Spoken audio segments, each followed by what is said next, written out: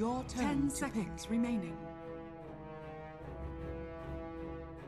5 seconds remaining.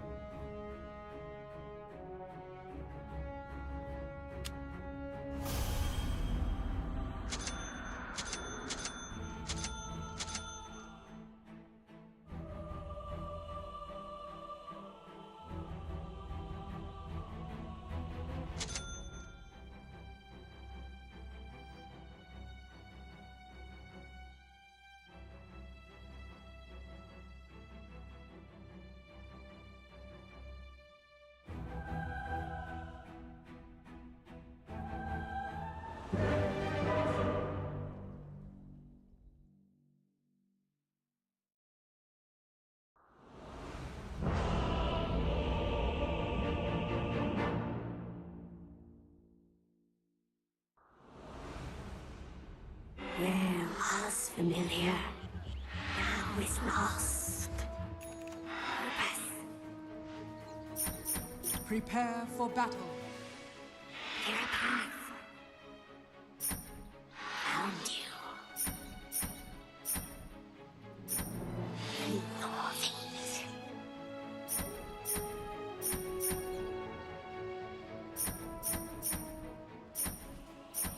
Focusing. Found you.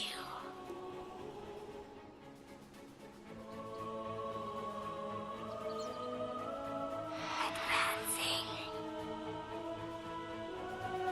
In all things.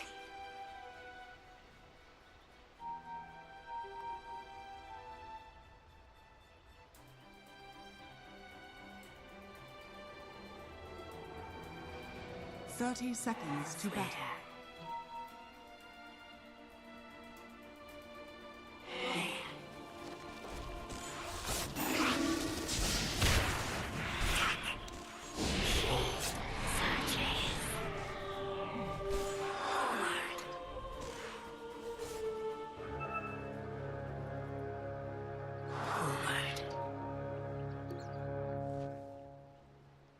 The battle begins. The fight commences. Now.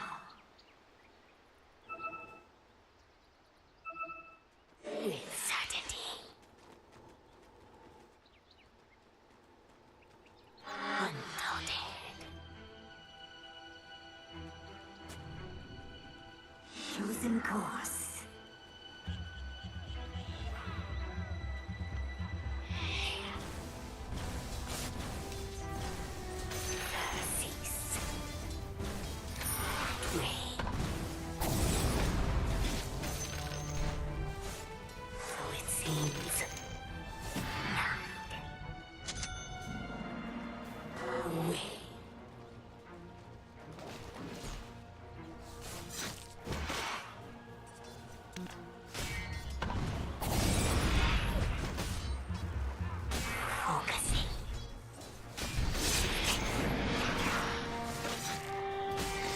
Enemies attack. Not on my Thief, fucking idiot! What are you doing there, King? You wanna play carry?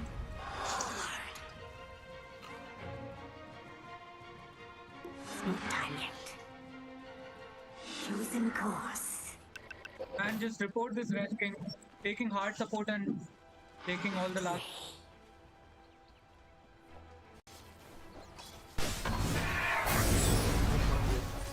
Submit.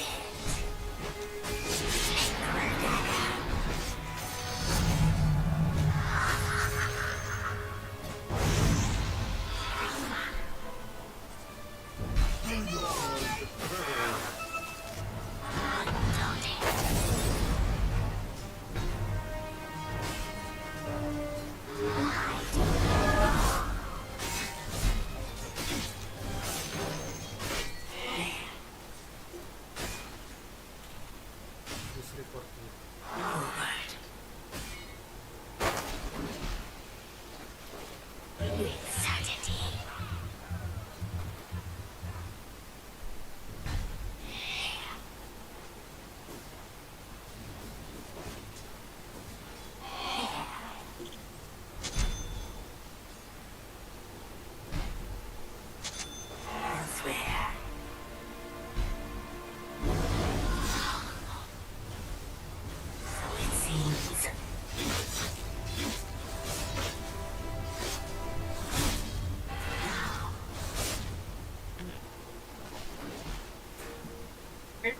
motherfucker!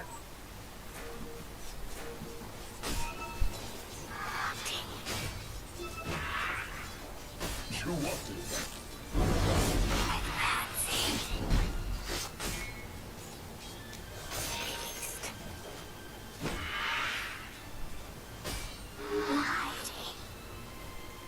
Okay, good, nice.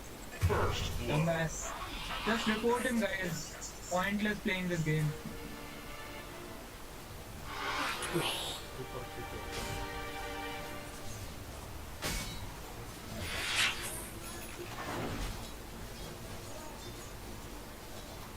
Choosing course.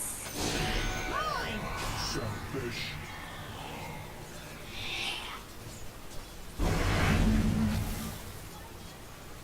With certainty.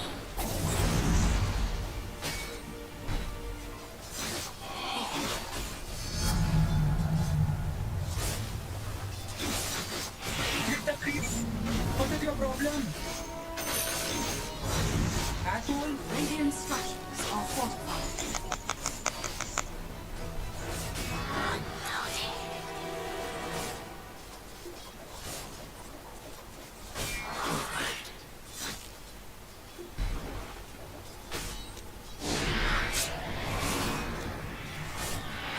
Enemy's attack.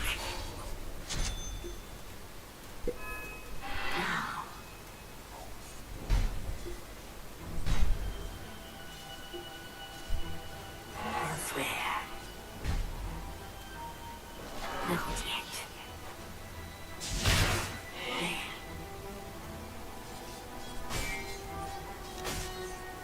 So it seems. Focusing.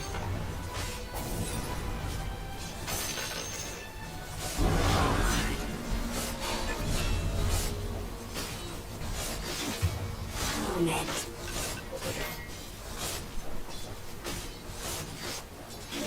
Certainty. Your top tower is under attack. Unloaded.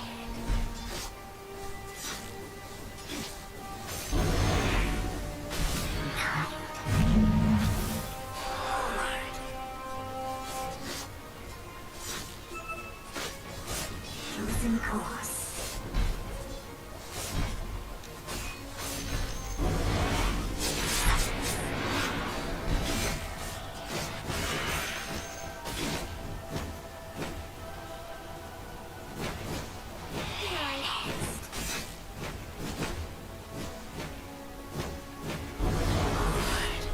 No money.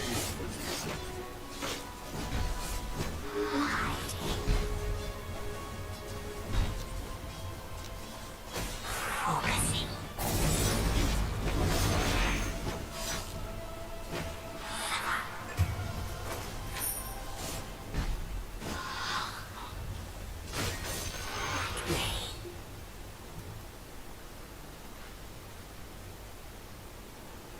So it seems.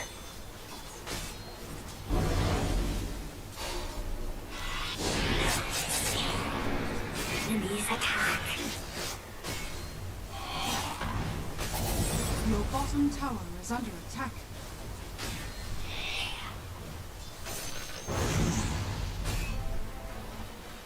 Advancing.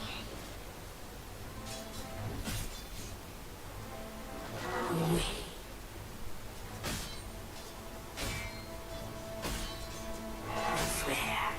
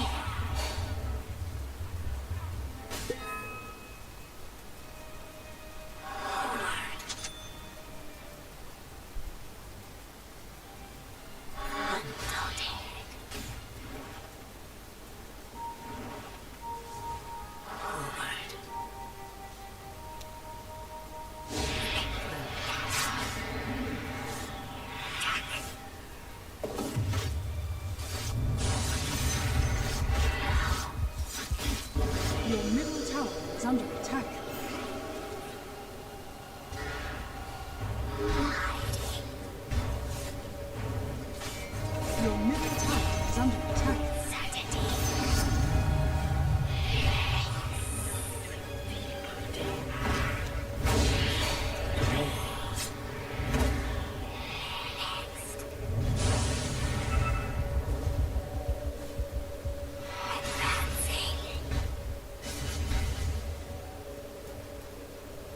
Elsewhere.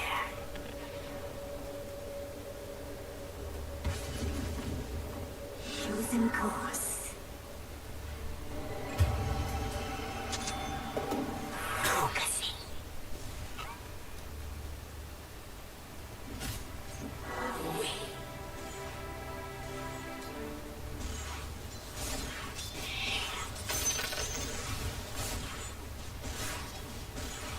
So it seems.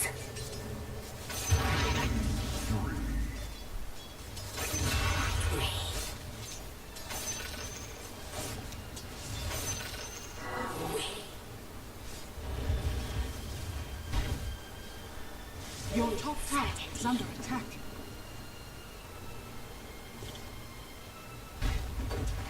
So it seems. Your top tower is under attack.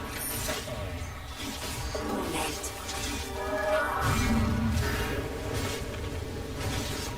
Focusing.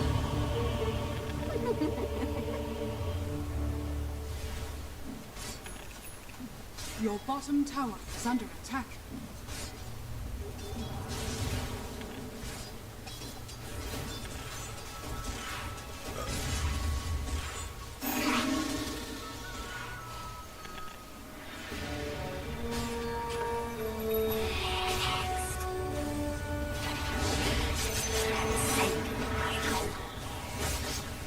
Elsewhere. Chosen course.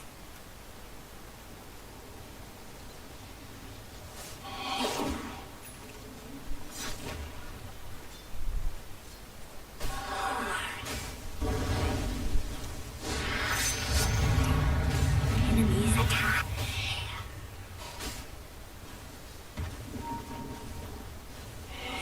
No.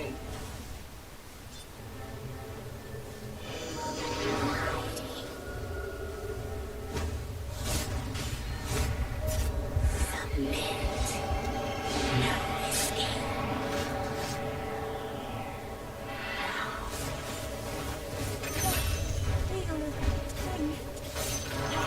Dreaming of such a day.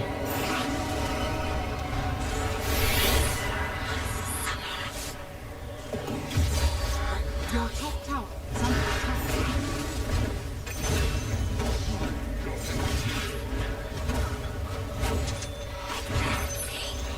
Your top tower has fallen. Your middle tower is under attack. Dire's structures are fortified. Radiant structures are fortified. Your middle tower is under attack. With certainty.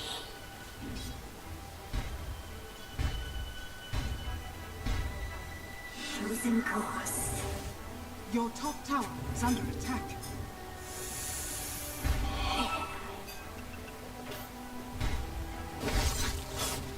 Your top tower is under attack. No creature.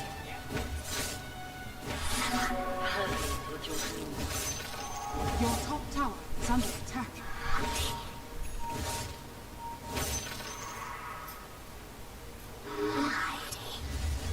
Your top tower is under attack.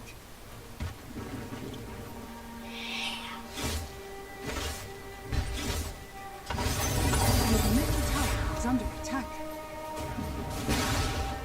Your middle tower has fallen.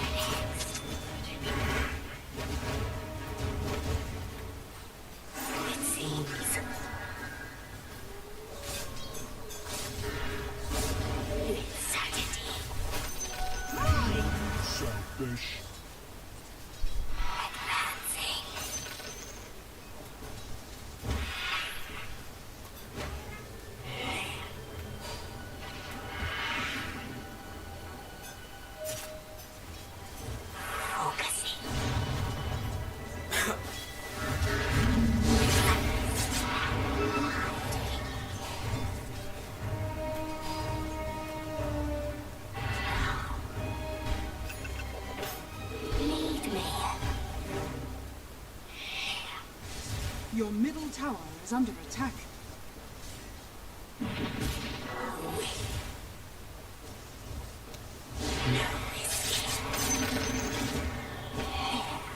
Your middle tower is under attack.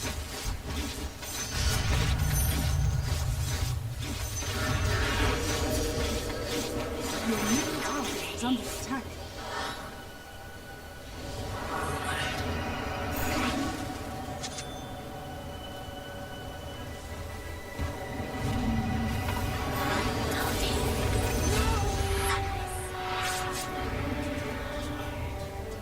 Chosen course.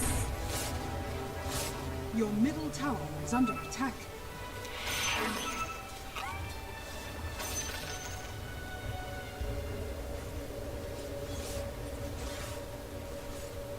Dire's structures are fortified. Your top tower is under attack.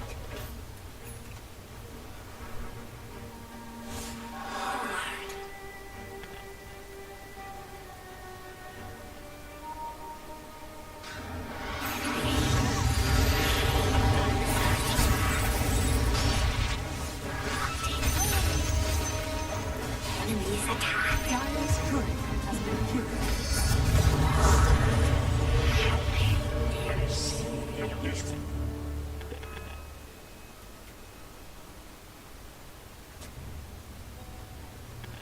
Your bottom tower is under attack. Radiant structures are fortified. Your bottom tower is under attack.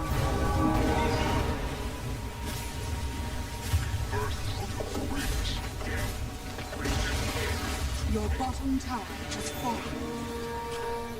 What world is this? Forward.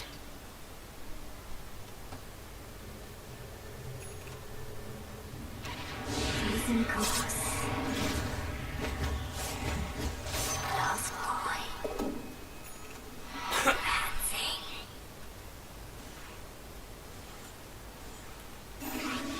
Next.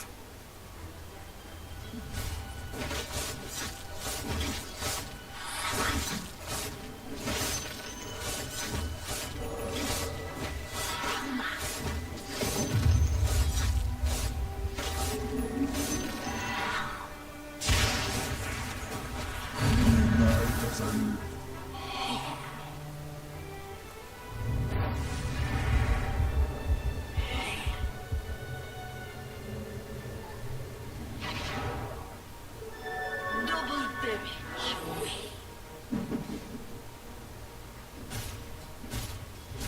With certainty.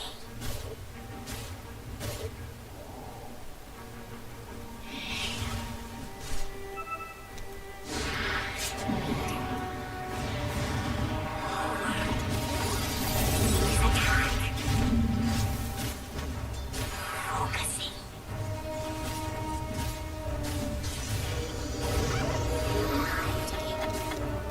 Dire's turret has been killed. Undaunted.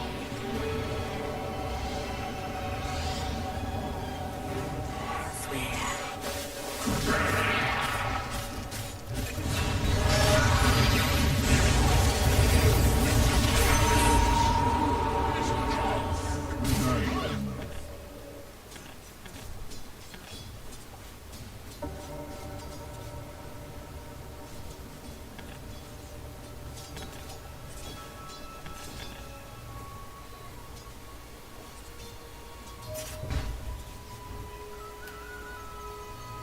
Your bottom tower is under attack.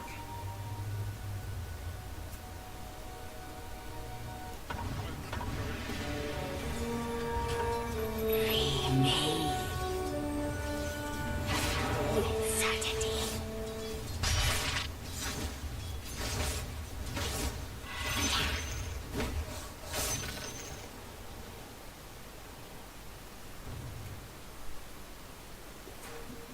So it seems.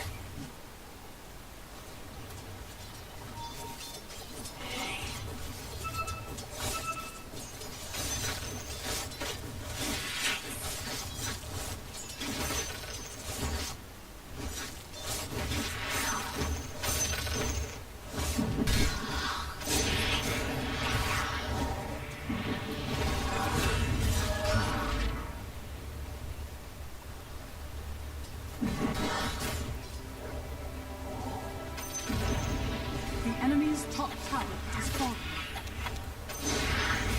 The enemy's middle tower has fallen.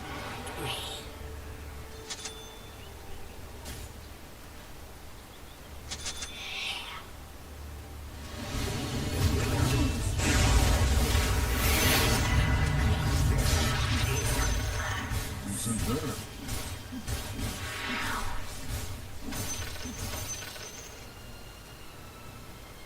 Your bottom tower is under attack. Losing course.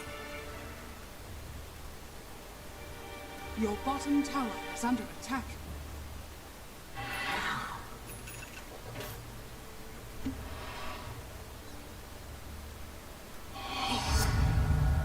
Your bottom tower is under attack.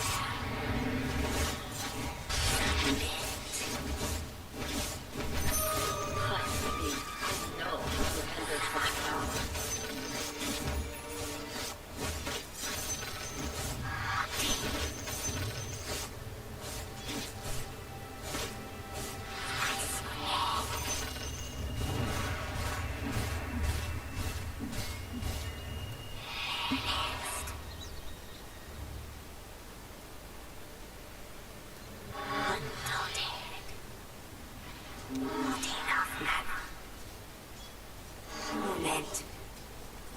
Transcending my goal. Attack. Forward.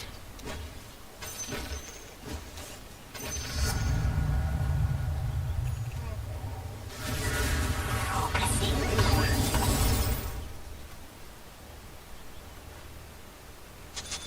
Away.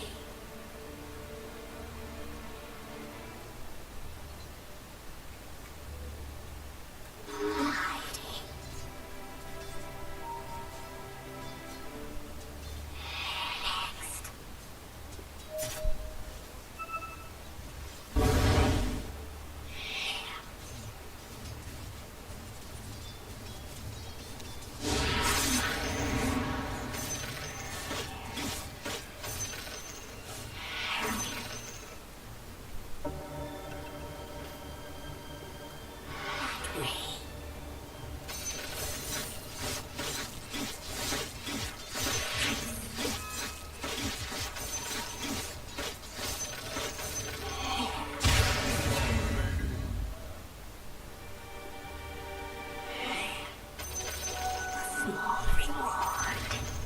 The enemy's bottom tower has been denied. Away.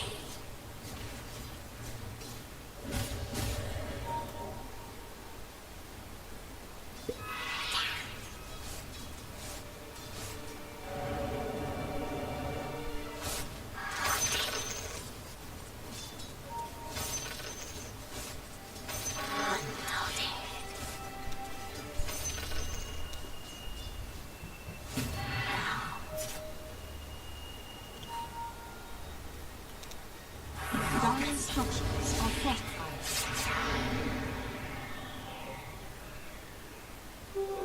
Invisibility. With certainty.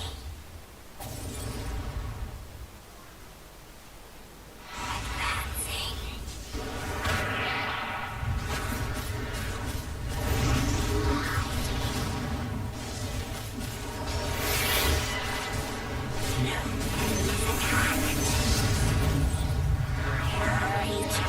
Radiant's turret has been killed.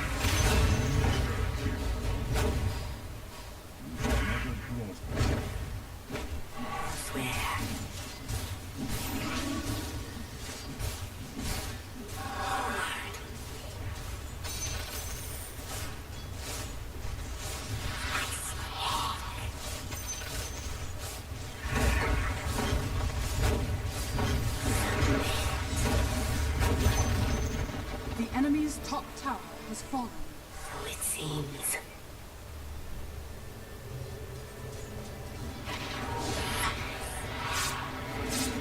Dire structures are fortified. Losing course. Haste.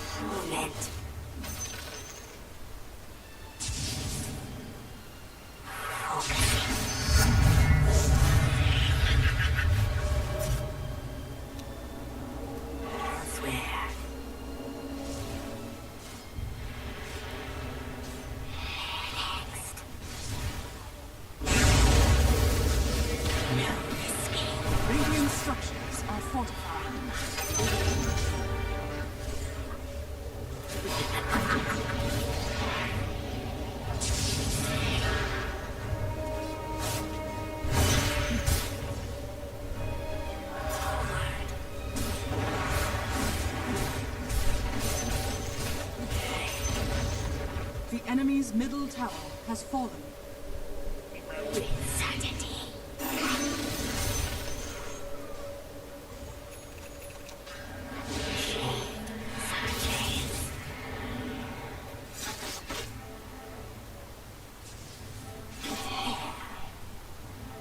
Welcome to the secret shop.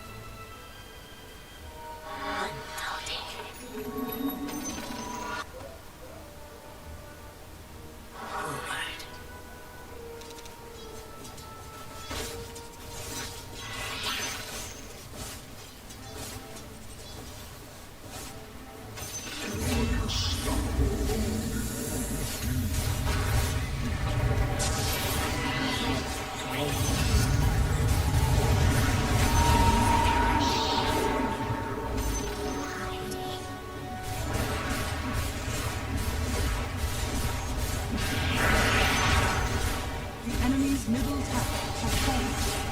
Dire structures are fortified.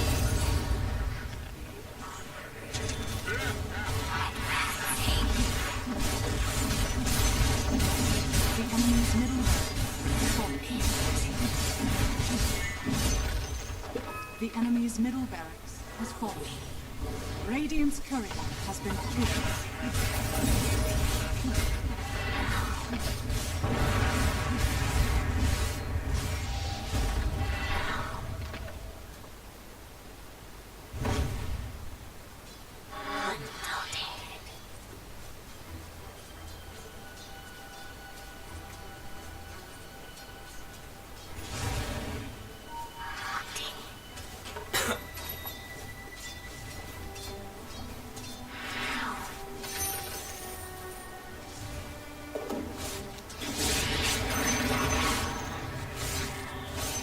Chosen course.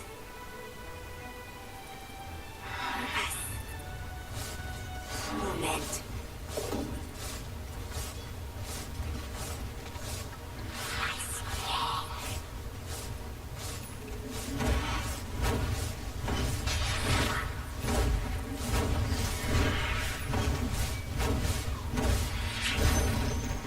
The enemy's bottom tower has fallen.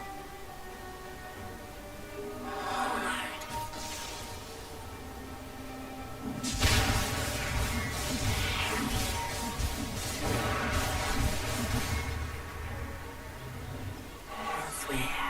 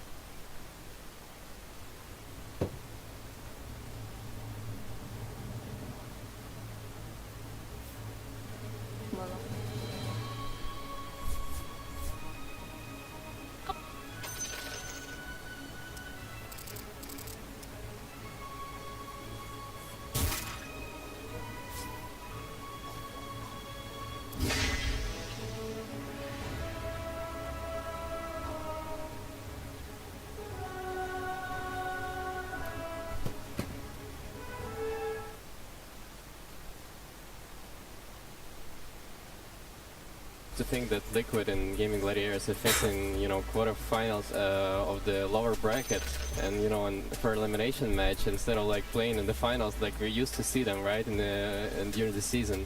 And I do think that You've seen all the Liquid fans rolling in as well, right? This is actually all the early birds. It's just all of Liquid and Gaming Gladiator fans. yeah, I mean it's crazy. I love the people behind us. They all were cheering for the. I can see some Liquid signs. Yeah. We were gauging the reaction before. As like Liquid fans, it was pretty loud. I asked for gaming, and it was like maybe 80%. Okay, I thought Maybe 2 people for gaming. They're on the other side. Oh, they're on that side, you reckon? But anyways, like I do think that Gaming are coming to this series way more prepared because they already like won 3 series behind them, right? And for Liquid, like they're dropping from the upper bracket, so it's like it's not as easy to like come from the losing position to like win a game. But when you're like on the streak, and for Gaming as well, like they have this unique way of playing when they're like pushing people, and there's no other team that plays like that in this tournament. But on the other hand, Liquid are no stranger to the lower bracket. I mean, they have made it to so many grand finals this year, running through the lower bracket. Whereas Gaming, we tended to see them succeed just through the upper bracket. When we saw them truly tested at Riyadh, they were knocked down actually by Liquid to the lower bracket, and they didn't make it to the grand finals. So I do feel that in terms of being in this position, if there is a team that you shouldn't be concerned about in the lower bracket, it is Liquid. We're seeing here the major results. Everyone that knows the story of the repeat, the three-peat between Gaming Gladiators and Liquid, a story, a tale as old as time. But before we really delve too much more into this matchup, into the games that we're going to see today, we were talking about heroes, broken heroes beforehand, and we actually didn't hear from the one person I think is going to give us the most valuable information about some broken heroes, and that's Purge.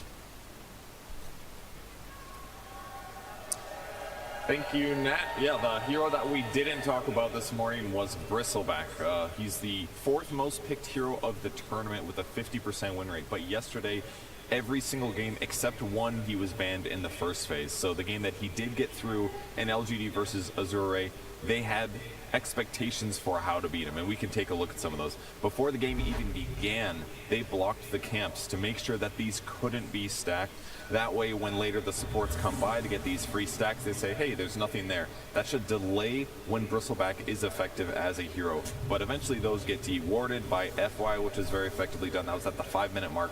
But here we are at the 10-minute mark, and we already have giant stacks for him to take. Now, briefly before he clears these stacks, take a look at his net worth here.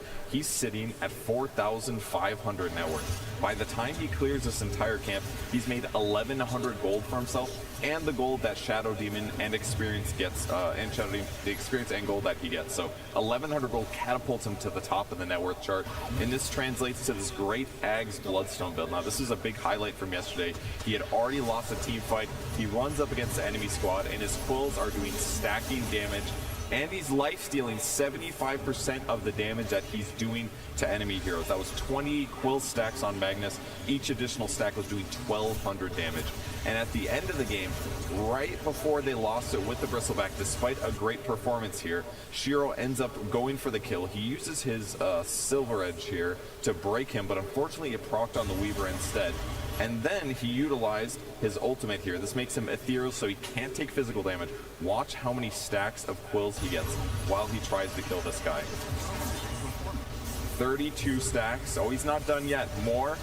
43 stacks on Bristle before he finally kills him. Each quill would have done 2,600 damage there if he wasn't immune to damage from his ultimate. So it takes a lot to beat this hero. It is very strong, and we are definitely going to see it banned at some point today. Thank you so much, Purge. I mean, 42 quill stacks there. Actually, I take it back. Maybe the audience is here for Purge and not for the teams at all. That's a big old cheer for him. Our schedule for today, we talked about it, starting off with Liquid versus Gaming Gladiators. We might have seen this matchup a bunch of times, but that's normally in the grand finals. It's going to be followed by another elimination match. It's Azure against Betbu. We're going to shift to the upper bracket, that Team Spirit LGD. See who's going to be making it to the grand final tomorrow. And then our final series will be yet another, our 3rd elimination match of the day. play between whoever wins in those two first series there. Yeah, all bangers without a doubt, but the one I'm looking forward the most is Team Spirit against LGD Gaming, because these two teams have really long history together. Every single time they meet, you know that top tier Dota is guaranteed. You know that like they're going to be pushing the limits with the heroes, with the drafts that they're going to come into that series, and also like this is a TI-10 rematch pretty much of the grand final, so really looking forward to that one. There's a lot of back and forth between those two teams since TI-10 as well, because we had Riyadh last year between them as well, Arlington Major between them as well, so yeah, it extends. It's a pretty lengthy history. For sure, and the Arlington Major definitely had TI-10 vibes in the sense that it felt like LGD could have won it at some point. It was a 3-1 if I recall, but they were playing so dominantly in the first two games and just draft choked, which was the story of them since TI-10 up until now, but it seems like they fixed a lot of their stubbornness that they had in drafting. So I'm sure that Zhao Aid has a bone to pick with Spirit. Like if there is a series that he prepared for the entirety of this tournament, it is this one. They have a lot to prove, and I'm just excited to see it happening. But something else I also wanted to comment on is the winner of the first series of the day is going to play again during the fourth series of the day. Yeah. That is exhausting. That is a position that might be very difficult for either GG or Liquid. So I'm really curious to see how fatigue plays into today as well. If you were in that position, Rizzo, would you rather be a part of the first series, getting a 2-series break and playing the fourth, or being a part of the second series, having a 1-series break and playing the fourth? And that's not that big of a difference, Oh, right? really?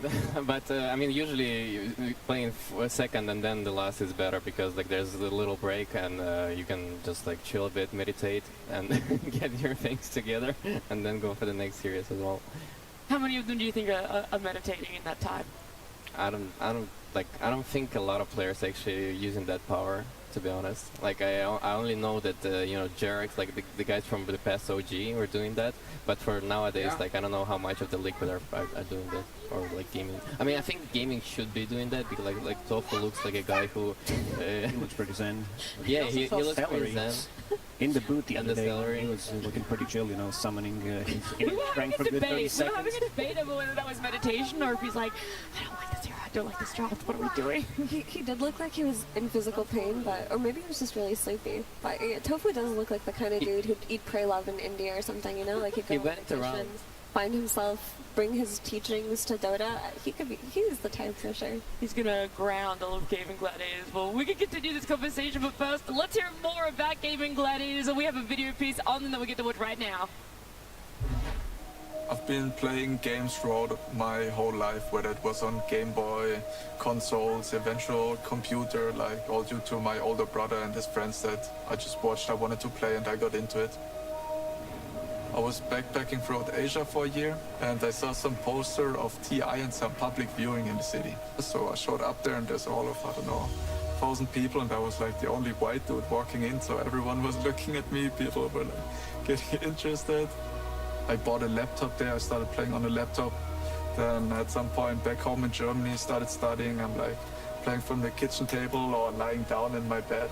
And eventually when they introduced the DPC leagues, I was like, Div 2, I can do Div 2. And then, I don't know, I eventually got ambitious and wanted to prove whether I can make it or not. He's still alive, but not for much longer. Eventually, he will fall to Tofu. I started grinding into top 100, getting into games with pro players, eventually making contacts, friends. The golem comes down on the Sash curtain on through though. GG's are called, and the series will go to the Hellbear Smashers. My first team was Hellbear Smashers back then. Tofu though, where's Tofu, where's Tofu? But I don't know, it's not really real if you're not playing against a real and big competition. From watching TI is like filled of hype and emotion, and you see these teams with like fireworks winning and sad teams losing, the whole spectrum of emotions you get, with like eventually people lifting the ages and me at home at the screen watching, like shredding tears. Like it's so intense that you really wish to experience the same, like to be there.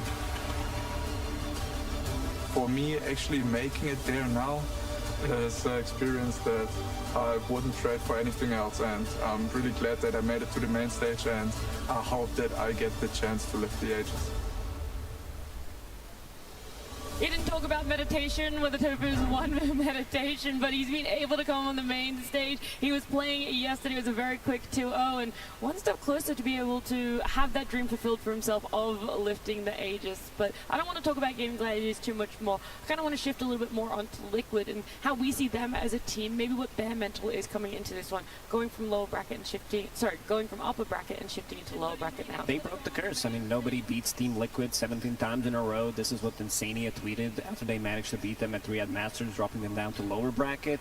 But yeah, I mean, Team Liquid, they were always like strong mentally as a team, having Blitz as a coach who does a lot of things for the team. And I'm not too worried about them. They showed that they can play some really good Dota, and even under the pressure. I mean, the sad thing about Team Liquid is they could have been the best team throughout the 2023 if somehow Gaming Gladiators didn't show up as strong. I just realized we might have the inverse per se of Riyadh. So Talon put Gaming Gladiators into the lower bracket. Now Liquid might knock them out, whereas Riyadh, Liquid put them into the lower bracket and Talon knocked them out. So maybe there's a little bit of scar tissue as well for Gaming Gladiators when it comes to this matchup. I mean, for sure, Liquid are the team that is showing up like the best when they're, you know, against the wall already. And it's like when there's a high pressure, this is when they start playing like really well. So I'm not gonna be surprised that they're gonna take this series super easy. Yeah, I mean, we saw them last year not qualifying through DPC points, only to make it through the last chance qualifier, only to make it to third place at TI. I mean, they are no strangers to pressure. They are no strangers to this kind of environment, so I'm not worried about their mental state. I'm just worried about the matchup itself, because it feels like of all the teams that they could encounter in the lower bracket, Gaming Gladiators is the one that knows them in and out.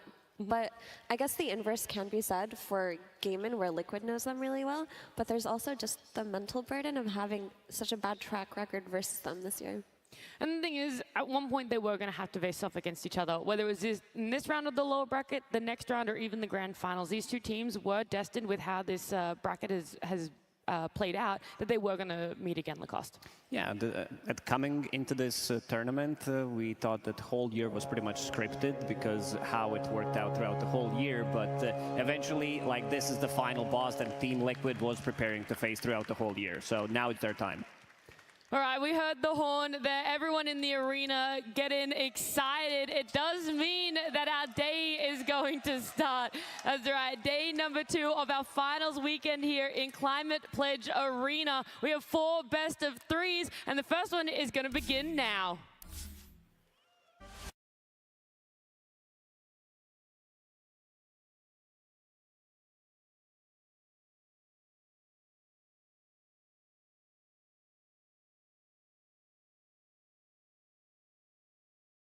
Very best, and a celebration, gathering a community of millions to witness history unfold.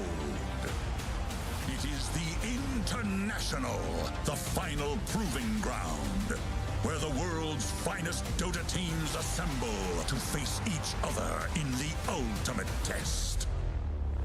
Each challenger has earned this honor through hard-fought victories in matchups around the globe.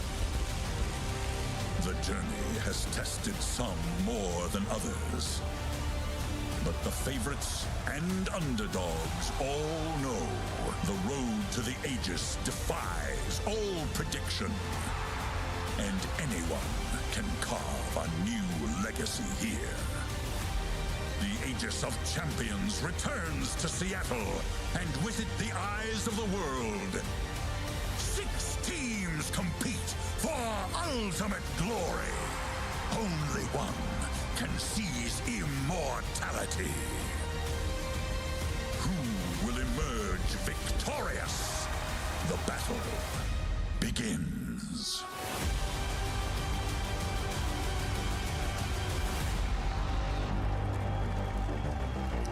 Climate Pledge Arena, are you guys ready for some Dota? Is my panel ready to start our first series? Absolutely. I can't wait to see any more of these games today. Oh my god. Well, you don't have to wait much longer because we're going to welcome our first team to the stage.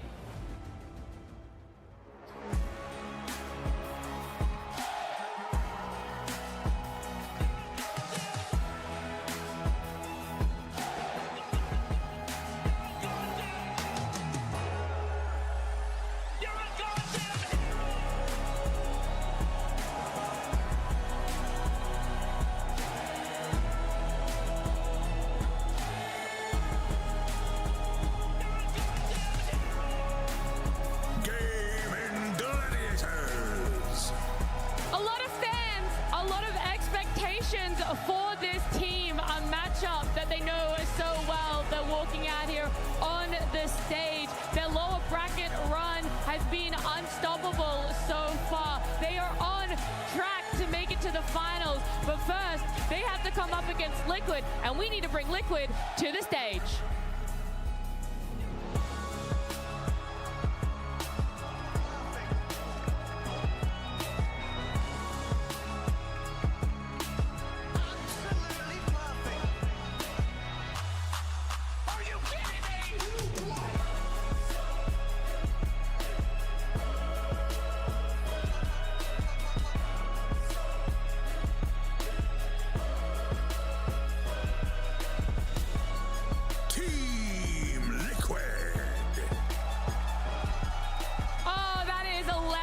Cheerful Liquid. They're going to be hearing that as they are walking out on stage. They're going to be taking their positions at the booth after a rough day for them yesterday, losing that series to Team Spirit. They are 5 players that we know are able to bounce back, and bounce back they're going to have to if they want to see their run at TI continue. Effie, this matchup, we're going to hype it up a little bit more, and we're going to try and break it down some more as well. I mean, this is the El Clasico of this year. It's always been Liquid versus Gaming, Gaming versus Liquid. It's just been, people start to think there's a script, right? There's something going on behind the scenes, because how could this happen so often? But this is unprecedented at TI for both of these teams. Not at TI, just throughout the year in general, for these teams to meet in the lower bracket. It's always one of them making an upper bracket run, facing the other, but I mean, this time around, it's different. It's a different kind of pressure. They're not just fighting for the finals, they're fighting to stay in the tournament. So this means a lot for both of them. It is an elimination match. It's that lower bracket for themselves, so I'm sure there's not going to be that much experimentation happening, but I do have to ask that question of how much change-up is there going to be, Lacoste, for a draft, for a playstyle, because the tempo of Gaming Gladiators against Nouns yesterday was really high-paced. They were closing out those games between the 20 to 30-minute mark, whereas most other people were taking it 50-plus minutes. Does something like that work against Liquid? This is their bread and butter. This is how they played throughout the whole year, pretty much, and they decided to speed it up when they started to play against 9 Pandas. You mentioned the Noun series as well. The key hero in those series was Chen. 3 out of 4 games, this is how Celery made the name for himself, playing Enchantress mostly, but these are similar type of the heroes, these lane dominators, and now he's buying auras on Chen, coming online super fast. We've seen these healing strats coming out from Gaming Gladiators, and Team Liquid, they will need to figure it out how to match this tempo.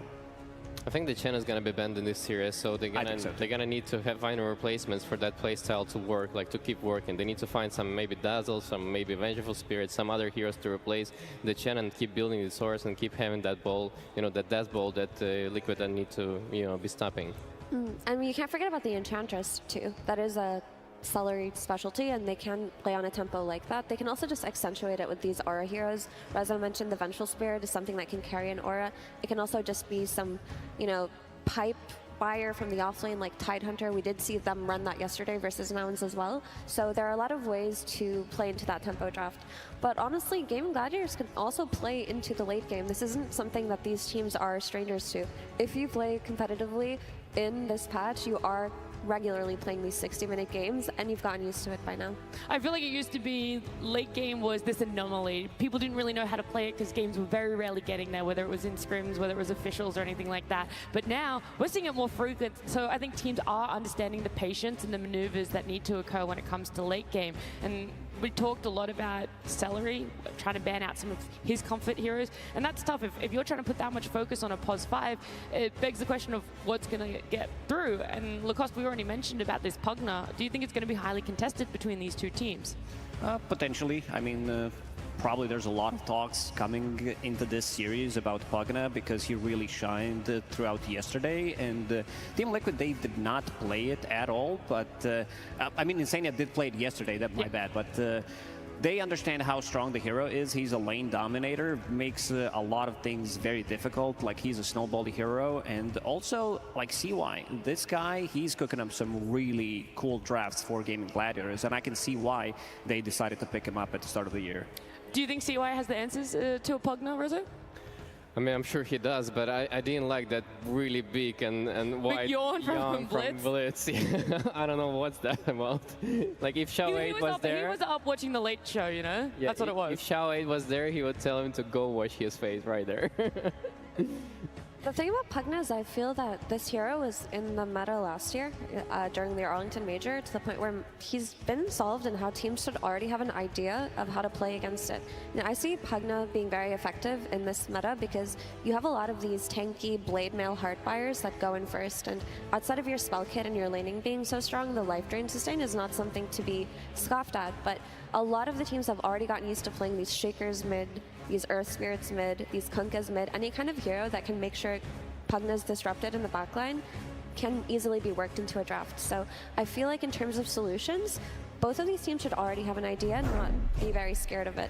The things to be really afraid of, I believe, are the Spear Vigor, the Bristleback, the Muerta, the things that have been plaguing us since the start of the road to TI. I was trying to think outside the box of, you know, the other things that aren't always the stock standard that we're being seen, but you're right, you can't overlook those ones either, and we can't overlook these stats between Liquid and Gaming Gladiators. Their winning game time was pretty similar. It's very close, and I don't know if that's just now Gaming Gladiators having a lower average from yesterday's series, or Team Liquid's average going up because of yesterday's series. I mean, I think these two teams are very aggressive in the way that they play, but the difference between them is usually Gaming Gladiators drafts usually have like some way of killing towers faster, and like those timings are coming like way sooner. Like they would take the map from the Liquid sooner than Liquid would, you know, be able to take the map from them. Okay, sorry, I thought you were going to keep going there, Reza. No. But no, you're right, and that's why I asked earlier whether the tempo that Gaming Gladiators brought would be able to match up to this one. But what do you think the conversation is in the booth right now, Lacoste, between either team? Oh, the headset's not working apparently, so I think that's. Can you lip read? Can you lip read? I can make stuff up. It's like, yeah, the fabric is too soft, and we can.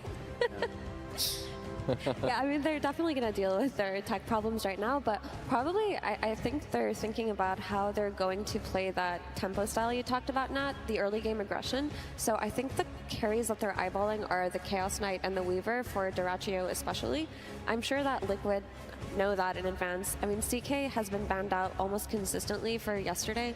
We even had Aoi come in panel and say that he thinks that's the most valuable hero of this TI, is that CK. So you're looking at the CKs and the Weavers, but now you also have to think about the Bristlebacks that have, you can't let that man slip through. And then of course there's a Spirit Breaker. There are so many heroes right now at this stage of TI that have to be solved in the first phase that you can't really solve them all. You're talking about the Chaos Knight, very valuable point. Let's actually talk about carries. Let's start with Liquid's carry, Mickey, right? He loves that Chaos Knight. You already talked about it, why it's constantly being banned out for him. And this is some of the stats of what he has so far for TI this year. And he is in the top 4 for a lot of them, Reza. Yeah, he loves to take buildings. It's 175,000 damage. I mean, this guy, he's like very similar to Duraccio. He's playing very aggressive. He's more of a like, he takes more of a position 1 approach, more than Duraccio. But like still, they're very similar in terms of like how active they are and like how they're finding these little pickoffs and like setting the tempo for their team. It really depends which heroes he's playing, because Mickey can be super explosive. He tends to join early on whenever he plays this Weaver, plays Spectre as well, CK. It's all about the timings. I think Team Liquid also has general, like one of the best teams in the world to understand how they're going to hit their timings. And I think Mickey plays a crucial part of that. And also it's just where Mickey farms on the map, right? He farms very aggressively, which is something Duraccio is no stranger to, because Duraccio is always pushing out waves he shouldn't be pushing out, and it works for Gaimin, but I don't feel like Liquid operate in the same way, where if Mickey dies in a really dangerous place, they benefit from it. Because what comes to mind is their series versus Spirit yesterday when he was playing Spectre. It looked like that game was theirs, to be honest, but Spirit had a sequence where they got a Roshan and they got a good fight, but then they found a pick on Spectre farming on their side of the map near their twin gate. And I just don't feel like Liquid can get away with carry deaths like that in the same way, because Gaimin have operated throughout the entire year playing, like taking advantage of space of carry deaths like that, having their win conditions be assigned to different heroes, whereas in Liquid it is Mickey who is the win condition.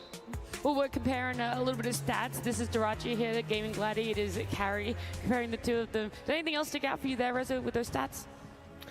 I mean, he's as you can see, like Mira was talking about, he's not playing that crucial role in that team because like he's kind of like a playmaker for them, and the ace is like usually the carry type, or like they have way more even split between all of the cores. Like as for Liquid, it's a bit different. It's yeah. Yeah, that comparison, not the stats one, but that you're talking about how valuable Mickey's deaths are and sort of how okay Gaming Gladiators are with Duratio deaths, their hero pools are actually quite similar though. So they're playing similar heroes, but the way that everything else is formed around these is that key that you're talking about. But the Chaos Knight is similar between them, the Spectre, the Weaver, the Sven.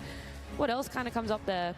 The Alchemist is the big one, I would say, because Gaming Gladiators, when they played against Nouns, they really did a good job camouflaging their draft, like which heroes are going to go where, because they didn't have the last pick in that series, and also they wanted to secure the late game. You already had Dazzle, you already had this Lone Druid, which Ace is very familiar playing from the offlane, so...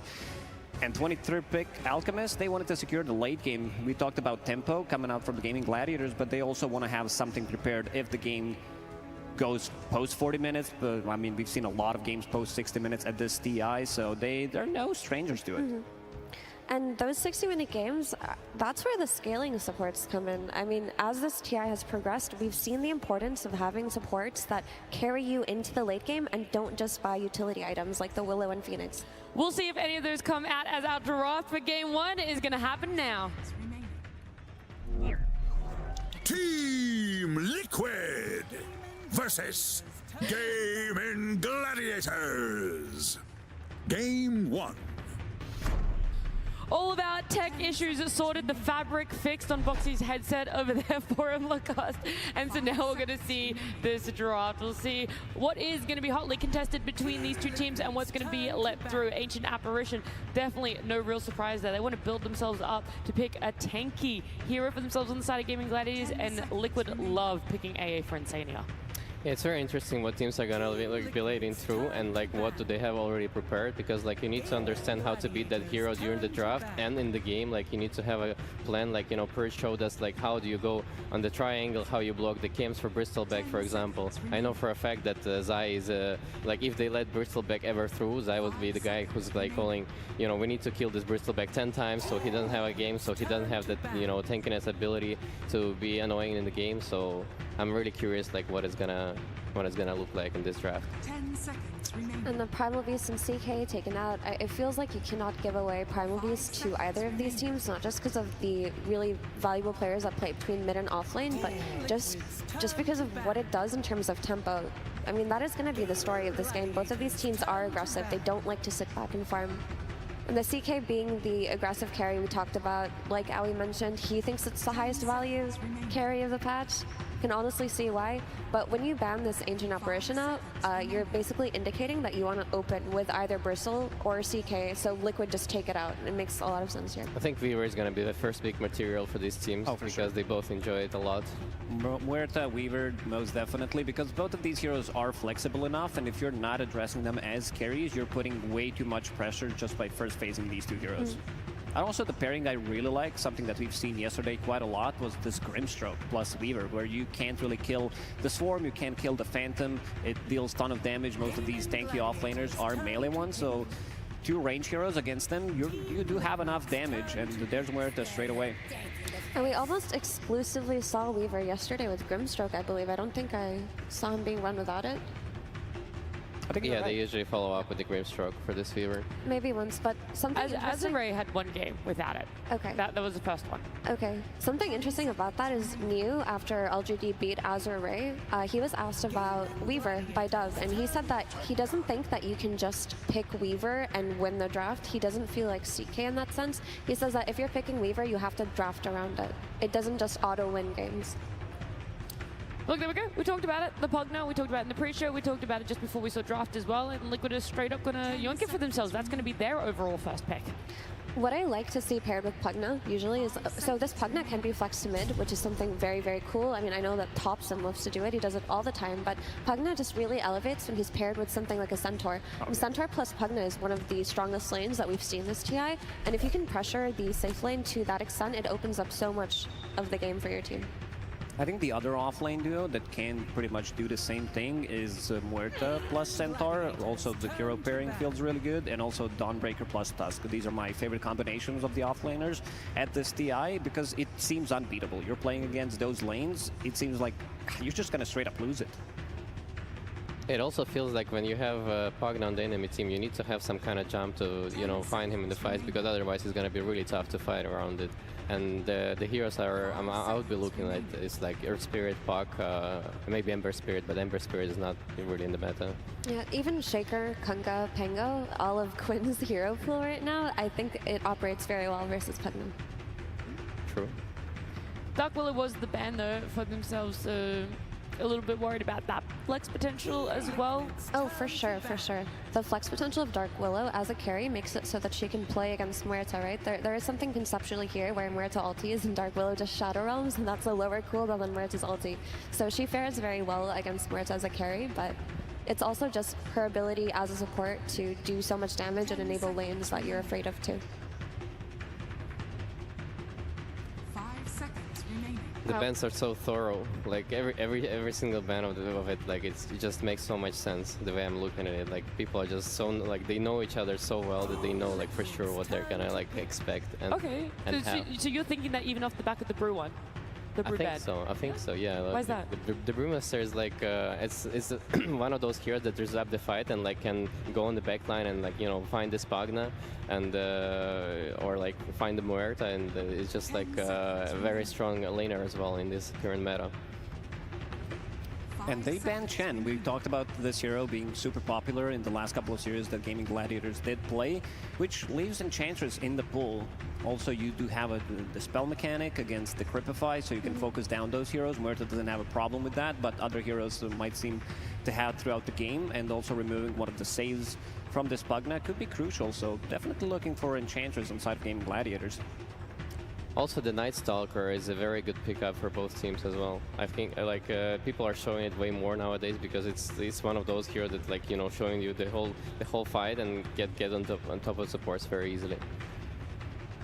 I do like the small rise of Night Stalker that we had yesterday as well. Here we didn't really touch too much on, but he is there. He got picked up in 2 games? 2 games, yeah. 2 games I think yesterday. Spirit played it and LGD played it. Yes, they're the 2 that are. He's really good against all of these heroes that are very elusive, these Pugnas, Weavers, Dark Willows, Muertas, so he can get on top of them. And we also, something that Effie mentioned, is these supports, they're not buying into support items anymore. They want to be scaling because the games are longer, so you're not going to see those 4 staffs, and then Night Stalker is going to shine in those fights. Pugna, on the other side, he is that type of a hero that, you know, doesn't scale as much with the items, but he's buying those defensive items, those Glimmer Caves, those 4 staffs, so you at least have something covered.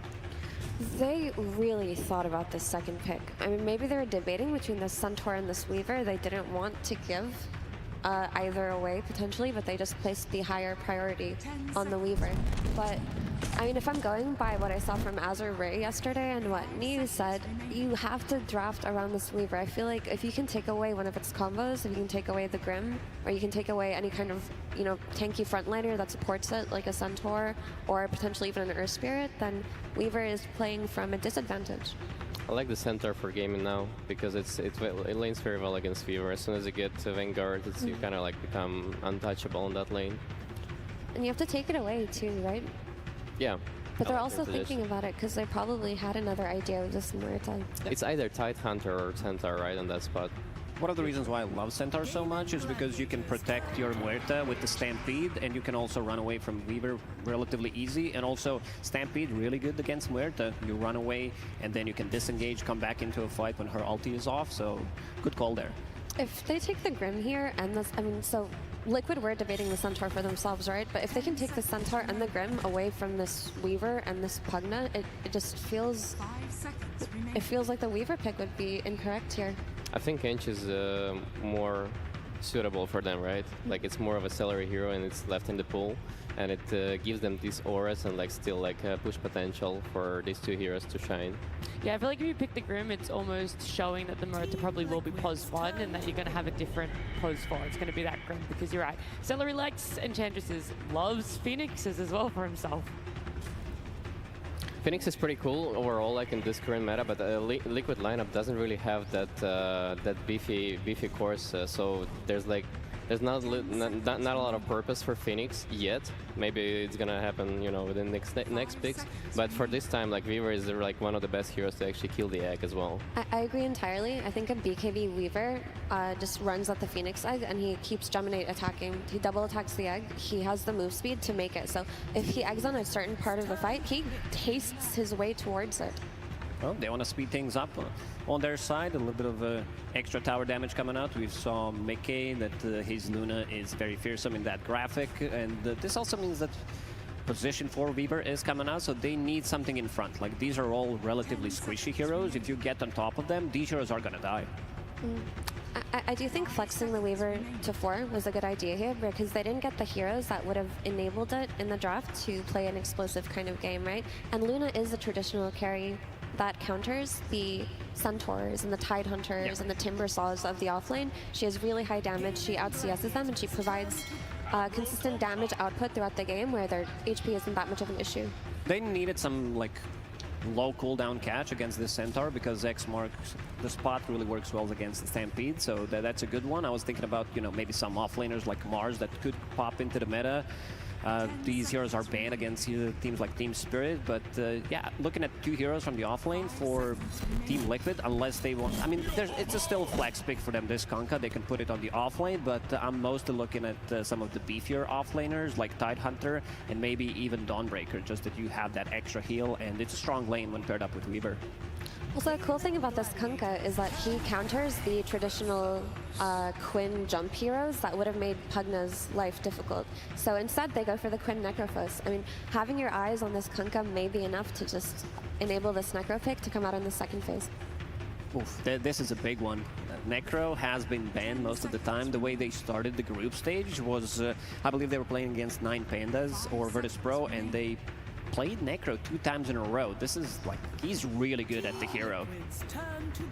I mean, you can still technically flex this Kunkka to the offlane, but you don't have to reveal your cards until Liquid, until the very end. When a Kunkka got flexed to the offlane yesterday versus Bedboom, they just had their Monkey King follow it around and they countered it. But Liquid are in a position where they don't have to reveal their hand. If they don't want Kunkka to tank this matchup versus Necro, they can throw him on the offlane, but they also have last pick. I think that's pretty much mandatory right now, because you want to have some magical damage coming up in the mid lane. Lina has been banned out. I think the other one could be Invoker because of the dispel mechanic. You can caught people off guard during, you know, one of the better heroes overall against Murta when she uses her ulti and doesn't have BKB on is this long duration tornado coming out from Invoker where you can buy like a good 2-3 seconds.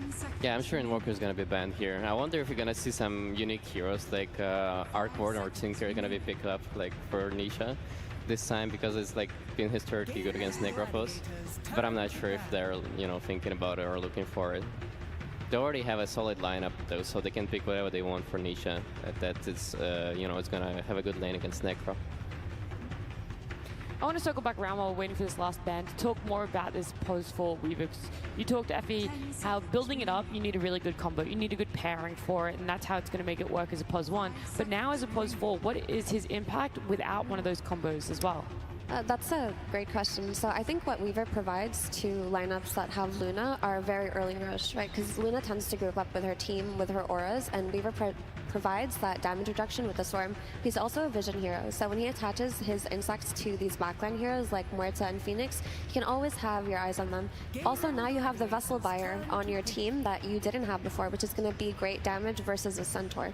So the hero can definitely do a lot, but he does suffer from the issues of not having the traditional support spells in terms of any kind of disable or any kind of save unless you buy the Aghanim Scepter, which is an out-of-meta item for Weaver, to be honest. But he does a lot in terms of damage amplification and vision.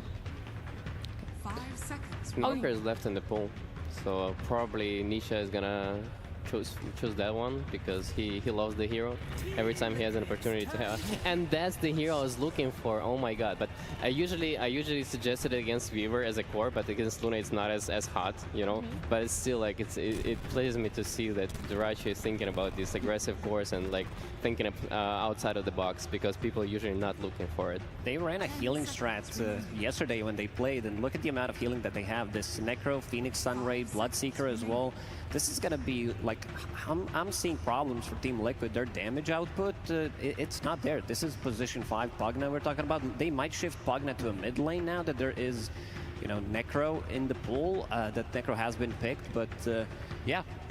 I feel like Gaming Gladiators, that they got whatever they wanted in this one. This is the type of a draft that they expected to come up with, and they got the good heroes. And a cool aspect of this Bloodseeker that we didn't touch up on is that it's a hero that can control this Pugna, right? Nat, you mentioned earlier that this hero's stocks have risen up, and how you control Pugna is with that backline jump. But a Bloodseeker can rupture him and silence him and just get on top of him because the rest of Gaimin's heroes don't really do that right now. And there's the Invoker that you talked about, Reza. Yeah, there's an Invoker, and I mean this lineup, Gaming Gladiators are not going to be able to push the Liquids because like there's no really mechanics to like go in the towers easily. So Liquid is going to be the one team that's pushing Gaming Gladiators this time. Okay. With seeing all the lineups now, before we saw that last pick, Lacoste, you thought Gaming Gladiators had the better lineup, but who has Exodia out of the two teams now? I would still say Gaming because they got all the boxes covered pretty much. They have carry that comes online super fast, and looking forward to see what they're going to do with the Bloodseeker. Alrighty, we've talked about this draft. We're going to hear some words though from the coach of Liquid. It's Blitz and Slacks. Thank you so much. Yes, my friends, I am here with Blitz DOTA. The crowd obviously loving you guys and hoping for your best. How do you feel about that draft so far, boss? I feel pretty good. I think we got some stuff we wanted. They got some stuff they wanted. Hopefully we don't lose in like 20 minutes.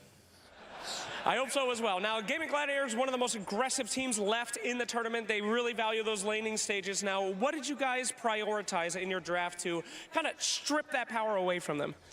I think we tried to make sure that we had a lot of flex in our draft, so that's why like Zai's playing our Kunkka and stuff like that, and you know that's ultimately what brings it all back together. Absolutely. Luna, not the most successful hero at the tournament so far. Haters gonna hate, but was your team able to pick such a dynamic hero, you know, kind of shake off yesterday's losses? Yeah, I noticed you're making a lot of Taylor Swift references. I'm not. No, I think I honestly forgot the question because I was really just trying to catch those.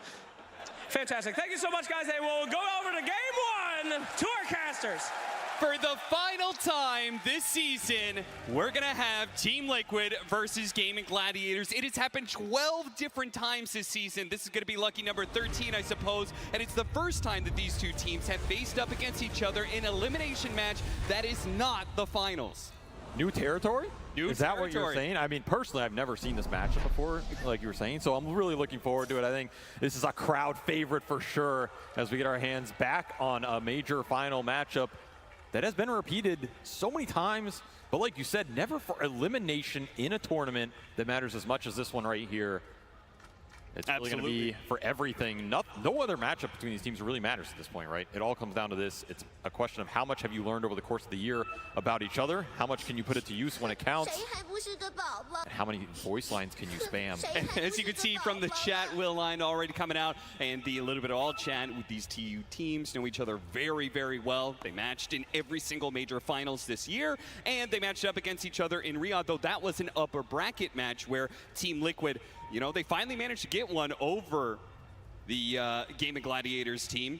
They finally got there, but can they continue that with elimination on the line, shaking off a loss against Team Spirit especially? I mean, that had to be a bit of a rough one because not only did Team Spirit, in some ways I think, prove that they're still the better team to Team Liquid, but they also managed to do it in like sort of comeback fashion. Liquid probably feels like they could have won that series, you know? At the same time, Liquid looked better against them than, I mean, almost any other team has in recent history, right? I think Spirit are being humble, and they're saying they haven't only played eliminated teams, but damn, they look scary. So if you can compete with them, you're competing with the top 3 at the tournament, and that bodes well for your potential lower bracket run here, as both these teams are in the lower bracket. Still surprising me, but here we are. upper bracket for bitches indeed, as they're going to try and prove everybody wrong and seal the deal. I like this draft. I think this draft is very interesting. I think both teams got a lot of what they wanted, as Blitz was mentioning. I think Gaming, they got their Necro counter pick, but they don't get it last year, which means Nisha has an opportunity to respond. I think they have tools to deal with the Necro with the Dispels, the Vessel from Invoker, and a lot of physical burst damage coming in later off the Bug and the Luna Aura going through in the nighttime. Got to remember that. You're contesting 6 and 8 and 10-minute power runes against Gaming. You have to bring everybody those runes. You have to be able to fight them. Luna helps you do that with a pretty damn good amount compared to almost any other carry. I expect a lot of clash around the mid lane here, and I expect that have it happen fast, with swift, and Here strong. it comes. Bounty runes out in the field. Immediately, Liquid are going to try and battle Gaming Gladiators, but it's going to be Insania who's looking close to dying first. Tofu, he barely managed to live long enough. Holds on so Quinn can claim that coveted first blood. And even Boxy, who does have the Shikuchi, yes, but they have the Bloodseeker. They see him, but they can't hit him, at least not yet. He's just going to have to suicide, though, I think. I don't know if you can play the lane with this little regen. The upside for Liquid, you give Quinn first blood here, but you did drain a lot of mana off him, and...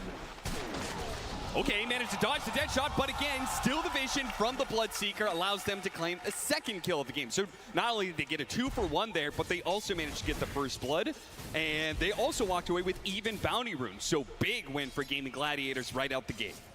Nice way to start the lane, especially when you have Bloodseeker. Any of these types of trades, you set the equilibrium up in a way where people are already missing regen or they come to lane half HP. Dyrachyo is going to be very happy about that, and this is a lane where he can just dominate, I think. Kunkka's not going to pose too much of a threat on him. I mean, you're building up some attrition with, you know, Tidebringer going through, but Bloodseeker's just going to heal through all of it. So I kind of expect Gaming's laning phase to be incredibly strong here. And I think it's going to become a question of where can Liquid make the moves with their supports, gain some momentum back, and hopefully get Nisha activated. Because I think if this Invoker has a really good first 15 minutes, he can take a lot of this early game over. I mean, the mana burn is going to be a problem for Quinn. The Tornado is going to be a problem for the Ghost Shroud. And a fast Vessel in this game to negate a lot of the healing could just win you some of these team fights with the back of, like, good Ghost Ship, Torn Storm in the mid game, especially with Luna Aura coming through on all of it. It's a very strong 5-man group up from Liquid if they can get it going. Yeah, Nisha starts off really strong. It's 4 denies already and a lot of damage onto the Necro. If he can keep that kind of pace, then he'll prevent the Necro from being able to get that regen. But it does become harder over time. They're going to jump on his eye here, hitting their level 2, while the Kunkka is still shy of that. Zai will manage to walk it off. They actually get pretty low here. Boxy's going to take advantage of this. He should easily be able to pick up at least 1 kill. Celery pops the Fairy Fire. Zai's coming in as well. Can he hit the swing required? He turns back to Dyrachyo instead. A torrent to the side and catches him. Boxy will now be able to finish him up. Dyrachyo can somehow keep himself alive from getting last hits, but no. Run down by the Shikuchi. Meanwhile, on the other side of things, Tofu picks up yet another kill, but Insania's already back into it, shows up with the Blood Grenade. They'll have their revenge, perhaps, but Mickey may cost his life because he's going to try and limp away. Ace, dive in the tower. Oh, it's a bad dive. Now he gets a little bit of a stun underneath the tower. What a turnaround. Liquid will manage to pick up a double off of that when it looked like for sure it was going to be a trade-off 1-for-1. These are just brawls of a lane, man. And already we're seeing this Aura do work bottom. Pugna with such high move speed, such good attack animation, just kiting them around. This is the type of laning setup you want versus Gaming. Do not give them a head start. Do not let them run away with it like we saw yesterday. However, Quinn pushing in mid. This is an oppressive laning hero right here, and we're showing exactly how much you can do with it. Quinn is not afraid to play this hero blind. That is a scary thought. Yeah, right now, I mean, this is insane pressure right here. He has fully recovered this setup now where he was low on CS and low on regen. Managed to get a bunch of last hits all in a row, and now he is commanding this lane and will probably continue to do so. He's gonna have to even TP back. He just got stuck. Remember, this is all thirst for Dyrachyo, which should be winning you this lane as well. So the more Quinn wins mid, the happier his carry is also gonna be. That's why that kill was pretty valuable up top. Really good for Boxy's early game here.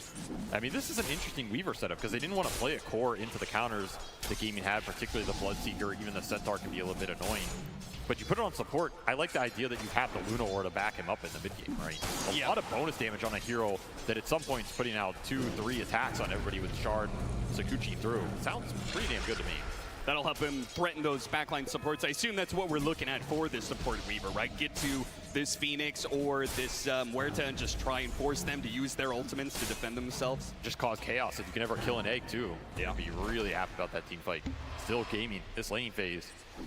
It's 3 lanes going pretty damn well for them. It's been hard to stop this tournament. And that has been one of the biggest problems a lot of teams have faced in trying to deal with the early pressure. They'll continue to get stronger and stronger here, especially as they get the first set of items. And I'm thinking nighttime about falls, right? That's also a very big point. We have 2 levels of the Lunar Blessing already, so you get that strike back. Yeah, that nighttime global. And that's what I'm saying, these rotations. I'd like to see the Pugman and the Weaver combine a bit on the map. Get some like ganks going, especially during this nighttime. Enable some of the cores.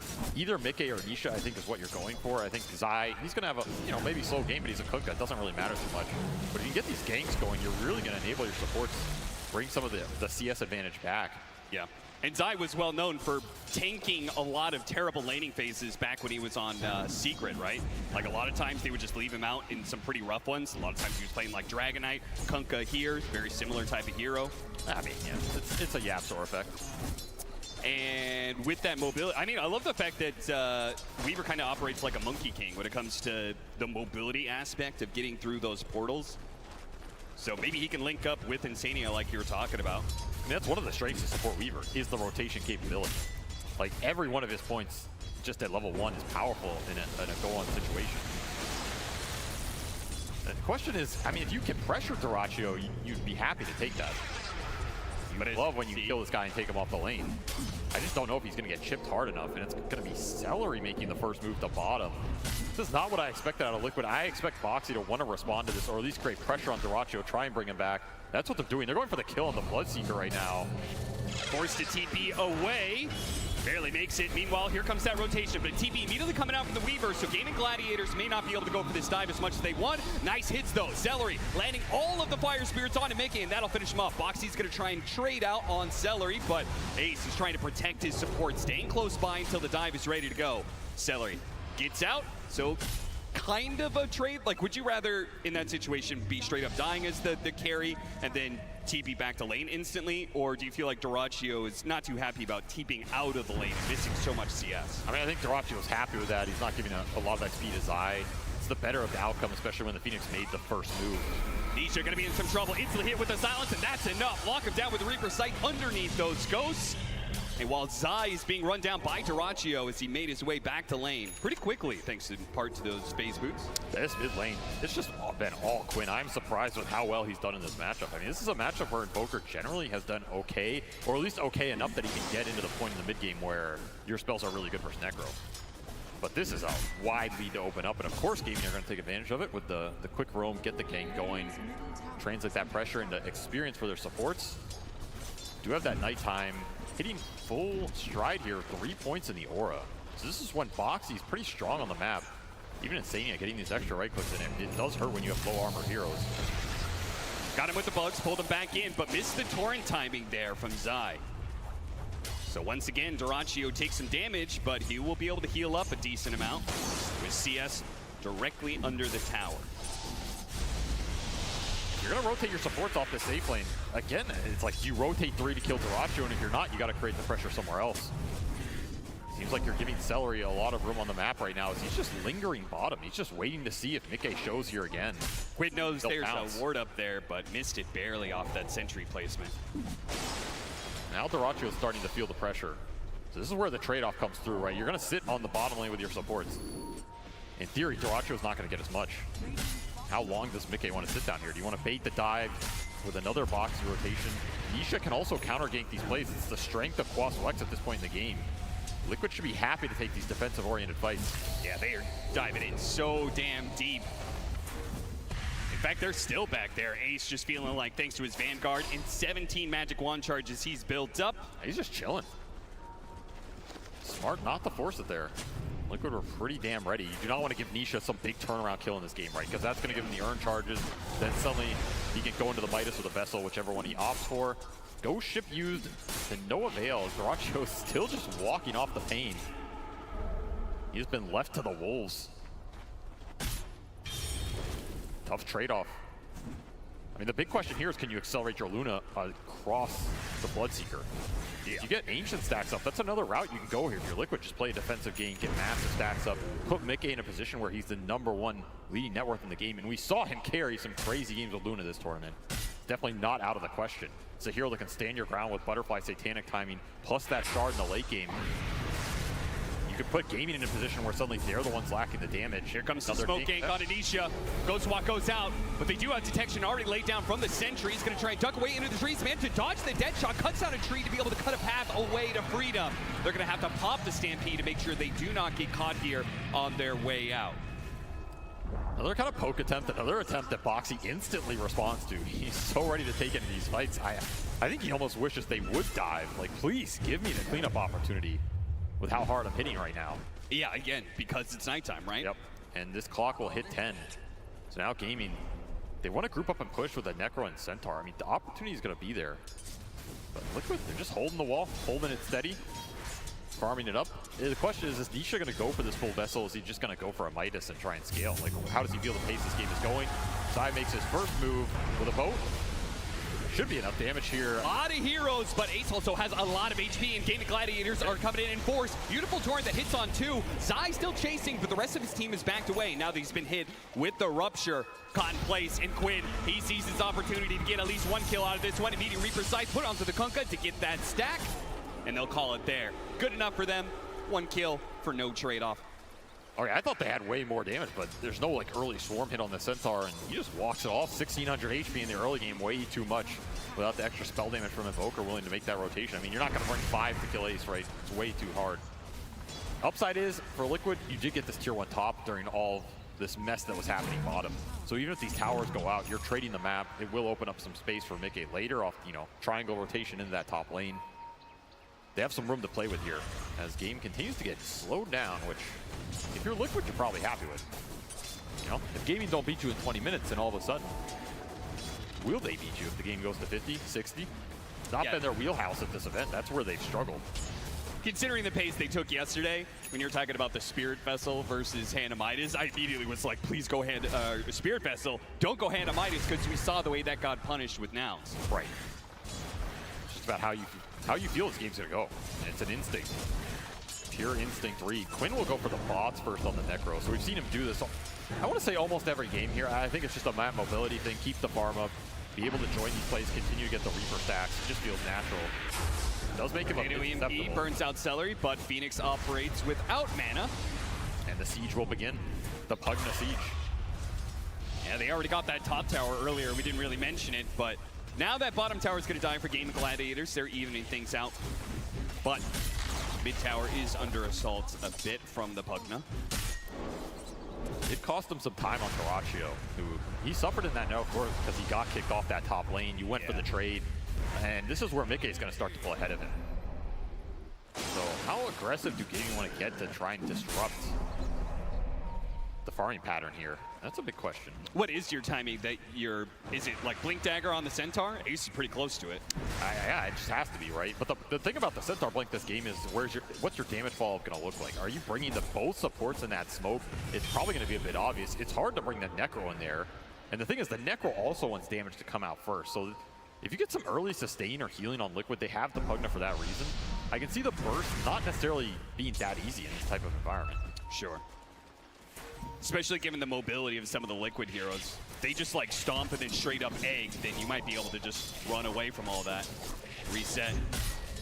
That's why the calling is going to be a very vital spell for all these ganks. Rupture and Reaper Scythe is a deadly combo for anybody caught out like Zai is. He's going to use the boat almost immediately. See if he can get enough heals. There is going to be that boat buff to be able to help him out. They're going to pop the Supernova. They go for the Reaper Scythe kill onto the Pugna instead and leave Zai for last. And they're going to have to dive him underneath the tower. Jirachu's pretty sped up here. Mickey's trying to help him out, but the Stampede is going to run over Zai, and they finish him off and run through all of this. Dead shot going to miss from Tofu, and now Nisha starts putting some damage back onto Gaming Gladiators. With Boxy coming in from behind, there's potential here, but if they're fighting into the Necrophos, it's going to be pretty tough with all that sustained. So they opt not to try and break Gaming Gladiators there. Losing 2 heroes. Caught a little too deep, but there's just no damage turnaround at this point in the game, right? You're still missing the vessel. You don't even have the charges. And Mickey, he's gone for the farming Luna build here, which you can't blame him for. I mean, this is standard, but no Eclipse that's coming out in some crazy turnaround. So right now, it's Gaming's opportunity to make. I love this for Gaming Gladiators. Keep the pace up.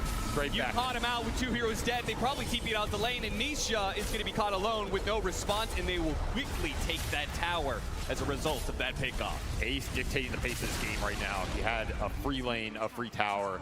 And he has a very fast blink Vanguard that instantly went to work. We'll take another tier 1 off the map with the group up. That's that Necrophos Centaur combining. It's going to be a problem to deal with at this point in the game. It's just way too tanky, especially with Sunray behind him. You have to fight into Muerta spells, which have been problematic for a lot of teams until you get, you know, debuff immunity and BKBs or something. That's a far way down the road. Yeah, lane mail for Zai is going to be nice in terms of running in and tanking. It's also going to be pretty good versus the Rupture that has been going on him for most of this early game. It's a damn good blade mail game. That'll give you some fighting power. And Definitely will, but Nikkei takes pole position here. Yeah, he does. Barely over the Centaur. He's, once again, just, man, he's getting so much farm out of every single one of his laning phases. It is doing so much for Gaming Gladiators. I feel like it's the biggest reason why they're able to take the pace, the super fast pace that they beat out everybody else at this tournament with. They want to go on him. This is the tankiest hero on the map. They finally have the vessel. Just what's prompting this, and yeah, there's the damage, right? This helps by a huge amount. Suddenly you're back on the board. You can open up some space. More charges for Nisha. It's going to propel him into the Midas. It's time for Nisha to strike back here. He's had a very slow early game, but it doesn't really matter on this hero if you can get some big core. Get a lot of vision. Boxy. Swarm on 2. They have some magic damage throw around. Tofu's going to have some problems with that. Yeah, he's gone. A couple Gemini will clean him up. Early medallion for Boxy. You need some extra minus armor. And as you get those kills, that'll turn into a Solar Crest. So the minus armor is really ramping up with this Luna damage. This 15 to 20 minute window is pretty dangerous for Gaming Gladiators. I mean, that's the big question. Is Liquid happy just going ultra late with this Luna with all the buffs they have behind him? Remember, this is going to be a Luna with a Pugna behind him, a Boat Rum, Torrent Storm around him, and potentially Alacrity to throw on. This is one of the best Alacrity heroes in Dota because it is a ranged cleaver. It's pretty much only the Luna, the Gyro, and the Medusa, and 2 of those are not in the meta, so you'll take the 3rd. But damn, does it start to hurt when those glaives start bouncing around with the extra attack speed and damage here. It's a great combination to go late game with, especially with the buildup you go for now with the Shard, the Satanic, the Butterfly. You just become insanely tanky if you can't get the initial burst damage out. At the same time, I feel like it is kind of a single core lineup where they've got 2 big percentage-based damage dealers on Gaming Gladiators. Tofu, he'll deal with that ward. Tornado is going to catch a mid-stampede. A bit unfortunate there, but it looks like they're going to try and catch the Invoker. Better stop. They got him from behind. Ace shows up, and Insania, there's no way he could do enough heals to outdo that damage from Gaming Gladiators. They will both die. Every time Liquid starts to push back, it's Ace coming in, shutting them down with another 2-man stomp, setting up another Reaper stack for Quinn as well. He's already up to 4. You cannot let Necro get to that like 10 territory, right? The hero just becomes an abomination of Dota with Ag's Heart plus extra regen stacks. Yeah, you may have Spirit Vessel, but you don't have that much anti-heal. And now Dyrachyo starting to pick up the aggression as we expect from him, just getting on the Liquid side of the map. Not really afraid of the jump here because what is the jump? I mean, it's going to be X. That's it. Yeah. It's definitely more of a counter punch lineup, right? And I think that's mostly off the Invoker. It is. They try and jump somebody, then you get a Tornado. It's a great way to be able to respond to that. Easy jump there. Rupture plus Deadshot is a nice combination. That's the thing, it's mainly just been Nisha running around in Ghost form trying to make something happen. But the downside with Quasflex Invoker when you're the initiator like this is you just fall behind in farm. Yeah. And his net worth is plummeting down the chart here as all the gaming cores are picking up the pace. So you got to go back to this Midas because it's the only thing that keeps you up there. But all the time you're looking for these ganks, it does delay it even more. And now it is gaming taking the smoke to you as they want to get Quinn involved yet again with this Necro. Doesn't even have the Reaper up. Just wants to abuse the Shard while Dyrachyo is cleaning up some Ancients. Feels like Gaming Gladiators rarely miss on their smokes, at least when it comes to these lower bracket games. They've had a clean run. 6 games in a row they've won. But this one will miss as Liquid do manage to get through the portal in time. Well, Liquid did leave their ops up there. So they have pretty good wards to smoke back to in the top lane. They can switch the map up again. Dude, they are just targeting Nisha so hard. He shows up again. Insania's behind him with the heals, but it's just not enough, man. Way too much damage. And again, it means Insania, because he couldn't heal up his core enough. His core dies, and so will he. And this was Liquid responding. They brought Nikkei, they brought Zai, they brought Boxy to this bottom lane to try and turn this. You talked about their lineup being a great defensive turnaround lineup. I mean, if you're not there, then you're just wasting even more time. As once more Ace finds the opening, they clean it up with a Reaper kill, stack number 5, and that heart is almost completed here for Quinn. He is keeping pace with a Max or a Glaive Luna, who's had some Ancients. You've got some serious damage problems now that that pipe is introduced. With a heart completed on Quinn as well, I think your mid-game damage is just out. You have to wait till the Luna really comes online. And this is what gaming have done to a lot of teams this tournament, right? Yeah. Create a situation where your EHP just outpaces enemy damage and you drive it down a lane. And if you don't have outspam, if you don't have capability to take the fight, you run into get that heart recipe. That's a big one. I mean, you gotta go. Feels so for good. it, right? Do you see it? Does he see it? Oh, he sees it. He's gonna go for it. Does manage to get it. So, no heart just yet for Quinn. That will buy. I'm not even sure if it buys him any time because I feel like Gaming Gladiators can still do whatever they want. I mean, it's a lot of effective net worth off the map, right? Sure. It's a big courier kill. You're buying time when this ball was starting to creep up for gaming, and hey, I mean, that's probably the happiest Liquid fans have been in this audience for a while. That is you true. Get the morale back on your side. Every little bit counts. Having a lot more fun in the road to TI than TI itself so far.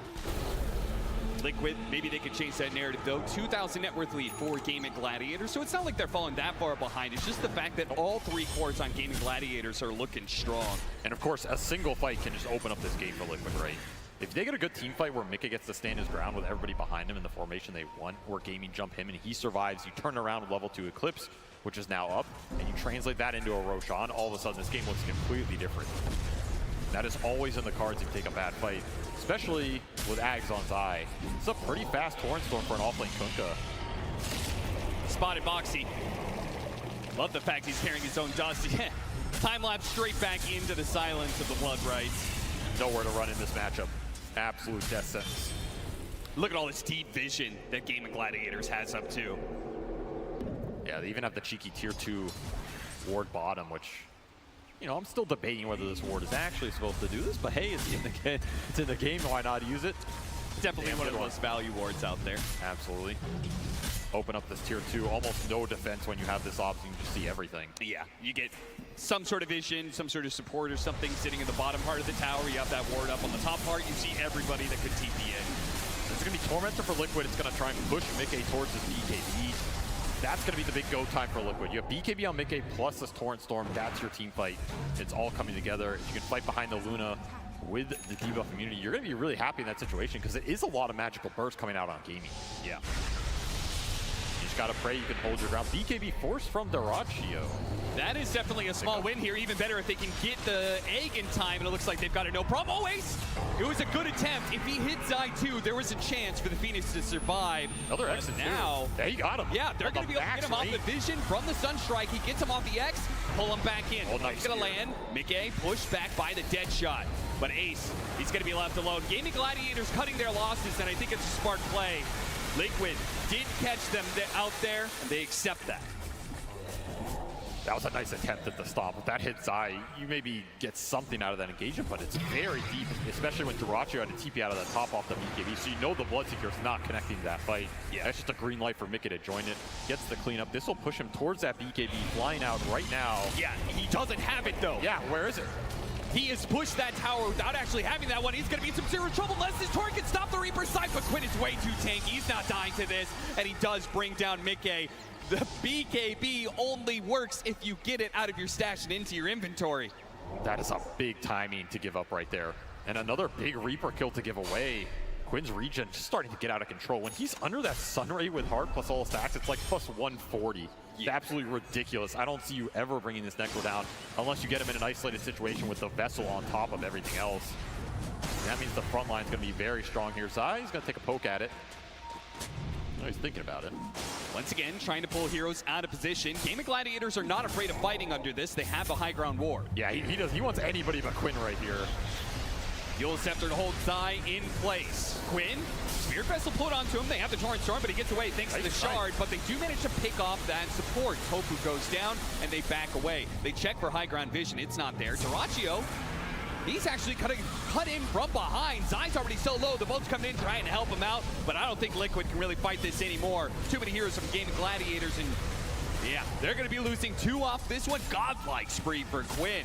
The man is just absolutely untouchable, and Doraccio, his aggression is very off potentially here as he's going in so deep. Oh no, that's too much, Doraccio. They will maybe still catch Nisha's. Yes, the Rupture holds him in place. maybe he feels that's worth it. Maybe he's not the real carry. After all, Quinn is the one dictating the strength of Gaming Gladiator in these fights. A little bit of a Darachi throw. I mean, you gotta have a little bit every game, right? Just too far with the BKB down, not respecting the Luna buyback, not reading the timer there. Mickey just gets a free cleanup. Also not respecting the shard pickup of the Luna. That does add some extra damage when you are in melee range of that Luna. It's dangerous. That type of fight overextension is probably what Liquid are looking for in general, right? Because their run-up burst is not great into the Sunray, into Necro heal. You're going to be fighting into a calling. But if you can bait gaming into an extended fight like that afterwards, suddenly that turnaround can be very swift, very painful, especially once the BKBs are down. So that's letting gaming have to think about how far do you chase in these scenarios. Do you clump up and give Mickey a really good fight? Because it really is all coming down to this Luna, right? Yeah. And he stand his ground, output the damage, get good eclipses off. Just do everything. Sometimes these team fights can be a mess, and it's hard to decipher what exactly is going on. I think it's clear what Gaming Gladiators want out of their team fight, right? Jump in on somebody, burst them down. What does an ideal team fight look for Liquid, though? You somehow save that or like get BKBs off and get the supports, right? You take the Mort out, you take the Phoenix out, or force an early egg and kite it. That's the situation where you can draw gaming out in a long extended fight because the supports are dead. Suddenly the Necro's not as tanky. Suddenly your go attempt with Mickey manning up isn't necessarily putting him in a position where he's stuck in the calling after his BKB goes down. It's about kiting it, right? Find the supports, kite the fight out, extend it as long as you can, and then you're in a pretty okay situation. That's why gaming wants the burst here. They want to jump with Ace, get a Reaper kill on a big core, and set the fight up for Darachi. Even if that hero does not die initially to Reaper, you're going to put the Bloodseeker in a position where he's thirsted so far up, he might just clean the fight up anyway. From my point of view, I feel like Tornado is like the biggest spell for Team Liquid, right? I think it's the only spell that really allows them to be able to reset off of the initiation from Gaming Gladiators. Tornado, EMP, the Ice Wall, all these control spells from Nisha are going to be huge. You just got to recreate that gap. Yeah, we saw that Ags on the Necrophos completed. Man, he is far in this game. Yeah, you can't kill him, and now he's outputting crazy damage with that Aghanim Scepter over time. I mean, Quinn he's shown he's willing to play this hero in basically any game versus any matchup. There's a reason why. It's looked pretty damn good. 9-0. It's a big streak if Liquid can collect it as well. And I think Liquid are recognizing the fact that a tough fight is coming their way. They're trying to cut creep waves. You can see Boxy's playing in deep while Zai's using some X marks the spot shenanigans. They don't want to give up this Roshan. That's the problem, right? Like, this is a great Roshan for Liquid with Solar Crest. Swarm if you can get in there. They're giving up position on it. It's going to be an egg Roshan contest now. This is pretty damn difficult because your opportunity to find supports on the backline and start on them is very limited around this pit. Celery deep in the corner. How do you get this guy out of here? What a torn, though. All three, that's beautiful, but immediately the BKB going up. They are doing a lot of damage. The Necrophos is getting low. Can they finish? Nice. Low, and it's just cleaning up with the glaives. And Celery dove on through the pit, but he missed the Aegis. He was barely outside of that range. Gaming Gladiators, they thought we are too strong to be beat right now, but that hubris cost them a massive fight. Never clump blind in the Roshan pit. If you don't expect it, you should have, because Zai just gets a three-man Torrent into the boat and cleans them all up here with a Torrent Storm. What a read, what a move from Liquid. That is not an easy Roche contest. They just believed they had it, and hey, they did. Even gobbled an Aegis at the end on Mickey. You can't ask for anything better here, honestly. Everything lines up. You even got like everybody stuck in this meteor trying to run out of the pit in the direction on top of an ice wall. Nisha just cleans house. I think the funny part is that Quinn pops the Ghost Shroud, but then that just leaves Darachi and Ace getting shredded by Glaives. It just bounces between the two of them. There was no getting out of that the second that Torrent hits. Great timing for the Butterfly. Part of that, they'll heal up Mickey. So now we've got a little bit of sustain options here as well, but the Necrophos isn't here quite yet. Gaming Gladiators may have jumped the gun, but they do have the Supernova well positioned. Liquid have to retreat, but the Rupture is preventing Mickey from doing so, and the Necrophos is coming soon. Quinn's gonna be here. They've got to start retreating a bit. You have a second life on Mickey, but that's it. Butterfly did get delivered though. But he's damn strong right now. Level 20 talent as well. He's going to take down to pretty much nothing as the Coco Rum wears off, and they have the vision of this too. They got him outside of that thirst vision, but Gaming Gladiators have enough of a read to know where they're generally at. Box is going to try and run interference while Mickey goes for the escape, and they get out. They had vision on that high ground. Quinn was so close to being able to get that Reaper-sized stun in. He didn't Death Seeker it. Oh, maybe yeah. they couldn't get the gap closed properly, even with Stampede and everything, but that was very close to Mickey getting caught. They're lucky to get out of there. Gotta respect this thirst and how low you get, right? That type of fight, it goes good for Liquid because they get everybody in there during the duration of the Bow, Torrent Storm, and the BKB for Mickey, and they just line it all up. Nisha also just got to sit there in his BKB and right-click everybody. You get in these chase situations where you're low HP, that's a very different story. Formation means a lot for Liquid right now. With an Aegis, they perhaps did not expect to have at this point in the game. Oh, this is interesting. Boxy, they gave him all the farm that's coming in bottom lane. He's building a Linken's. So they're going to try and protect their Luna, even more buff ups. You say, you know, you've got so much to put on this Luna. You start putting some item upgrades in there like Linken's. That would help do a lot to protect against Quinn. He just jumps in so deep there. The Eclipse is going to be doing a lot of damage to Meteor on top of that one. With a quick full heal. Mickey aiming to finish off that tower. The Reaper sight's going to go off, but Mickey on his BKB, and Quinn is getting burned out here. They couldn't even get through the Aegis. And over 7 now, Dyrachyo thinks they're just diving after Mickey, but again, he has the extra life. Even if they succeeded in that, it was still a failed plan for Gaming Gladiators right outside of their own base. And Ace left wondering, guys, on the initiation, what the hell are we doing here? It's just too much Ubis, right? You think you're too tanky, you think you have too much regen. But the BKB timings and the Vessels doing work here, and now they're going to drag you back in. Gaming. Full Celery out of position. Game is crumbling for them very fast. He comes back down fast. to the Tornado into the Sunstrike. Pops before he can use the Supernova. All it takes is one bad Torrent to ruin your day here. As Zai has just turned this game around, and now all of a sudden you're facing down the barrel of a Luna with Aegis, Butterfly, Grovo looking for that Satanic and taking your racks. And this is where that alacrity starts to go to work. All of a sudden, Nisha, he's a second damage source. He can make Mickey even more powerful. You have to think about the Glimmer on the Reaper. You have to think about the BKB on the Reaper. Not so straightforward anymore. This is where this ball lineup strikes really hard. And the problem's going to be is Aegis expires in a minute. Liquid can get a lot in that minute of time, but then as the Aegis expires, he picks up a Satanic. So even if that second life is gone in 50 seconds, he will have additionally a second life thanks to Satanic. You got to wear through this. You're looking down a second lane potentially. I mean, Mickey is just taking names right here, plus Sunstrikes. Oh, and a man dodge! Stops Ace entirely from getting that initiation. They're going to keep the pressure up. With the barracks being revealed, they're going to try and burn out Mickey from a distance, but Insania can keep him healed up, even if there are no heroes to lifesteal off of. And they're actually just going to be able to walk away. There is a period of time here. The Aegis expires, but Gaming Gladiators don't have their full squad. Don't have any smokes either. Yeah. No punish available here for Gaming. That'll be 2 sets to Liquid. They just walk it off. Mickey, his item timings got so damn accelerated off these last few fights. He is in prime position now, and I mean, this just felt very casual, right? You can see the bait here. I mean, Quinn is incredibly tanky with Ghost Shroud, Sunray coming through. Ace is here, but you're just in an awkward position because it didn't start with you going on a court and bursting them, and you had Aegis the whole time, so even if that happens, you're gonna get stuck in an awkward engagement. And at this point, I mean, Dyrachyo's trying to clean up something that there's nothing to clean up there.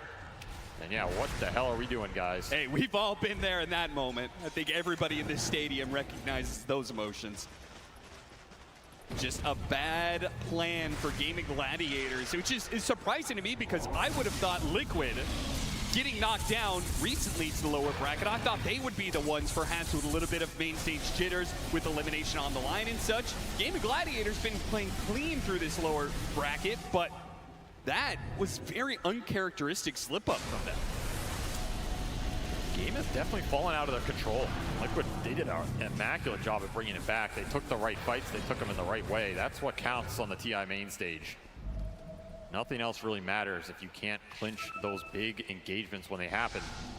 Right now, this ball lineup is clicking on all cylinders. Just a question of how much more you can get, right? Because now if you get this next Roshan and you're able to push that last lane, you might just close this game out before it gets into any type of ultra late game situation. Liquid to turn this game around. Let's take a listen to what their comms are like.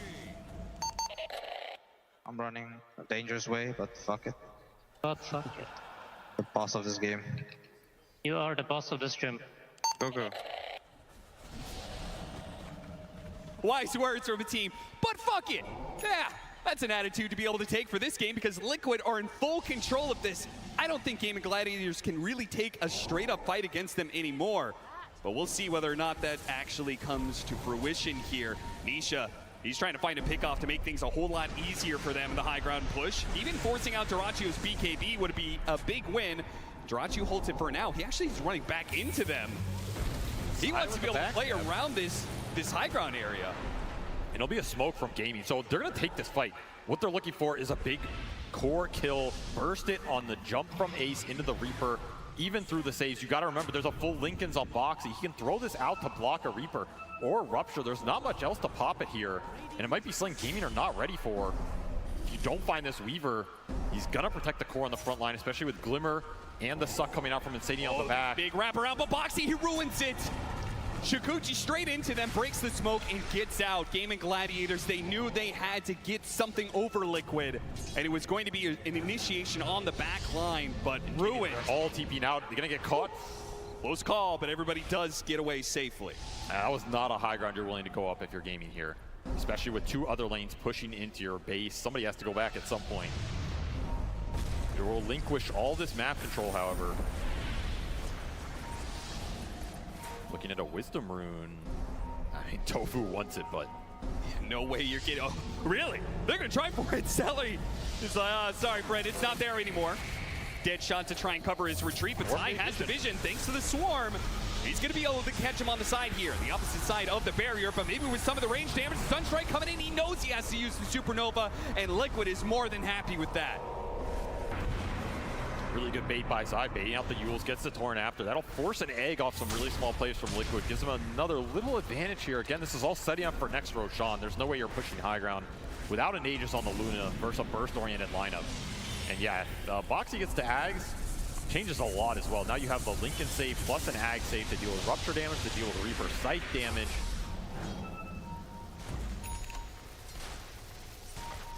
How much can Ace do, right? He's on a hero that, it's not like those Tidehunter games where he can just blow the fight wide open. You get one jump, you're a pipe, and that's about it. Yeah.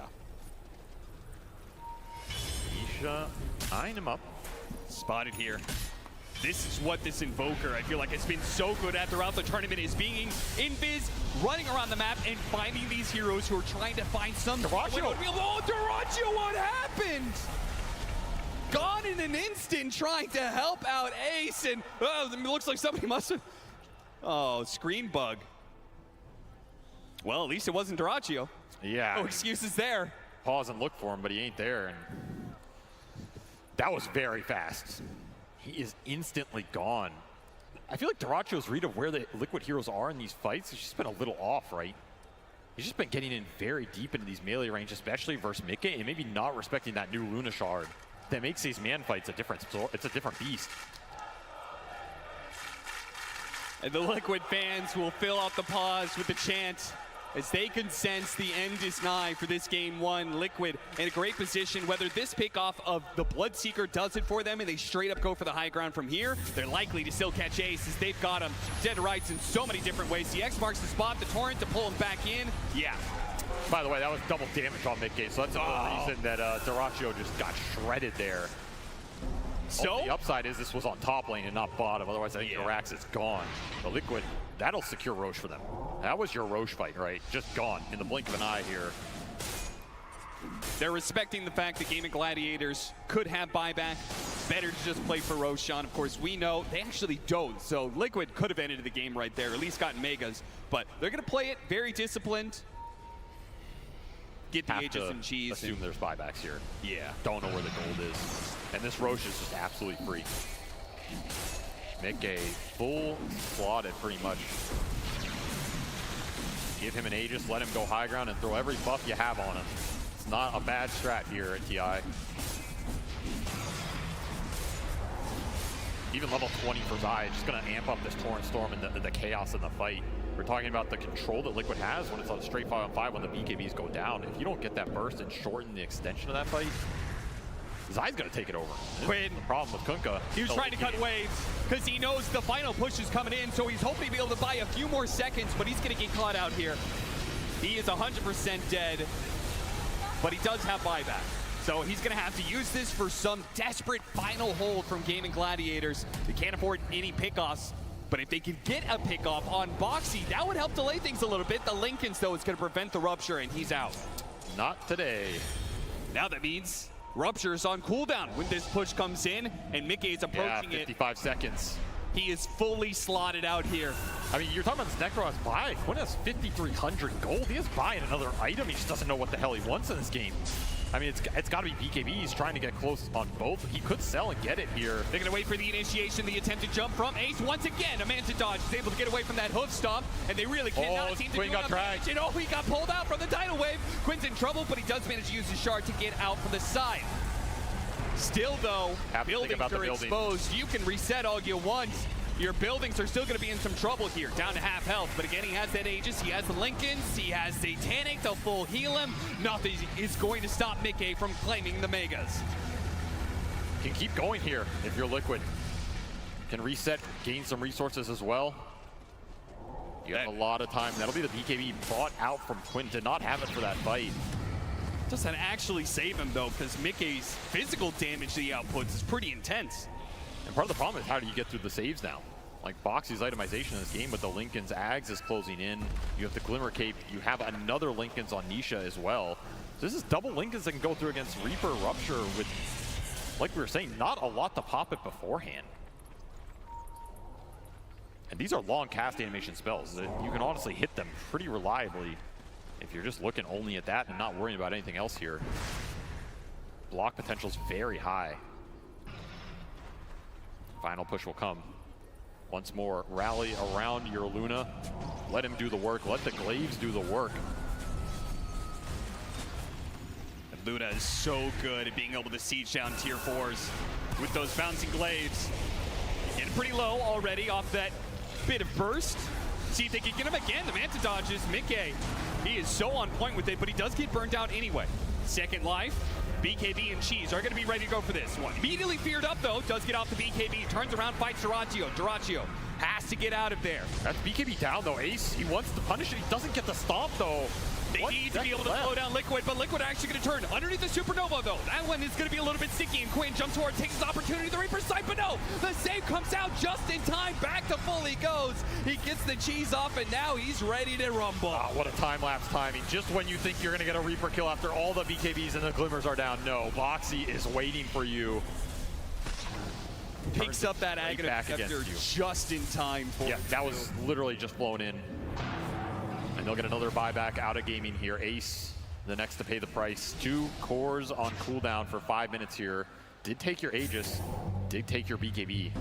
Final push is coming in. Let's take a quick listen in on Liquid, though.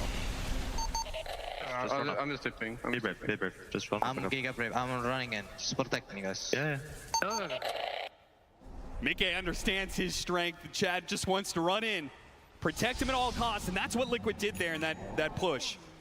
Now he has a refresher. So this is a level 25 Luna with full 6 slots, double BKB, double Satanic, double Manta Dodge. You can get them both. I agree. Put everything on him and let him end this game right here, right now. He's got a little bit of window where there is no Supernova, even the BKB on cooldown from Quinn. But Liquid are a bit hesitant. What are they waiting for? Waiting for the call. Waiting for the right opportunity to present itself, perhaps. Waiting for another Tormentor. Why not? Might as well take away those resources away from Gaming Gladiators. After all, they're in no position to be rushing things too much. They can take their time if they need to. Now we have the EMP pull-in, so not only are you dealing with the constant torrent storms, the tidal wave pushing you back, but the EMP is also dragging you away, out of position constantly. But to see that attempt there, though, always the Death Seeker ready to go for Quinn to get out. Just start poking him down.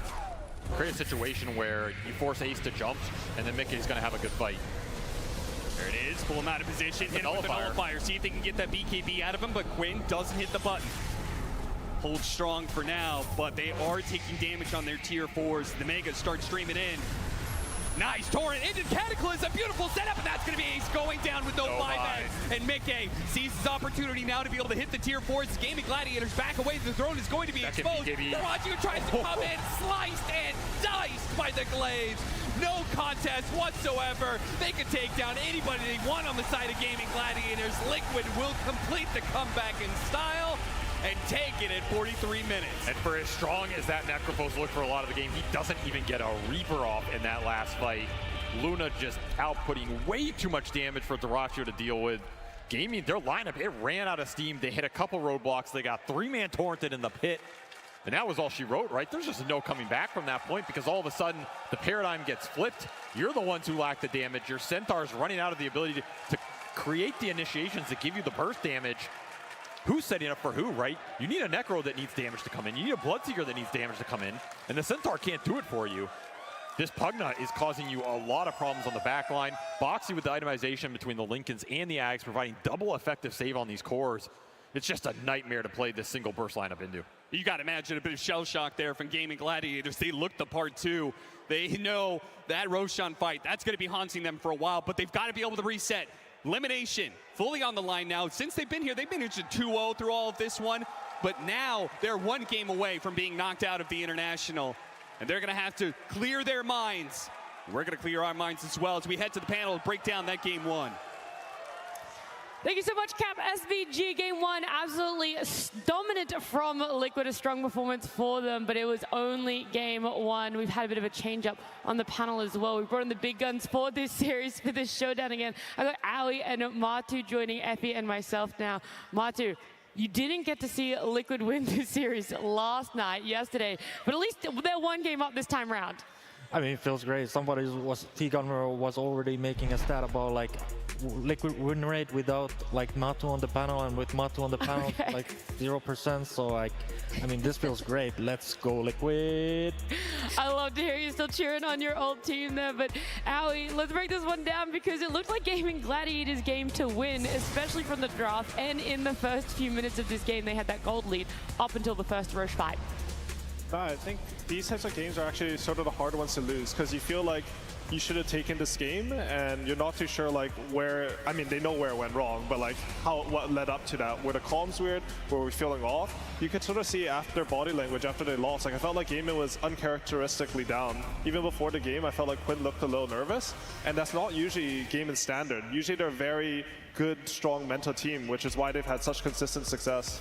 It could be tough. I mean, it's the penultimate day. This is a lot of make or break for them, and it's going to be a long day for them even if they do win this series as well. So a lot of build up for themselves. But in that game, in that Roche fight, specifically, Aoi, did you see what led up to why Gaming weren't able to be successful in it?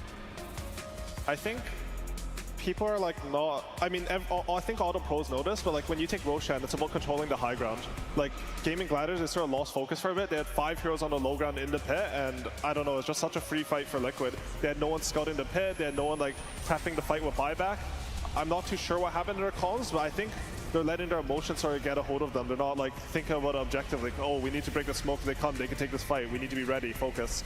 They're just playing sloppy. Like it's just bad play, you know. Like laning stage is mechanical, and afterwards, like this is the first team, that actual good team that they're playing on the main stage. No offense to anyone, but like after getting out of the lanes, you have to play like real Dota, and they're playing super sloppy. Like they're just making basic errors and giving back the game to Liquid, and Liquid is happy to take it. But there is something to be noted about the sloppy play, because Liquid played very well. We talk about Gaming Gladiators' mistakes, but I think only a team with very strong mental endurance could have come back that game. And honestly, it was the little things around the map even before that Roshan. I mean, the laning stage didn't go the way they wanted it to. The early aggression from GG looked very hard to control, but Luna was farming the entire time. Like, Luna's farm was not shut down. She was in the triangle. She was in both of her Ancients. Gaming did not play on that side of the map, and there were some really key pickoffs that happened, I believe, in the bot lane around minute 20. So I think Nisha and Voker forced the BKB TP from Bloodseeker in the top lane, and then Phoenix had a really aggressive dive, and then Zai just cleaned it up. Right? They got the kill on Phoenix, they got the X on Centaur, and they were finding the kills wherever they could, even before that Roche fight. The difference in the space that both of their carries were given, and something we talked about too, a difference in win conditions between the two teams. But we're going to break it down a little bit further. It is going to be Purge on the sideline. Thank you. Yeah, the crucial fight of this game was that Roche fight. So I wanted to show you guys some of the crucial things that led up to that moment, because that was an uncharacteristic mistake for Gaming Gladiators to be initiated on like that. So if we take a look at the clips here, it's normal to set up for Roshan with an Observer Ward. Now this ward is very important. Keep an eye on that and keep that in your mind here. Celery comes into D ward. They push out the creep waves. And over on the bottom side of the map, they even see Invoker teleporting away. So they know that Liquid's going to defend this, but crucially, he doesn't actually have a BKB yet until after he TPs. So they don't know that he's got BKB. They probably think they're going to be able to fight. And Boxy's doing Weaver things on the right side. He's putting an Observer Ward down. They see where Gladiators are. They know they're in the Roche area. He's going to cut the next creep wave. So it's just very, very obvious to Liquid that's going to happen. So we see them basically smoke into approach to land the combo, which was a Torrent first, followed by a boat. But they didn't react to it properly, and the reason is because, take a look at this Observer Ward here. This is the vision for Gladiators. This is what they see. They see him throw the boat, but they don't see him throw the Torrent. So they just don't get a reaction time. And the reason for this was this Observer Ward vision. Look at how much it covers. It only covers this little edge right here. If they instead place that ward like here instead, the vision would be something like this. Then they would have caught them at an earlier time period. They would have been able to stampede, split apart, but instead it just gets them being caught by Liquid and losing the fight, and Liquid gets back in the game. Who would have thought just that small amount, millimeters between where you place a ward could have been enough to change this game for you. We could talk about it a little bit more because there's more to the game than just that Roche fight. There could have been ways for Gaming Gladiators to get back in, but first, Slax and Tsunami also all want to have a little bit of screen time. It's us and a bunch of people in the crowd right now. How we doing? It's day number 2 here in Climate Pledge Arena, and we are filled to the brim right now. And a lot of chants going on in the audience as well, Slax. Yeah, you know, we've been hearing it all series. All right, guys, we know that you know how to do it. Can we get the Let's Go Liquid, please, my friends? Let's get it out of our system. Let's go Liquid. Let's go Liquid. All right. We hear that all the time. All the time, and I feel bad. I mean, Gaming Gladiators are here, and they don't have a chance. In fact, I saw some GG fans over here. I feel like we need to make one for them. Hello, my friends. How you doing there? Hi. Oh, put your signs down! You are blocking. Okay, no, that's all good. Sir, how are you doing? I'm doing good. All right, rough first series. Do you have any ideas for what we as a crowd can scream at Gaming Gladiators to get them excited? That's obvious. Okay, go ahead. Let's go, go, go! I mean, that was okay. What do you got? Okay, I have some ideas. All right. Let's try this one out. Can you hold up my microphone right here? All right, check this out. Die! No. Stop trying to sneak Liquid champ. Here we go. DR! Doraccio! DR! Doraccio is here! DR! Doraccio! DR! Doraccio is here! Now, yeah, that could work. And if he's like not doing good, you can always continue the song, you know? He has no farm. He has no TP. This carry is... No, wait, that's enough. Okay, all right. Sorry about that. Well, the crowd's able to yell what they want. No problem. We won't control it. I do like the DR Doraccio, though. Isn't it should be D-Y Doraccio? I can't spell Tsunami, but maybe our panel can. Panel, how do you spell words? Back to you. What sort of question is that? To be fair, I thought he was just going to take the Let's Go Liquid one, and he was just going to go Let's Go Gaming. That's what I thought he was just Let's Go, go, go. I mean, that sounded better. You like the Let's Go, go, go a little bit more? I mean, most definitely Slax. I'm sorry. I mean, who had the better cheer, though, overall? The Let's Go Liquid is just nice, stock standard. I mean, I love Liquid, though I'm ultimate bias here. I can't really speak an ill word of him. Readjusting. Well, lucky for you, Mart, too. I don't know if you know the players that well, if you know much about the org, but we have a video for you that's going to fill in all the missing pieces of information you might have about Liquid. I think the tier that hurt the most was probably TI-10, mostly because I feel like there were a couple plays in that last series that, you know, just like really regret.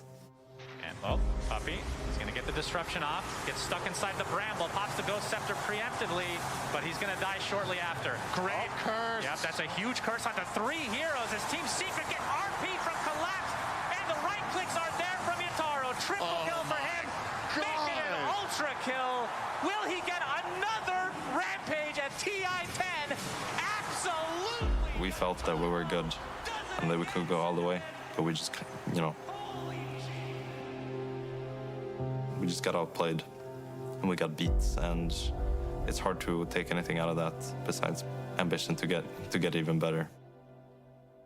No defender opportunity. They pop the cheese on jab, but without a Terrorblade, there's really nothing left for Talon. They're going to call it here. GG, Team Liquid. To be a TI winner, I think a lot of things have to fall into place. I'd like to think a lot of it has to do with mindset and belief.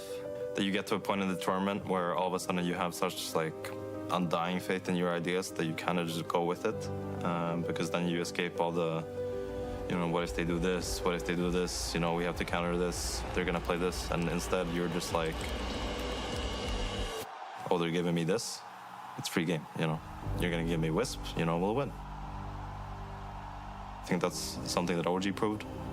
That kind of when they got their things, they're just cruising. That's when you're really there.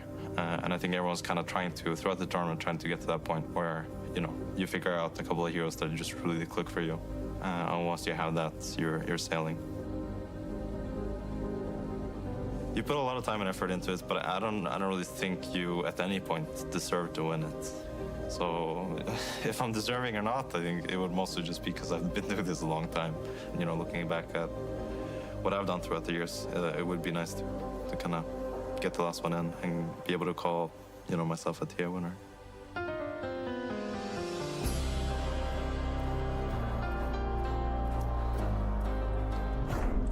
I'm not gonna lie, pretty emotional piece about Zai there. You know, he's always made it so close, but never actually in the grand final for himself. So this is it. He's in the lower bracket, but it could potentially happen for himself. It all starts with this series going in a way of a win for themselves. Game 1 was it. And do you think that they've hit that state now, Owie? They gave Mickey Luna, and that was it. That was we got this hero, and now we can win this game. Well, I actually have a question for Matu. Oh, okay. Because you're in Liquid's head a lot. You played with them last year. So this game, I feel like they had a good strat coming in. They tried to shut down Gaimin's offlane. They did that pretty successfully. But I would still say that Gaimin sort of reached like a winning position this game, and Liquid had to clutch it.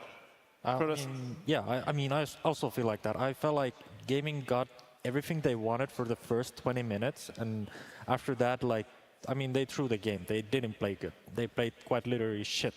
So if I were Gaming, I would just run it back with the same ideas, and I think like if they just like get their heads straight, they're gonna win the next game. Do you think Liquid would want to change though? Because even though they won this game, I don't know if I'd be as comfortable. Like I feel like they clutched a win that they didn't necessarily deserve.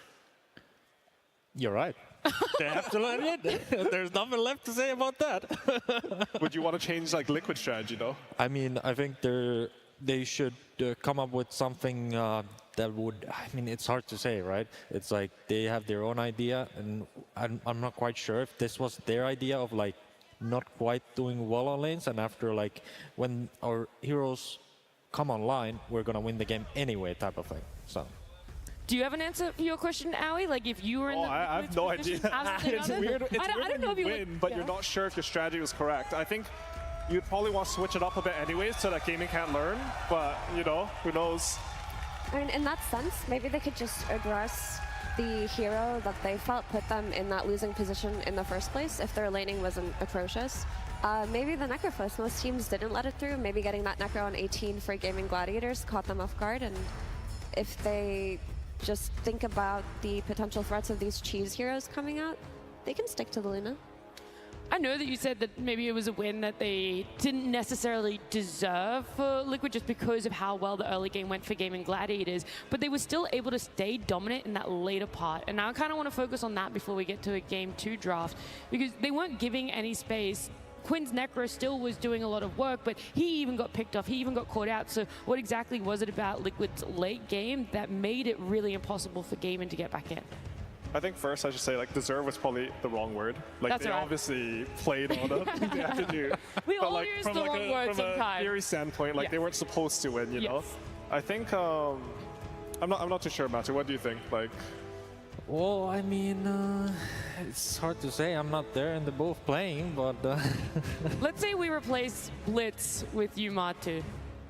And you're in the Liquid booth now.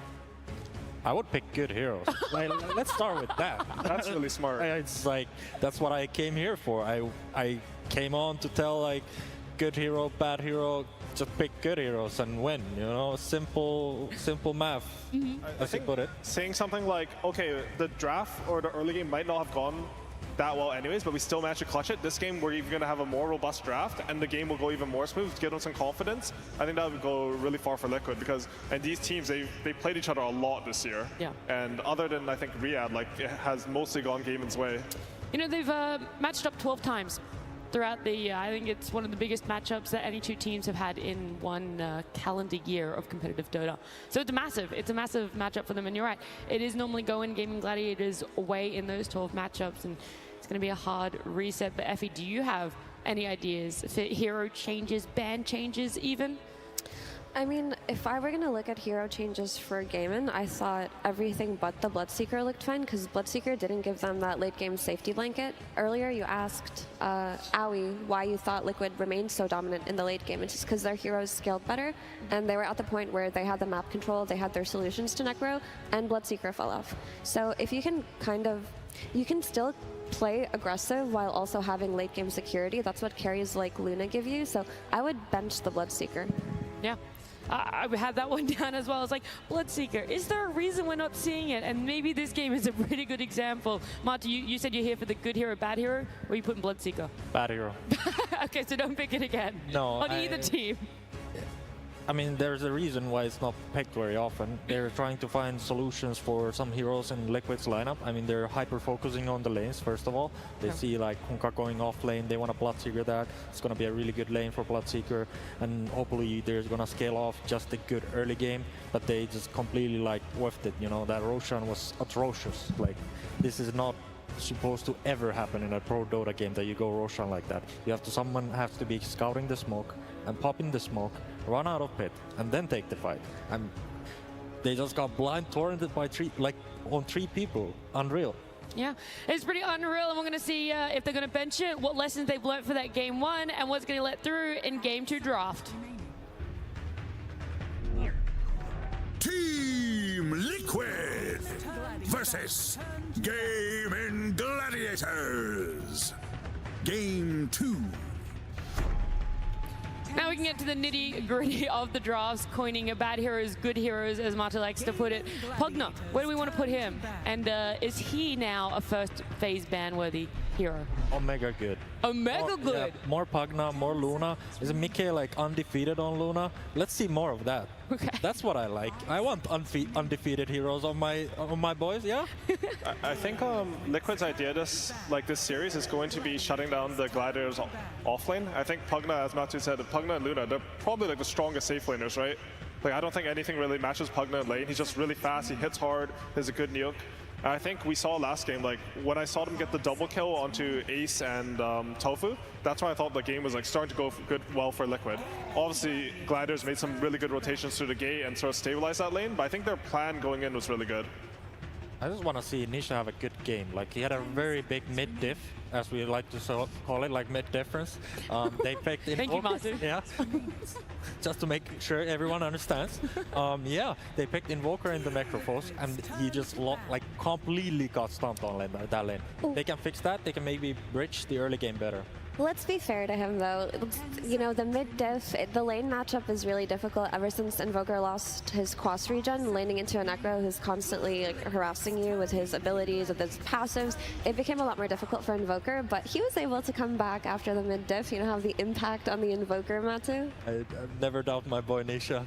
Best player in the world. Let's go! This is a Liquid plant on the timeline. Yeah, it really is. Really is. I mean, you stop being more like Gaming Gladiators or something like that, you know? I have been very neutral. Well, not anymore, not anymore, okay? I'm coining that you're allowed to be biased towards Gaming Gladiators. Should I be the Gaming cheerleader? Yes. I mean, I find Okay, go Quinn. Let's go. Amazing, amazing. I mean, I think that honestly, Gaimin are a great team, but I do wonder. Curtis was talking about earlier how he felt that the game was uncharacteristic of them. He thought that their body language coming out was very disappointed.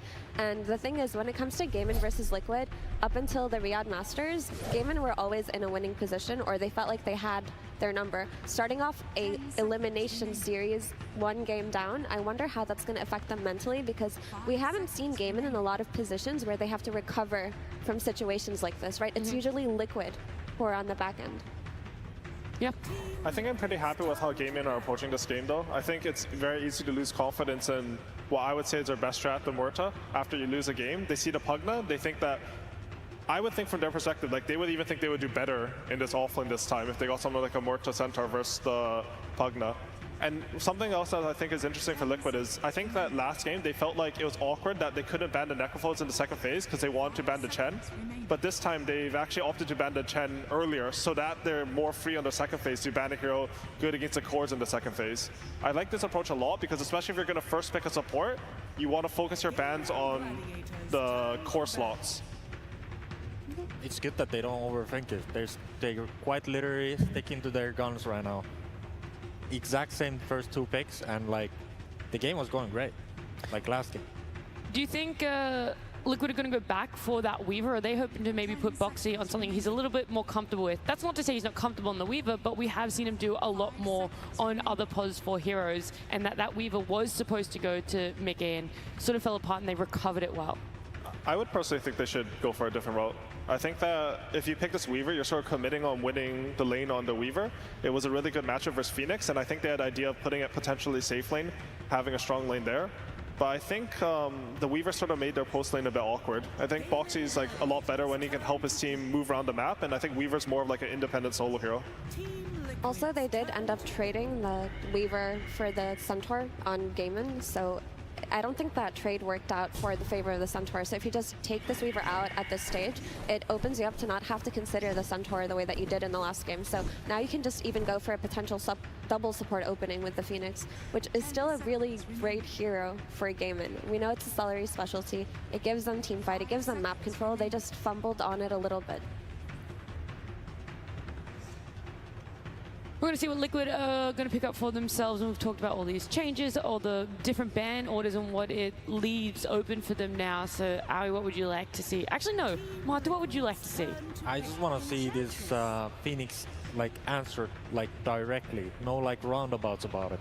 I want something that kills the egg, or some heroes that just don't care about the egg.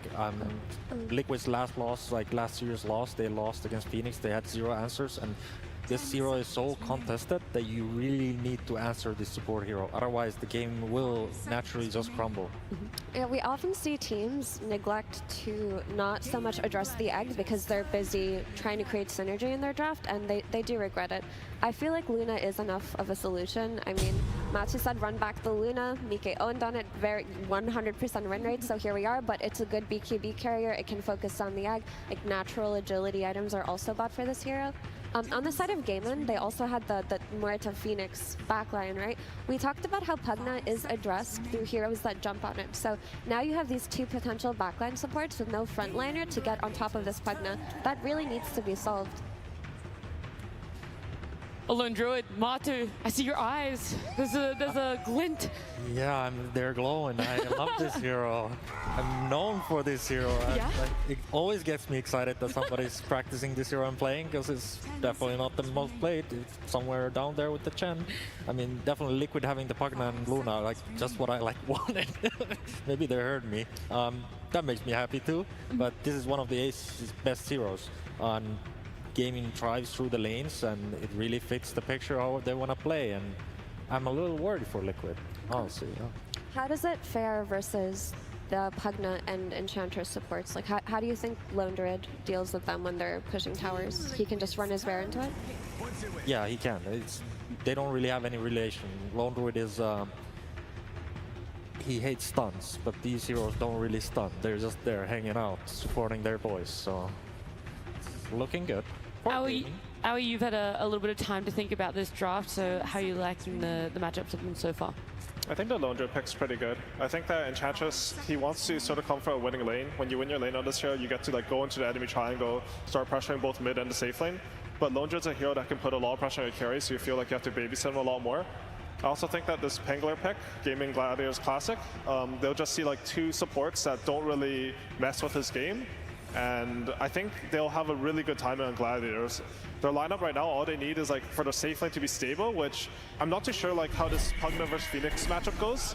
I haven't seen it that much, but I'd assume like it's sort of whatever lane for both sides. And yeah, good Kunkka pick. I feel like every time I see this hero and he has a decent lane, the hero is Unreal Imbus, so we'll see how it goes in the team fights. And X is a super valuable spell here versus the Pangolier versus the Phoenix. And Quinn does get his Pango. It is that backline jump to address this Pugna, make sure that he's not sustaining his cores. What happened in the last draft actually was they preemptively picked the Kunkka so that the Earth Spirit, Earthshaker, Pango options didn't look that good. But they just went for the Pango here the Pango here as early as they could, just so they could make sure that they don't have issues with the backline. But Kunkka solves it very well. The Torrent Storm is also just an excellent spell versus Lone Druid. It makes it so the bear has a very difficult time hitting heroes. Matu, you mentioned it doesn't like stuns. Does it like being pushed up in the air for the entirety of the game? I totally agree. If I were a mid laner, I had a Kunkka, I see these 4 heroes, I think easy game, guys. Just go next. Like, job well done. That's simple, huh? That's simple. And it looks amazing. Like, you can't just deny it. It's like it is a pretty good Phoenix game though, right? Like, I feel like Phoenix is one of the only heroes where when Kunkka presses Torrent Storm, you don't have to panic, you don't have to spam all your BKBs. If you get a good egg off, like, you might be able to weather out the storm. I think this game, a lot of it is going to depend on Liquid safe lane, like how does Enchantress and Luna do. If they're able to free up the Ench a bit more and she's able to roam onto this Pangolier, I feel like they could have a lot of pressure on mid. It's very rare that you see like Gladiators in a position where they're the one who's sort of going to be forced to do things on mid, and they don't have the best supports in my opinion to respond to this pressure. So how are we feeling about the Muerta flex to safe lane still, and then you just respond with a more active support to absolve some of the Enchantress pressure? It could happen, but I think most likely you should take a hero that's easier to leave alone. I think in your eyes this game, there should be like a lot of fighting with this Kunkka and Pangolier mid. The runes are really important. So if you have a Muerta in the safe lane, I think she's sort of easy to rotate on. I think they'll end up picking like a melee hero that makes the lane a bit more stable and they can leave it alone. Also, using like the very last pick on the support, like you have to get a lot of value out of the support, or like they have to have messed up against the core flex. I super agree. Probably won't happen, right? Yeah, I mean, it's like, in theory, Muerta carry is amazing here. Like, he's super good against Luna, super good against Kunkka, and Pugna, no cares. But I think Gaming's biggest problem this game will be that they don't get ran over. Like, if they don't get ran over, they have a fighting chance. So Muerta carry doesn't quite fit that picture, because Muerta needs like 5 items to be useful or something like ridiculous. Like, they're like the ultimate hard carry of hard carries. So. So if Alec gets taken out, you don't want to run back the Bloodseeker. CK is never going to be given in a pool, and there's no Weaver. What kind of self-sustaining carry can you put on the safe lane for Gaimin? I mean, Spectre is an option when you're looking at like squishy heroes in the backline, but the Tidehunter comes out, so you can't Spectre anymore. So that's one of the only good options also taken out. I don't really want to see them pick it, but I know they've ran Lifestealer in situations like this. Like just someone who's going to sit there independently. I think the lane can be sort of not good versus Tide. Like he's going to out-farm you a bit, but I could actually see them picking it. I mean, that hero is on my good bad hero list. Yeah? I'm not quite sure, you know, it's somewhere in the middle. I'm leaning towards a bad hero. Well, I have a more important question though. How many good heroes and bad heroes are on each side right now? Like each side? Yeah. I feel like Liquid... Just like good. Liquid has 3 good heroes. 3 good heroes. Not good heroes. Okay. Gaming Alone Druid, obviously, good hero. Phoenix, good hero. Muerta, good hero. Is like Lone Druid like a double good hero, or like how does that... yeah, just double it. Okay.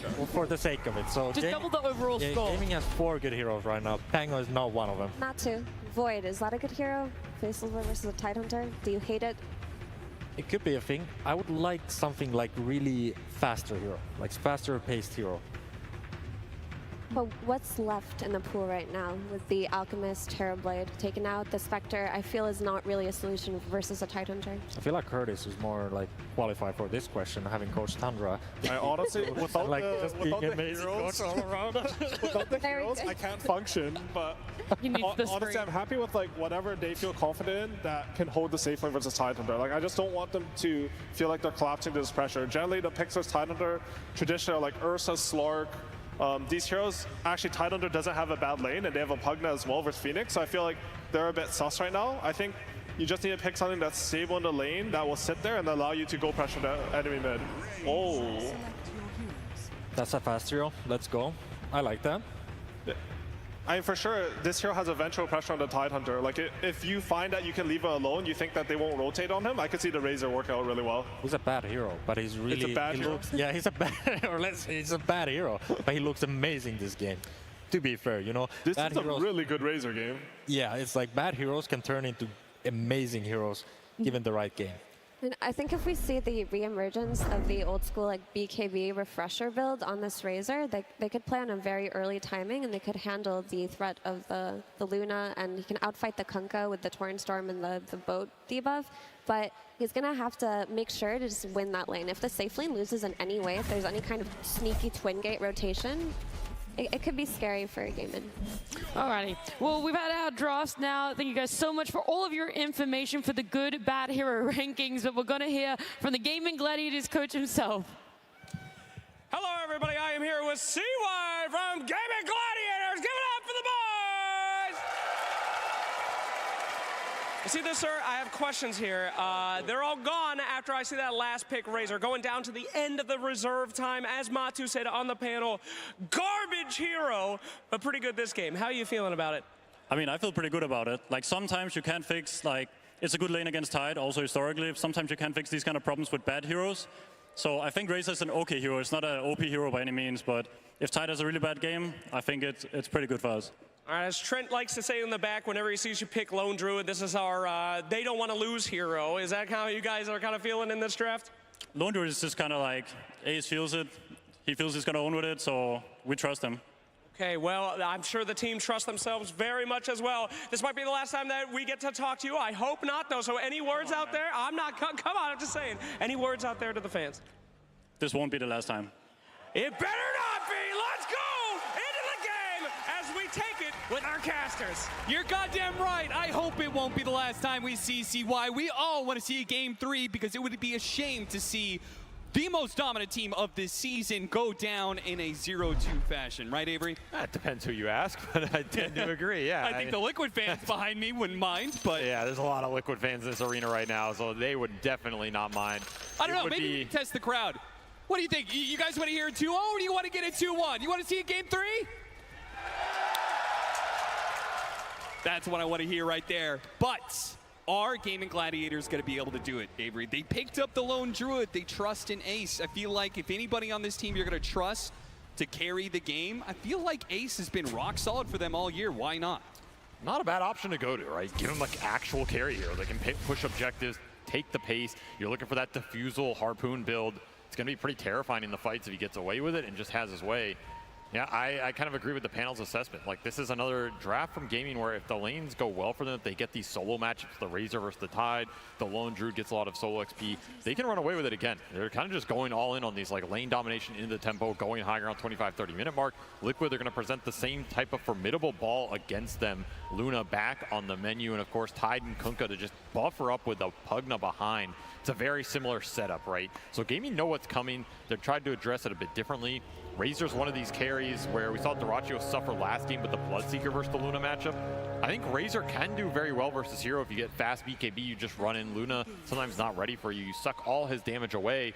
What happens when the 4 protect 1 is protecting a 1 with no DPS? Yeah, I love the, like, I've always called Razor kind of an anti-carry in that regard, that he just latches onto the enemy carry and negates them entirely.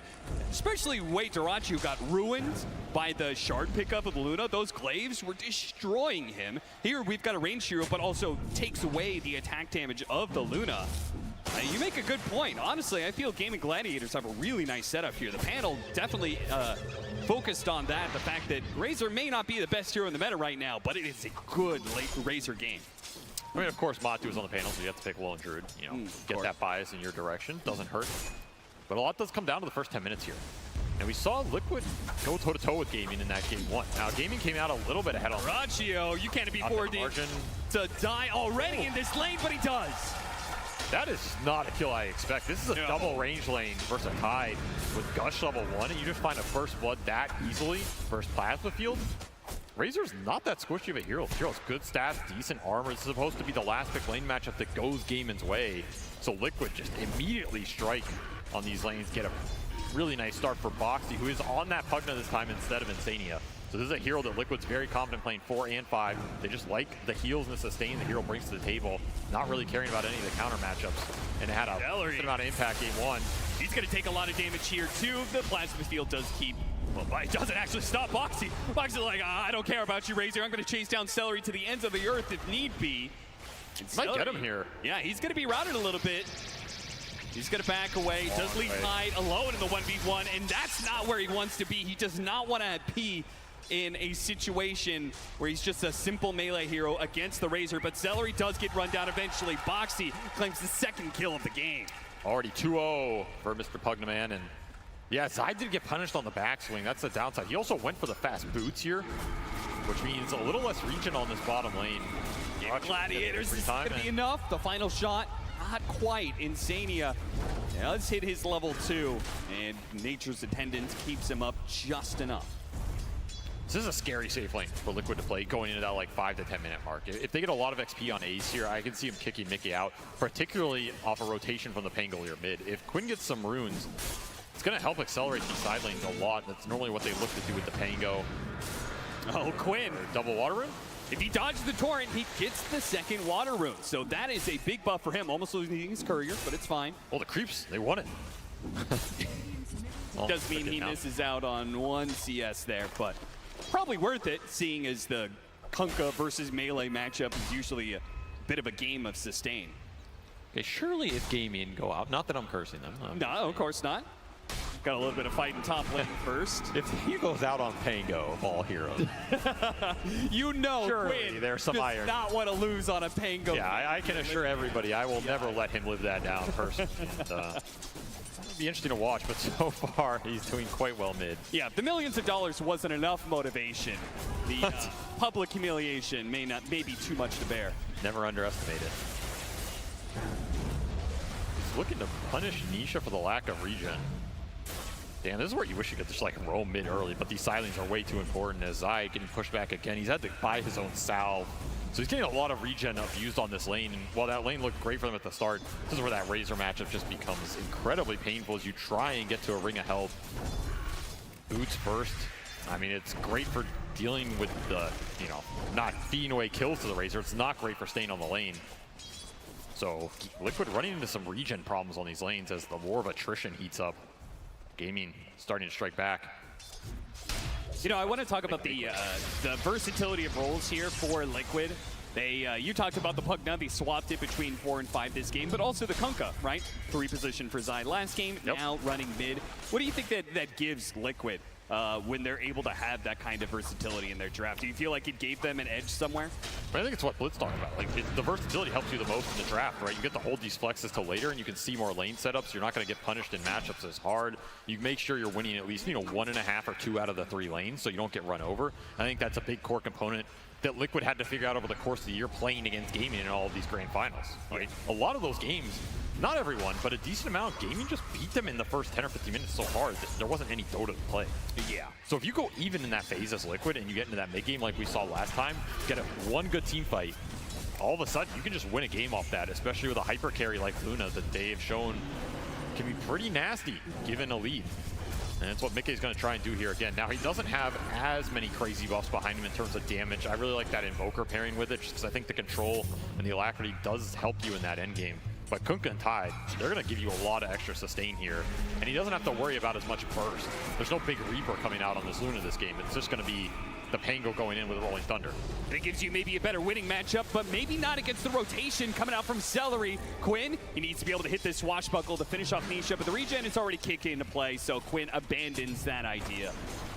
This is just fighting for that 6-minute power rune. I like the fact that Boxy is not letting Gaming get away with bringing more heroes mid on Nisha, especially when Nisha was falling behind in that region department early with the water runes. This lane is completely evened out. They're both very close to 6. I think Nisha's gonna hit it off this catapult. Wouldn't be surprised to see him try and get a cheeky kill with this boat.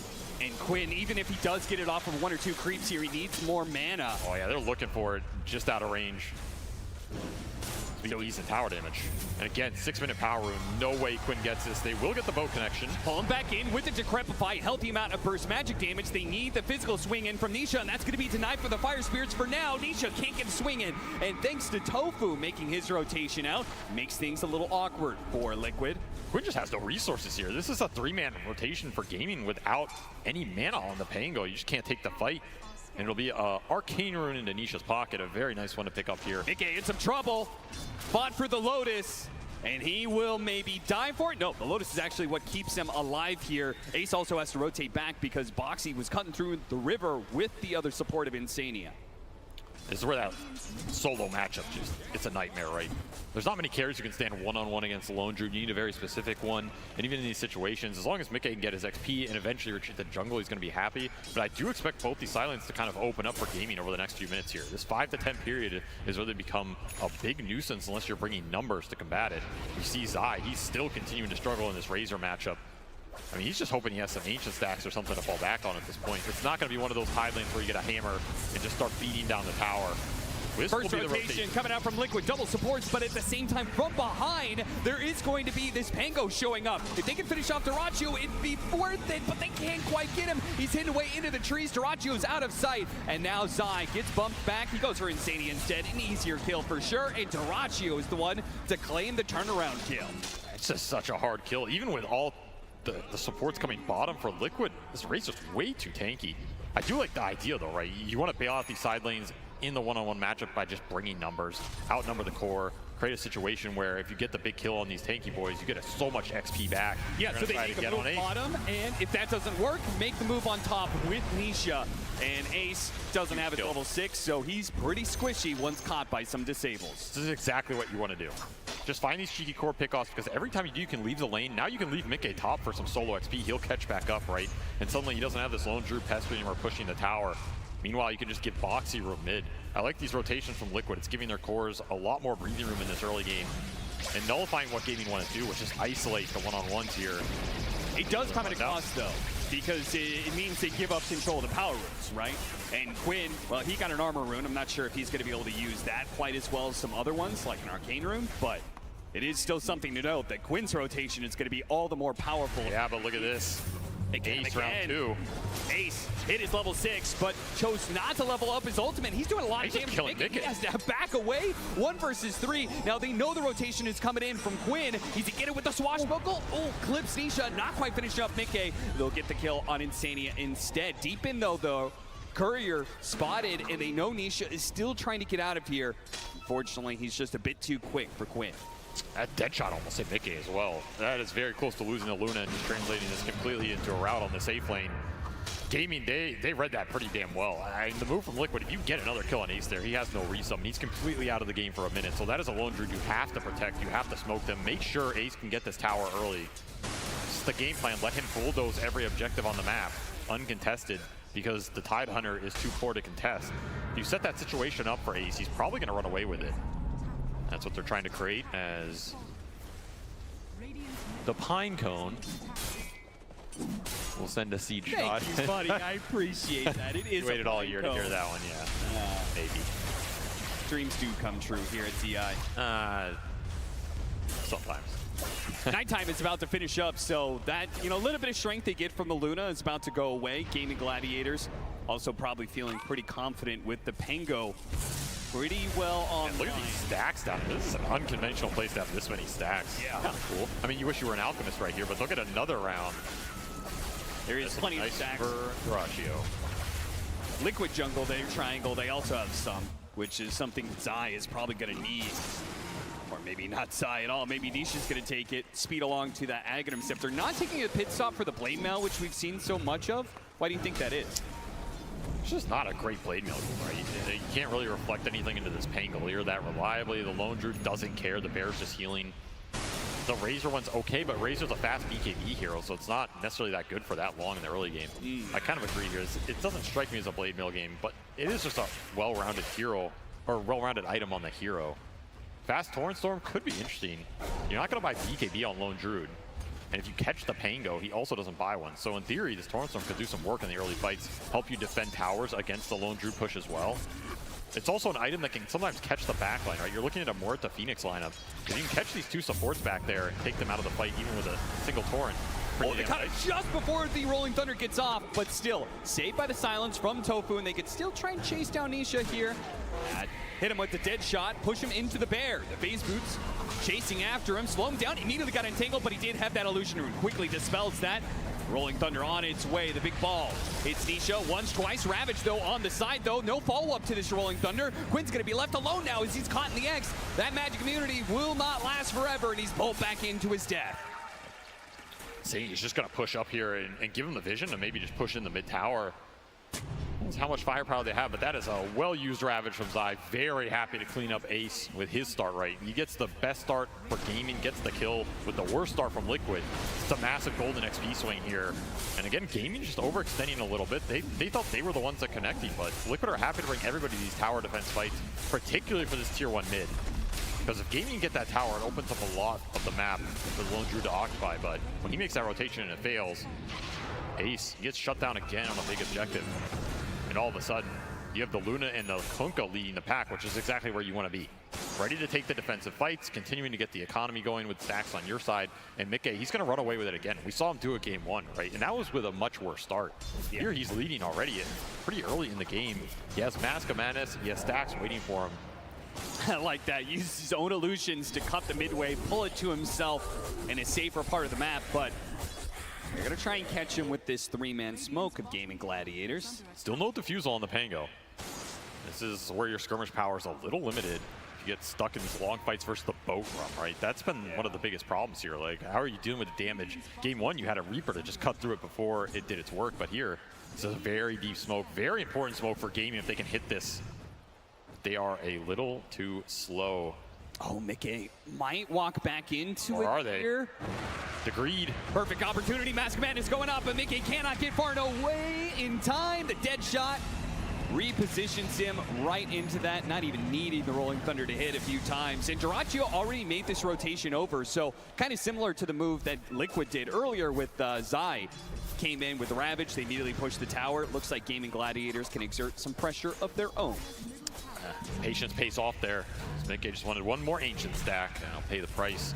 Also, I think the itemization on gaming, it's interesting, because you went this Midas on Dyrachyo. Yeah. So this is, you know, not the BKB rush. He's not going to join some early fights. Another boat on Quinn with Decrep amping. Whew. See you later. There's a good reason for the Torrent Storm there as well, I guess. When you have a Pugna amping up magic damage, that Torrent Storm can actually do a lot. Turning this hero into a burst hero. Yeah. That will TP out of there. But they went the Midas on the Razor, and they're going Radiance on the Lone Druid for Ace. Okay. So this is a classic bear build going back to, what is it, TI3, TI4? Yep. It's very good at the farm acceleration. It'll clear a lot of the map. It'll help them keep the scale and the rate up. It's okay in the fight here too, right? The one downside is you get like a fast pipe on Zai or something, you're going to mitigate some of it. We'll see what they decide to do with the timing, because that's going to be a big one for gaming. You get this Radiance on the Lone Druid, you want to take the fights into the Roshan and get that going, as well as just clearing out more of the map. That tier 1 being up for Liquid is still a big deal. We'll see how much gaming prioritizes, but it looks like they're just giving everything to Ace here, putting everything into this bear, and hoping it wins them that big fight with the Radiance burn. Also, AoE mischance for the egg. Yeah. Never bad. The old Kuroki Radiance coming into play here. He's going to get that Radiance pretty damn quickly. Liquid seemed more than content. I mean, they're probably looking at this as a repeat of Game 1, where they just sit back. Eventually, that Luna is going to get to a point where she can carry the game. But it does feel like Gaming Gladiators, with the itemization you pointed out, they're definitely playing to scale better than they did in Game 1, right? Yeah, a bit more security. That's what I feel about it. Yeah. Like, this is not just all in. Now they can hit that really strong timing push around the BKB on Razor and the Radiance on Lone Druid, but it's not like they completely fall off after that. As double damage on Nisha, prompting a Liquid Smoke, looking for the Razor down here with the duo that has bursted cores the whole game. Gonna be an awkward angle. They should get it. They got him. Magic damage coming in, it's too much. Man, this single combination between the decrep and all the magic damage, very effective, very efficient on the map. You're not committing numbers for these ganks. Look for Mickey mid, get some mana burn. Quinn again diving very deep. Rolling Thunder gets off, but he's already at half health. He's gonna have to run away, especially with Nisha showing himself on a double damage. Nice dead shot to keep him away. They want to make sure the X marks the spot, doesn't hit that Pango and get him pulled back after the Rolling Thunder. Instead it hits Celery, but he immediately pops the Supernova, and they're actually kind of in a bad position here. The Torrent Storm does well. That's going to help. Dead shot, push him back into the silence. Quinn's trying to limp away. That double damage is dangerous, but he doesn't have the attack speed to get the swing in. Liquid overextending in the river as Ace makes a backswing. Beautiful calling around the egg. That combination is deadly with the attack speed slow, and Radiance right on time at 16 minutes here. This is really damn fast. They gave him so much Ancient priority around that triangle. It's go time for Ace. He needs to take this game over in the next few minutes. Oh, the sentry in the corner. Boxy, no doubt he doesn't know exactly where that ward is. He's going to try and get out of the way, but the Plasma Beetle nicks him, and the Radiance will burn him down. And that's a 3x streak, so more gold into Ace's pocket. Already back up to 1,000 directly after that reveal. That's just not a fight Liquid were willing to take because the Tidehunter was also taking a tier 2 bottom. Oh, like, wow. Zai is your biggest team fight presence right now with Blink, Meteor Hammer, Ravage. He took a tier 2 bottom. He's really happy about that. You get it for free, but not if you're giving up heroes in the river at the same time. And remember, a lot of this game to me is about the Lone Druid pace versus how much the Tidehunter can take the fights. Blink gets disabled. He is tanky though. Making his way back to the tier 2. Nisha's here on top of that one. He's going to throw on. Oh, what a hit! What a big with the follow-up of the bone. Isn't enough burst damage, though. It's not quite enough. They need a little bit more. The heals start coming in onto Nisha. They prioritize keeping people alive while Zai jumps forward to try and finish up this bear. And the bigger bear, Quinn, rolling interception, trying to stop these heroes from pushing in, but they kill the bear and the big one, and they both go down together. Game and Gladiators will lose both their supports and this Lone Druid that they have funneled so much gold into. That was your big Lone Druid Radiance fight, and it went horribly wrong as Zai just ravages your entire team into the boat in the Torrent Storm. Look at the damage output from this Kunkka right now. You were asking what that Torrent Storm can do. That is exactly what it can do. Yeah. Send you back to your fountain packing as the damage is just ramping up way too fast here for Liquid. And normally this is where gaming, they'd have a bunch of sustain, they'd have a Sunray, they'd have this big Lone Druid who's healing off dealing damage to heroes. I mean, the sustain is not nearly enough right now as you just walk into a hammer. This hammer also hit on 3 plus a bear, by the way. That is some insane value coming out from Zai, who just walks it off and says, all right, team, I set the plate, come and feast. I love the fact that he jumps back in. Bold, knowing the fact that, you know, once he hits him with that anchor smash on the Lone Druid, it really doesn't do that much anymore. Not to the Tidehunter anyway. Another reason to go this Radiance build, right? Then maybe you don't care about the anchor smash as much. You have a bunch of bonus damage on the bear and you get this burn going through. Yep. It's one of those matchups that's been played for a very long time. So far, I feel like Zai is doing so much with the start he's had to deal with. He's paid it back already. Itemization, early blink, doing some work. As Gaming will continue to look for this BKB on Dyrachyo so they can just man up in the fight. You know, that fight might be a different story if Dyrachyo is able to commit there, be in that engagement, and have his presence felt, right? Yes. But it's just how Razor functions. You need BKB to go into this fight. Otherwise, you're just stuck on the Torrent Storm with everybody else. Game and Gladiators not shying away from aggression, though. Now that the Ravage is on cooldown, they continue to play on the same part of the map that they're trying that last fight into. Want to take down a tier 2. They're still quite strong at fighting around Ace if the fight develops in the way they want, which is a defensive egg, baiting some Liquid heroes in, you get a calling around it, somebody gets dead shotted, somebody else is rooted or ward. There's a lot of teamfight disruption pre-BKB that Liquid has to deal with, particularly on their 2 big beefy frontliners. This Sunray plus the Radiance burn, it's gonna add up, plus Pango poking through with some swashbuckles and the mana burn. This was a smart push. And you're still looking for Roshan in this game. That's the biggest objective for Gaming, to throw on this type of group up push lineup. When you take that and what you do with it, vital to your game plan here as the Liquid ball continues to grow. And of course, Mikke is just having a free-for-all in these Ancients, man. He's continuing to climb the levels. Level 16 on this Luna right now, 3 ahead of the next on Gaming. That is the power of ancient camps and stacking them. Yeah, that one death early on.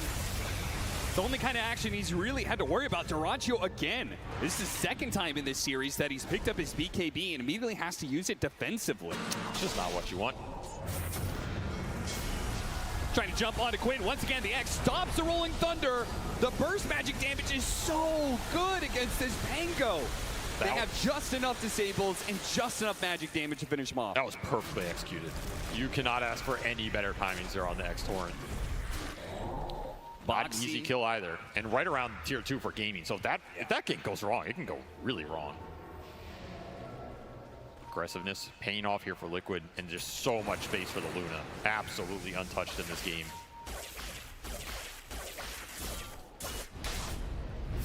And Liquid, it felt like that Ravage fight earlier. Gaming Gladiators, if they don't lose that fight, they take a tier 2. Maybe they could take the Roshan after taking that tier 2, but now it's switched over to the Radiant side here, and Liquid had that lane pushed in. They're going to take full advantage of it, and Gaming Gladiators, they know what's going on, but with Quinn dead, they just can't get there in time, not with their full force. Not a Roshan you wanted to give up if you're gaming with this launcher timing. One Mickey is happy to take, a bit easier this time, claiming that Aegis. Avery, this is looking like a Liquid who could hit high ground pretty damn soon. Yeah, they can. They absolutely have a lot of push power behind the beefy frontliners in the Pugna. That's what they like about this lineup. You can take the push to gaming, and sometimes these push lineups don't deal well with getting pushed back. It's one of their weaknesses. Unfortunate bit of RNG there. I think Gaming Gladiators would have definitely wanted the Phoenix to get the shard. Instead goes to the Muerta. But here comes that push. Liquid gonna start taking more tier 2 towers. We'll see how bold they are when it comes to hitting the early high ground. Maybe how bold Zai is in terms of willing to jump. Because you can let the Luna push these objectives, but you do kind of want to just blink Ravage and take the fight. Sure. You feel like you can burst a big core target. Nonetheless, they'll get a tier 2. Open up more of this map, take outpost control, and see how far they press it here. Level 18 on the horizon for Mickey as well. Level 3 Eclipse would feel pretty damn good here if you're going to end up in a drawn-out team fight. They'll switch to bottom. You can also just siege it up with Pugna, right? I mean, that is an option here. Yeah. Alpha Wolf giving Mickey even more damage as well with Pack Leader. This is a strong push. Catapult's going to remain up. I mean, where's the poke? They're letting Liquid get a lot of damage for free here. No Swashbuckles, no Fire Spirits. Luna Siege, it is all the more dangerous once your tier 3 is down and you start getting those mounting glaives into play. Exactly. Trying to pull Dyrachyo out of position, almost got him, but he pushed a little bit over to the side instead. Harpoon pulling in the Kunkka. Now committed rolling. Follow this one up. He has no BKB, you gotta remember. Yeah, there's gonna be Nisha dying straight up immediately. Now Liquid left at a 4 versus 5. He's gonna stand his ground, but Quinn, what a hit on through with a swashbuckle, almost finishing up. The Radiant's gonna run down Mickey on his first life. He's gonna come back, and there's nobody left alive. No supporting cast whatsoever of Liquid. They are absolutely gonna be losing 4 here, and absolutely nothing claimed on the side of Liquid. What a disaster. Didn't even get to use the Ravage, didn't get Torrent Storm off, didn't use the Luna BKB, because what is the point after everybody's dead? That siege went horribly wrong very fast with, I mean, Nisha just being too far up, right? Yeah. He ended up in their base almost on the high ground, stuck in a calling, can't really get out, there's no repositioning, there's a single 4-staff on Liquid, that's pretty much it. And you don't have a BKB on Kunkka, so you can't just man up in the front line and all this AoE control. Especially when that bear just starts running at you. That is a nasty combo, though. The calling on top of the Harpoon. So Nisha really just couldn't get much off there. I mean, he has Arcane Rune here, so he's like, I want to fight. But yeah, Harpoon drags him in there. He can't even move. That just sets the whole fight up. I thought this Rolling Thunder was a bit early, but of course, no BKB. You can just fully commit, and then you're all clumped on this choke point. Just a disaster on the back line for Boxy. Can't reposition. That's just an easy fight cleanup for the Pangolier with an Ags delivered at the right time in this game, giving you the extra damage, and all of a sudden, that's like a 4K network swing. Yeah, that was big. Gaming have a lead, in fact, at this point right now. 1K up after that failed push attempt. Yeah. That's a big one to give away. This is a lineup that, remember, Gaming were itemizing and building to scale. This is a Razor that can be 5-6 slot in this game and be a massive threat. And you're still playing pretty much a single core damage lineup if you're Liquid. It's all in on the Luna. So if you have anti-carry heroes in this Razor, in this Muerta throwing down a calling, Pangolier disarming you, whatever it is, it's not as easy as last game for Mickey to just 1v5 here. We've also hit, I think, one of the biggest spikes when it comes to Lone Druid power. 25 minutes. That means you start picking up all these Wraith Bands for your hero with double the effectiveness. You get a huge boost in armor for yourself and your bear. That Luna is not going to be able to deal with the bear nearly as well as she was just 2 or 3 minutes ago. Things are aligning really well for Ace. I mean, he is still gigantic in this game, right? And the benefit of the Wraith Bands here is he already has his 2 big items completed. So it's not like he's hurting the timing of anything here. He just gets free armor and agi galore. Another Rolling Thunder on Nisha. Nisha could force Snap up to the high ground.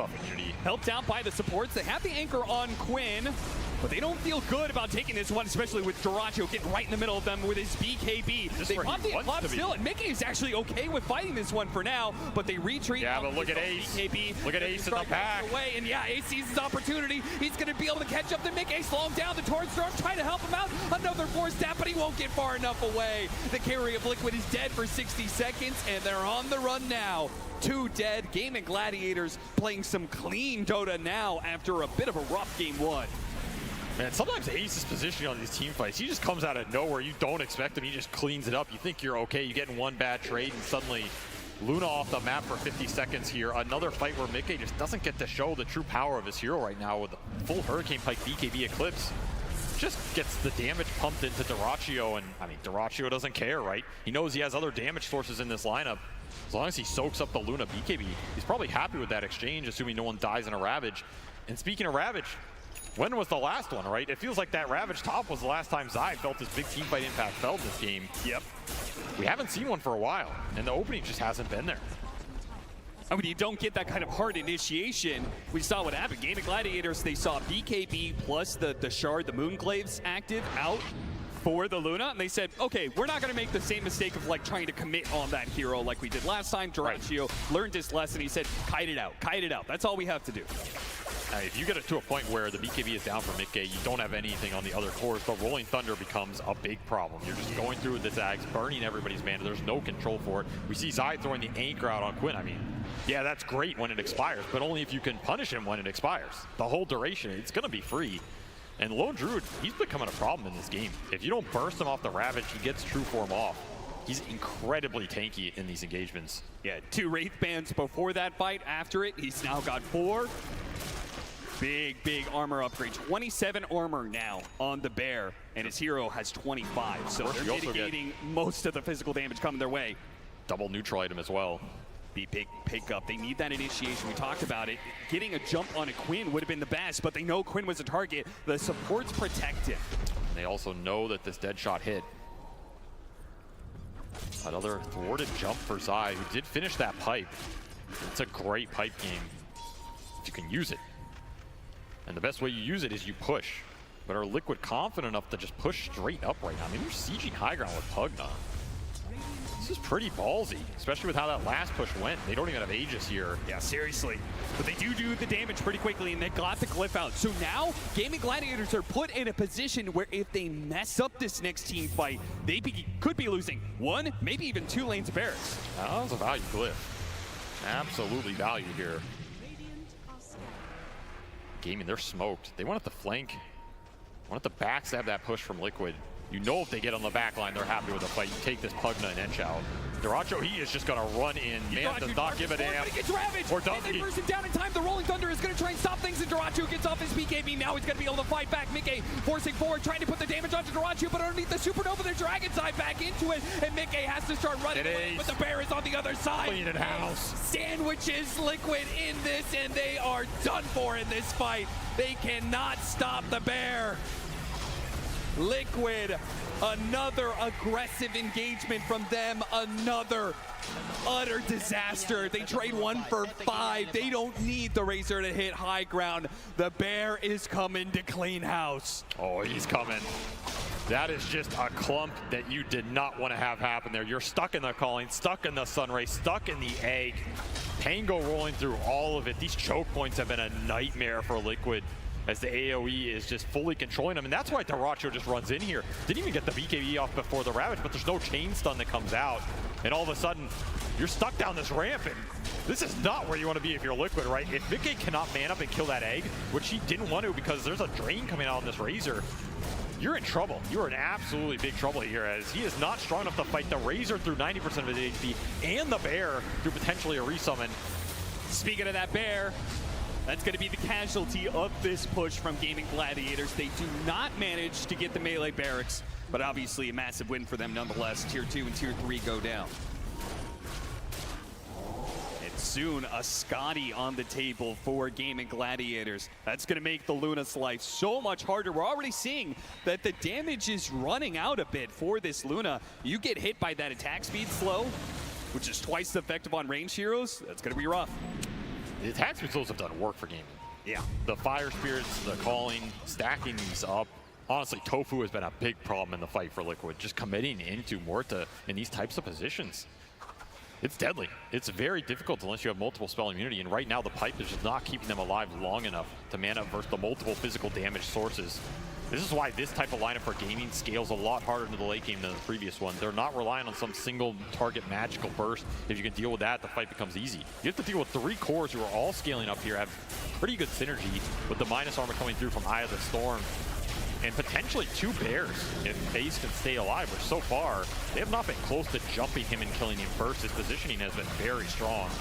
Throwing Aegis on top of this might just be too many lives to get through. Can Liquid make magic happen around the pit once more? They're late to the party this time. No blind 3-man Torrent for you. They're still going to try and take a fight. Though it seems like Gaming Gladiators are aware of this situation. They are going to be pushing it. It's all on side. You need a good Ravage jump on support. And he gets the cream initiation. It's just the Phoenix and maybe that lone druid. Got it. Backline still got up the Supernova, and now comes the Rolling Thunder. The egg dies, but are you going to be able to fight this one? Once again, they're trying to kite out this BKB of Mickey. Sriracha's in deep though, wanting to make use of this Aegis. Clear space for the rest of the team. Oh, that's Torrent Storm. Disarming a lot of them, and Torrent Storm bouncing off Gaming Gladiators up Bear in the air. dead. And this team fight is too much. Don't summon. The Bear dies before Dirachi was back into play. Well, they're running out of firepower. Mickey's low, but he's getting the heals out from Boxy. Is he able to stay alive here? Another tidal wave coming in, trying to help him out. The Disarm helps a bit, but they realize it. They have run out of power. They start retreating. They cannot save Mickey. They'll leave whoever is left behind. It's going to be 3 down on the side of Liquid, but it was a fair engagement to them. They were trapped up against an Aegis, and they still managed to do okay. I mean, honestly, a pretty damn good fight for Liquid. They get a buyback off the Celery Phoenix. Egg went off, so that engagement started off pretty rough. You have to commit longer with your BKBs and just sit there while Diracho's linking you. And yeah, you get the Aegis off Diracho, so you eliminate some of that high ground pressure. Ace going down as well. Big pickup there. He did not have a resummon to take the longer end of that fight. And you got to remember, you're down to 10 or 12K going into this, right? It's just all Kunkka in that engagement. Torrent Storm did mad work. Problem's going to be is this fight, the end result is not good enough for Liquid to change the narrative of this game. Gaming Gladiators are still going to hold a pretty decent lead here and still have pretty good map control off of just having enough heroes up. Diracho, I mean, great Torrent Storm, better Tidal Wave. I mean, that was a sick combination. Yeah, I mean, Quinn also gets cheese off there, right? If he gets maybe hit by one more of those Torrents and goes down, that's a different fight as well. You might get out of there with Mickey. The fact Quinn gets a full second life, full refill here and can take Mickey down at the end. That's what felt good about it for gaming here. 2 lives on 2 cores basically expended. But what can you do? You were not at the Roche in time, which means you rather fight here than at your base, right? Yeah. And you also took down probably the most important hero to bring down first, the Lone Druid. So even if you do lose that fight, it's not going to be able to take your buildings immediately. All they lost was a tier 2, but Gaming Gladiators still have the 13K gold lead, and now they have the Eye of Scotty. They didn't have that one in the last team fight. That Bear has become significantly tankier and much worse for the Luna to deal with. Got 5,000 HP with 26 armor here. Oh yeah. He's going to harpoon you, he's going to slow you, he's going to provide the mischance. This is the Lone Druid problem right now. Do you try and burst Ace off a jump, or do you just deal with him? Woo. Yeah, that win probability has spiked significantly after that Roshan. We're still looking for the next item for Mickey, by the way. This has been about 10 to 12 minutes. He's trying to build this butterfly. He is struggling. Yeah, he is. At this rate, he's going to get that butterfly, and we may see the MKB counter coming in from Gaming Gladiators pretty quickly. Butterfly is here, though, so they have a window, perhaps, where the evasion can come into play. You need to make sure the positioning is on point here when you jump with the Ravage, because the chain stun limitation is also something that's hurting Liquid on these goes. Like we saw there, they got Mega off, because what's your chain stun off Zai's jump? It's potentially a Torrent if you can line it up, and a Lucent Beam. That's it.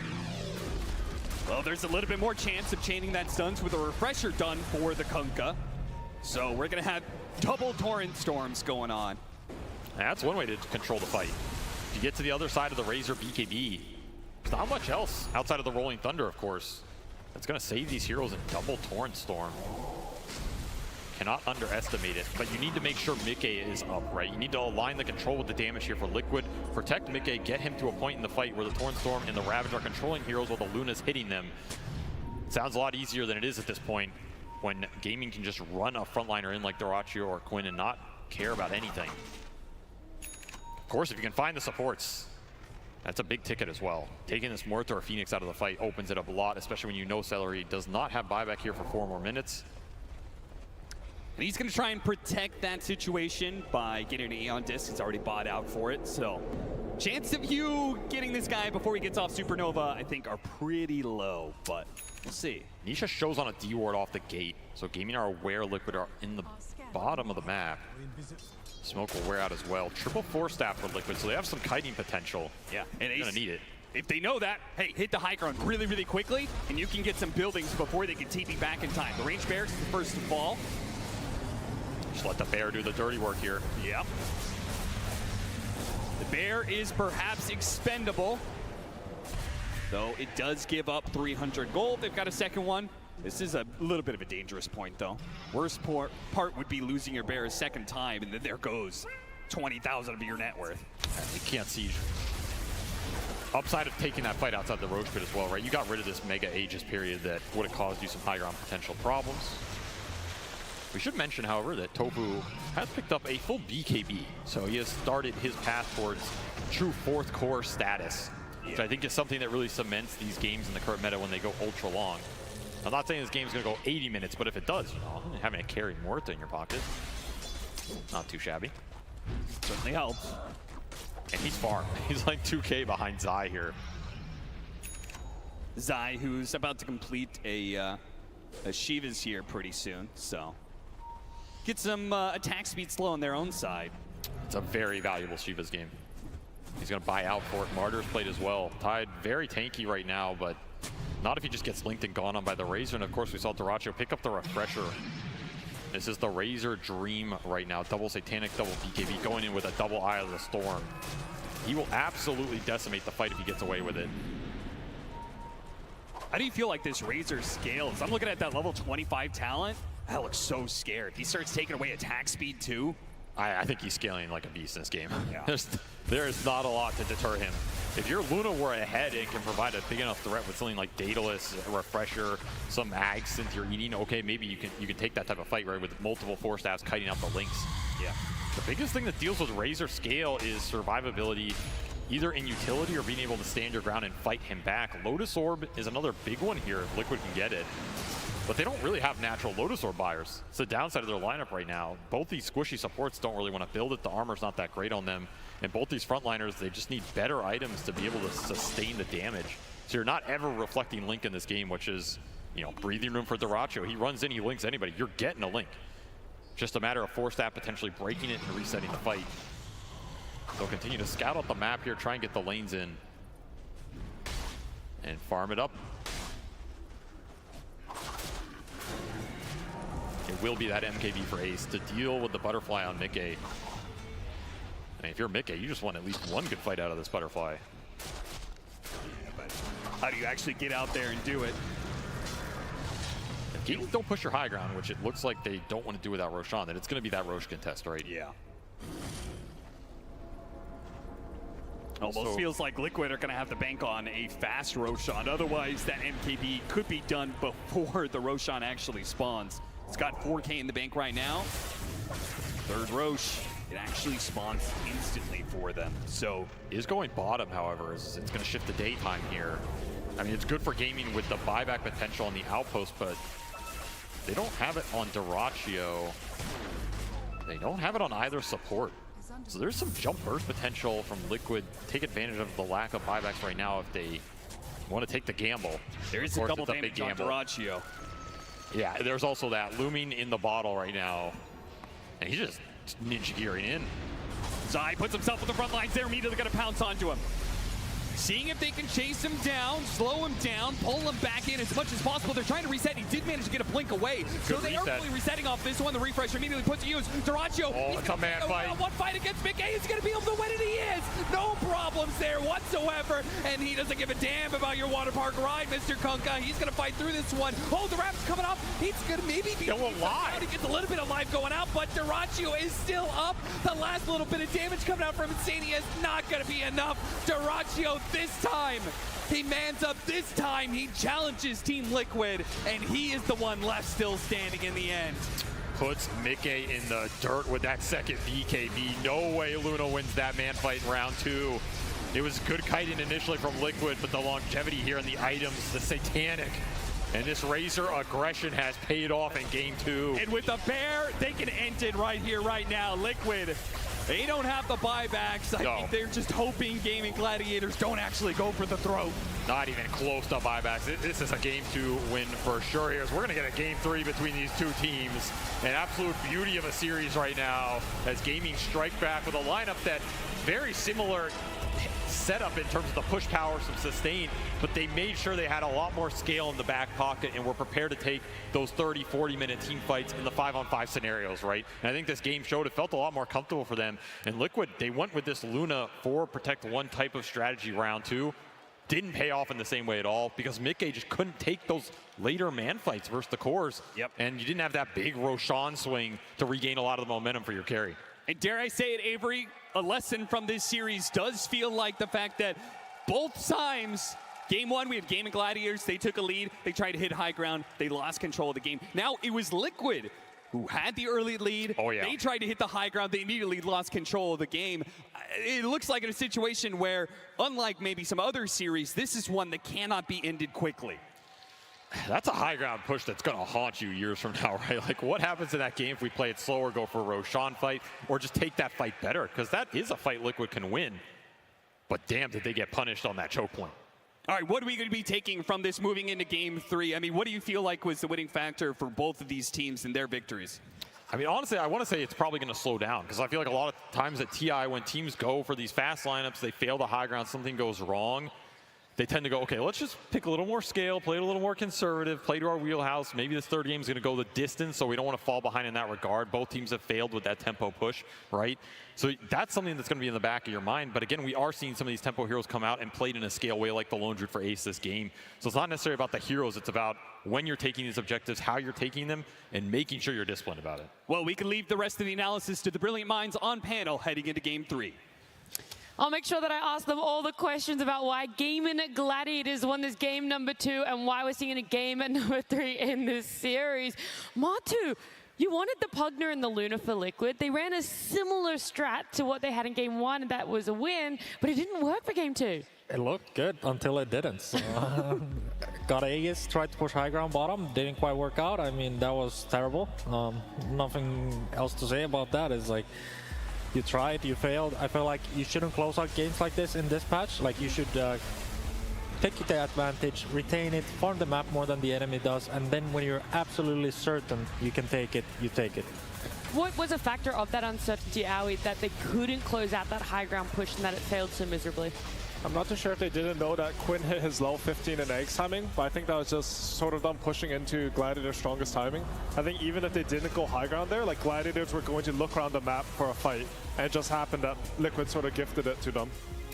That is a bit unfortunate, and from that timing, so Liquid being set behind, was there just no space for them left in the rest of the game, Effie? I think the fights afterwards for Liquid just went unfortunately. Like this one that's playing right now, they ravaged the Razor, but they couldn't quite kill him before he could BKB and turn the fight. If they managed to burst Dyrachyo here, it might have looked very different for Liquid. They could have won it, but they just fell short on the damage. And later on, we saw that there was this one fight where Luna's BKB got forced before they could actually engage in any kind of fighting, so they chased Luna into the high ground. There's a beautiful wraparound by Ace, and Gaming just found the good fights when it looked really bad for them. I want to talk more on the Razor because, Marty, you were given the good, the bad of what heroes were. And Razor's normally a bad hero, but you said even a bad hero in the best game can look good. And it looked great. I mean, it was amazing. If you find a one Razor hero, one Razor game during the whole tournament, it was definitely this game. Good performance, just going for the catch-up Midas. Lane didn't go that well, but in the end, like, this hero essentially counters like all 3 cores on Liquid, and it showed in the late game. Yeah, especially when Razor got to that really critical point in the game where he had Satanic and the Refresher Orb, so if he wasn't getting burst down in these fights, he was beekeeping, using the Satanic, refreshing, beekeeping Satanic again. Like, it became a very big hurdle for Liquid to burst down this Liquid because every time they want to take the fight, they have to commit all of Enchantress's mana pool, they have to commit the Luna BKB. Kunkka does the, the bulk of the team fighting when the Rum buff is up, and Razor just outlasted all of that. Is this what you wanted to see, Owie, for game number 2 in Gaming Gladiators? You're a little bit worried about how they were looking at the end of game 1 and walking into the booth for game 2. No, for sure. I think it shows the resilience that they've shown all year. That's why they won all the majors and all these tournaments. I think something that really interests me right now is I feel like in game 1, Gladiators sort of had this game and they sort of threw it away. Game 2, Liquid sort of had this game, they threw it away. And it shows that, like, the amount of pressure on these teams at this type of tournament, sometimes it makes you do things that you look back on and you're like, oh, what was I doing? But it happens. It happens all the times, even to the best teams. And that's what really excites me for game 3. I'm excited for it as well. Marta, do you want to talk about the Lone Druid, Ace's Lone Druid? Do you want to hype it up a little bit more?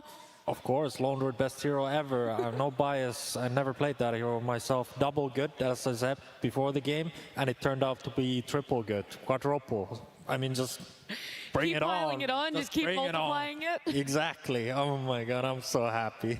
Look, we might be seeing it in game number 3, but before we get there, Gaming Gladiators, they clawed a win in this series. It does mean that we're going the full distance. We'll be going all 3 games. So let's know a little bit more about Gaming Gladiators. Gaming Gladiators versus Evil Geniuses.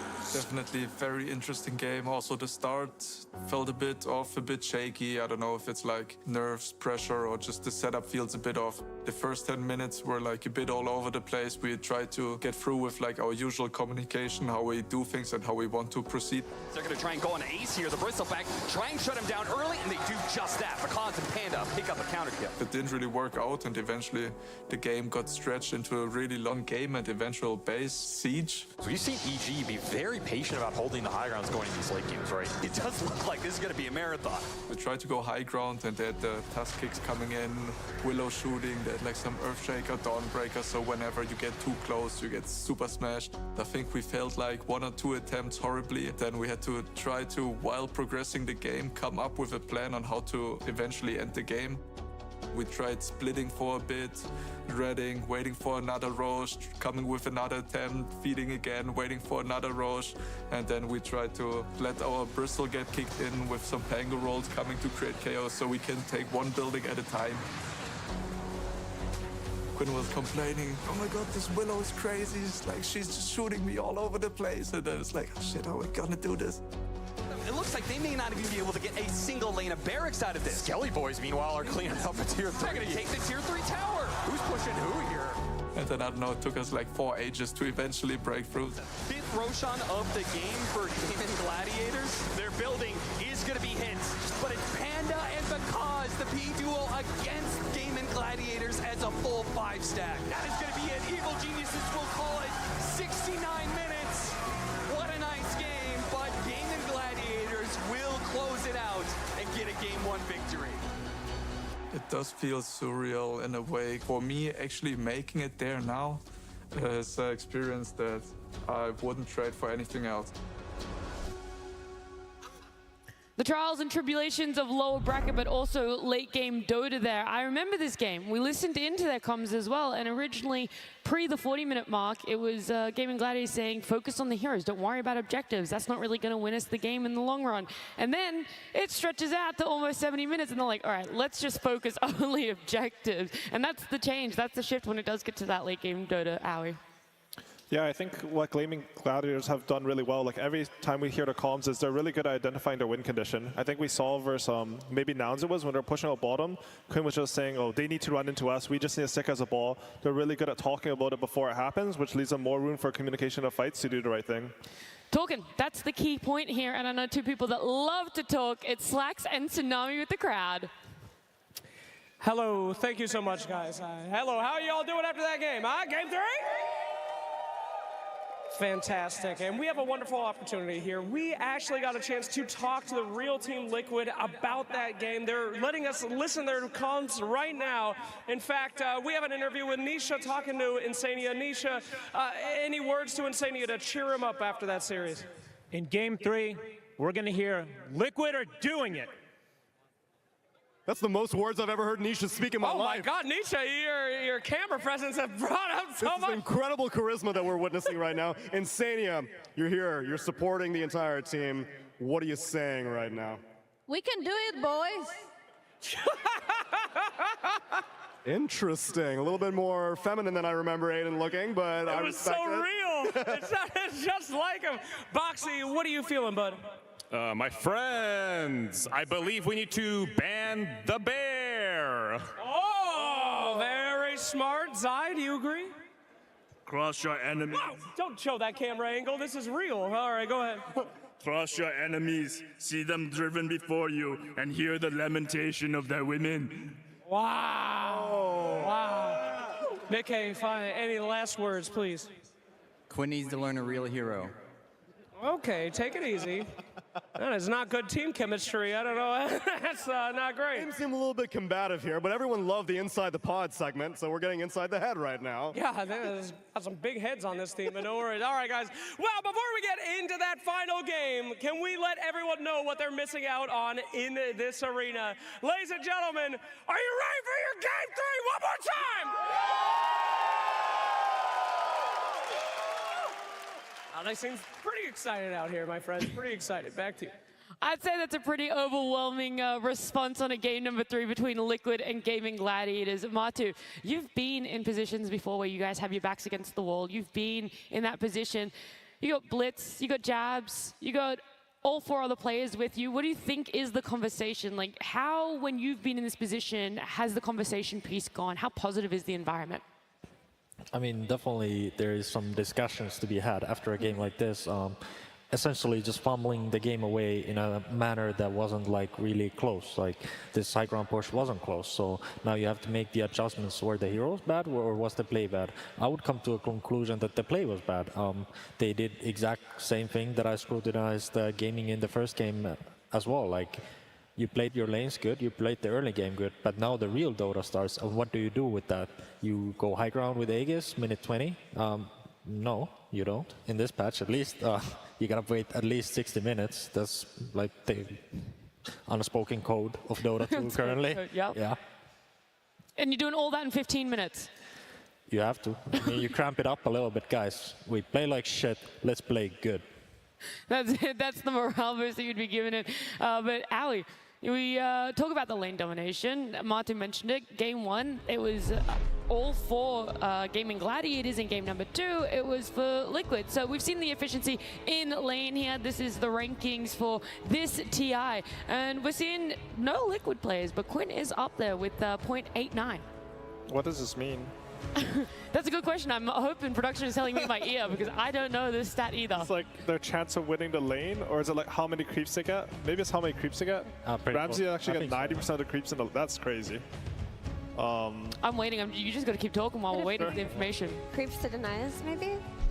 I mean, efficiency could be a lot of things, but I would assume if it's a stat that can be measured, it's creeps versus denies. Let's just assume it's that. Yes. Let's assume that. I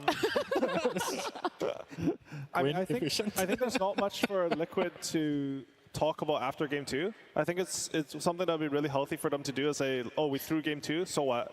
Like, we're still in this best of through. All our practice is already done for us. All of our learnings are already done for us. We just need to put into performance what we practice. They can reset like that. I think they were like on an upward trend throughout the games. They came back game 1. They looked really good game 2. If they can just pretty much ignore that this misplay happened, then I think game 3 will look good for them as well. There's some hardcore pros on this team. A loss like this won't phase them. I mean, they've been here countless of times. You know, Zai like played more pro games than I did, so like I'm somewhat of a veteran, and like just brush it off. Let's go game 3.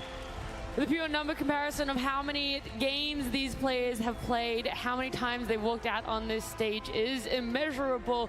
But Evie, we saw a similar strat for Liquid coming out, at least in the Pugna and the Luna, maybe not so much in the rest of the supporting cast. Would you like to see them triple down on that, I should say? Or is it like, okay, it was a tough win for game 1 and it was a tough loss for game 2.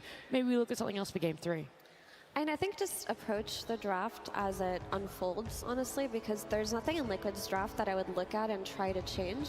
Like Matthew mentioned, there was some issues with the play there, but honestly, I can see why they did it. They had such an insane net worth lead at that point in the game, and sometimes you're just in that side of the map, and one of your players goes, guys, I think we can go high ground, and you just follow suit, right? But I do think the Luna looks great for them, the Pugna looks great for them. They wouldn't be bad at all if they ran it back. Whereas Game-In, even though they just won Game 2, I think they definitely need to adjust the draft that they just played, because even though both teams in that last game were trying to make equal amounts of moves, Game-In was just getting out-farmed, right? I saw Game-In make smoke plays. I saw them use their Phoenix. I saw them rotate with their Pango. It's not like they just sat there and did nothing, but the tri-core of Game-In could not out-farm the tri-core of Liquid. The tri-core of Liquid just racking up net worth, even though Game-In was making moves, so they need to correct that. I still think they need to fix their late-game scaling.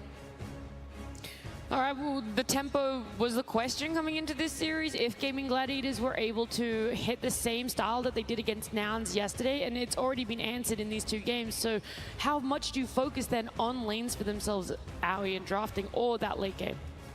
I think Game-In lanes are important because they're very comfortable from the position that they usually end up after lanes, which is a bit ahead. Something that I think they need to look out for is I feel like they've been playing with a bit of desperation. I mean, the fight that made them lose the lead in that game was when they chased a Tidehunter like 1,000 range into his tier 2, got 4-man ravaged and meteor hammered. This is not a play that you usually see from Gaming Gladiators. So I think they should sort of think back to their practice, like what makes us the most comfortable so we can perform at our own peaks. It would be important. I think for them, that is having a strong offlane. I think that is like being able to rotate to the mid runes after they do on lanes. And is that why we might not see too many changes when it comes to bans between these 2 teams? Primal, Bristleback, Spirit Breaker not getting let through in either of those 2 games? I think so. I think the Pugna might be an interesting ban. We saw that Liquid in Game 2, they shifted the Chen ban up in priority because they thought that, 1, it frees up the ban in the second phase, 2, Gaming might take it earlier. Pugna might also be similar because I feel like if Gaming want to have strong lanes, there's a support that sort of nullifies any aggression. Yeah, also the Kunkka, I feel that hero looked great in both games, even though it just lost. It just does so much by way of countering Quinn's hero pool, and it makes it so that Liquid always have this means to take team fights, even if they're in losing positions. So I think I'd like to see this Kunkka either taken or addressed. I am actually very surprised about that Kunkka because he's been so disruptive in both games. The boat, especially in game number 2, put them in that position to get Roche to try and push high ground in the bottom lane of Gaming Gladiators. And even later down, when Gaming Gladiators were up in gold lead, the Kunkka was still having quite a lot of impact. Maybe not the burst damage they needed, but still a lot of impact and disruption to fights. Kunkka is great. I just hope they don't stack up heroes like Kunkka and Tidehunter together. Like, essentially, like there are 2 big circles. They create these stuns all around them, and they have 2 heroes doing the same thing. Ideally, you have like certain jobs for heroes, and you don't really want to stack them because it's redundant. It's like diminishing returns. Like, it just doesn't work. I like that point a lot, actually, because at the end of the day, if you look at their 3 cores, if Razor links Luna, you have 0 damage. Your damage is completely limited. You're not going to touch anyone on Gaming Gladiators. That's sort of what ended up happening. Thrash at the end, as long as he got the link on Luna, he could literally run in 1v5 and kill everyone, and there's just nothing stopping it. I think once you pick these Tidehunters or Kunkkas, you need to make sure that the other core is going to provide a lot of damage, as you already have the CC. And the thing about that Luna too, as the game progressed, is there was just so much non-committal damage coming out of Game-In, where Luna had to commit her defensive, items and her BKB early on, and then she just couldn't turn around. Like, there were some fights that looked decent. When Razor had the Aegis and they managed to burst him down the first time, you felt a glimmer of hope as a Liquid fan, right? But then all of a sudden you're like, wait, why are they taking so much damage? It's because the Phoenix is throwing out spells, the Quinn is throwing out swashbuckles and shield crashing in, and then all of a sudden, even though they committed to a kill, all of them are 30% HP. Well, let's see what's going to happen for game number 3 as it's popping up. Team Liquid versus Gaming Gladiators. Game 3. I'm so happy that we got a game number 3 between these two teams. It would have been a bit of a disappointment if we saw either one eliminated in a 2-0. So they're one apiece right now. A lot lies on this game number 3 if they're going to be able to keep their run alive in TI-12. Is the Kunkka going to get picked up again? Are we going to get a surprise Razor last pick? Or maybe Matu's favorite, a Lone Druid? I hope they just don't tunnel vision this Kunkka. I mean, it's a great hero, but it can be countered. No Dota 2 hero is ever that broken that you just like pick it and he has nothing going on. I mean, maybe sometimes, but this is not the case for Kunkka. We're talking about. Like, it's a normal hero after all. So balanced, you would say? Balanced. I mean, Dota generally is balanced when it comes to TI. Kunkka, it's like it's a good hero, but only by like 5 or 10%. No, I mean, there's only 2 definites. Oh, it's a bad there's hero nothing or in it's between. a good hero. Obviously. There's no, double like, it's only one. Oh, I see. I thought maybe it was like a sliding scale. We used to be pro players, so like this is what we know that the audience doesn't. It's good or bad? Kinda. There's no in between. We'll get in the inside of the ex-pro player minds over there. With these bans, nothing is being changed up at all, actually. They're running it back for game number 3. They are in a position, though, where Dazzle is still in the pool unless they choose to ban it out themselves. Oh, they prioritized the Pugna over the Dazzle. Honestly, nothing was wrong with Liquid's draft or play in that last game, so I can understand why they go back to this opener. One adjustment I'd like Liquid to make is last game they ended up with the Pugna 4 and Enchantress 5. I feel like they were pretty all in the lanes. Like, we're sort of sitting here and we're talking about the high ground, but they might have felt a bit desperate because you have Pugna Enchantress versus Morta Phoenix. I feel like the enemy 2 supports can fight your heroes with buybacks and more. Like, you just don't have any contribution mid and late game. So I like them. Like, game 1 they had the Weaver, which scales a bit more than like some Ench or Pugna. I mean, it depends who's Ench, but I'd like to see them pick up a bit more like scale on their supports. Are we gonna see Morta again for gaming? Just stick to their guns? I would think so. I wouldn't see any reason not to. I mean, Tofu was 6-1 last game. He had a lot of impact. I think, again, to be honest, the lane went a bit worse than expected, which surprises me because historically I feel like Tofu and Ace have always done really well, specifically versus Liquid in their lanes. I think, I mean, so there was like the no Smurf thing in Dota. So Ace started playing all his games on like a rank 1k account, and he was like struggling because it's like not the Dota he's used to. So that might have affected the synergy, because I think usually they get to queue into a lot of games together and play a lot. And I think because of this no Smurf thing, like Tofu and Ace have not played together as much as before. It could have been. I mean, Ace is the cornerstone in my eyes for this team. Like, everything revolves around this one hero.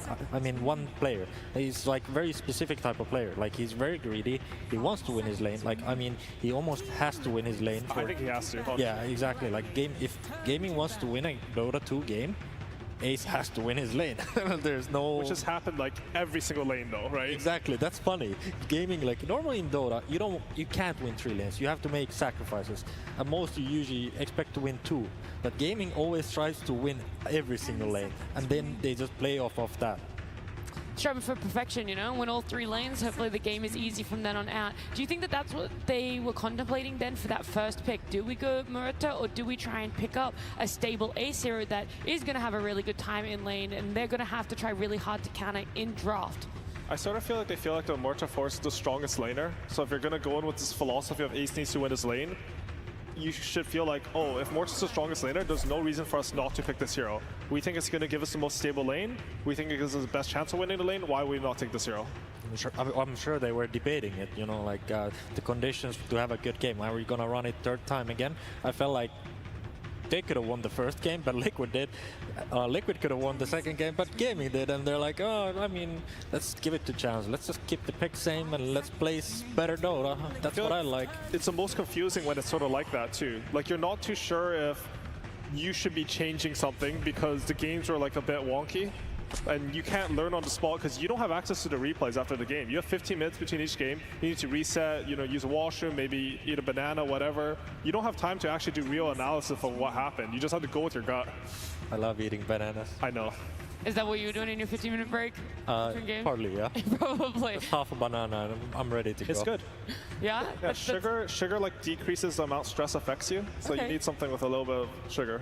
That's it, you had bananas on hand. Well, Effie, all the way down there, you've been a little bit quiet. The Lone Druid, it's getting banned out. It's getting a little bit of focus. And the Faceless Void you brought up as a potential last pick for Game 2, and now it's making its way in bans for Game 3.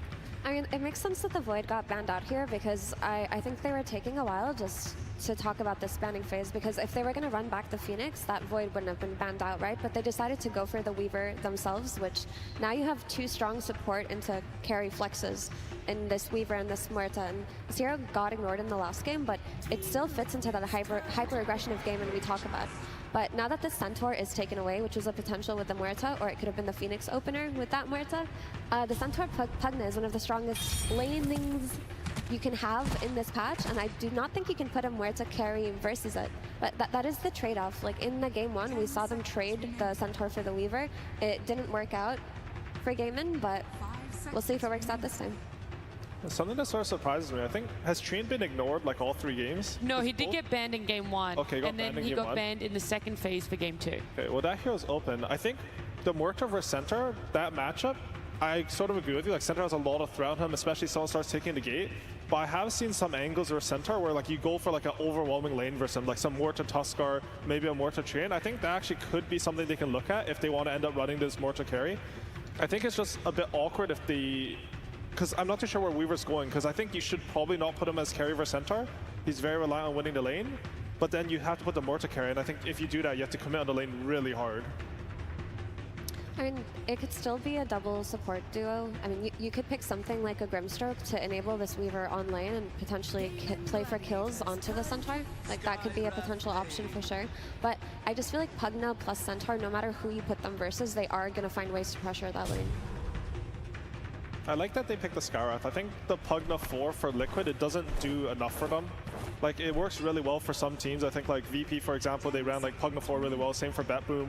But I think for Boxy, like, he wants more options on the map. Pugna's a very static 4. You'll look at the lane, you'll maybe look at some stacks, you'll maybe check the rune, but you don't have any real kill threat on your ganks. You don't really, like, make the plays. I think Boxy's important to Liquid in that sense. It also gives you damage to kill the Muerta, right? And now you have a silence to potentially deal with the Weaver, and you can just chain into the Centaur stun, and you can look for mini plays around the map that don't necessarily involve these 5-man team fights. If this is an offlane Wraith King, then this fits the description that you were talking about, Owie, of how Ace likes to play. I think it's still like flex a bit. Like the Wraith King can go to carry as well, but honestly, I wasn't even thinking of the offlane Wraith King. I think, yeah, that would be pretty good for them here. I mean, the lane would be rough for him on safe lane. I feel like Centaur Sky might just over-harass him and he can't really farm. It'll be really depend on your first wave, right? Like, if you get the Skeletons going, like, the Skywrath is really easy to kill, but I think, like, Centaur Skywrath is one of the strongest lanes in Dota. It's not easy to just go in casually. You need to have, like, either an equally strong lane or sort of, like, a plan about how you're going to cheese the first levels. I'm super worried for this Sky Mage. Like, in paper it's good, but I feel like in the game, like, they need some real, like, protectors, like policemen, that stop the criminals from entering Skywrath mages and Pugna's territory here. Like, you need, like, just like the security guards, the security big guard, bloody exactly guards. what we have here all around. This Weaver, right? Like, it doesn't matter if it's support or core. Like, this Weaver's going to look to get on your backline this game. I think one thing that really helps is the Centaur Stampede. I've always liked playing these squishy range supports on the Centaur. It feels like it's so easy to position in a fight. But I can really see a game where, like there's like a very thin line between like having a lot of impact in the fight and you're just too far up trying to have impact, you just feed. Yeah. I was actually wondering why they would go for the Skywrath Mage instead of the Phoenix, which also seemed to be a popular hero this series, because I feel like Phoenix plus Centaur can accomplish similar things, but maybe they are just scared of Weaver's ability to pressure Phoenix early on. I think the Phoenix is not quite the same like boxy type hero, that's why. Like, I think on another team, I can really see that Phoenix as well, but I think he really wants the ability to move towards mid and impact that matchup. And we can see like the lanes are sort of set for game, I think. Like some Weaver plus Furion and Muerta plus Wraith King, but honestly, they can still make adjustments to their lineup if they think that the matchups aren't good. 10 seconds Do you think the Nature's Prophet is better on 5 just because Emerita's a better 4, or a Weaver's a better 4, or is it because Nature's Prophet on a 5 offers more to the map and the rotations? I think it depends on the team. Do you have any idea, Matthew? Not really, no. I think there are like teams that play more for the safe lane, and you have the Fury on 4, and you can really snowball that. Okay. Like the 4 Fury, I think it's a bit less committal when you rotate mid because offlaners are more like set for being left alone. Yep. But some teams, I mean, my team was one of them. Like we really liked it on 5, for example, because we felt like you could like pressure into the lanes that you wanted to pressure more, which is usually our offlane. I think something I'm not too sure they're going to consider is like if they can like flex their lineup to put this Morta carry against Terrorblade. I think that's one of the best matchups in the game when, I mean, Terrorblade does nothing to Morta and you just kill him in 3 hits. I would really like that. Like, just wondering how can they do it though? Like, are you gonna Weaver Morta lane? Maybe like Weaver 4, Wraith King 3, Furion 5? I guess you can't do it. It's like a scary lane, like Morta Furion versus Skyra Centaur, right? I don't think you're ever running a Fury on mid here. That's for sure not Furion. Yeah, like, it has to be a Quinn hero last pick. Yeah. So. I'm just thinking about this Nature's Prophet, honestly. This hero has really fallen out of favor, and I guess when you look at heroes like Skywrath Mage and Pugna, you think that you can punish them very easy on with a TP into Sprout rotations, regardless of where you're laned, but as the game progresses, if Liquid picks some kind of jump hero on this mid lane for Nisha, something that can punish this Nature's Prophet, which I hope he does, the Earth Spirit gets found out, the Kunkka gets found out, but heroes in that archetype, then Furion just doesn't really provide that much for Gaiman's draft, so it feels like they're just all in on getting these early kills, or maybe they're kind of boxed in later to just playing for pushing lanes and trying to play them up with their Weaver, their Wraith King Skeletons, Furion cutting waves, but to be honest, I don't like this Furion pick. I feel like it threw a wedge into the draft a little bit. Looking at the last phase of bans between the two teams, Kunkka taken out now, Earth Spirit taken out, Necro. Any other big Quinn heroes that are sticking out that Liquid really need to be careful of? Quinn heroes? Yeah. Oh, Pangalier's out. Yep, Pengo, Necro. A lot of them have been taken out. I feel like we're gonna see some wild picks here. I'm hoping Dazzle is banned, unfortunately. Okay. So TA straight into a TA ban straight into a Puck pick for Liquid. The mid pick is not easy here, I think, because they have so much magic bursts on Liquid. Like, you can't pick any of these. I mean, DK's not really a hero in the meta right now, but the example versus Puck that you think of. I mean, you could see it here because it's objectively just looks good. Yeah. Looks good. Yeah. I feel like they need a tanky dude that goes in and does damage like all the other mid heroes. For sure, you need some fight start here. Yeah. I mean, this Puck pick throws a wedge in a lot of Gaiman's potential last picks, because Pango would have been a great pick versus the backline heroes of Liquid. It also would have been a way to pressure the Terrorblade, but Puck's coil makes it hard. And this Void Spirit is a Quinn specialty hero from the days of old. The hero has fallen off, but in a sense, it provides the same burst that you need against the Sky and the Pugna. It can also pressure the TV early on with rotations, but I mean, traditionally, coil also counters the Spirit hero. It does counter Void Spirit. We'll see, though. What are you guys laying with these two drafts now? Al, if you want to go first. I honestly feel like it's really hard for Gaiman to scale into Liquid. I feel like this Terrorblade is going to have a really free game, and unless like Gaiman do super on the lane, which they can, I think it'll be hard for them. All right, look, Mato, I already know that you're going to go for Liquid, so instead of asking your opinions, we'll let Blitz speak for himself. Absolutely. Thank you so much. Ladies and gentlemen, I am here with the Blitz from Team Liquid. Give it up, crowd. Come on, please. Blitz, it's been one hell of a journey throughout the entire year, and we've come to this moment, of course, a Game 3 between you and Gaming Gladiators. I mean, this is how it always works out, but I do want to talk about your guys' confidence. There's a lot of flex picks happening, Muertas, Weavers, things like that, but your draft, this one, especially this game, very locked into what everyone's going to do. Is that confidence in yourselves, or is that confidence against the enemy? No, we have a lot of confidence in ourselves. I mean, obviously, Gladiators has had our number in finals, but this ain't the finals, so I mean, I think it's going to go pretty well. I just don't like making definitive statements, and I don't want to like lock in and say, oh, we're going to smash these guys, because, I mean, I like them too, and I think they're good people, and there's no hate between either of our teams, even though we see each other in the finals all the time, so. All right, and as you've noticed, you have a lot of fans out there in the arena, so I did want to give you an opportunity to say something to the Liquid fans and everyone watching at home. Oh, I just want to say thank you for coming to support us, or if you're just here to support Dota. I think regardless of whatever team loses, we live very charmed lives. We're super lucky to do this. I mean, I have a bunch of friends in there that I hope win, but regardless, you know, there's a lot of family and friends to us, a lot of management here too, just to support us. I mean, I think we're super lucky, regardless of what happens.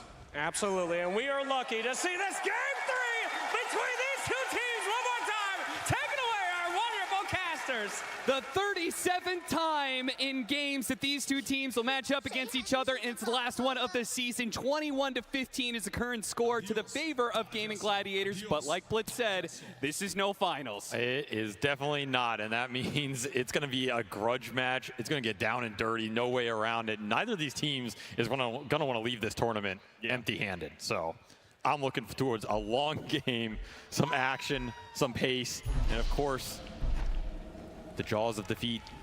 Who can manage to escape them in this lower bracket elimination match? Yeah, because we heard from panel, we heard backstage, we've been talking about it.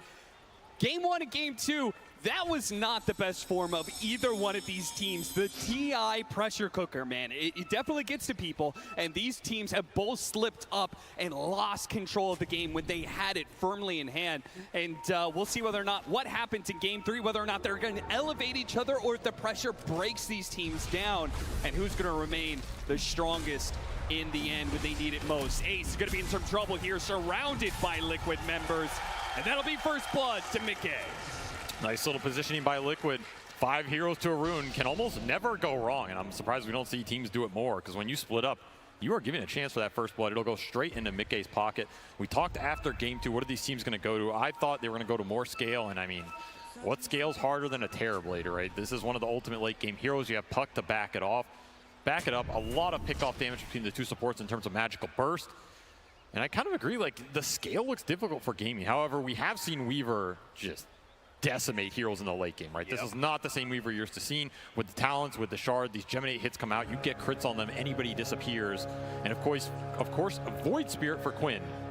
One of his signature heroes and a hero he goes back to in crunch time when everything is on the line. Deadshot gonna try and scare him away.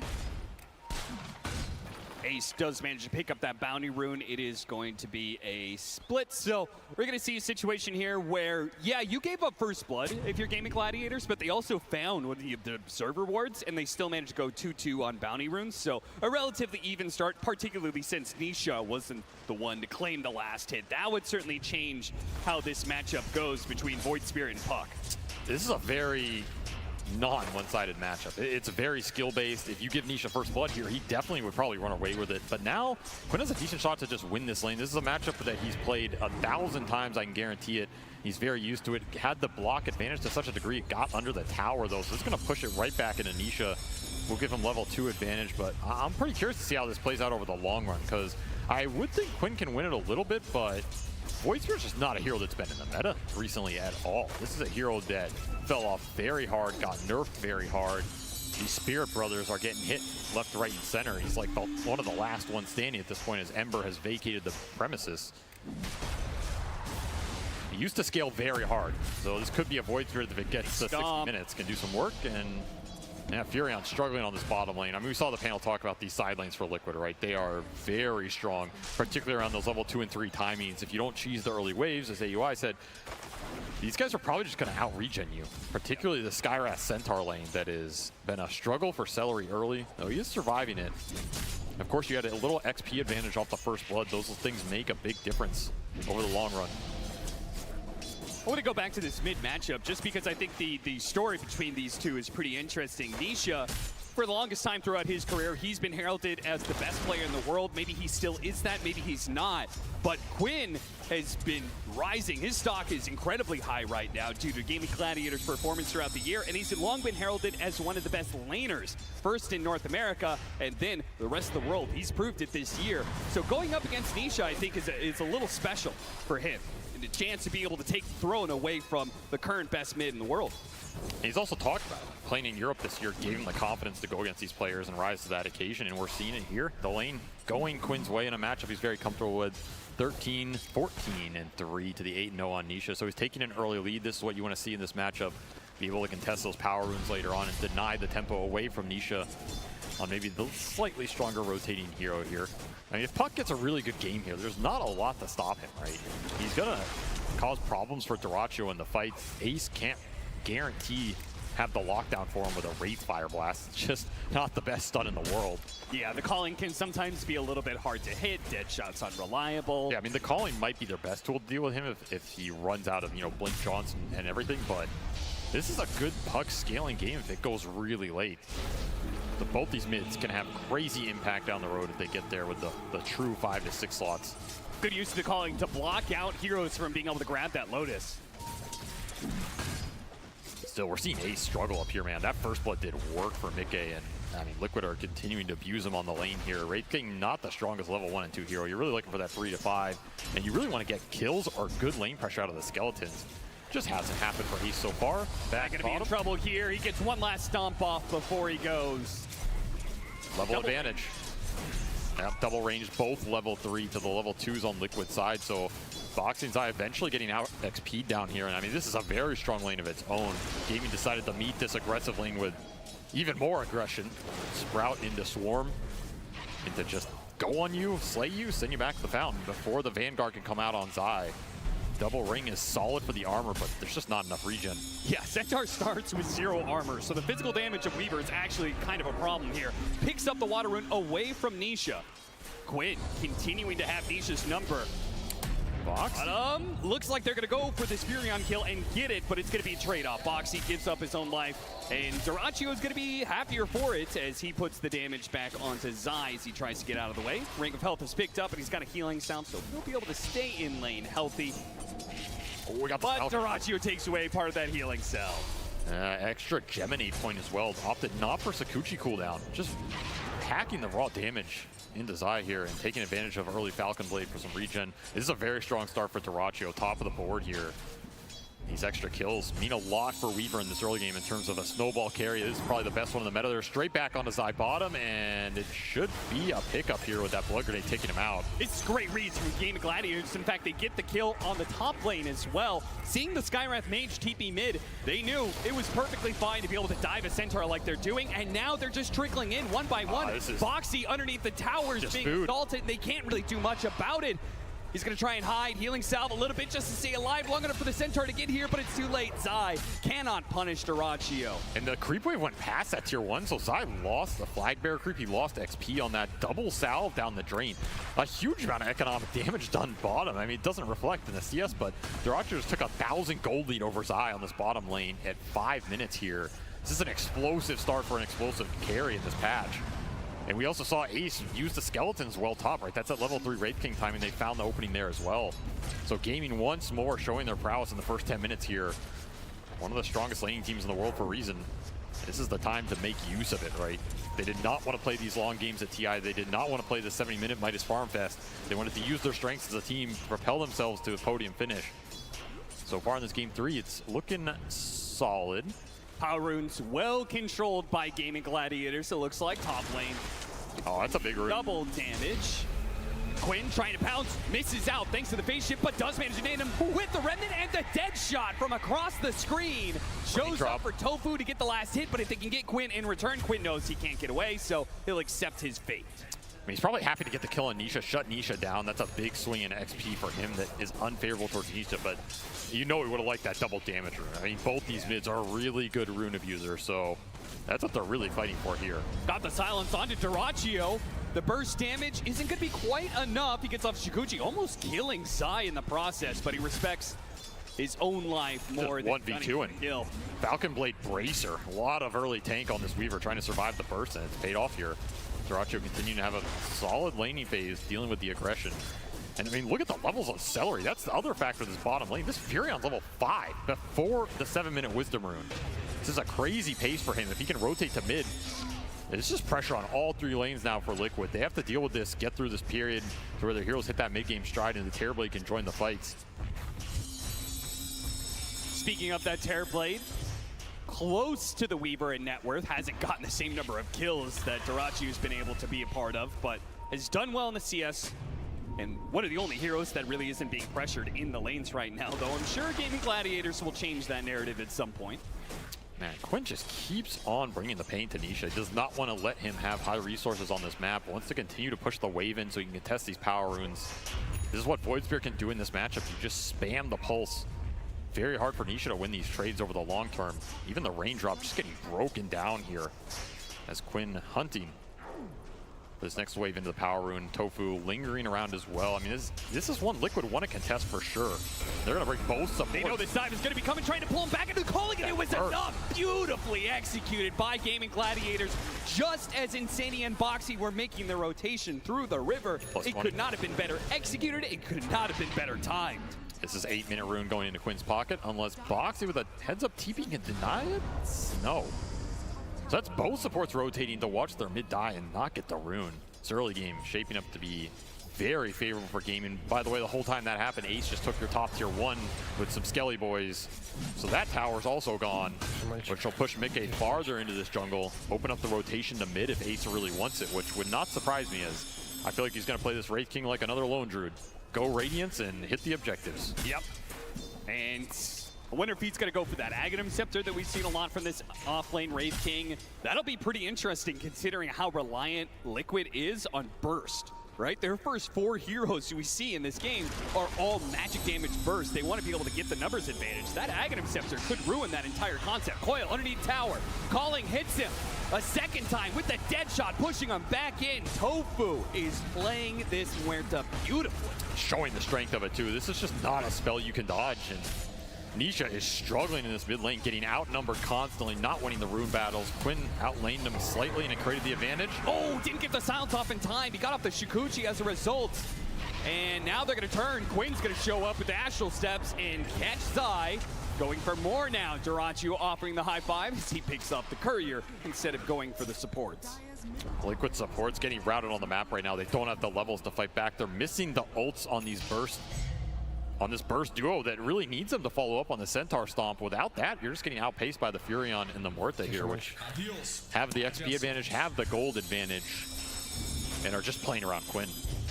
Mid tower gone as well off that Ace backstab that I feel was inevitable. This is shaping up to be a very one-sided early game. It's going to come down to if Liquid can bring the game back. You know, that 10 to 20 minute period can be very strong for them. They get the ults up, they find some quick bursts on the Weaver. A lot of squishy heroes on gaming side. So you build up these streaks, you give away a couple pickoffs. Suddenly, Mickey, he's going to be in a decent position. Zai taking so much damage. The Vanguard plus the Chainmail, and it's still not enough to protect him here. Tofu does get pops. Does Nisha pay the price for it? Managed to dodge some of that damage thanks to the phase shift. And there's a lot of heroes here. Quinn's going to back away with this haste. Wait till Duraccio brings some reinforcement. He's going to jump onto Boxy, see if he can burst him down. He does so beautifully with the Wrath of Nature coming in. That high level of Celery is finally going to be able to pay off. Even if they don't collect the kill on Zai, just maintaining control of this area could be big for Gaming Gladiators. This is also ancient control for Mickey later as Liquid, we're thinking about stacking up the triangle. I mean, this is the recovery farm for Nisha. You invade this early, take the fight. It's an insane amount of space for Ace, who's just gobbling up the map right now, but you're also just not getting punished for it. Haste rune, again, the power rune control, which has gone to Quinn. Really make or breaking these early fights. They are taking a significant lead here as Liquid yet to strike back so far. You've seen momentum shift drastically in these games, however, so I would not put it past them. It has to be around these coils and the stomp, right? Your supports are not going to set up these big core kills. It's got to be around Nisha or Zai setting it up and bringing in the firepower afterwards. But you are still looking for level 6 on Boxy here. That's a big component. Need this Mystic Flare. Stampede barely gets him out. Boy, that Solar Crest combined with the Weaver burst damage was pretty tough to deal with. The coil, but the orb doesn't land. So they're going to miss a bit of damage here, but it looks like they can run down Tofu all the same. He gets off the calling, gets off a little bit damage before he falls.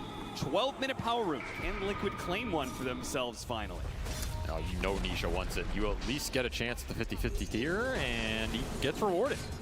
Regen, maybe not the most powerful, but the one he will take right now. Particularly with a Pugna who can already refill you up. And Duraccio is farming enemy ancients here, no fear. Very aggressive build, making it work. A lot of extra gold in their pocket, more economic damage going Liquid's way as this Blink Dagger for Zai is a long way off. On the way, the Aether Remnant's going to be able to grab him. Half his health is gone in an instant. Zai is going to be bailed out by Insania, though. These are the kind of plays that Liquid is going to look to be able to save a hero and perhaps push back against Gaming Gladiators. Got to make sure Gladiators, got to make sure they do not overextend themselves. Again, they're just farming everything, though. It's more Ancient stacks going their way. It's completely taken Liquid side of the map. And the biggest ticking time bomb here is Ace, man. I mean, yeah. I haven't been watching him, but he's somehow more farmed than last game. This is going to be a faster Radiance. 13.5 minutes here. In fact, 13 on the dot. He finishes it on the Courier. It's going to be crazy good timing. A pickup, they have to get this. They committed so many heroes for it. They do manage to bring down Dyrachyo. Almost got Celery as well. Zai just barely outside of that range. That's that coil into Mystic Flare that they were waiting for. Mystic Flare delayed on Boxy, but the second he gets it, puts it to use. And this is a combo they can continue to use in this game. Gaming are going to be very susceptible against it until they have, you know, maybe second item round, especially for Dyrachyo on that BKB on Weaver. He dies every time in a silence from Skyrath or Puck if you have the damage follow-up. So now it's just getting to Zai's Blink, and Mickey Scotty, take a fight around those items. Keep finding the pickoffs with the puck off cooldown and stall this game out. Pick off on Mickey here behind the tier 2. Celery completes the TP, spots Mickey. Quinn gets behind him now. See if they can burst him down. They've got plenty of silences and stuns to make sure there's no chance of Asunder. And thanks to the skeletons, they can get some good damage onto tier 2. Meanwhile, Dyrachyo dodged a gank attempt. So they were both gunning for the enemy carry, but it's Gaming Gladiators who succeed. Will result in a swift tier 2 for Ace, who has occupied this side of the map and is squeezing Liquid back into their triangle here. Another power rune did go Nisha's way, but it's an invis, so again, the rune luck continuing to be obnoxious for him. This game continues, and another quick pause. It's a dangerous moment, too. You can see Gaming Gladiators. Yeah, they are ramping up, right? This is a cross-map smoke. Yeah, they're moving. They're trying to cut across, see if they can catch Nisha, anybody in the triangle. And if they succeed, Ace will have gone from a 13-minute Blink Dagger to a 13-minute Radiance to like a 15-minute Blink Dagger. He's very close. This is a deadly fight right now if you give it up. Particularly for what Mickey's trying to do. He's trying to hit these timings on Terrorblade, and every time you give up a couple of these kills, it makes it harder for him to come into the fight and have impact, because he can reflect this Wraith King back against Gaming, right? The Terrorblade can do some work, particularly if he can get Asunder off in a fight, if he's not debilitated by the Calling Silence here. Those are the things that have to line up here, which is why you need Zai and Nisha to create the initiation, or at least take the brunt of the go. The Echo finished for the Void Spirit here as that is going to be a little bit troublesome. Breaks the smoke move and goes for the pickoff onto Tofu. It's not immediate. In fact, Insania, who tried to jump forward to finish him off, is going to be running into the silence. They trade out supports, though. Zai trying to find a target somewhere in this, only stomping up Celery, but Celery doesn't care. He's pretty tanky. In fact, he turns around. Mickey is going to be stalled up. They do manage to bring down the Wraith King the first time, while the Skyrath Mage is going to be left victim to Dyrachyo's aggression. Mickey now trying to get out, but too many heroes are there. A double kill for Quinn and a 1-for-4 exchange for Gaming Gladiators. Morita continually causing Liquid problems in these fights. It's so hard to engage into this calling, plus the Deadshot reflecting heroes into it. And of course, Skeleton's up for Ace that entire time. Did a serious amount of damage here. 3,100 pumped out from this Wraith King, just burning everybody down. Happy to trade that level 1 ult for a cleanup on that team fight. Only Nisha survives. If that coil hits on Quinn, maybe you can commit on him with the follow-up, because Zai had decent positioning on the backside. But again, you're still looking for the Centaur Blink here, right? You just don't have that stun initiation that brings your supports into the fight. It's a big component that's missing. They continue to look for it, and Dyrachyo continues his hunting spree. Yeah, he's got Decrepify, so he's going to be okay for a small window of time. The silence is lasting onto Dyrachyo. Oh, we barely got off that time lapse. That was a close call, but he does it, and because maybe he lives here, still hit by the coil, a little bit more damage is all they need. The Shukuchi lasts so long, though. He's going to get another round off. They are going to follow this orb, but it's not going to be enough. Nisha's not going to catch him. He gets away. Zai dies on the other side of the map, and they still got that kill onto Insania. Gaming Gladiators are getting everything on this map and getting punished. Not at all. Extra strength items for Dyrachyo paying off. Even that trusty shovel coming in handy there. Some HP. Yeah, I mean, the amount of Ancients they've taken off this map compared to Liquid is, it must be astounding, right? They took so many of their early stacks. They've been stacking their own side of the map as well. They have a Fury on cleaning up the side wave, so this is just max efficiency right now. The fact that he's taken so many Ancients on the side of Dyrachyo while holding that safe lane tower for this entire game. I mean, we haven't seen a tower go down. Liquid has not been able to get enough ground off of a losing laning phase. And that's what's continuing to punish Zai here. Because Centaur is a hero that wants to open up this tier 1 off the back of early Vanguard and some lane domination. That is what Skyra Centaur is designed to do. So when you're put in this position, there's nothing to farm for Zai here. You can't go and do Ancients, take it away from his other cores. I mean, half of those have gone to game in anyway. Where's he supposed to go, right? Still looking for this blink. 400 away. That will be the comeback opportunity here for Liquid as they have found themselves down 10K at 17 minutes. This is going to be a mountain to climb. Two-man smoke up, Tofu and Quinn. Just like that last game where we saw the killing power of the Pugna plus Kunkka go to work, this combo has been equally deadly. They're going to try and put it to work on Zai once again, slowing down his blink dagger time and time again. The dead shot does not land. Can Quinn finish the job? He's going to jump in, but he immediately gets stopped up, and the overextension. Oh, he's got just a little bit left. Oh, he gets away to simulate on out, and they cannot finish the job. Even Insania on the other side. Quinn doubles back, sees the support trying to get the kill, but he dances away freely, and now Insania has got himself killed as well. 2,000 HP on a mid backline jumper. I mean, that is the Echo Ogre Club build paying off for Quinn here, and also just the delay and the timings, right? Imagine you get that connection 4 or 5 minutes ago. He's dead for sure. Yep. Imagine you had a few more levels on the Centaur, right? He's only got 2 levels of double edge. The burst damage just wasn't there. Zai's game is just, it's been decimated here. And we are feeling it as Liquid are also feeling it, trying to rally around these tower defense. And I mean, this is coming down to mid-game, right? Oh, Matt CP spot, the coil wasn't in time. Managed to get the blink backwards. They're going to have to just hope they get celery, but even that Gaming Gladiators are showing they're willing to turn around and fight. And Zai's going to die again before he gets his blink dagger. The initiation missing, and pieces of it will continue to be missing as they lose yet another fight on the side of Liquid.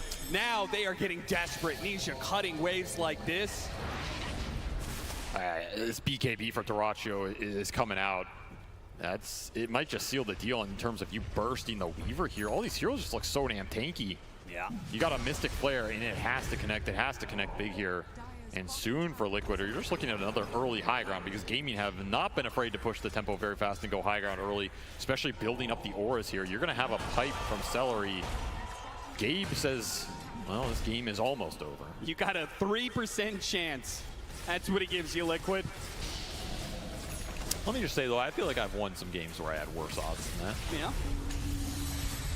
Get the BKB out of Dyrachyo. Again, the 3rd time he's picked up a BKB, and the first charge is used defensively, but I'm sure this one feels a lot better because they're killing Zai again. 7 deaths in 20 minutes. That has to be one of the highest death counts I've ever seen Zai have in his illustrious career. This is a rough one for sure, and it's not going to be a pretty way back, right? You're just going to have to do it dirty and blink in, die every fight, and hope it's enough to carry it off the damage from the puck and the Terror Blade. Yeah, that's the funny part, right? It doesn't get any better for Centaur when you're behind like this.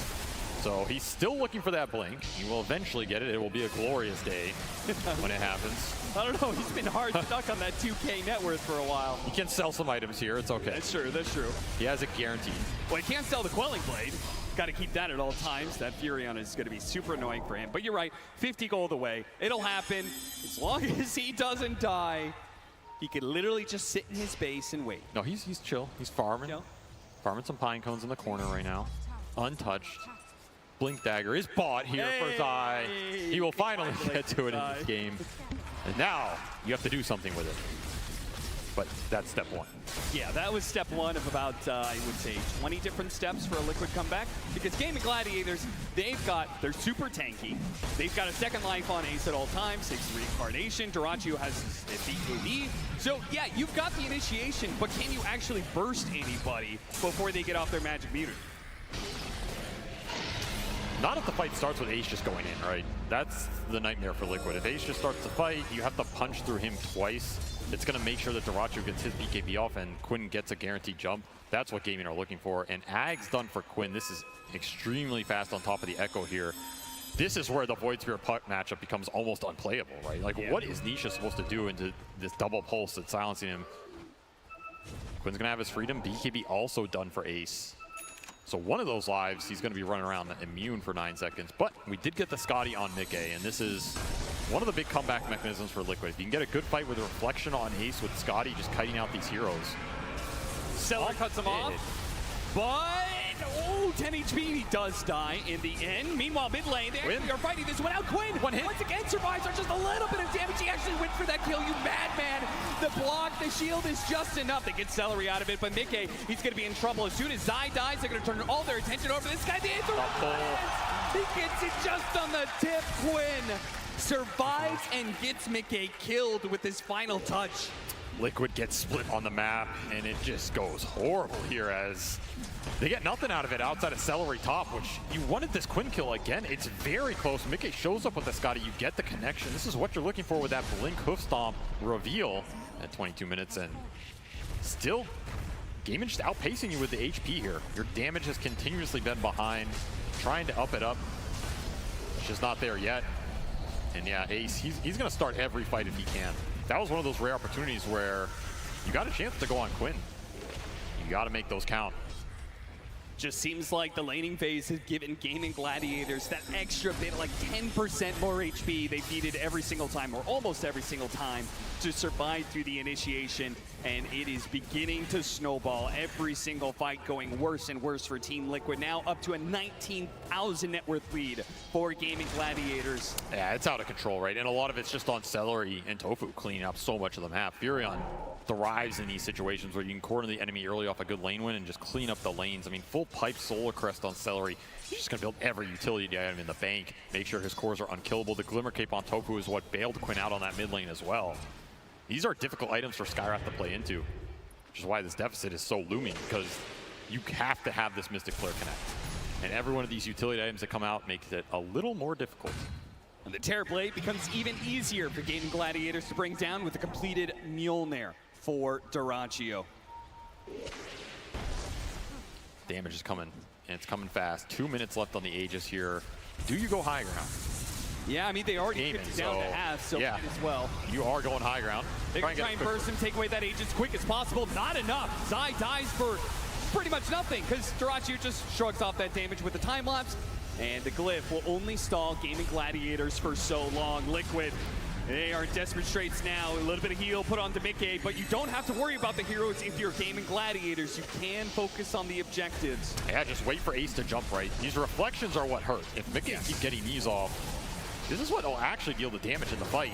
That's why that radius back around. Instant silence under the coil. Is it enough damage though? Once again, he's held in place, but he's too tanky. Mickey can't quite commit. Not with Gaming Gladiators. The rest of heroes surging forward. They got that one kill. Immediate buyback though from Insania to hold this lane of barracks, and Gaming Gladiators will respect it. Just refill the resources here. No time lapse on Dyrachyo. Don't want to spend BKBs in a bad situation when you can just reset and continue to build your lead here. Does mean they're going to be a little bit pushed for time if they would still want to use this Aegis. They got 1 minute left, so Dyrachyo, they just cruise straight down middle. They could still make good use of it. Yeah, they can. I mean, this AC is almost completed for Ace. He's one component away. So the next 2 minutes could have it if he just farms up the entire map. Do you feel like Gaming Gladiators? Also, no meta. Is there a rush to take this lane of barracks? I mean, no, but the opening's there because you know Mickey doesn't have meta. And there's no way Liquid are taking a fight without it, right? So how much do you take then? Is the question. It is the question. There is a welcome mat on the front middle lane. Nobody's home. Gaming Gladiators just walk right through the door, take the lane of barracks. There are no tier 2s. So they can translate this into even more. Team Liquid will be forced back to defend at some point. Yeah, there's a wave in their base with the catapult. There's another wave coming in. They did not cut these. There's just a free double lane. There's no towers bottom as well. You're looking at Mega's potential. In a meta where the high ground has thwarted so many teams, Gaming just stroll into a double lane here. No defense, no contest, as that meta is still 50 seconds off cooldown here. I think feels the like worst an part, eternity. It doesn't feel like Liquid is getting an item. It's not like, oh, we gave up 2 lanes of barracks, but now we have this. This will help us win everything. As, oh, Nisha gets caught up by that one. Phase shift, he's able to blink away. The clawing's going to be a problem, but he does manage to blink, but straight in the arms of Dyrachyo. Easily takes up that kill and looks for more. Insanity's going to be claimed out. That's a dieback for him. Zai dies right next to the fountain.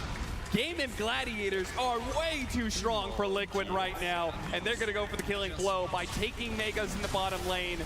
Again, there is really nothing rolling in for Liquid. Mickey is desperately trying to farm up a DKB, but he's one whole component away. Ace straight back in. Almost one-shotting Boxy. Barely even needed Quinn's help.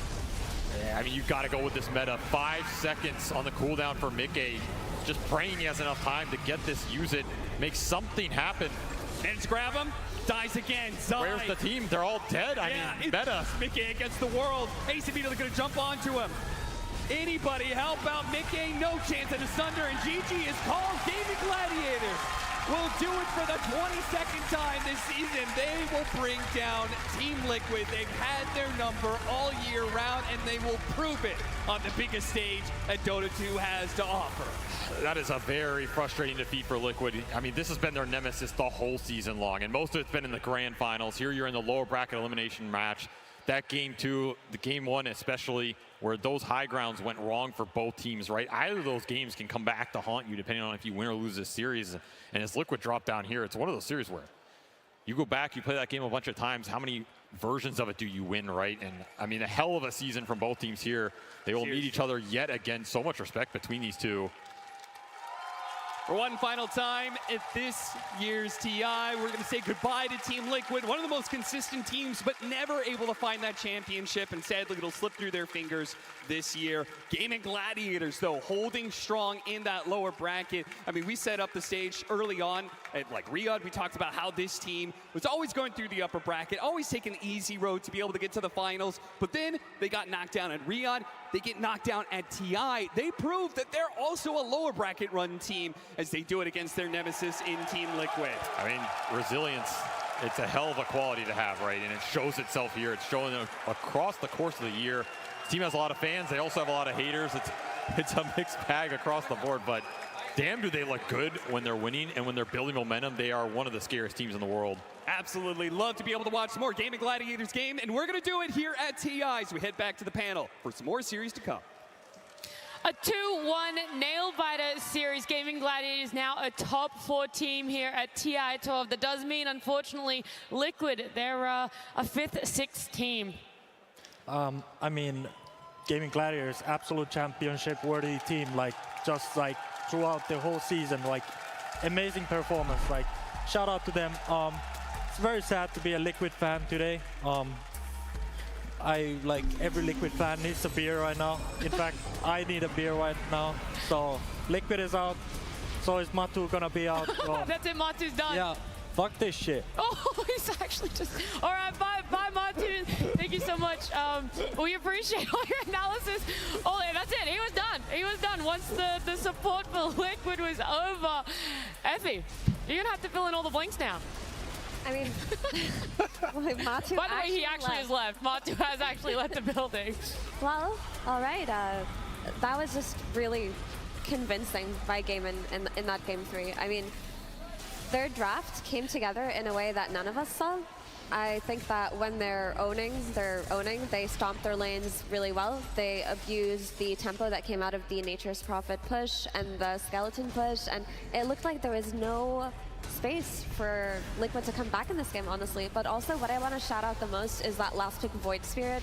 And this hero has fallen out of meta. Not many players would have picked Void Spirit in that situation, but Quinn had the read on it. He played insanely well versus his puck, and he made it happen.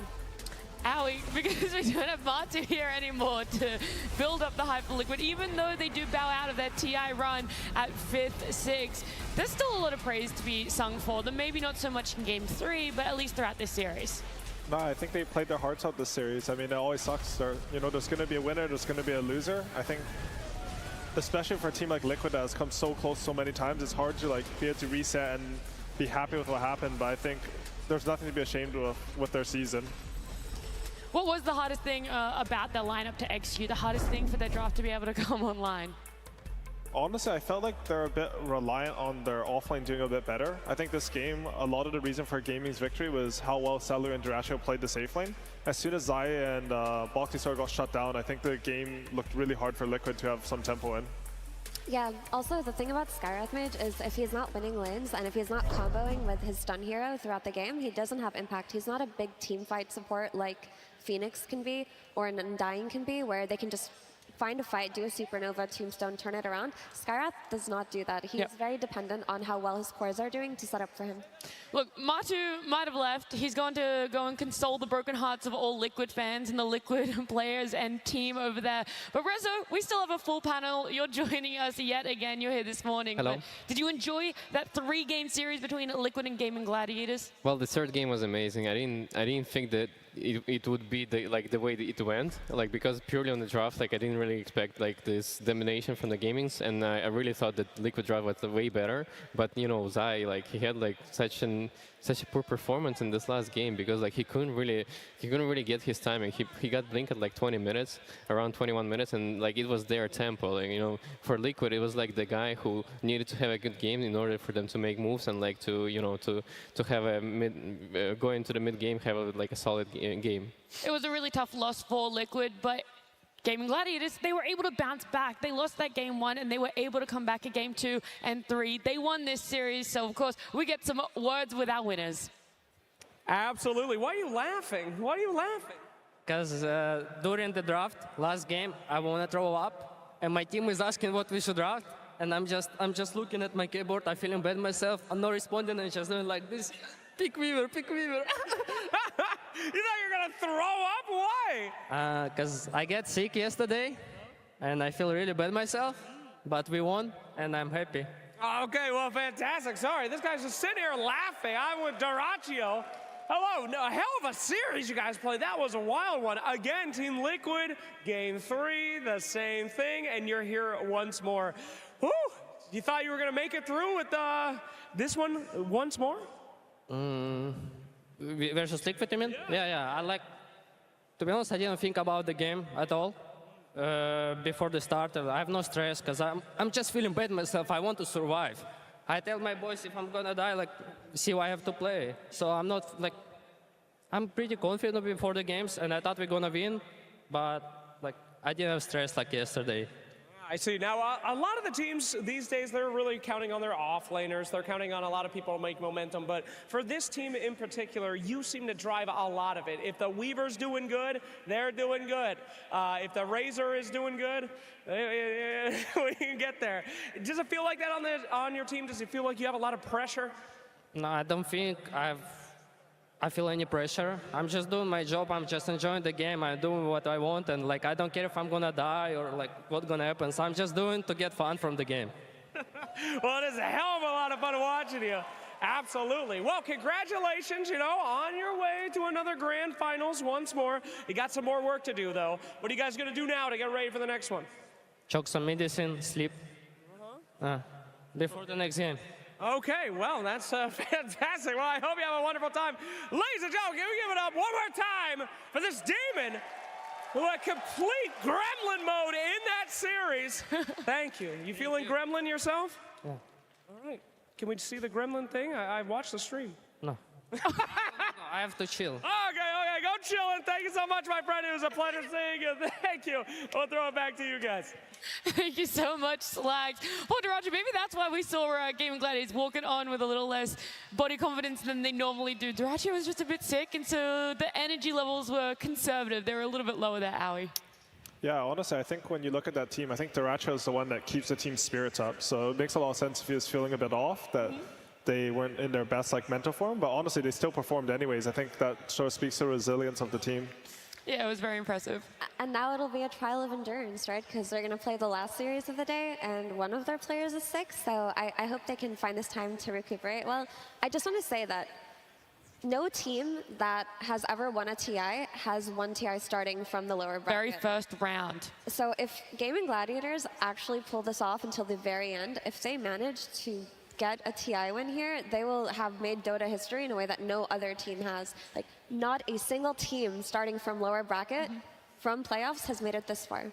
It's super impressive, the fact that they're even able to make it to top 4, but at the end of the day, we don't have a top 4, we have a top 3, so they will be playing again. They're in that 4th series, and it could be up against either Azure or BetBoom, but if you have this long of a break, Rezo, I asked you what position you'd rather be in, that 1st series or that 2nd series. You said 2nd series, so if you are in the 1st series playing up, would you do the same thing? Go for a nap, try and reset, let the drafting happen to your coach? I mean, for Daracho especially, I think it's the best thing he can do right now because he needs to gather all the energy he has and like get ready for the next series. So taking medicine and taking a nap, it's an amazing approach, honestly.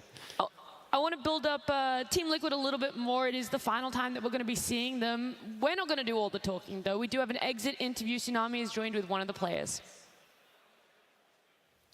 Thank you very much. Yes, I am standing by with Zai, who I think you've got to be probably the most successful player that I have to do this with so frequently. On any outsider's perspective, you have had an incredible year. Obviously, it didn't end in any championships, but like the consistency and the heights that you reached, most people would kill for. But I know you're a championship-minded guy, so how's your year been for you? I mean, agreed, yeah. Like, performance-wise, it's been pretty good. Obviously not winning anything per se, but consistently performing and doing good. And I think, you know, looking back, top 6 at TI in this one is like, it's not the worst of performances, but of course we would have liked to do more, even in this one. The road ends here, but your entire journey, I mean, like top 6 here, you've had a lot of many podium finishes at TI. This is your mainstay. You're an icon here. So what's going to be your takeaway for, I guess, this whole competition season? I've definitely done better and I've done worse, you know, so this is kind of banging on the middle, which is fine. You know, I think the saddest part is maybe that this third game, we kind of shut the bed and didn't really perform as we would have wanted. I think game 2 we could have done much better, but, you know, life goes on. Life goes on, and I know that going out into the crowd, there are a lot of Liquid fans, but there are also specifically a lot of Zai fans. Is there anything that you'd like to say to them who are out there in the crowd or at home or anywhere in the world? Well, actually, after this game, William kind of looked at me and told me I had to go after that center performance. So, yeah, I think most likely I'll follow his lead, and probably this might have been my last TI. Remains to see a little bit, but I think gonna take a little break and see what's up, and what that means for me, I'm not quite sure, but 1 in 11 or 1 in 10 Centaur doesn't cut it. Maybe not in terms of gameplay, but Zai, you're an icon. Everyone has been enjoying watching your gameplay from the beginning. I remember watching you quit competitive briefly to go back to school, coming back right on top right after that. It's been incredible to watch your journey throughout this, and best of luck with whatever happens in the future. Back to the panel. Thank you so much, Tsunami. What a little bit of a roller coaster of an exit interview that one was. There's Zai saying that he's probably going to take a break from competitive Dota for a little while, and it's not just the journey of this year that has been impeccable for himself. It's sad to go out on a 1 in 11 Centaur performance, but there's years of amazing performances from him. So just as amazing exit interview from him. Any quick words, Aoi, if he's still listening, for Zai and your other fallen comrades here at TI12? No, I love Zai. I remember watching him like TI4. He'll play some support Wraith King. I think he's always been someone that everyone watches to learn from, and you know, it's going to be sad to see him. I don't know if he's done, he's going to retire, he's going to take a break, but the scene's obviously less without him.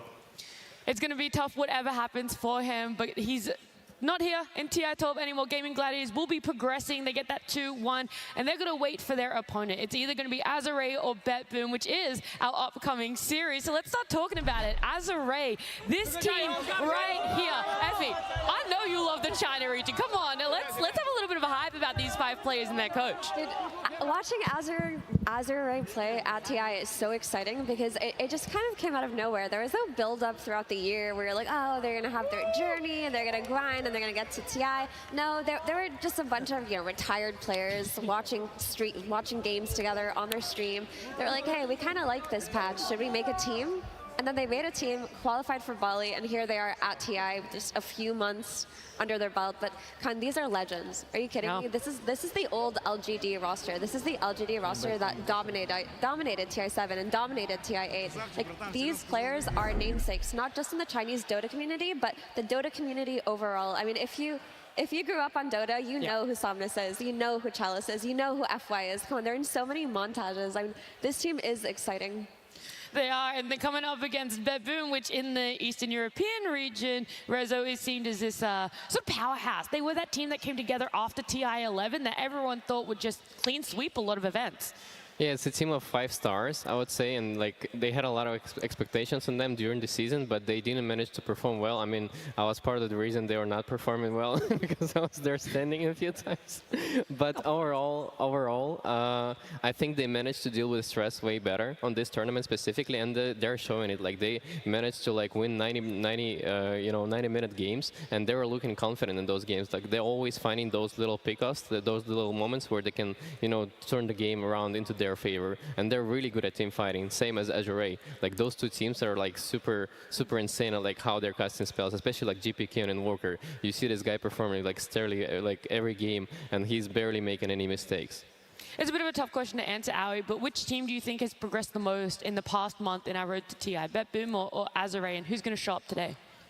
I think Azure came in, I really liked the progression through the qualifiers. I watched a lot of games, especially their series versus Extreme, and I learned a lot from them. But I think Beboom, they've made a lot of progress mentally, which I think has always been the weak side of the team. I'm really excited for the series because I think it's like sort of a clash of identities. I think Azure's post lane's really good, and Beboom are a really strong laning team, so we see how those two mix.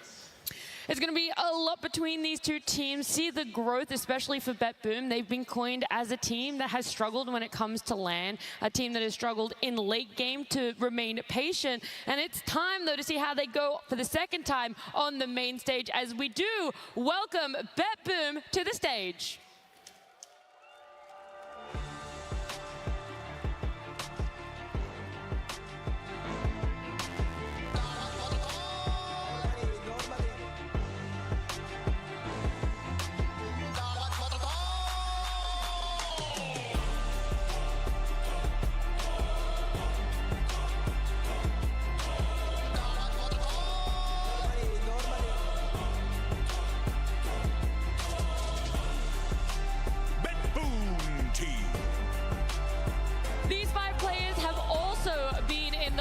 Bracket run. They've had to face so many different opponents to make it to main stage, and then they showed up yesterday and they were able to keep progressing. They've made it to top 6, but they're not happy with just top 6. They want to make it all the way, and the team that is standing in their path, in their way right now, is Azure. So let's welcome them.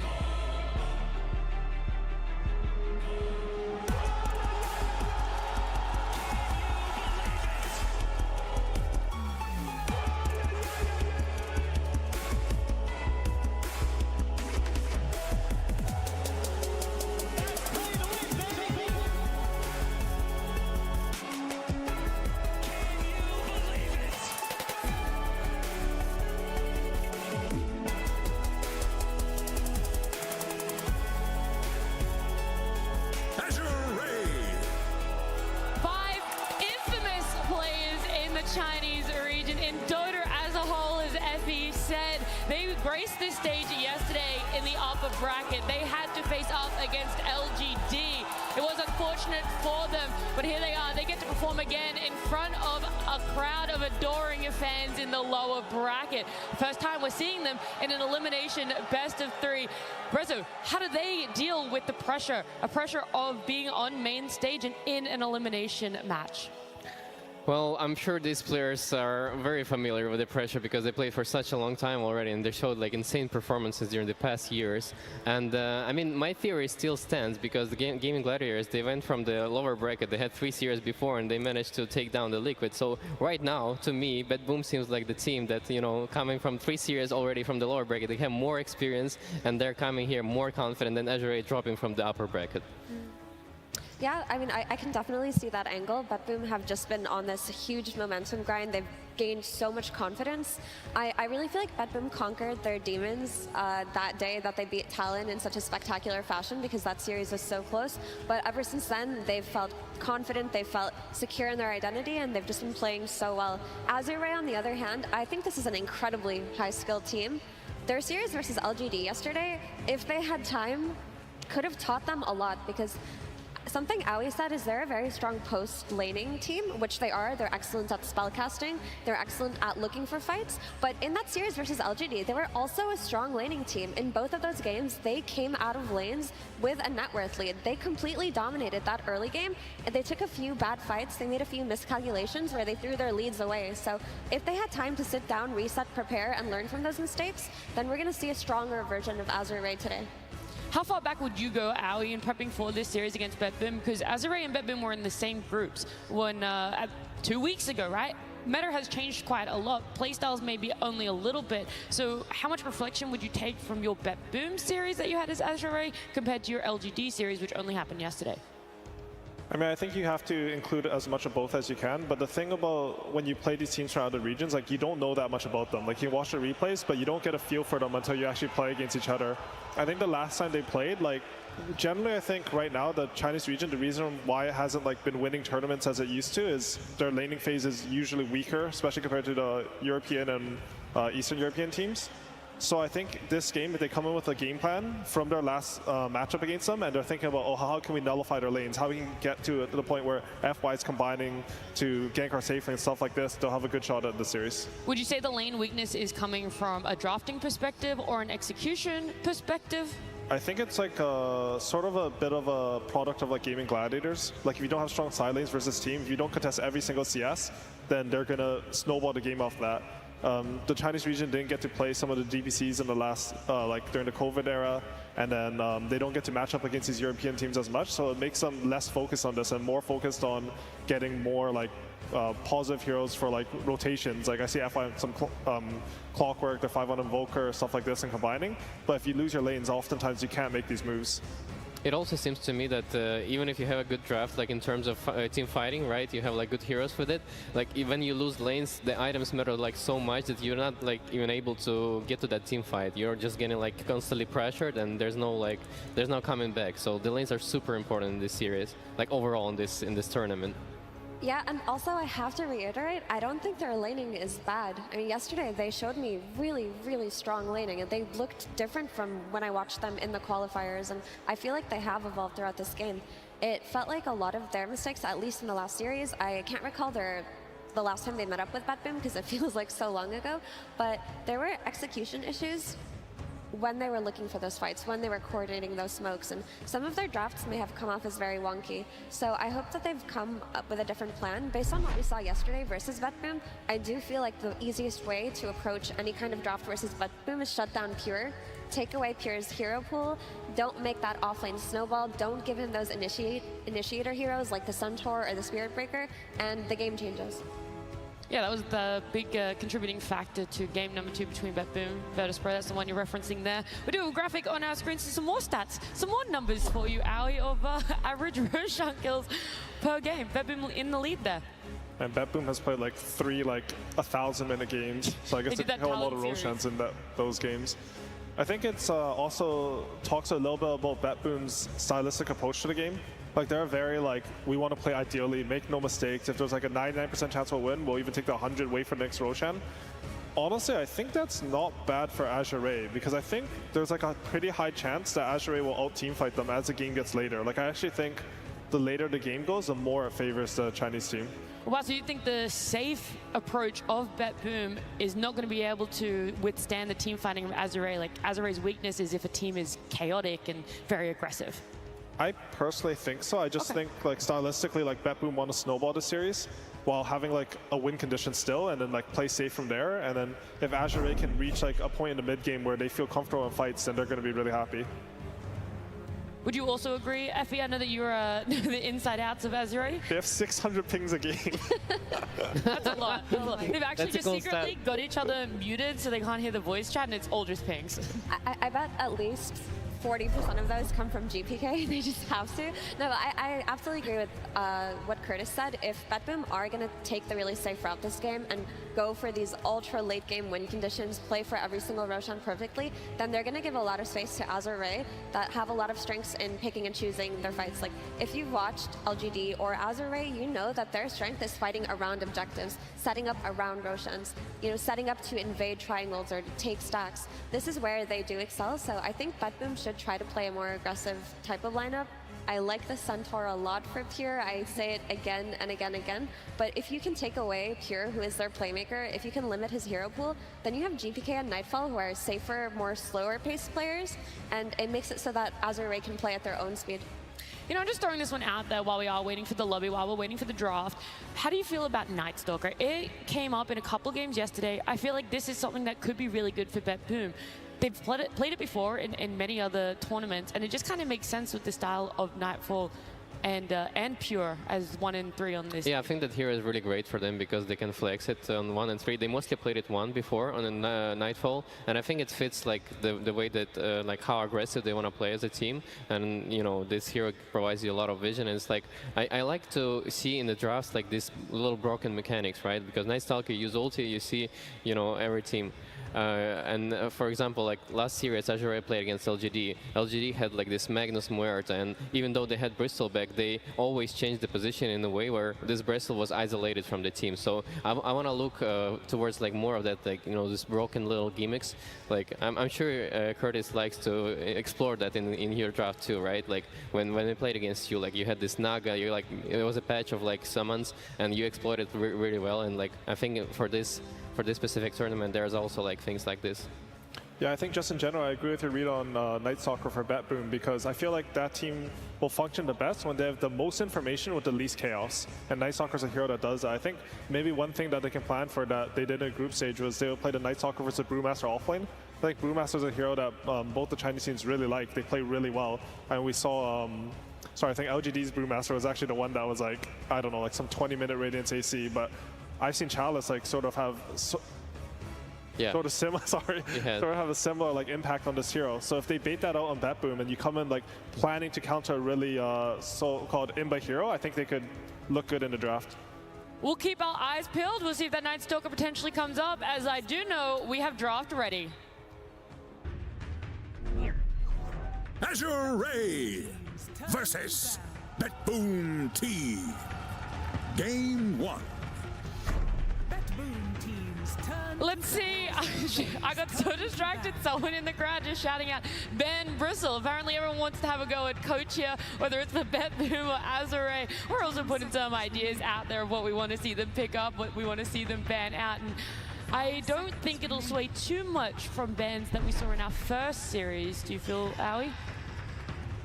I think there'll be a bit more targeted bans. Like you already see from BetBoom that they want to get rid of the Nature's Prophet. I think Nature's Prophet is one of the heroes that it's sort of like a wild card in lane. Sometimes you can sway lanes that are completely supposed to be in your favor, 1 TP, and all of a sudden the laning stage will break down. It's a bit chaotic and you can't focus on what you want to do. Centaur being taken out.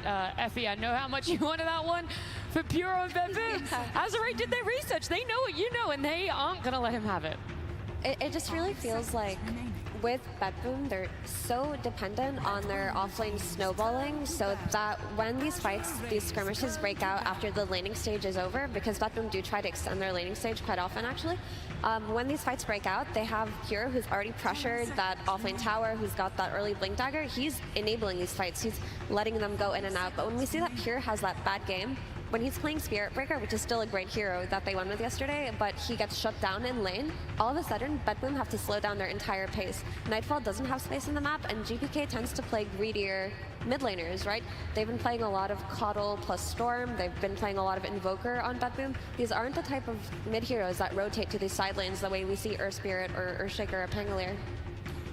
Ali, with the change to the drafting pick order, how much is a first pick, well, when you're second pick, right? How much of it is a reaction to what your enemy picks as their first pick, or how much is it, hey, we came in with this idea, this is what we're going to kind of first pick no matter what? I think you sort of prepare for both scenarios. Like you see like, oh, if they leave center in the pool, then we need to make sure we ban these 2 heroes, so they have to do like 1 ban into center. The drafting phase is a bit different now just because there's so many like banned into picks. Like here they get to ban the Morta, which we saw from Gaming a lot, into the Pugna, which we saw from Liquid a lot. So maybe they're watching the last series, they're like, oh, the Morta was a problem for this Pugna. Otherwise we think that, oh, CK was in the pool. And Spirit Break is also in the pool. I was wondering if they were gonna go for this one or CK. I mean, CK is one of the broken heroes. They can do a CK into Spirit Breaker even, right? Like, I feel like in this setup, Azure is sort of forced to like use one of their bans on Spirit Breaker, but honestly, they might be thinking that we can give the Spirit Breaker just because the hero is like more susceptible in lane. We don't care about the scale as much. We feel like we're going to be able to fight into it. Maybe if it gives BetBoom a weak lane, this gives us a higher chance of winning. You know, Dazzle is also in the pool. Just throwing out all the meta heroes. Nothing of value. Kunkka might be a good ban for BetBoom too, just because it's annoying to play as a Lucian and CK, like with all the torrents happening in the fights. Yeah, Kunkka looks like a great hero for them, I agree. I would like to see something to address this CK.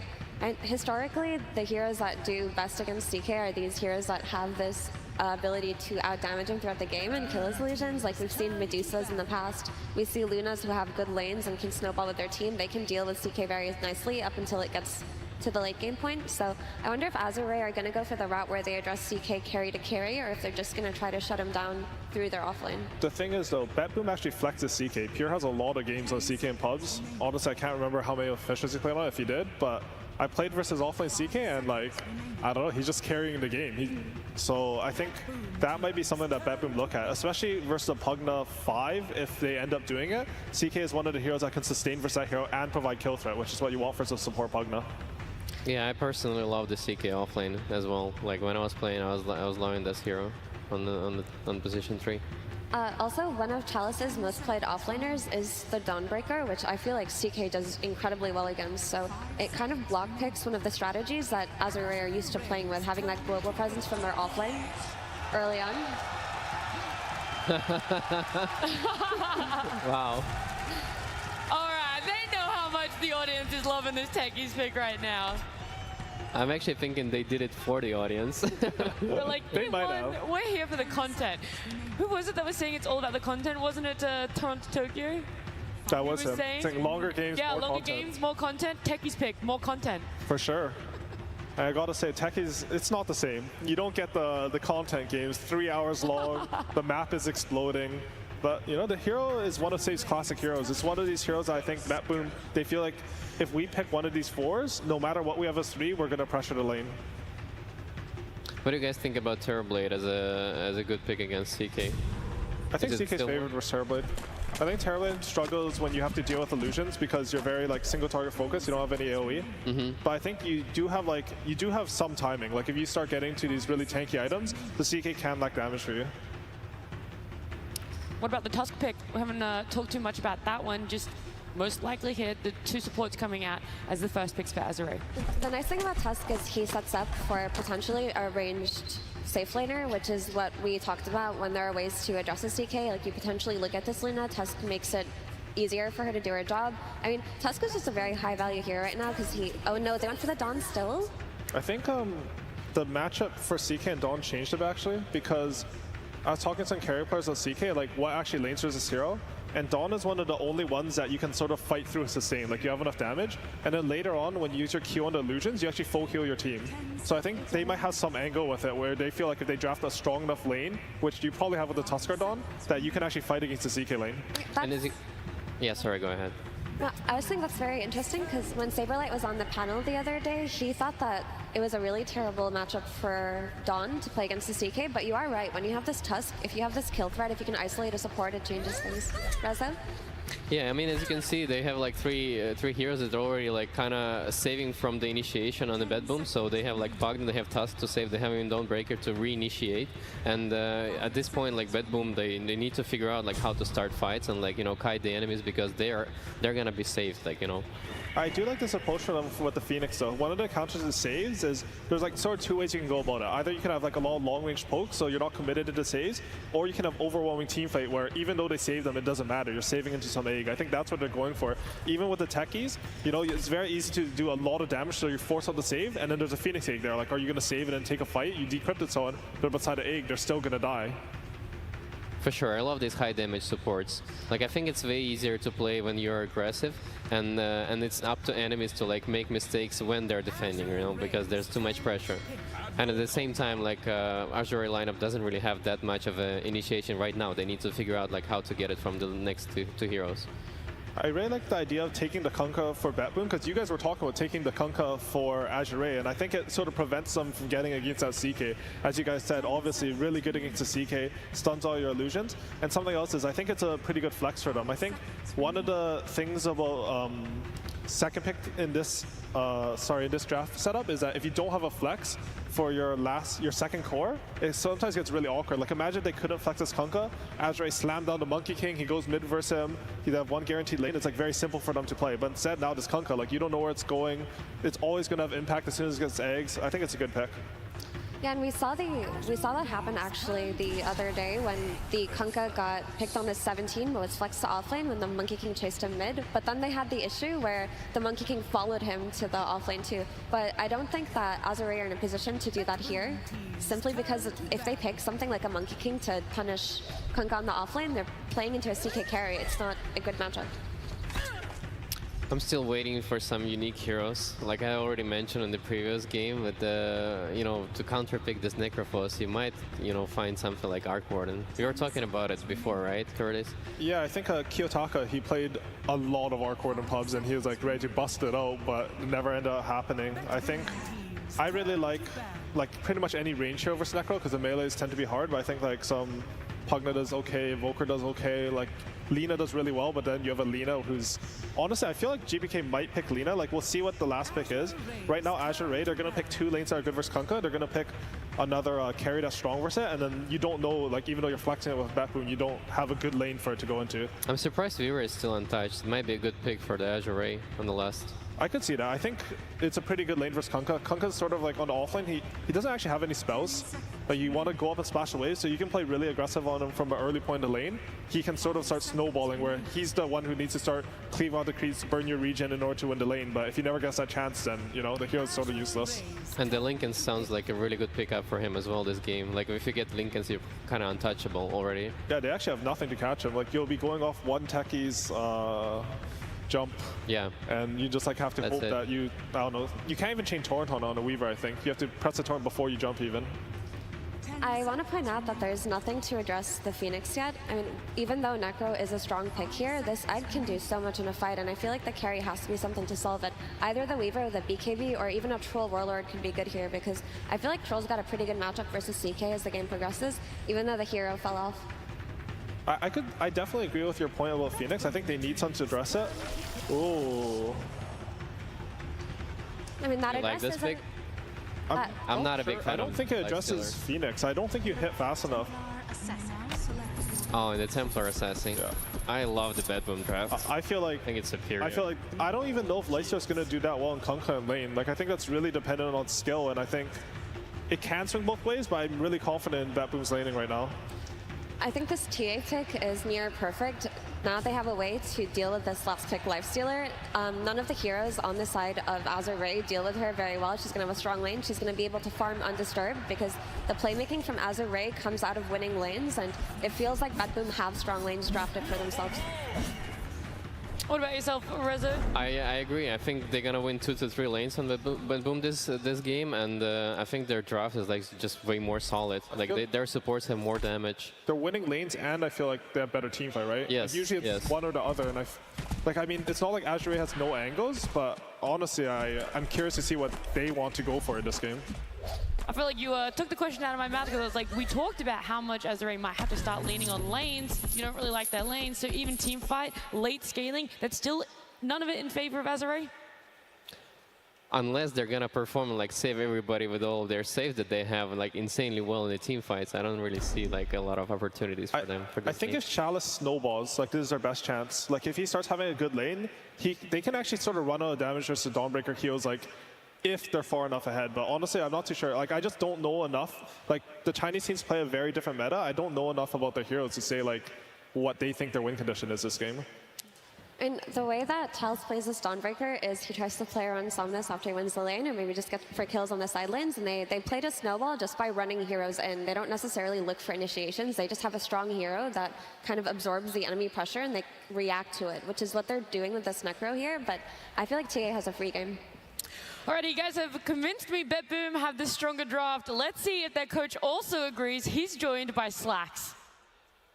Thank you so much, everybody. I am here, of course, with Maelstrom again, and Volk, welcome back, my friend, to the stage on BetBoom. Finally, an interesting draft. That is what I'm talking about. Very exciting. What do you think about that last pick, Lifestealer? Очень крутой драфт, наконец-то интересный. Что ты скажешь по поводу лайфспик Лайфстиллера у ваших оппонентов? Хороший герой. Молодцы, что выбрали его. Well, it's good hero and it's good for them. All right, last time that you faced off against this team, it was not at your full power. You guys super confident now that you got the whole squad? Are you feeling confident after that draft that this will be easy? Вы в последний раз, когда с ними играли, у вас была неполная сила, ну, если ты понимаешь, о чем я. Но сейчас вы в полном составе, насколько вы уверены в себе? Последний раз мы играли на этом турнире в группе. Но если вспоминать про Бали, то мы хотим их выиграть так же, как и любую другую команду. Well, the last time actually I was here during the group stage, but of course we want to win as against every team. All right, well, we will see if you will win. Ladies and gentlemen, please join me in welcoming our techies to the main stage of TI as we draw into our casters. Thank you so much, Slacks. Always excited about the worst of things sometimes, but we're granted with one of the better things. Gunnar joining us here on the broadcast. Trent, we're always excited to have him. Yes, we always want Gunnar here. He did a little too well this year, and so it took a while to actually get him on the stage. Thank you for joining us, Gunnar. Yeah. Happy to be here for a Techies game. I'm actually really excited with this Techies. I think Save's probably the best Techies in the world. I would say he's the best Techies, but fair. You know, Sir Action Slacks is up there. Right, okay, yeah. Be respectful. No. But there's really cool interactions with Techies. The W now does a Dispel, and you can click it at any time like Inkswell with Grimstroke. So you can purge the Decrepify, you can purge the Necro Ghost Shroud. So there's actually... I think pretty good, Gunnar. Save's one of the few guys who probably knows this, because it doesn't even say in the ability, I think, so... I'm looking forward to how they kind of use that in this game. Hidden Techies tech here. That's good. Coming out on the main stage. If there's any hero to be like sort of subterfuge and sneaky and that type of stuff, it has to be Techies, surely, as we get into this game number 1. And again, playing at this point for top 4, BetBoom, Azure Ray, what are they going to be able to do and pull out in this one? In terms of the draft analysis, you two were talking a decent amount during it. Were you kind of on the same page as the panel, feeling that it was BetBoom that were coming out on top? Yeah, I think so. They have Phoenix. I think They Phoenix do is a have Phoenix. very- We talked a lot about Phoenix today. Yeah, very strong hero. They have 2 strength cores, and they're against two also strength cores, which I think Phoenix kind of always wins with the more strength cores are in the game. So it kind of worries me how they're going to deal with this hero. Yeah, and then of course at the end of the draft, you immediately pointed screen and said Templar Assassin, and then she just appeared out of thin air, you know, as she does from her meld. Why did you like the TA so much here? It's one of the better lanes versus Necro. I think the hero has been really scary. Quinn's been tearing it up every game on the hero. Even with the Invoker kind of pick in the last series, it was still really good for him. And I think it's one of the better matchups versus Lifesteer as well, because you actually have the ability to man-fight him. So I think it's just overall good for their draft. And they also, both of their cores in the side lanes have abilities to start fights. They have catch with the Kunkka and the CK, so it's not really like you're going to feel bad that your mid is just a AFK farming carry. Well, that's true. We don't get a lot of those anymore. You know, the mids tend to be pretty active, so be nice to get it. And then TA, of course, does have a little bit of playmaking once you get to the Shard, which is looking great this game, by the way. That silence is kind of nasty here. Yeah, the new build is now pretty much just Dragonlance into Shard or Blink Shard. You don't even go this like Dessa Rush, like the old school or anything like that. So it's more of a teamfight hero. Nowadays, if anything, a pick-off, teamfight, kind of give you a lot of vision with the traps. So I'll be interested to see how much they focus on stacking and kind of playing around the map for him. The crowd very happy to get this game underway, as it looks like the trade-off of bounty runs actually, BetBoom able to sneak away 3 of them there, just a little bit too quick to get there before Changmin could get into position, but we'll take a beating from the Pug. God, the little green man is everywhere. He's been looking pretty freaking solid. Yeah, I think his value's gone up, right? I think he was in every game this morning, right? So now he's now 4th game straight here that Pugna's going to be on the main stage. Always supporting everybody here with these decreps here, but like Gunnar mentioned, has the option here of the techies to try and deal with it. But another hero we saw quite a bit earlier was that Tusk, and of course it's FY. It's the Tusk King. The Tusk King. You don't pick Axe versus this guy, so thankfully BetBoom no Axe this game, but smart. It's still a really good Tusk game. I think this hero provides something that a lot of supports kind of lack in this meta, which is a lot of damage. There's so much HP and Nightfall. Oh my God, he's taking a beating down there. I mean, this is another one of those combinations that we've seen a lot of times, is that Tusk Dawnbreaker and trying to deal with, I think it was Aoi was talking about the amount of damage. CK can't actually last through it, unlike a lot of other combinations. I feel like if you want to take any duo right now into your pubs after watching like some pro Dota, it's this duo. I feel like Dawn Tusk is just super fun and very active through the mid game and just completely crushes in those first couple levels. Yeah, I think it's probably the best blind offlane duo people are picking. It's kind of like usually a combination of Centaur +1 or Dawn Tusk. And I think I prefer the Dawn Tusk because it provides so much, just different things. It provides save, BKB stuns, just anything that you can ask for, Tusk will kind of provide in the draft. And that's limited supply these days, those BKB piercing stuns, so Tusk having that is really important. Then, of course, the kick late game. We're going late game a lot, so it's nice to have a really good Aghanim Scepter. You're not wrong. I mean, that has sort of been the thing that we were joking about, too, is, you know, I feel like at the start of every game we're backstage and watching, I'm just like, is this going to go late, too? And the answer tends to be yes. This time around, though, in this particular matchup, you know, the Lifestealer is one that I feel like we haven't seen a ton of. And I'm curious what his role is going to be. The Infest plays later on, both for saves as well as for maybe trying to move around the map effectively. Could be something to watch for. Yeah, the important thing when you pick Lifestealer is making sure that the most important part about the game for the hero is never being kicked out of the safe lane. So either BetBoom is pretty much going to try to either force all their heroes to go bot, maybe even the Chaos Knight will end up rotating there to kick him out, because if you let him sit there for too long and he farms a Radiance as it's like the normal build on the Radiance. Nightfall. It's a back out. Should be fine, though. But yeah, Radiance everywhere. That's yeah. For him. And the Necro, that was kind of the build at the start. I think it was like the Radiance Necro just do a lot of damage in AoE, but people moved towards more of a Heart Agus build for the passive damage. Yeah. I mean, you can see that even a CK can be pressured by this dual lane, but once the hits come out here and the lifesteal's there, you also see why CK is so powerful right now, because he's one of the few heroes that actually withstand this pressure right now. He also built Heart. Yeah, very good item in this patch. And he also does have the physical damage to kill these Heart heroes. So he kind of checks all the boxes that you need from a carry. And when you pick it into lanes versus, like, you know, the Dawn Tusk, it's really nice to have a carry that can sit there and be happy. They don't have a lot to deal with the illusions this game either, it feels like. You know, there's not some like big AoE control or something. As long as they're getting this disable, like this dispel rather, onto the Necrophos and the Pugna. It looks pretty good. You know, just in terms of mentality for these two teams, I kind of feel like both of them just have so much confidence coming into this matchup. Both of them, you know, have at various stages been like one of the tops in their region. Obviously, BetBoom competing with that with Spirit, but the potential is there at the very least. And I feel like this might be one of those where we're seeing the laning stage really even. I don't even know if they're going to try. Do you think they need to like mix anything up at any point, or is it just going to be kind of a farm fest through the early goings here? Fortunately or unfortunately, right. What you feel. I think this will be a slower game. Both drafts kind of, their safe laners want to sit in their lane. Both mids want to sit in the mid lane, so there's not really going to be much rotating. I think the biggest thing will be whether save goes to the safe lane or the Phoenix comes to bot, kind of this bot pressure to kick the Lifestealer out. But outside of that, there's not really much that either team is. Both teams pick their drafts with the idea that they're going to win the game at some point. Okay. And to not stress. And these lanes feel. Dominic getting lower. He dies to the Techie's Cure. Manages to get the TP out, understanding what was going on right there. So that is first blood. A little bit late at 4 minutes. But we'll see if they can make another one happen here in a bit. Yeah, it took a while for that one to finally come out here. And everyone's staying, as you were saying, very stable in these lanes and not offering a lot of opportunities for those earlier stacks. I feel like leading up into TI, so much of the game was about stacks. Yeah. And just like trying to control these Ancients, trying to get extra XP for your support players, especially through that. And as you know, we'd started the road to the International, and now TI itself, the stacks just feel like kind of ignored in the early game. Oh yeah. Well, there is that rotation, at least from the side of Azure Ray, as they come top and try and mess with things a little bit. It is going to be a walkover to steal away maybe a bounty rune or something. Yeah, Kaming's just going to head back through the other side, I guess. Yeah, the nicest thing about the new map is the gate. You can kind of just rotate to the other lane as a support, see if there's a kill. If there's not a kill, you can walk away, or you can kind of sit there, and you're always off the map. Speaking of which, Pugna instead wants to find Nightfall, snowball in, a couple more hits. He's going to get away. Chalice needs to back out as they force him. Dak FY is going to fall. Save involved in another kill on the map. Chases, connects, pulls him in, brings him down. 3-0 BetBoom. The save techies. Save techies. Yeah, that early aggression, right? 2 points into the blast off. Really nice TP. And something we haven't mentioned yet is the Phoenix versus Tusk interaction, I think, is really bad for the Tusk.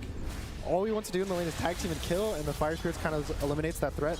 So one of the reasons why there hasn't really been a kill in the top lane has become because the Phoenix specifically, just being able to slow the attack speed. There's not really much aggression you can do. And now this lane's like really stable. You can't bring heroes to it anymore, I think. And it's so hard too. You can't like whittle down CK and eventually get this like, oh, he's weak, we can go for the kill, because he just gets a single wave and he just regens to full. And now he's actually pressuring at the Lotus pool here. They're gonna get a kill on the Chalice. Looking for it, chasing and brought down. Just like that. Well, the rotation's coming in from FY. They want to get a bigger kill on this side. So they chase GPK. Shard's going to connect. Somnus moving in. Good snowball dodge from FY to get out of there, and the Reaper's Sight takes him down. It's a really big kill. They had the slight mid lane advantage. He got level 6 before the TA. They used the Invision to pressure. And something really important is the 6 rune control. It's such a big timing with the catapults coming out and just getting the power rune at that time. And now the tower might even go down, which is going to hurt Betboom a lot. Yeah, this catapult, but still just swinging here. 7 minutes. I mean, you're just trying to get a little bit of XP here as techies, and that is a lot harder without a tower. Huge. Takes it down. 7 minutes. Tier 1 tower. Like you said, we have not seen a ton of that throughout this. I mean, sometimes when it turns into a stomp. Oh, Tianming, though. This is the price you pay. Sneaky. He's waving. See you later. And save? Actually, I think has to back out. Okay. Kind of got baited there. This is now really scary for Templar Assassin because her Ancients are exposed now to any random ganks from this Pugna and the Tusk kind of grouping up together. And there's nowhere to farm. Body block. Oh, gets across the bridge. It's a wide bridge, you know, 2 lanes. The Torrent's going to come through. One more hit. They bring down Ming on that Pugna. Your atrocity. Been a bit of a tough one for him so far. Everywhere it goes, he feels like he's dying. 0-3. Yeah, it's a really good lane setup, I think, for Betboom. I would say they're kind of advantaged in all 3 lanes. So they're kind of proving that in this slight network lead that they got. But this mid-rotation, I think, if anything, is saving the game for them. Being able to take the tower, getting the map control, I think the game would look very dire if they didn't make that move. Yeah, it feels like they're running out of space pretty fast. They are still struggling as well. At least, you know, Lou's just hanging out down bottom. That is good news for the Lifestealer, doing his thing. He's doing his job. He's going to sit here bot. He's probably not going to leave the lane until 15 minutes and just be happy sitting down here. Oh, and you can see that in the mid lane, FY continues to make these rotations, get Somnus a DD, and TA is, like you guys are talking about, very much in kind of a weird spot. So it feels like they've come up with at least a bit of the answer for the early game. I really love this tower pressure from the Pugna, too. Oh, yeah. I feel like that's something that is lacking a little bit with the Pugna draft sometimes. Maybe you get into a spot where you don't feel super confident moving on to the lanes if they go a little bit poorly here. But Tianming's just like, yeah, I can get in here. You know, if I die, I die. But I want damage on this tower. Kind of scary versus a Kunkka with both, though. The interesting dynamic right now is that Azure Ray is really comfortable sitting in all their lanes as cores. The Necro will be alone mid and be really happy. Dawn's obviously going to be top, get solo level 6, and then want to ult away from her. She doesn't want the action to come to her.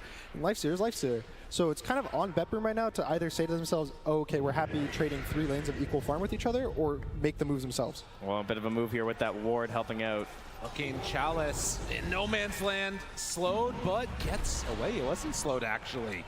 So close to that level 6, but recognizing the danger, will manage to escape. 9 XP away here. Oh, wait a minute, though. Wait a minute. Walks into Toronto. Hello? Tokyo spots him, maybe? Not sure if they did. Yeah. Nightfall still chasing. The illusion is there. So they take him on a long walk. Finally, only a 1-second stun. I mean, they're gonna. The supports are coming, but they're pretty far away, you know. Well, goes for it. The blast off connects, and this is actually turning out to be a nice kill. Chalice still not getting level 6 online. Stun and done. It feels just so sad. You know you want this kill so bad, but he probably missed a full wave for that. But yeah, still really good that they force. It just wastes time from everyone. So at the end of the day, the TA is still farming mid, the Kunkka is still farming bot. So wow, 2-second stun onto FY, saving that snowball. He should be okay as he went for the step back, but GPK making the move mid, finding and killing that Pugna. So 7-1. And the other thing that's weird about this is while the kills are going pretty heavily into the favor of Betboom, towers are dropping across the map. They've lost the bottom tier 1 tower too.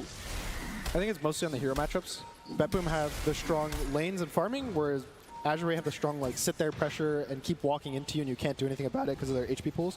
And so it's not too surprising that Azure Ray is kind of leading the map advantage, but it's going to be more important to see if they can actually continue this forward, because I'm worried that if they don't continue this and they keep pressuring and the TA actually gets items into a Roshan, that there could be some group up death ball like we'll see a lot of Phoenix teams end up doing. Yeah, it feels like you want to maybe use one of these Solar Guardians at some point here soon, but then you're also kind of waiting for like level 6 on FY, so he has that big burst damage to come out and help assist with these kills. A lot of waiting. Yeah, I mean, speaking of waiting, I mean, I don't know if you guys heard when the game was starting, but there's an absolute powder keg of fans here for Azure Ray, and they are just desperate to cheer for something right now. I feel like every last hit they're waiting on beta. Yeah, it's 7-1 right now. Like, they're just screaming as the game starts. It's just going to take one here, you know? They want Chalice to escape. He didn't quite make it. They've been killed in all these lanes, but if you get a couple plays going for Azure Ray, they're going to hear this crowd light up.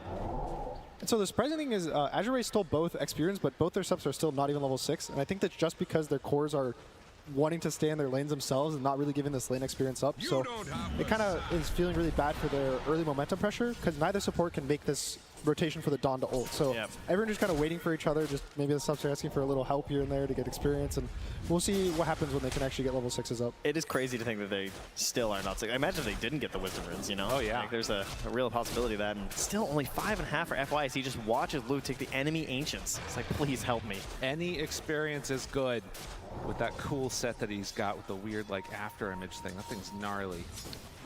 This is the scary map setup, I think, for BetBoom. Now, if you lose your Ancients as the Templar Assassin team, you feel really bad. All you want to do in the hero is set up traps, stack Ancients, and clear Ancients until you hit your timing, which for him, it's going to be Blink Shard.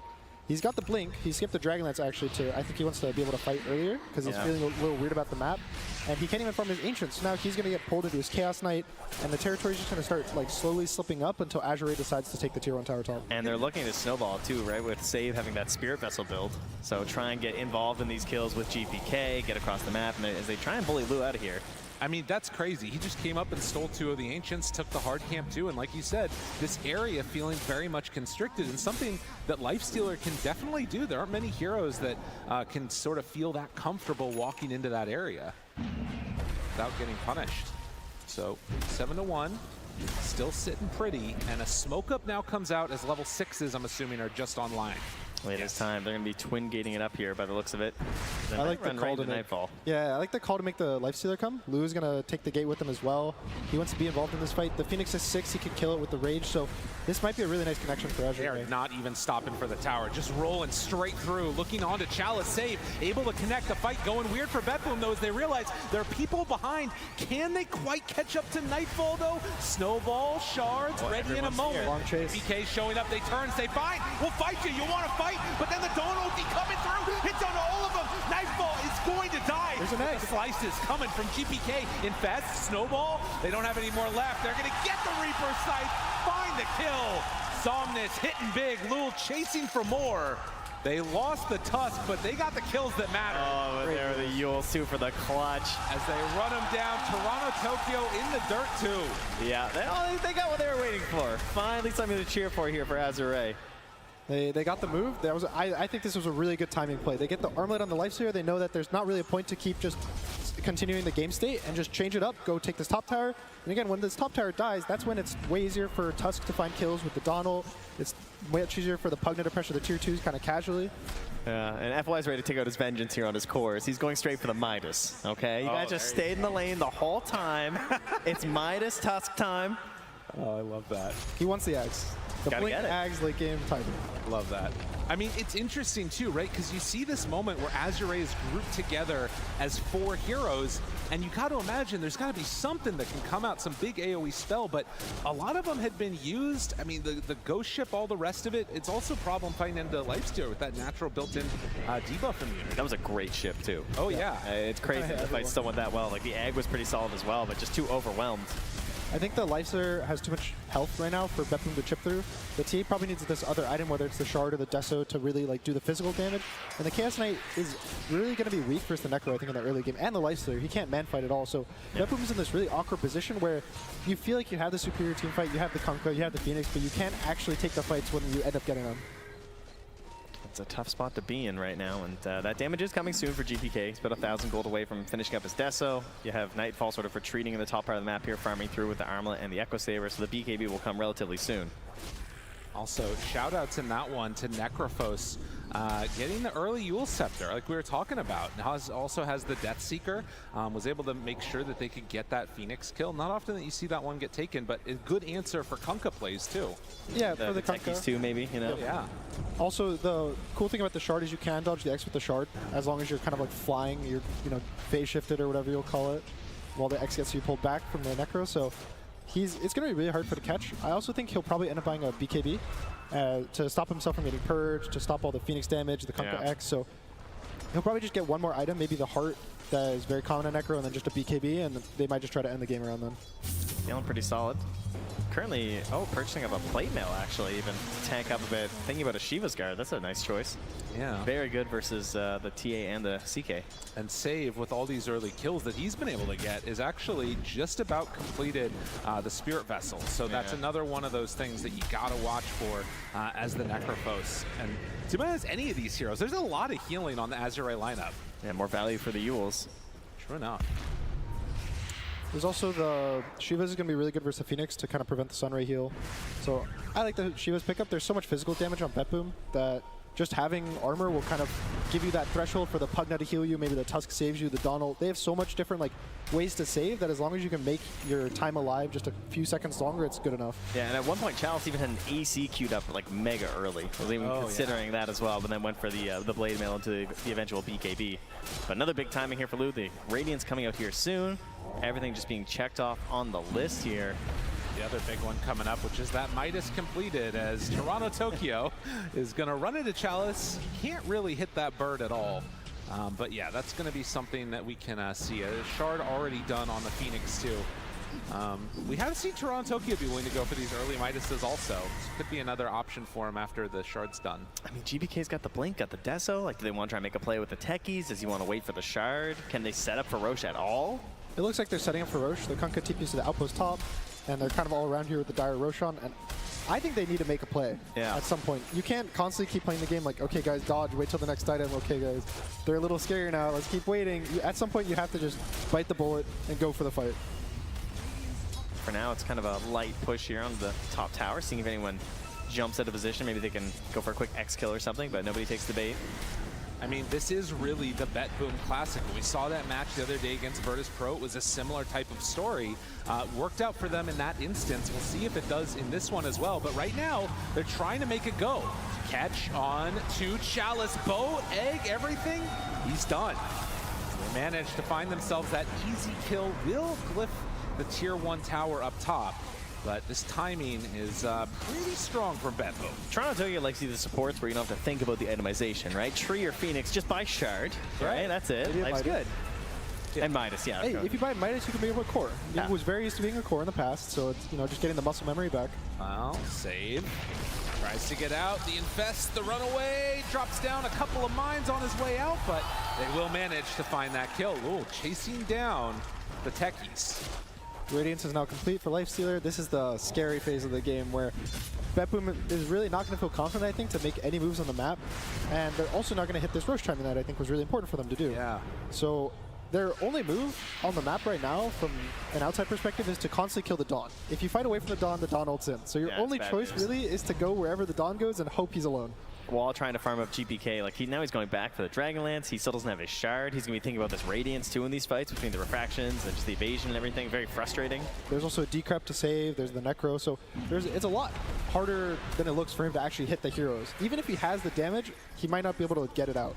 But further reason why you focus Chalice in these fights. Doesn't have a whole heck of a lot of net worth. Now, the Torrent, the pull-in, the stun, the combo, they're getting him brought down. There it is. Decrep. Oh, Tianming gets his buddy out of trouble just then. No infest. Get away, no infest, and Rage wears off, which means come on back, say hi. That was the disc off. Almost immediately after that Decrep. Just took it right off there and kept the damage going, and Tianming just vanished, by the way. Like, he Decreps for like 1 second, just gone. That's one hero that GBK can knock down. Also, one of the cool changes with Kunkka, now you can X through the BKB, and as long as you do with, like, you know, less than 4 seconds remaining, you just pull them back, which is a massive buff for Kunkka. I think that's one of the main reasons why he's been, like, so heavily valued. I mean, sort of that change to debuff immunity affected a lot of things. Seeing even like the Tusk being able to make sure you can get snowballs off against BKBs, all the rest of that. We're still figuring a lot out, I feel like. When it comes to that too with a lot of heroes. The Alchemist being able to stun and not always stun himself. It's a weird one. That's how it goes. So Shiva's now finished. He's got the heart queued up. Just get the HP. All you need on this hero is to live. You do damage by being alive. And so for Azure, I think the game is just smooth sailing right now. You just keep farming, keep playing the map, just wait for Betboom to go on you, and just pretty much hope that you have enough HP. And it looks like they have enough HP right now. And they do look pretty tanky. And Azure, they are instead going to go for a little wrap through, see if they can find any of these heroes farming out the top side jungle. There isn't anybody there, though.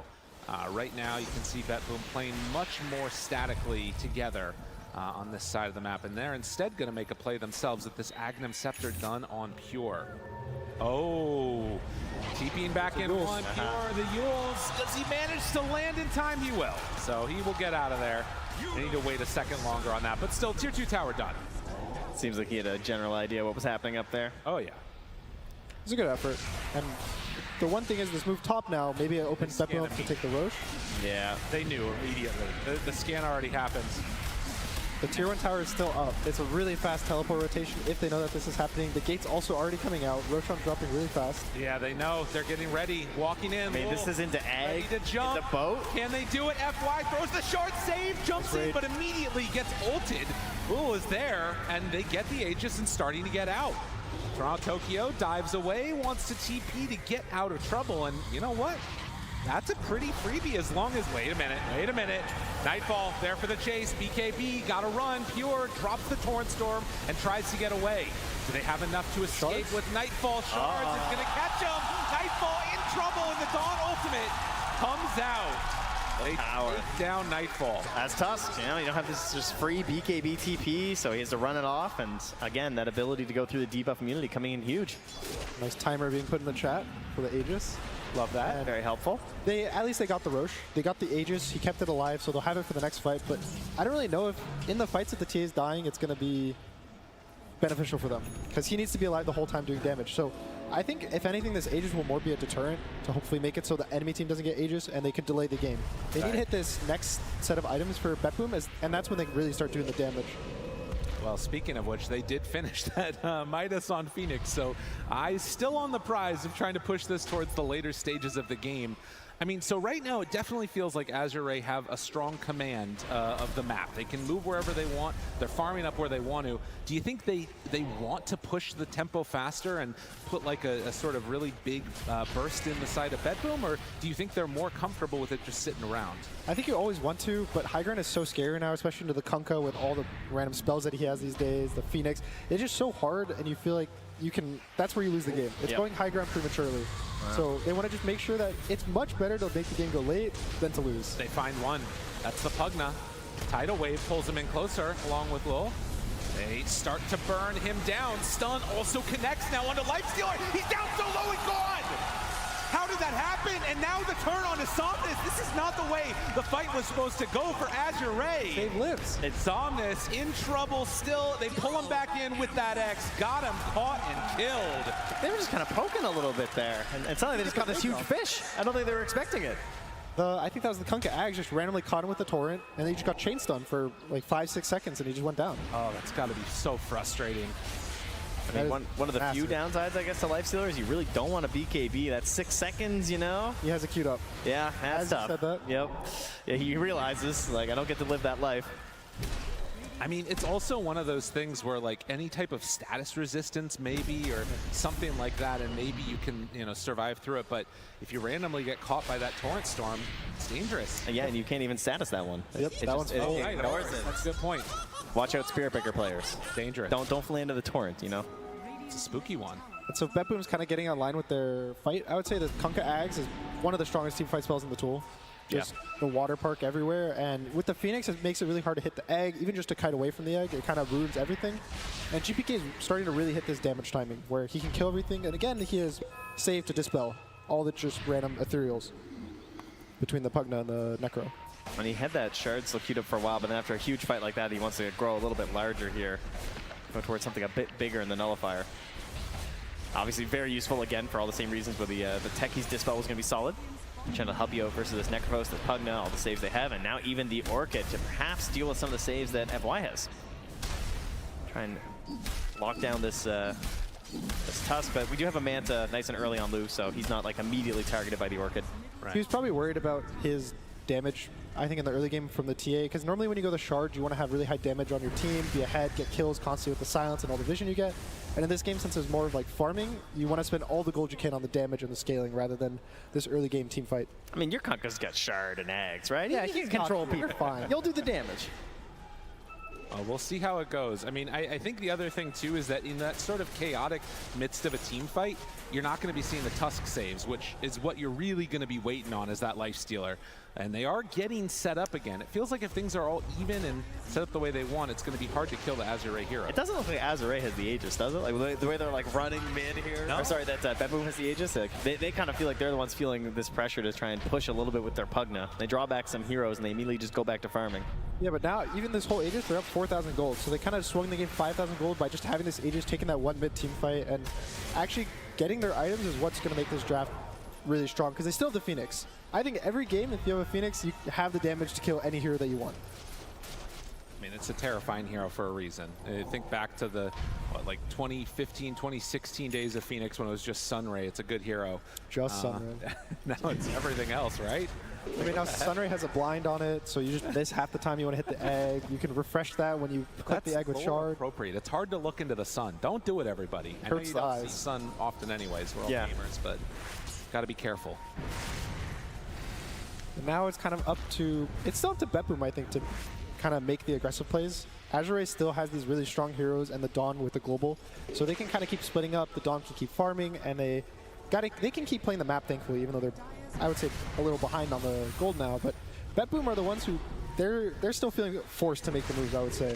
I think Chalice has done a very good job of that this game too. It's like not getting picked off too much, farming in some of these safer spots here, and now moving in towards that shard as well, so it's going to help out a lot in these team fights.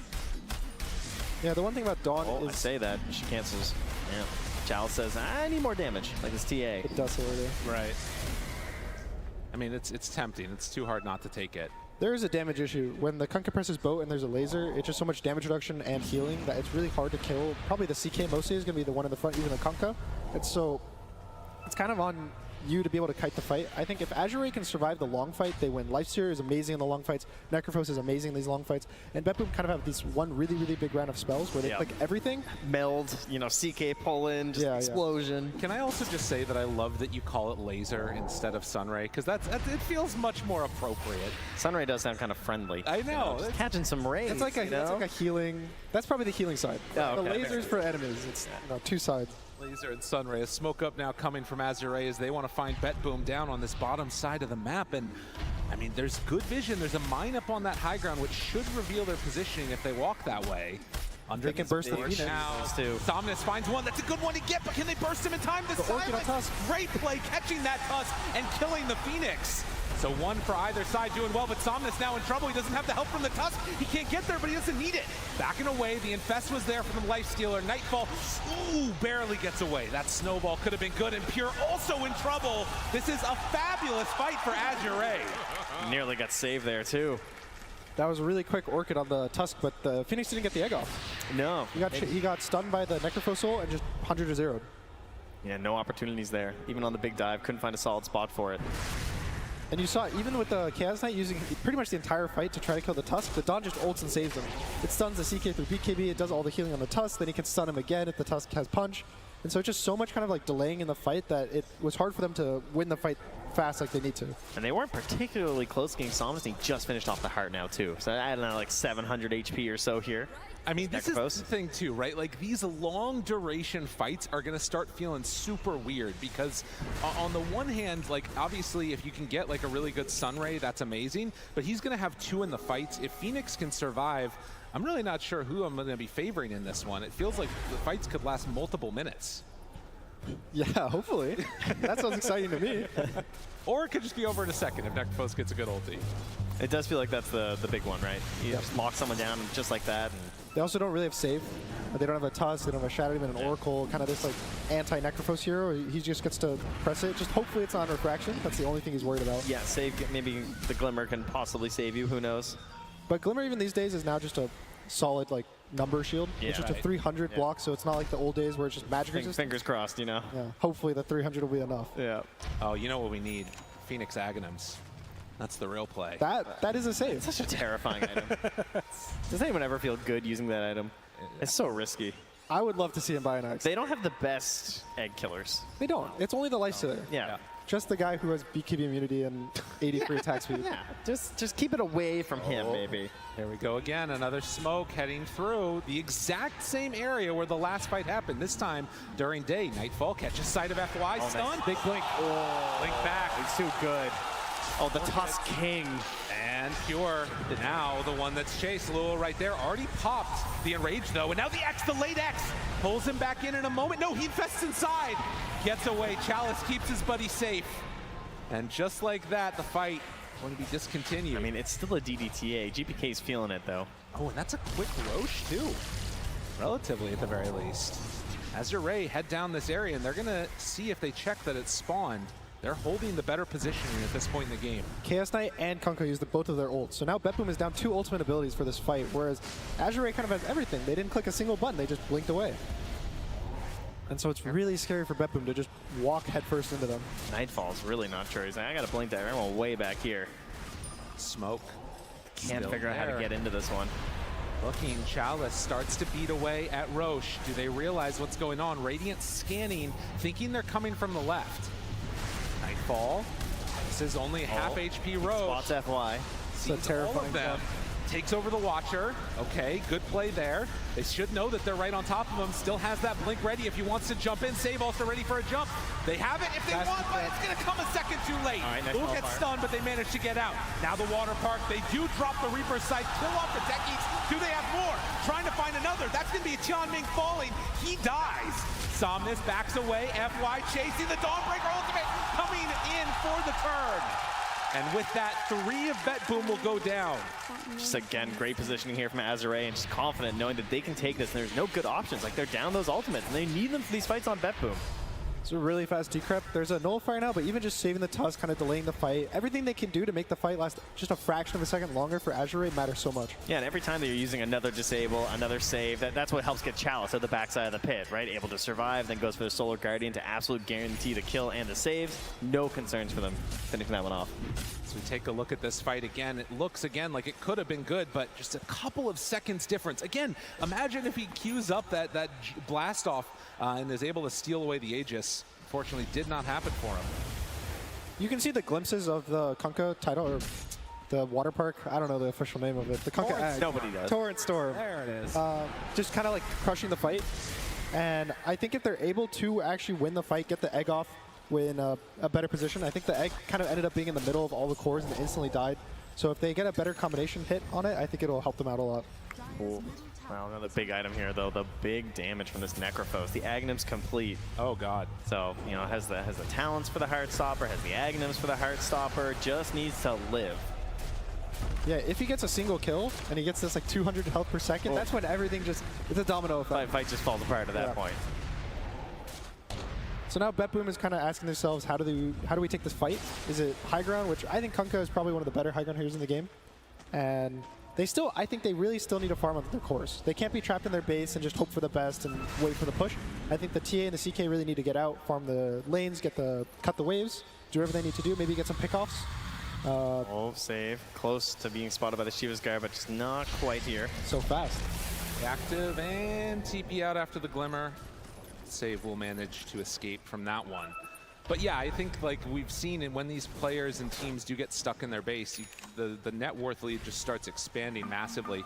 And to be fair, as we get later and later into this game, it's going to matter less that net worth lead. But the problem that I'm seeing is that it just feels like Betboom hasn't won a fight in a while. They're still farming good, but this type of a kill, it can't afford to happen. Azure Ray get a cleanup.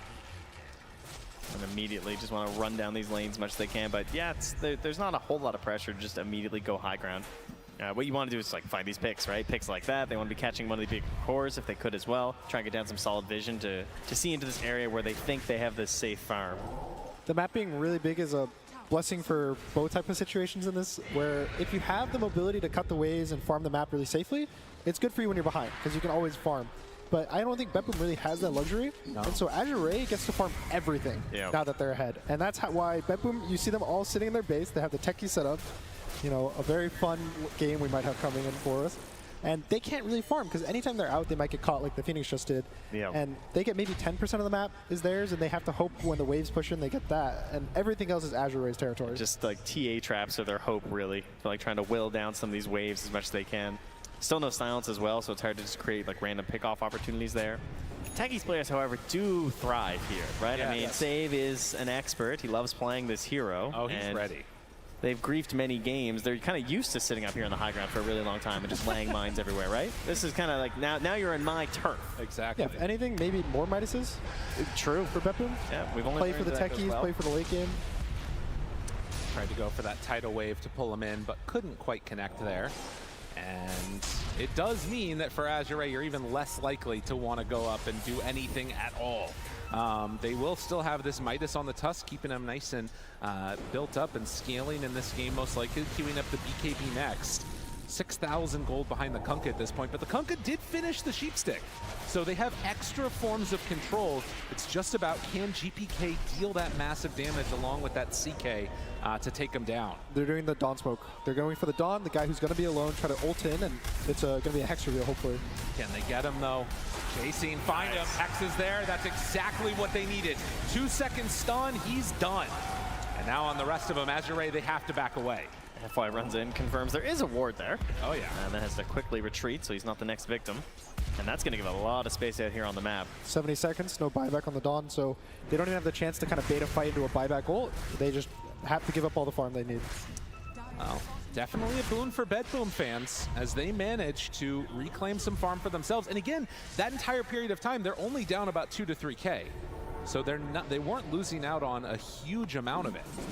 Yeah, we're making the game, I feel like, seem really, really scary, but the gold lead's been pretty small the whole game. Oh, yeah. That team has had a big lead. I think it's more in terms of the momentum of the map, whereas the item timings that they have, the Aegis, you know, which towers they can take, and honestly, it's really close. Yeah. Neither team has a really massive timing, I think, coming in the next couple of minutes, so it's based on who starts the fight, I think. If we see it like there, where they start on the Dawn, it's going to be really easy for Bepboom to take the fight, but if they get a good kill on the Phoenix, a good fast Reaper site, something like that, Azure Ray gets to take the fight. And I think that's where we kind of get this idea of, like, it just looks easier in these fights, I would say, for Azure Ray. Like, because of the multiple saves, like, you have to get that blow for Bepboom, or it looks like a disaster to me. But, you know, those blow-ups do get a little bit easier here as we're kind of hitting this, like, peak damage before the peak tank ability on some of these heroes, like that Dawnbreaker. Well, and the other thing, too, is you got to be careful with your positioning on Chalice, I feel like. He can't afford to get caught out like that again. If that type of play continues to happen, it's, you know, a little bit rough. But one time, you know, it happens. Happens to the best of us. Absolutely. And the most important thing for Chalice right now is to make sure he kind of balances between farming aggressively and shoving the lanes in, because it's really important to take the farm away from the other team, but also not dying. So he might be a little more cautious now, farm his own Ancients, farm his side of the map, but he's probably going to move up at some point, maybe with a ward to protect him instead of just nothing. Yeah. Yeah, for now they have a little bit of vision still down bottom of the Ancients, as well as that Tormentor, something that they definitely want to get on Bepboom, because they already have Shard on Kunkka, Techies, and Phoenix, so the chance to get it on the TA or the CK would be great. But yeah, both cores have really good shards. The CK one I think will be slightly better for them at this point. Just getting this more damage on the burst will really help them. The silence, I don't think it will really matter that much. There's so many Mantas and Mules and just random dispels. BKBs on the Tusk I think is about to be finished. So Feels good when you hit a support though. That's, you know, catch this like random Pugna in the back, he's just silenced, that's a bad time. Yeah. The other thing that I love about this is that when you get to these later game scenarios, you start to see stuff that like you haven't just seen before at all, I feel like. And I'm guaranteeing that at some point this game we're going to be seeing this Phoenix Aghanims. He's giving up a Sheepstick. I'm still thinking we're going to be at Ags eventually. The way this one is going. We had this discussion actually on the bus ride back last night about what happens, right? You know, you can practice Dota because every game you're going to play the first 10 minutes, as you said. But when it gets later and later, you know, things get a little bit wild and you're kind of in new territory. Toronto, Tokyo, FY ready to initiate. They jumped right at the start. Can they blow them up in time? Yes, they will. Even through the Sun Ray, it was more than enough to take down that TA. Save, TP's out. Manages to escape. Really good pick off. There's no buyback on the TA. We're probably going to see them push. They have really, honestly, easy push between the Pugna and the Lifestealer. Just you have a free BKB to just poke. You have the Pugna to constantly push the tower, and that's a massive opening. I mean, he's got a cheese too. Yeah, I mean, again, getting no TA at all. They're just going to enrage. Pure now in trouble. They're going to try and pull him into the mines, doing some damage, but not a ton. But with the X marks the spot, has the Eul Scepter to keep Somnus alive a little longer. Stuns are there, but he is just not dying. Nobody is dying, and instead it's going to be the racks that are going down. All it takes is that one kill. Their nullifier's dead, so they don't really have a way to kill him. He'll get decrabbed, he'll get ghost shred off. There's nothing they can do to kill him right now. And they keep going for more. A second set of racks, still 40 seconds. No TA at all, but the stun, the pullback, the snowball save! Why? Oh, but he blows up on the second round. Tries to get away with that Yules. Chalice steps forward. You never want to go high ground, but maybe AR, they can do it. FY gets healed back up. The life drain, but another tidal wave. Pure pulling him in that much closer. Somnus, he's going to get stunned. 3 seconds on that one. Save looks for more. The Dawnbreaker ultimate coming in, and he hits there and finds the kill on to Save. A second hero gone from this. Disarmed, backs away. Snowball Pure. He's low. Is he going to survive? The both up. It's not enough. The buyback is there, now looking to take down Somnus. He has dealt with so much damage in this extended fight. They will finally kill off at least one on FY, but Azure Ray getting the adoration from the crowd. Taking the full set of racks in the bottom lane there and then cleaning up a couple more in the mid. Yeah, they lose some, but it's a 10K lead now, finally opening up a bit of a gap here in this match. Roshan is up. Yeah, that's going to be so the prize. maybe BetBoom is going to be able to kind of steal it, but that was looking really scary for BetBoom. I think if they didn't get that burst on the Lifestealer on their tier 4s, they would have just lost the game. Or just lost pretty much everything before the game. And now they have a chance. They have a chance to take this Roche fight. There's no Tusk. Maybe they force a buyback. Buyback happens. They know. They're going to come and contest. Oh, that is tough. I mean, it's a scary fight. Love to be able to get this one, but it's too hard to do. Yeah, and I mean, that's the thing. There's a couple moments where there's nothing happening in this game, and then in a flurry of about 7 minutes, the entire thing is broken wide open. So Phoenix has Refresher. He has 2 eggs, 4 Sunrays, and they need this fight to, they need to survive the fight for BetBoom. They need to make sure that all the CK illusions are alive, that the Kunkka lives for the whole fight, and they need to really kill the heroes that they jump. The saves are kind of too much for them right now, and I don't really know how they deal with it besides just doing more damage. Good scan here as well, though, from Azure. They are missing their gem. Dropped that in the fight when FY went down. And level 25 on Necro has been achieved.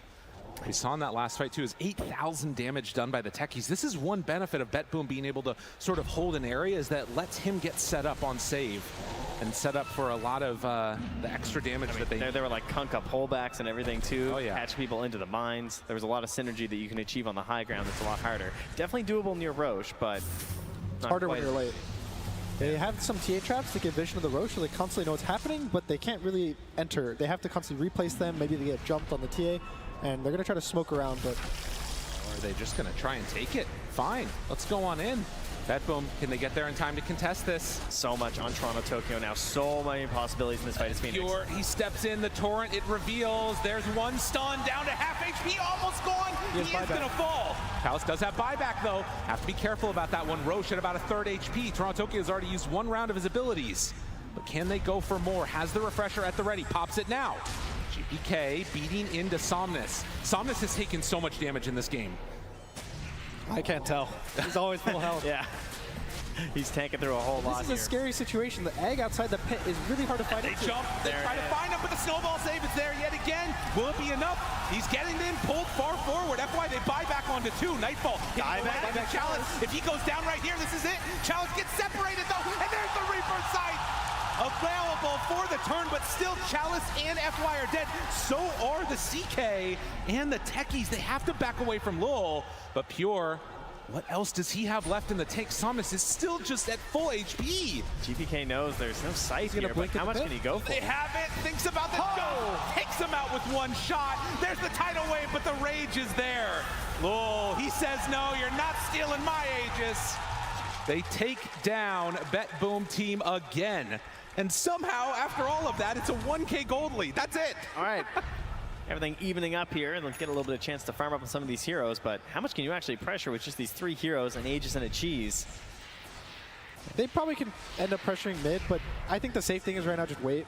They're confident in these fights, and you see here, it seems really easy. They have the buybacks, it's a Radiant Roche, so they have the advantage. That's where all their gold went, just the buybacks, but they win the Roche fight, and that's all that matters. I guess he couldn't pull him in or something there. It looked like it was a snowball save, but FY didn't actually get him.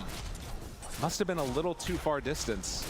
the fight looks really scary when BetBoom does win this fight really fast. They got a bunch of kills, Chalice diebacks, the Tusk diebacks, but there's a second round of lives. I mean, there is a condition, though. Obviously, you get back into this game now. They're at the middle racks here. They're still missing a couple heroes, but they are pushing. But there is Lifestealer or no buyback, right? That's definitely one thing they can be hunting for. They have this big burst damage. We've seen him go down before. If he gets caught inside the water park, that could be an opportunity here for BetBoom. And, you know, they definitely have a little bit of push. I mean, is Somnus actually going to die? I don't know. This is huge. He's 10-1-8. They're going to try and jump on him here, but he's just healing through it all. They actually are not doing enough to him. I don't know what you do against Somnus now. He is a problem. I think your goal is just to avoid him. Just every time you see him and you hear someone say, guys, kill the Necrophos, just say to yourself, like, no, guys, someone else, please. Like, kill the Pugna, kill the Tusk, anything that's not the Necrophos, you have to make sure that no matter how good it looks to kill him, you just don't take the risk. You need to give him your bristleback treatment. Okay, he's going for the infused Aghanims as well here on Somnus. Moves in, 1-2 shot, but the heal with the life drain is ready. There's also BKB now finished and delivered to FY on this Tusk. So huge for the saves and trying to not get caught inside of Kunkka's Whirlpool. It's got to be so stressful, too. You're on the verge of getting even further into this tournament for BetBoom. Would love to be able to come away with this one with the first game victory. And Azure seem to be in position to keep this pressure and momentum going as they send their sights up towards the top side of the map. Ob Sentry combo here. Jump. Nightfall. Finds him. Good damage. Good damage. Is it enough? Yes. Just lurking, waiting for you to step out just the tiniest bit from your base and immediately punished. And that is no buyback again. 800 gold away. This is another huge moment. These cores of BetBoom getting caught without buyback. Luldo, can they do something? Imagine. Maybe they don't need him. All right, that's aegis. That's aegis. Can they do it again? Somnus standing on top of his buddy, ready for an infest if things get dicey. Well, that was kind of free. You're not wrong. You know, I mean, you need something like that right now for BetBoom. Put a bit of gas in the tank here. They're going to lose their ward on the outside of the base. They're trying to keep an eye on them. I've never seen that hammer tower. That's crazy, the distance of the Dawn W. Especially versus the TA, that's pretty cool. Yeah, to just cancel the blinks, just maybe catch the Phoenix off guard, slow him. The range is insane. Oh, man. Chalice drops the hammer and takes the tower. So it's going to be a slow burn push. The Pugna just presses his Q off cooldown, just slowly whittles it down. Lifestealer's going to slowly whittle it down, and there's no rush. They're hanging out. They're having a good time. Well, apparently Chalice says there's a rush. He runs in, finds the Phoenix, forces him to back away. Then they go for more. That's already the melee racks down. Somnus stepping up. They're going to drop the water park. Hits onto one, but the snowball saved there again. Nice snowball. Nicely done, and gets over to where the dead creeps were too. Why not? And CK's just coming back up right now. But can they get out? Yule Scepter looking pretty fine and gonna Death Seeker to the low ground. Azure Ray get the whole set of racks and they get out. He's really hard to control. Very difficult there. 13,000 gold lead. First time that it's been this big the whole game. It was a really close game, but after these kind of Roche fights, all the buybacks, it just seems so hard for BetBoom to actually take a real fight for themselves. I mean, it still is sort of evident of how, strong they feel like the BetBoom team fight is, that they're not willing to go for the all-in play for this other set of racks. With all these mines that are set up and the rest of it, it's got to be annoying to try and play into. But you got to imagine now, controlling this map, they're going to continue to build up this lead and get themselves into a strong position. I mean, you've seen your strongest core just vanish in an instant. Oh, yeah. And the fact that if he does die one more time, Lou's just gone for a while, so kind of terrifying. The cool thing is, so Lifestealer got the Ags from the Roche fight bot, and it's another way to BKB disable a hero. So he can jump the TA when she BKBs, and it just disarms her through BKB for the entire duration of the infest.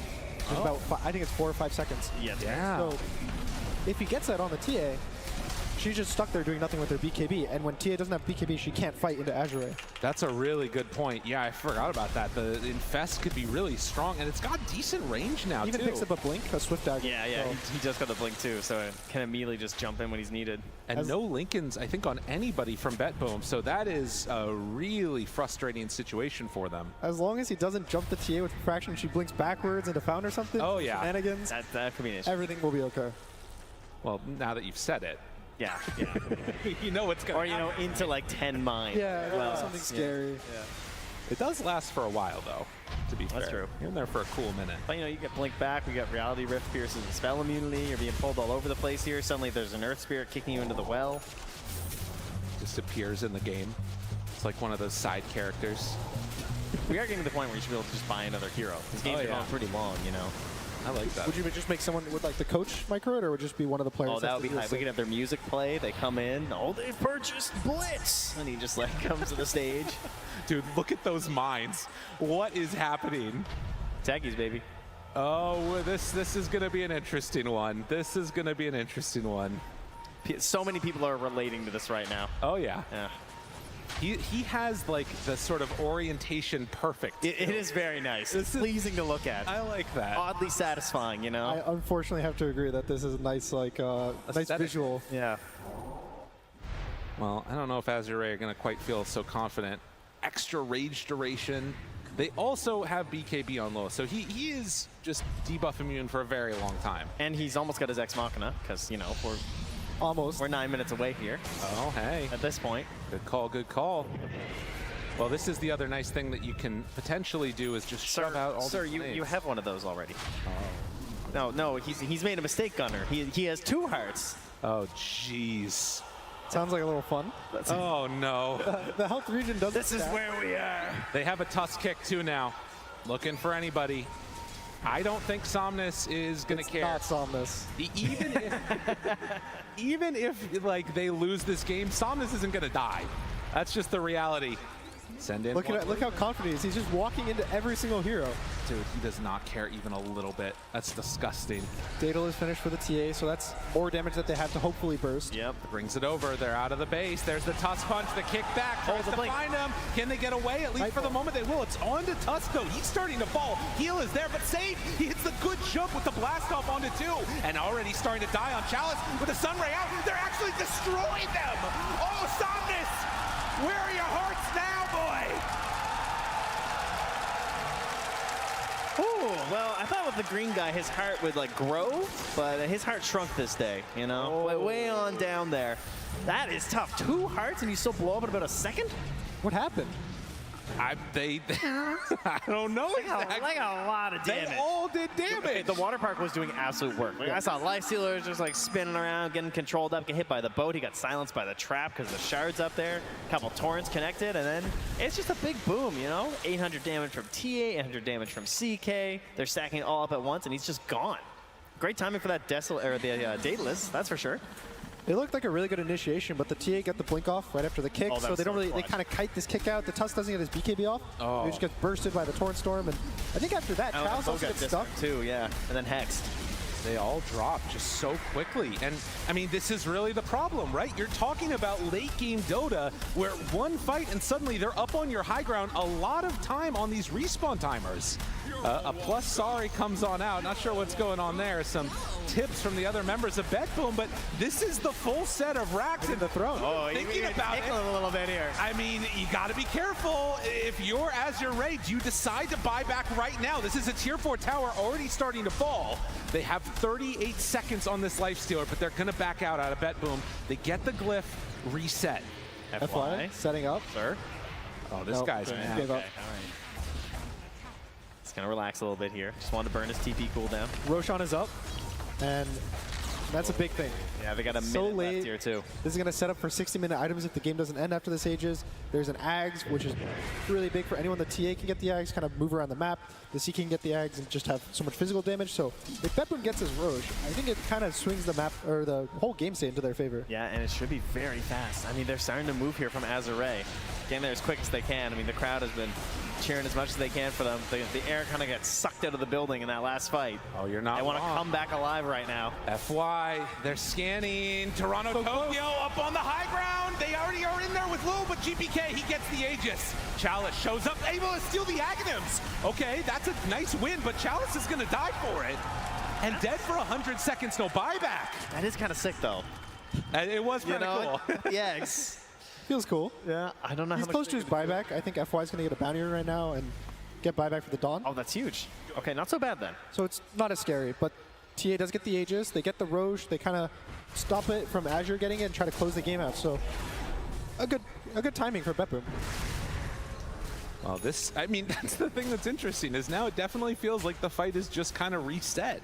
And the entire game has, in a way. Because you didn't get that Aghanims, which can so often like start snowballing the lead even further, or at least regain control.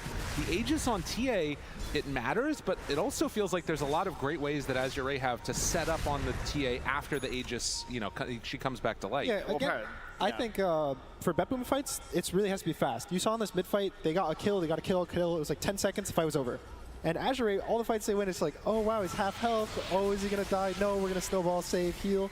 And so for Azure, this Aegis doesn't really matter because you want the long fights. If you kill the TA, the fight's probably gonna keep going long and you'll keep winning the fight.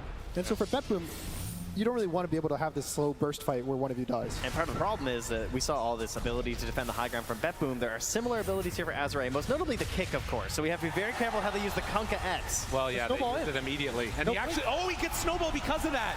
Oh, FY did not maybe see that X, not sure what happened. Will snowball a second time with the Torrent Storm going out. Not easy to take this fight. They will kill one, but can they kill another? They pull him out of position. Yule Scepter lift up. The boat is going to not land on him.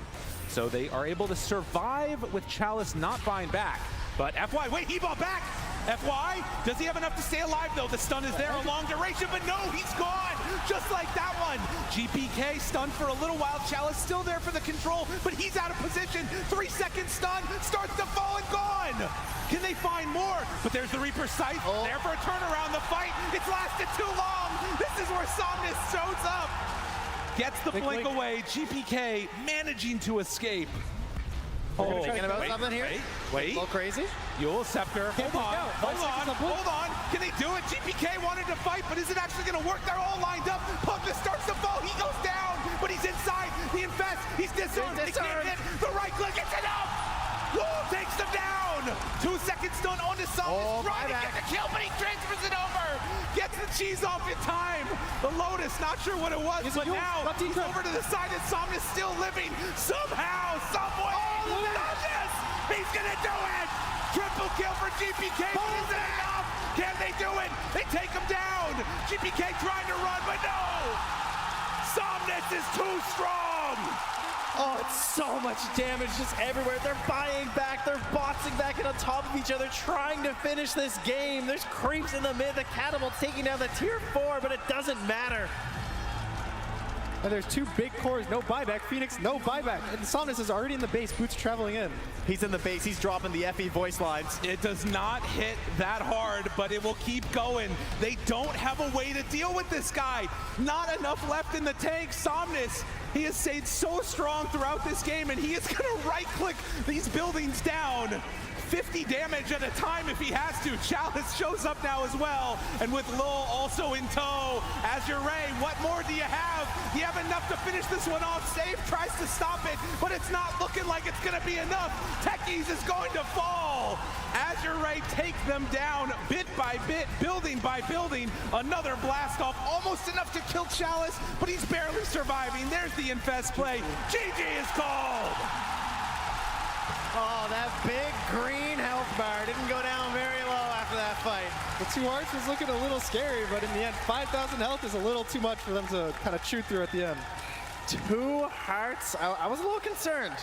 Not going up at the very end there to get the Wind Waker, but committed for the second heart. Lost 1 fight, did die, but clutched it out there. Man, the damage that he must have been outputting in that fight. Unbelievable.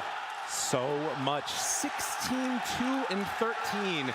Throughout the course of that game, he took 124,000 damage. All the rest of them did too. They were just big old meat bags getting punched in the face over and over again. And they did it just about perfectly. Crowd appreciating what they saw from that Azure lineup. And I mean, you gotta ask the question, how do you deal with these big tanky heroes? They picked Phoenix, for goodness sakes. They tried. I mean, they had their burst. They got the items that they could, trying to make the plays, but didn't quite get it in time, right? And they had to be perfect. Well, just like that, the crowd liking what they're seeing. We'll see what the panel liked it as well. What a beautiful game one. I mean, the fact that it was only game one between Azure and BetBoom, and that's the display we get. This game was so even, and Allie, you didn't understand too much about the draft, what the idea was going on for Azure, but we see it worked for them. Sure, it was a nail-biter towards the end, but they did really well in the early game. No, I think they really did. I think how they played through the Lycer, I didn't understand how the matchup would go. It makes a lot of sense if you think about it, I guess, so I don't know why I didn't, but I'm stupid. But they were able to play through that lane, they were able to deny TA Ancients. That and combined with the early rotation from both supports before GPK hit 6 was really big. TA never hit a point where he could come to the safe lane and kick the Lycer out. That's typically what happens when you have a mid TA versus Lycer, is she's the only one of the only mids that does enough physical to kick a Lycer out. But, you know, Azure, they played it perfectly. TA never had to that snowball, and they were able to control the entire bottom side of the map. It was a phenomenal lineup. Sorry, Evie, you go, because I know that you were hyping up a lot of the players, especially Chalice's Dawnbreaker. Yeah, I mean, that was just sustained for days. You had the Pugna Life Drain, you had the Dawnbreaker, you had this Necro later on in the game with the Double Heart and the Lifestealer with the Infest. In these fights, the ones we're watching right now, it feels like BetBoom did not have damage to take out any targets before they could even get to the point where their heroes were strong enough. Like Ali mentioned, TA never got access to her Ancients, she never got to kick the Lifestealer out of bot lane. They were just running into BetBoom's heroes without any damage for them to fight back. The TA was not strong enough soon enough, and it was great to see. And again, I have to point out, every time BetBoom does not have a clean initiation hero on Pure, their games go to minute 60, their games look like this. It feels like they fold over in the early game and they just have to take some time and farm back. I feel like the best course of action they could have taken was probably get an earlier Blink Dagger on the CK and try to fight around that, but what happened, Roman. Well, you just said every point that I wanted to bring up. Wait, I got a question then instead, because Nightfall, we've talked about it time and time again, every time we see BetBoom play, is not that he's playing for his KDA, but his KDA always looks fantastic at the end of a game. He always comes into fights, and he's coming in at the perfect moment. He's using spells in the perfect way so that he is ending games, you know, 22 and whatever. But this game, it felt like he had those uncharacteristic deaths on Chaos Knight, that he was getting caught out, that it felt like he wasn't playing the same way Nightfall is expected to. I mean, I think this is their weakness of this team, is when Pure or GPK doesn't have like their best games. Like they rely so much on the Nightfall, like having this Blink Dagger and like being active in this game, but he wasn't. He still goes for this safe play, like for the safe items, and this is what they needed this game for, like to make stuff happen, because this Pure hero, like Konka, he's the follow-up. He can't really be initiated, especially when he's playing against us, Dawnbreaker and Pugna, you know, like it's already very hard for him. And considering the TA lane didn't go so well, and you know, her farm is so low, like they needed some other hero to be able to do that. I mean, this fight was absolutely crazy. It could have gone both ways, either like easily. Yeah, because I felt like BetBoom had found a way back into that game. I mean, when they used that refresher on Phoenix to get the double supernova when Azure were pushing mid, like the signs of life were there. They won the team fight, they got the Aegis afterwards, and they started to apply pressure of their own. But this fight that we're watching right now, it's just a matter of experience, you know? It's buybacks versus buybacks, teams taking risks versus teams taking risks, and Azure's experience paid off in that long fight we just saw. Yeah, we're having the post-game stats here on the screen. Allie, the double heart as well coming out from Necro. We weren't too sure what the payoff was going to be in the long run, but it won them the game. I mean, I guess on Necro, like, you have the egg, so it makes heart a DPS item, and you have one of the best items of the patch, so you got two of them, and as Effie was saying, like, they have so much heal. They have Necro heal, they have the Lycer Infest, they have Pugna, they have some tough saves. Like, it's not easy to go into this lineup. I think something that BetBoom needs to look at in the next game is like using their timings a little bit better. I think there's a point in this game where they had the Agnes on Kunkka, they had the Nullifier on GPK, but they sort of like, they took a fight where they didn't even get to use Egg, and like Azure was the one hunting them at the time. I think it looks like as the game gets later and later, like if they don't have this clear initiation that Effie was talking about, it's a little bit more chaos into their game. They can't go for their strategy. Yeah. Well, we want to hear a little bit more about it as well. Not that I don't value your opinions on what you guys have to say. I just know Purge loves to go into great detail about certain aspects of the game. Thank you, guys. Yeah, we were scratching our head a little bit about the Lifestealer, a hero who hasn't been picked very much up in this tournament, but I think it was a perfect circumstance once we get to watch it back. If we take a look at some of the clips, some interesting things the Lifestealer did. Great laning stage, pressured this tier 2 tower in 19 minutes. He did die this time, but he's got some really good advantages against some of the common heroes that we're seeing a lot in this tournament, namely Kunkka. In this case, the X actually does secure his death, but once he respawns, he TP's top, he runs all the way back, and then they secure this tier 2 tower at a really early position. And this means that when they take Roche on the Radiant side of the map, it's harder for BetBoom to get there without them noticing. And ultimately, one of the biggest advantages he had is Rage against the techies. This hero here is someone that was really strong 6 months ago because he jumps in and then he can protect himself easily. But with Rage, it's just child's play to kill him in the team fights. That hero's taken out instantly and he can win the rest of the fight as he wants. And here's another crucial moment, 28 minutes into the game. This is when TA picked up the Nullifier. And this is an item that really counters Necrophos here because it removes his defensive mechanism. And then we get to see him infest. That's giving more HP to one of his allies who's dying. Heart is good in this meta. Well, infest gives you a similar amount of HP. So if you can keep your teammates alive in these crucial moments, it's going to win you team fights. And on top of that, he's doing percentage-based damage. Again, tanky heroes are popular. Percentage-based damage is very good. And this just culminates with his nice open wounds shard talent, which gives a nice amount of life steal to anybody in his team that's killing heroes. That's what pushes him over the edge and a lot of these team fights, lets him frontline for his team and secure things to eventually win the game. Beautiful. Thank you so much, Purge, explaining a little bit more on that Lifestealer pick, the fact that it's something we're not seeing very often, but it can be a massive answer to issues that other teams are currently facing, Effie. Yeah, and to have the confidence to pick a hero that a lot of teams may have abandoned or overlooked at this stage of the tournament says a lot. I mean, we see this with this Lifestealer for Azure Ray.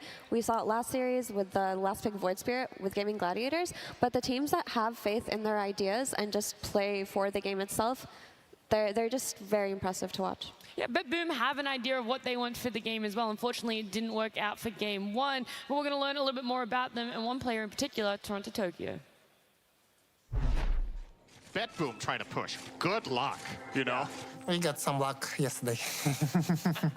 No, absolutely. It's so difficult to push into this Willow, into this Marcy catch, into the Ench, just throwing impetuses with huge damage from range.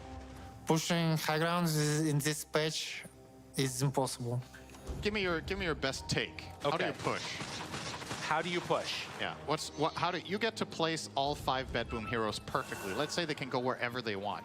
If enemy team has the goal to defend their base, they can do it forever, I feel like. How are you going to place them? Nightfall up front and center. Okay. Which is tough because Pudge has the Aegis. Because he doesn't have buyback. You have Undying right behind him. Willow is tagged onto him there, and then you get the double hit because Willow's 25. But no! Instead, you just step up, and that's already a tier 3 tower gone. Wait a minute now, the hook, the connection, Q, he's in trouble! Oh, BetBoom, have you actually done it?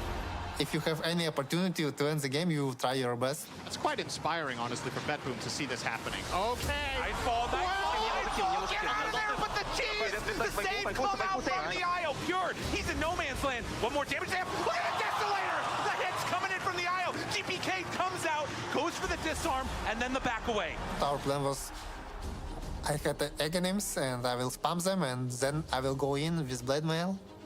And also we had a buybacks, and they didn't. Tricks to the trade, chasing, they're waiting for Makoto, wants this moment, and they find him! Is it gonna be enough damage? Yes! They take down Makoto!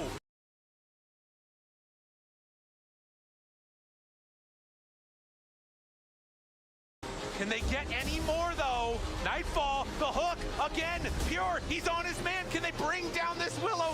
Goes for the walk away.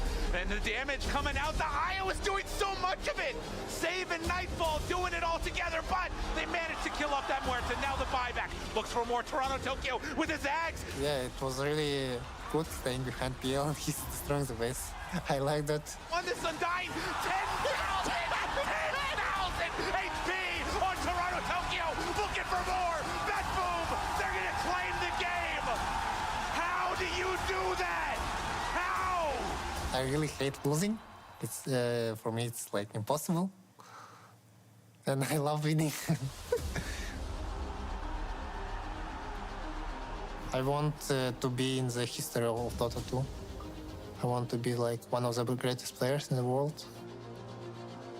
But you know, it's competition. Sometimes you lose, it's okay.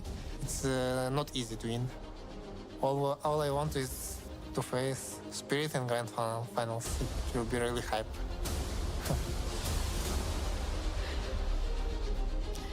That would be a pretty much hype matchup.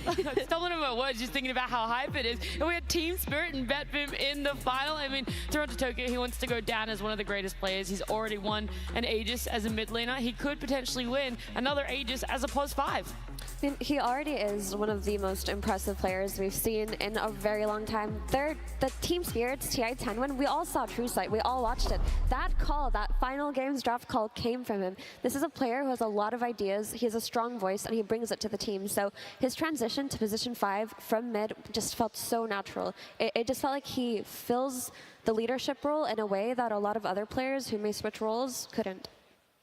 How do you feel, Aoi, about this transition for Toronto Tokyo, especially when we see his heroes? I mean, we saw a recap of his Undying, how unkillable it was, and then his Phoenix in the most recent game.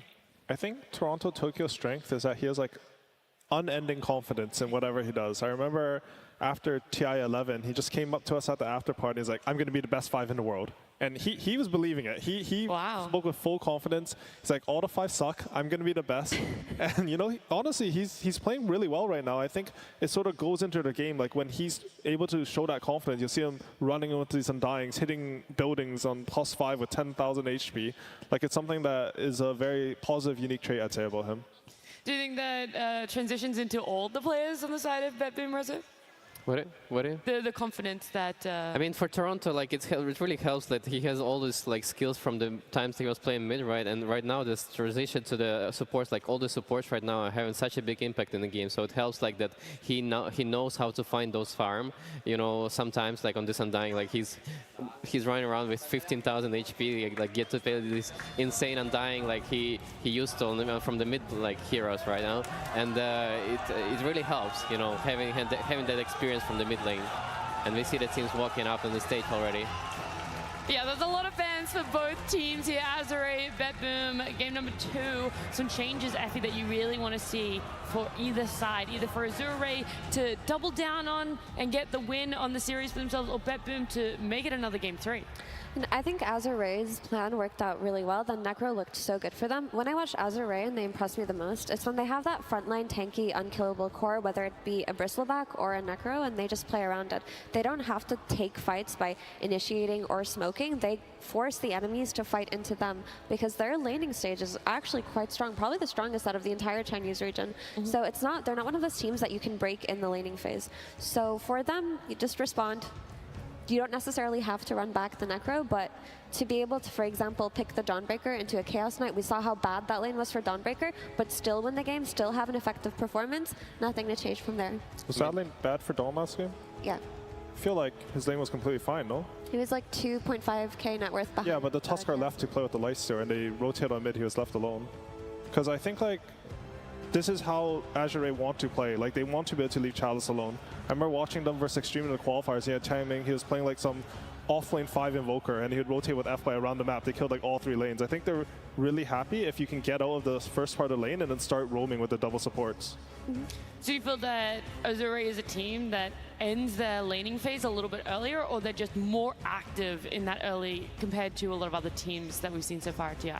I think they're really good at identifying like which lane they want to play through and like moving between that. Like we saw in the last game, they identify mid, they have like a weak point, our Necro's level 6, we're able to punish that, take mid tower, and then they just sat in the enemy triangle and kept pressuring through this Lifesteal. I think how they do that is really good. And for the BetBoom, I think the small adjustment that they could be thinking about is that picking pure hero early, like they did before in the previous series, where like, you know, the Spirit Breaker was untouched during the first phases, so they could easily take that instead of taking Chaos Knight, so that the road that could be taken for the next game. I know throughout this year, as you stood in for BetBoom at some events, do you think this is a similar team to the one that you stood in for? Is it a very different team when you look at them from the outside as a panel member now? I think they're very different. Like, Yeah. I think they're improving with every tournament, and it's mostly, it was never about skill for this team. It was mostly about the psychology and like how they think of themselves, right? If you think that you're number one and you have to perform to that level, then it's very hard to have that pressure in the game and deal with it. But I think right now they're very more chill in that sense, and I mean, you can see that they're playing till the very end, and they're not giving up. When I was playing with them, they kind of gave up in a few games. You could say, you know, that was past BetBoom. This is a whole new Yeah, BetBoom this is now. the whole new BetBoom. Yeah. They conquered their demons. We've said they seem to be different. But going into this TI, Toronto Tokyo mentioned that he expects a top 4 placement for his team. At least that's what he sees that they're capable of.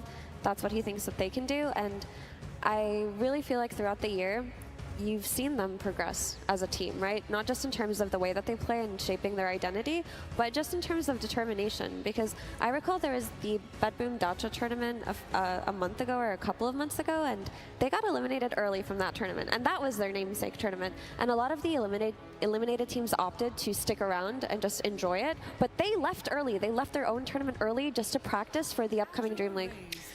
Well, here they are. They're one game away from potentially being eliminated. Game 2. Turn to ban. Azure Rays turn to ban. Azure Ray versus BetBoom Team. Game 2. Got some cheers from the crowd there. They're just hyped to see some more DOTA. Keep the action rolling here. So for game 2, we've talked about some potential changes.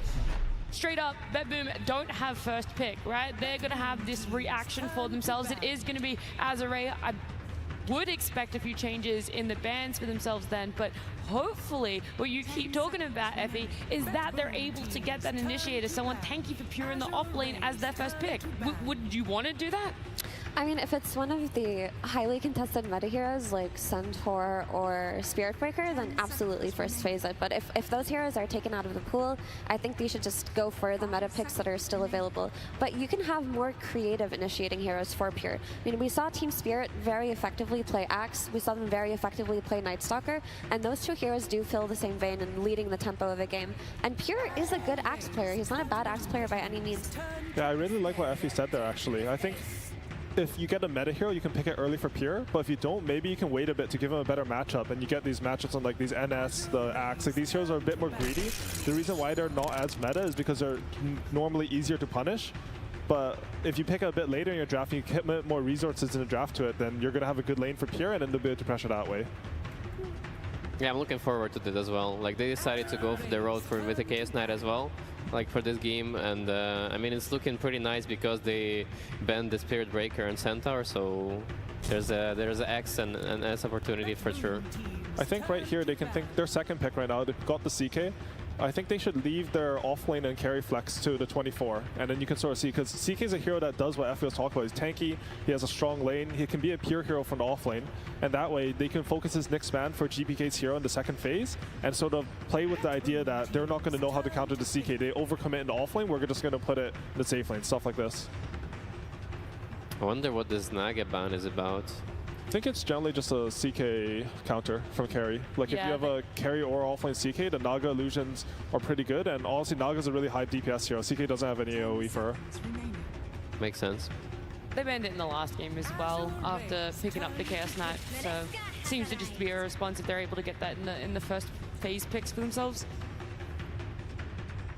So Willow finally comes out. I mean, Willow is a hero that's been popular throughout the entirety of the road to TI up until now because she's so strong as a support, and now there is the flex to carry that we see, which is really potent against Muerta, whose flex is still open. But even, let's say this were a CK Dark Willow side lane, if this were the offlane for BetBoom, this is a very high kill threat offlane. So even if that's revealed early on, I do like the adjustments here made from BetBoom. All right, Rezel, so just hypothetically, it is Muerta Tusk safe lane. what lane would you want to play versus this? Because I was trying to think the other day about like what beats this safe lane, and I could not come up with a single thing. I think it's pretty hard. I think the only way I can see, like not even winning, but managing to deal with it is like picking some Darkseer lane, just keep cutting waves, and you know. Like you're trying to split them up, like make sure they can't use a tag team. Yes. I think it's just way too hard to straight up win that. I was thinking like whether you could like try to pull waves and stuff, but the thing is like Tuskar's sort of annoying when you're trying to pull waves. Like he starts tag teaming and hitting you, take a lot of damage. If you get and Murta can connect, right? Yeah, Murta's really fast to connect. And you just can't fight into the safe lane. I mean, a lot of teams are not putting in the safe lane, but it's just like when you have these two heroes, you have the option. Again, with the Dawnbreaker Tuskar, another very stable lane for them, I think. I think this lane just gives them the option, from what I've seen, to play away from the off lane. Like Chalice is one of those players where he's actually pretty happy if his other two lanes are going well, and he's just like doing his own thing. Dawnbreaker lets him join up just off level, so he doesn't have to have too much farm. And, you know, that frees up FY's game, who I think, from what I've seen, is like one of the best roamers, I mean, as always. But he's been roaming really well through the qualifiers and this tournament. Did Azure play ever like position 5 Muerta? I think it's pretty strict that is going to be the carry hero, right? They have played it post 5, 4 and 5. They have? This tournament, yeah. Oh, wow. That's a really good pick for them then. Every time you add these flexes for a hero like Muerta, it just increases the value. Because like look at BetBoom, they're trying to draft a hero, they don't know what they want to counter right now. They feel like, okay, we can put the CK versus Dawn, you know? Nightfall is probably happy with how the lane went, you know, he has good farm, but you don't know what the next hero you counter is if you have this, you know, this is supposed to be one of your stronger picks. But on the other hand, for BetBoom, you get this Phoenix plus Willow, which I believe are their two strongest supports in this patch right now that you can build into your draft early on. Like your team fight is going to be impeccable. You have scaling all the way up until late game. You have catch with the Willow and the Chaos Knight, who hopefully gets an earlier blink based on what we saw last game.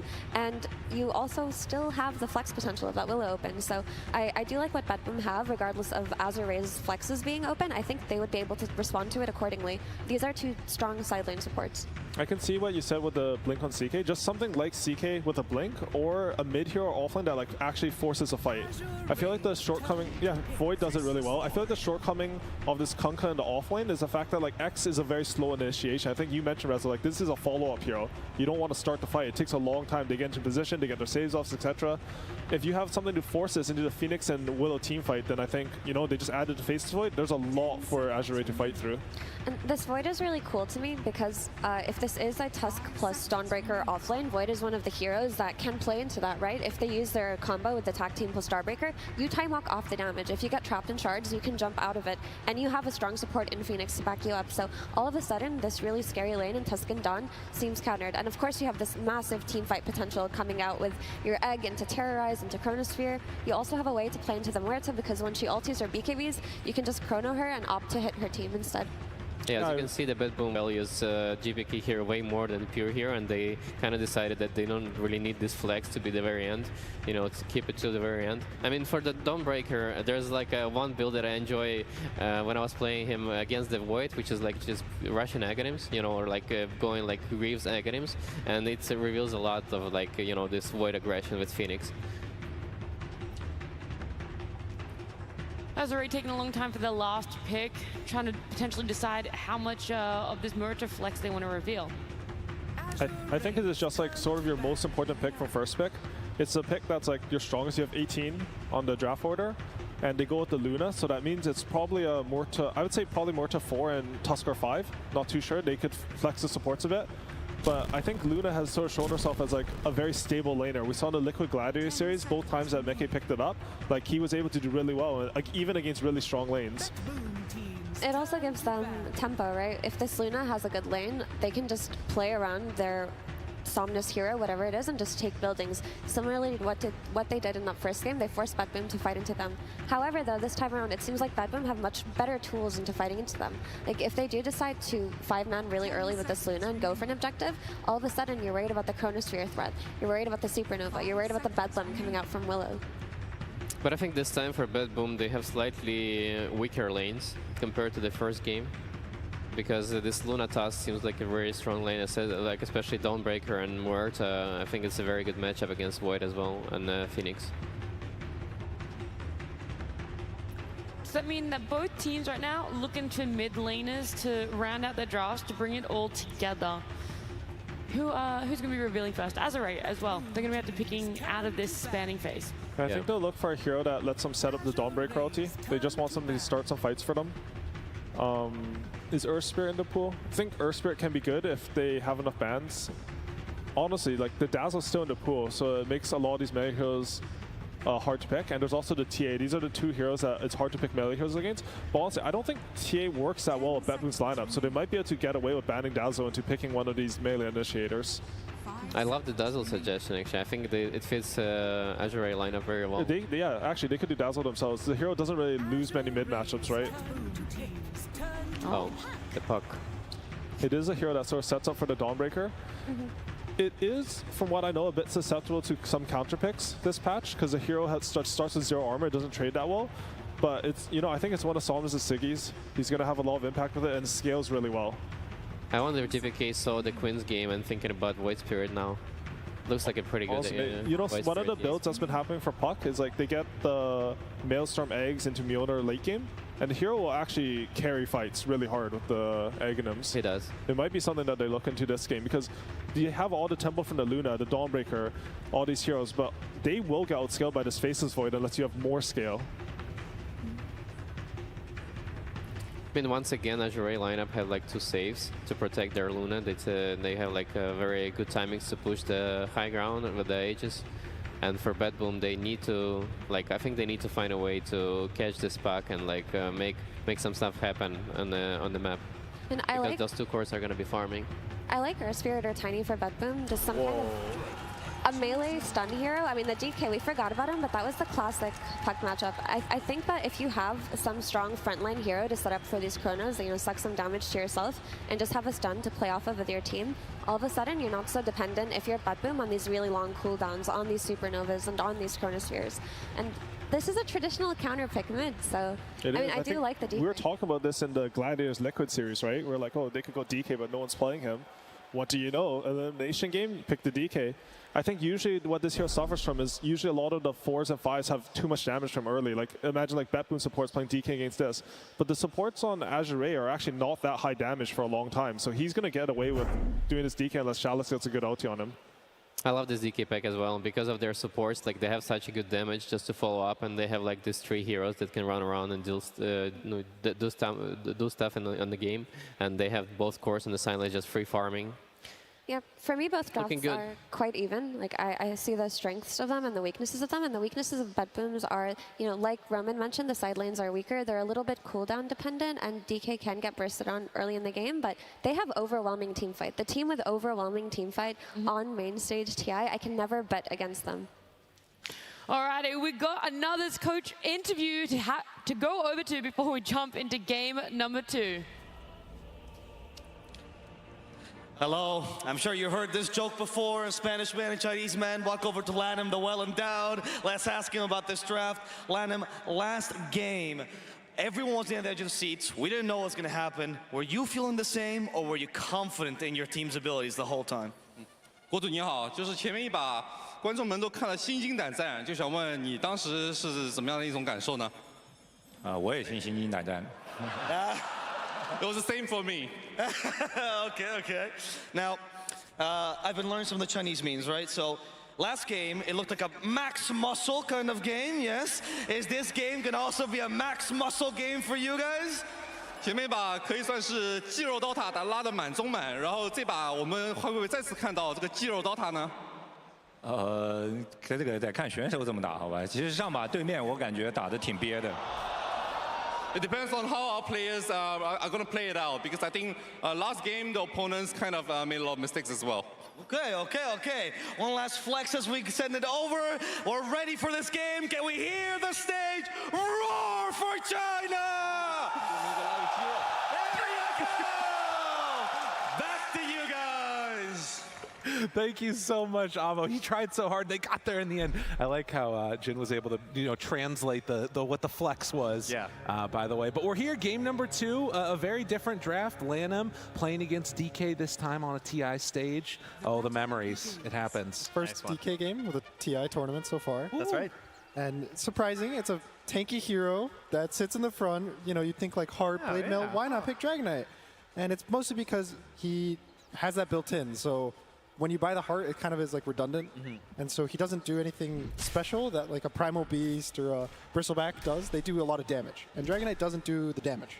Well, in our last game there for Liquid and Game Gladiators, we had the Quinn Void Spear come out, which was a classic counter to the puck. And now again, we're having the DK come out as a classic counter to the puck, and both heroes that we haven't seen a whole lot of. As you said, this is the very first DK pick. So, but the reason why that we're seeing here, it is an absolute classic. You go for this instant stun, as we call it there, on the Dragon Tail, something that is very reliable when it comes to controlling up this pesky puck. And Somnus going to be playing a very different game compared to the previous one. Necrophos, you're just constantly in their faces, and they're sort of like dealing with you and trying to damage you the whole time, and you're just healing through it. Somnus now has to play a little bit more of the cat and mouse game of just don't get caught.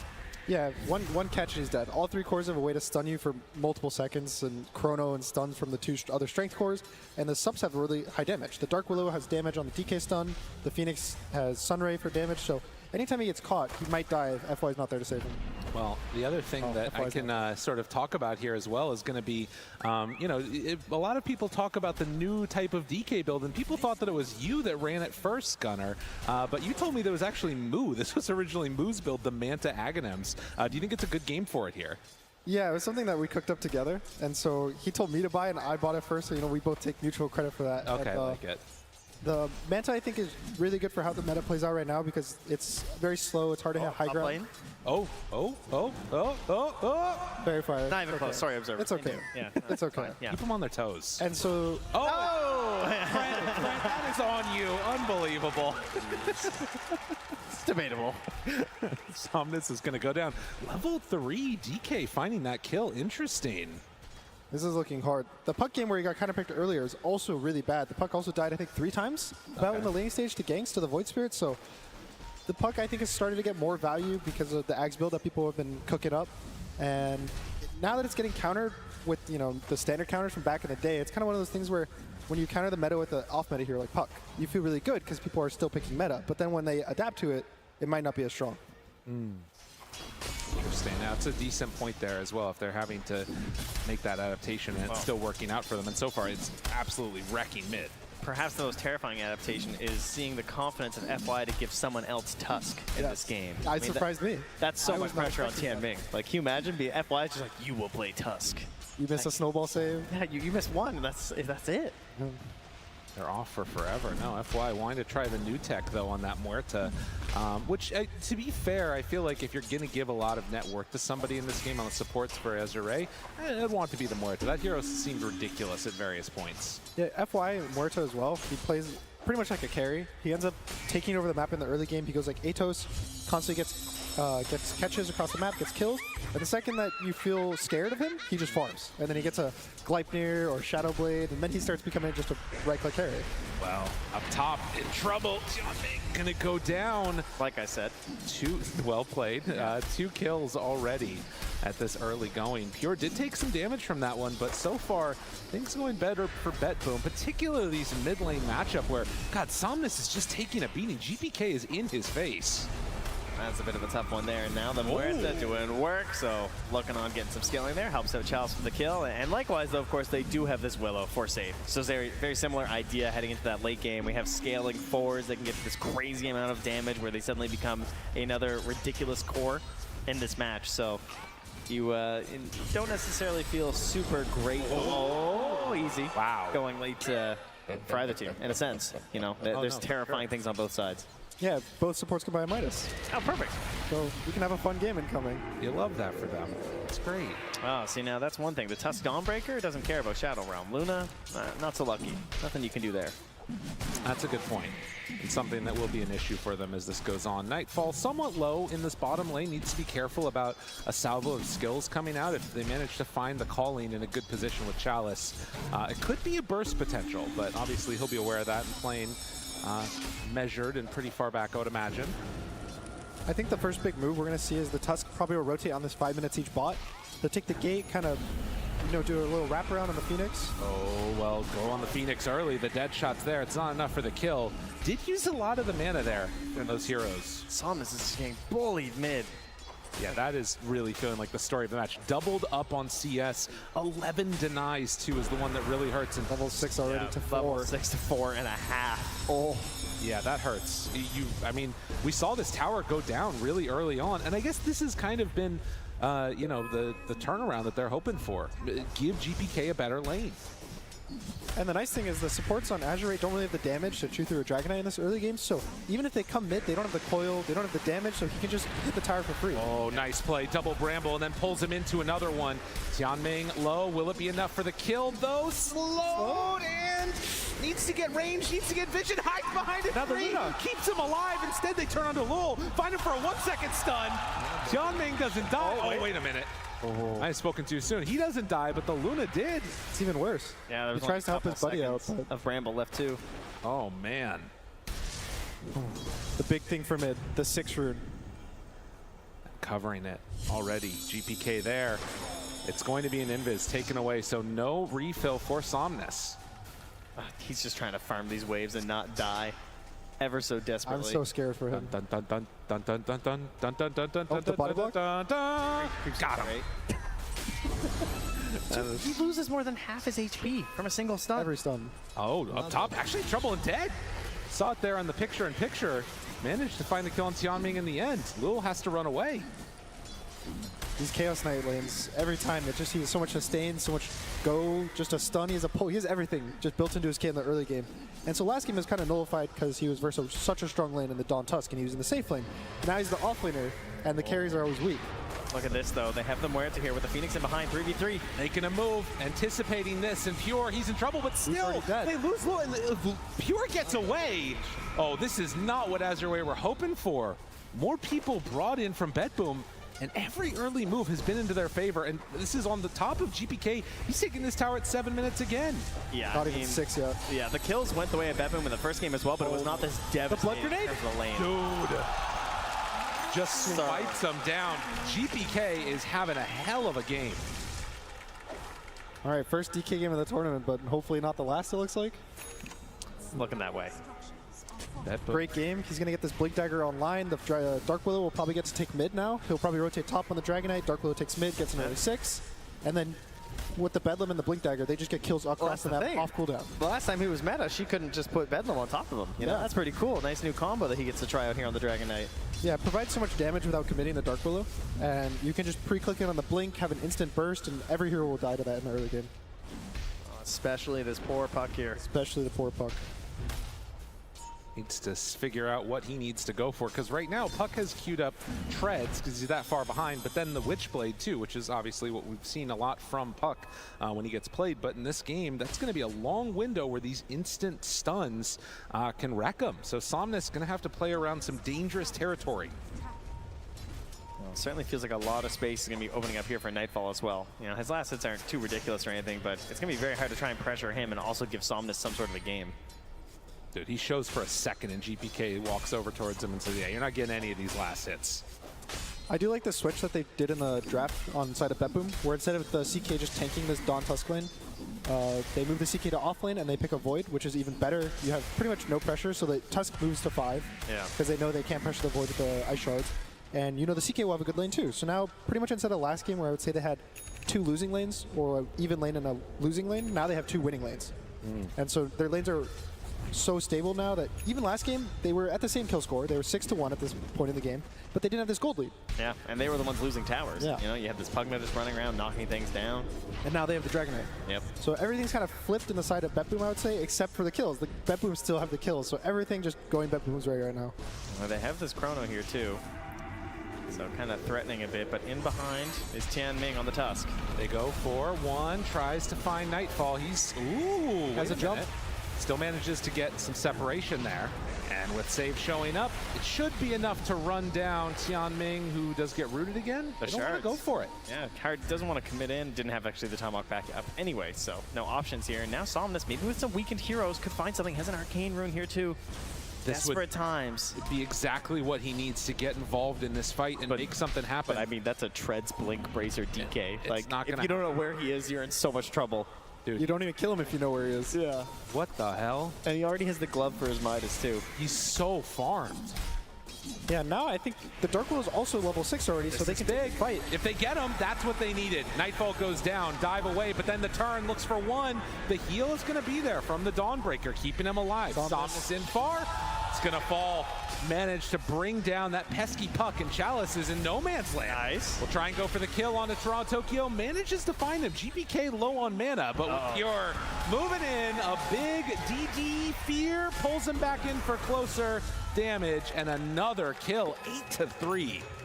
All right, well, Chrono goes down, and not too successful there for Nightfall, but they get the cleanup there as the mop and bucket of DK and CK show up. Some stampeding Knights coming through. Well, and of course, the big winner in all of this is going to be Lul on the other side, who, at least on the side of Azure, that gets some free time to himself. Still feeling a little bit tough for this squad in general. Save. Up close. I think that Azure just making sure that they can farm somewhat safely in this area. I mean, some stacks there for the Ancients as well, of course, with Luna on the team. I'm not sure if GPK has scouted those out yet. Assume he probably did with it being daytime. Coil. Snaps it. Wants to run away. Chalice is there, and with help, that is going to be Save going down as he steps a bit too far. So Azure, another kill on the board. These are really important. The mid lane, once you lose your tower, is really scary. You have to bring heroes to push the lane out, because if you don't, it's so much vision that you lose, so much farm that you lose. And so they do bring the right amount of heroes. They bring 3 heroes, they kill the Dark Willow who's playing too far up, and it's actually allowing them to continue the map. I think if they didn't do that move and the Dawn just went bot like normal, everything starts to crumble for them. Yeah, they have some defensive vision there as well to sort of like help out and try and keep this puck safe, because they want to keep an eye on this DK. Knowing how frightening that can be. I would like to see GPK make an aggressive move at some point to this top tower. I think they have the ability to take it for free almost, but he's choosing to be a little more defensive. He wants to farm this Midas. He wants to pair up with the Nightfall Midas with 2 Midas timing, and I think they do feel confident going late. They have 3 carries effectively on all of their lanes. So the Dark Willow, we've seen Save also go carry mode in a lot of their late game. So they're not worried. They can go late game and just don't need to give these kills away to the puck. Here's my question. What's a lineup where BetBoom don't feel confident going late? I don't feel like they always draft for late. That's the key. Style. They pick 3 cores in all 3 lanes that are all carries. Save also ends up playing a carry. Maybe, he was techies, right? Yeah. Can't really carry on techies. Dark Willow, though, you can carry. Oh, yeah. So, Toronto Tokyo plays some like mega scaling support, Treant or Phoenix, yep. Also buys a Midas sometimes. Yep, gets his eggs on tree. Here's the move, GPK smoked up. Just about to be done with that Midas himself, but still willing to get a little bit active. Lul shows himself. Shows Lul immediately there, has it on top. The heal coming though, will it be enough to keep alive Lul? No. GPK kind of in no man's land. Snowball able to dodge a couple of spells. Somnus is there. Do they have enough? The Chrono connects onto everybody. Not sure if there's actually that much damage to throw in. They drop the coil and then the fear connecting, trying to separate. Chalice dropped down low, killed by Save. And BetBoom. They take down 3, not a single hero falls. Everything just in sync there, coming through. I mean, GBK, kind of a risky rotation in the sense that he had like no mana. He had to wait for wand charges or get off his second spell in that engagement, and then perfectly timed with the Chrono coming through. Just everything in sync for BetBoom. Really nice rotation, taking the gate on the Void, so he was able to get a really nice Chrono. It looks a little weird because he chronoed a lot of his teammates, but it breaks up the fight. A nice fear from the Dark Willow just pushes everyone back, and they have so much HP. The Dragon Knight's just so far ahead. The Chaos Knight's also far ahead that this limited damage, I think, from Puck and the supports of Azure is kind of really showing in this early game. As well as having like a Luna, right? Who, you don't have this Eclipse ever early on since you're going for this farming build. And so even if you had to manage to get off like before the Chrono or something, it's not enough. You can just feel how weak the coil is. Well, man, not surprising that if you're stunned once, you're dead. I mean, and again, he's still just trying to finish off that Witchblade. Like, broke as a joke doesn't even begin to describe it for this poor old Puck right now. I mean, he's still going to be able to make things happen if they can be the first ones to get the jump, but that just hasn't been what's happening. And Tianming runs into Save, will get rooted there. I mean, is going to have a snowball to try and survive a bit longer. But with no help nearby, this is going to be the rundown Walrus Punch. Well, no.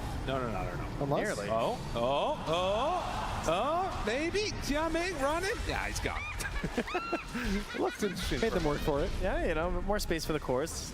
Get maybe one more camp out of that juke there. Thankfully, again, they do have the Dawn, which I think is one of the better heroes at collecting the whole map, because you can always show up to any fight. But I think they really need to find a way to connect the Puck and the supports on a solo hero.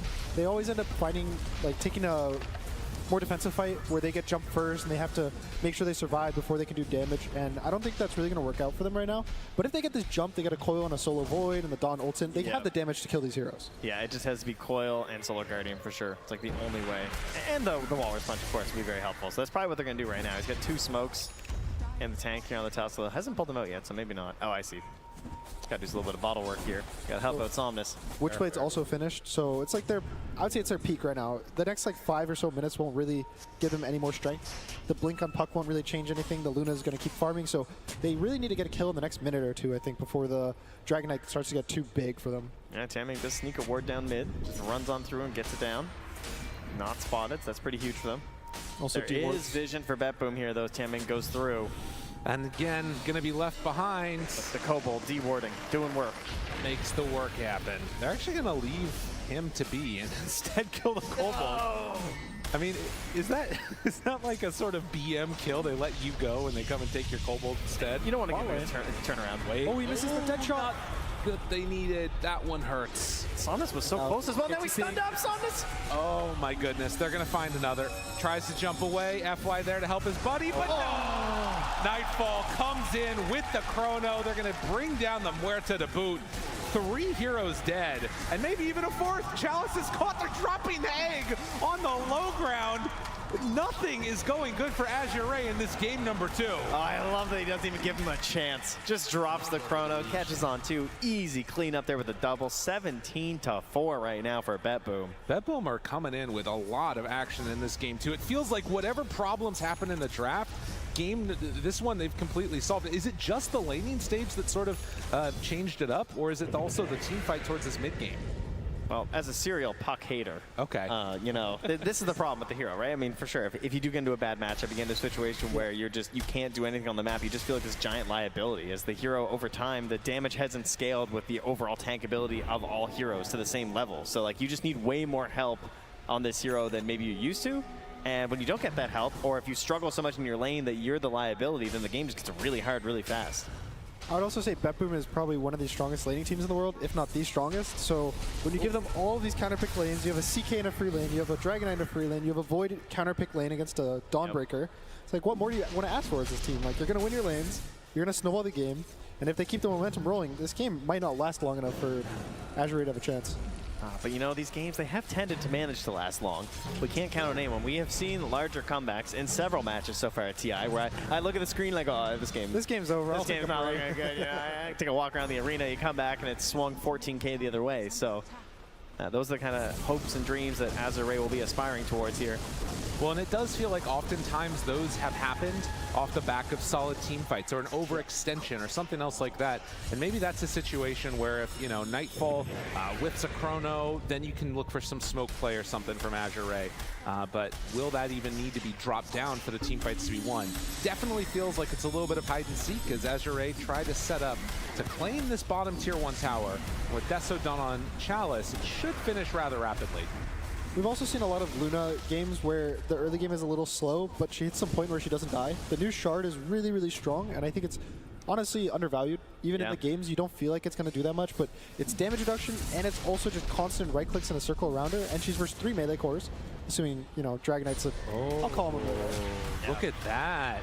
Now that is an interesting decision as they're going to sneak right on in, and with FY pierce the veil and of course tag team, Roche down to half HP already. No idea. These are the exact kind of sneaky plays you have to make, right? Oh yeah. If you want to get back in the game like this, because it's not so much about you having it, it's about them not having it. Even the gold from it just matters so much. Being able to like have 1 core, be able to farm a little more aggressively. And they scan it, but it's a little too late. Azure claim the Aegis for themselves as Toronto Tokyo finishes the Midas, which by the way, we're at 3 now.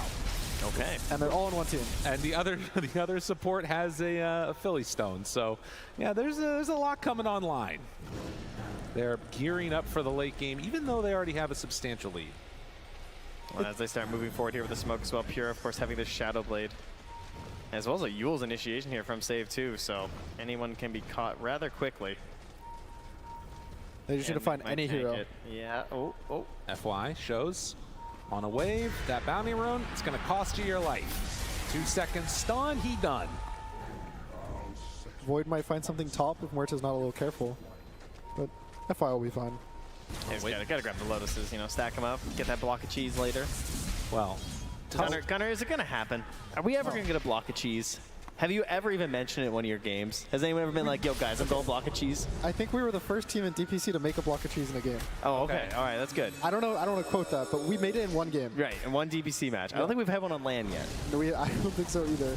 It just hurts too much to be able to not want to use them. Oh, that's true. Yeah. Because using them matters a lot in these fights, especially for the supports where you don't want to commit everything and they pop the cheese or the Lotus and you feel like you just wasted everything. So it ends up just being unrealistic to save your Lotuses for that long. Dude, and when you're the game crushing dreams right now. Okay. I know, it's so... Yeah, guys, give it like 10 more minutes and we'll get like 3 of them. All right, I like that. Thank you. It'll be appreciate it. Just it'll be lie really to fun. us. Yeah, That's what we want. Okay. All the Lotuses. By the way, we are now going to quickly be approaching a 4th Midas on Bet Boom. Save had 4-step queued up and decided, nope, we're going the other way. He just clicked around. I know. Saw his allies like, oh, you guys are doing that, huh? All right, I guess that's the play. But another objective, knocked down here. Nobody dying to the Tormentor as well. Very well played by Azure. Okay, So they got the experience room. Yep. So, you know, it's usually in these situations where a team is really far ahead. At 20 minutes, they'll make a move. They'll take Tormentor, take your experience, and that's when the game feels almost over. Yeah. You lose so much. You lose all the gold experience. You have nowhere on the map to go. They're outside your base. But thankfully, they actually take those objectives for themselves, so they keep moving the game forward. And that's what they need to do. It's just make small steps, keep playing the game. The longer until you lose, the more chance you have to win.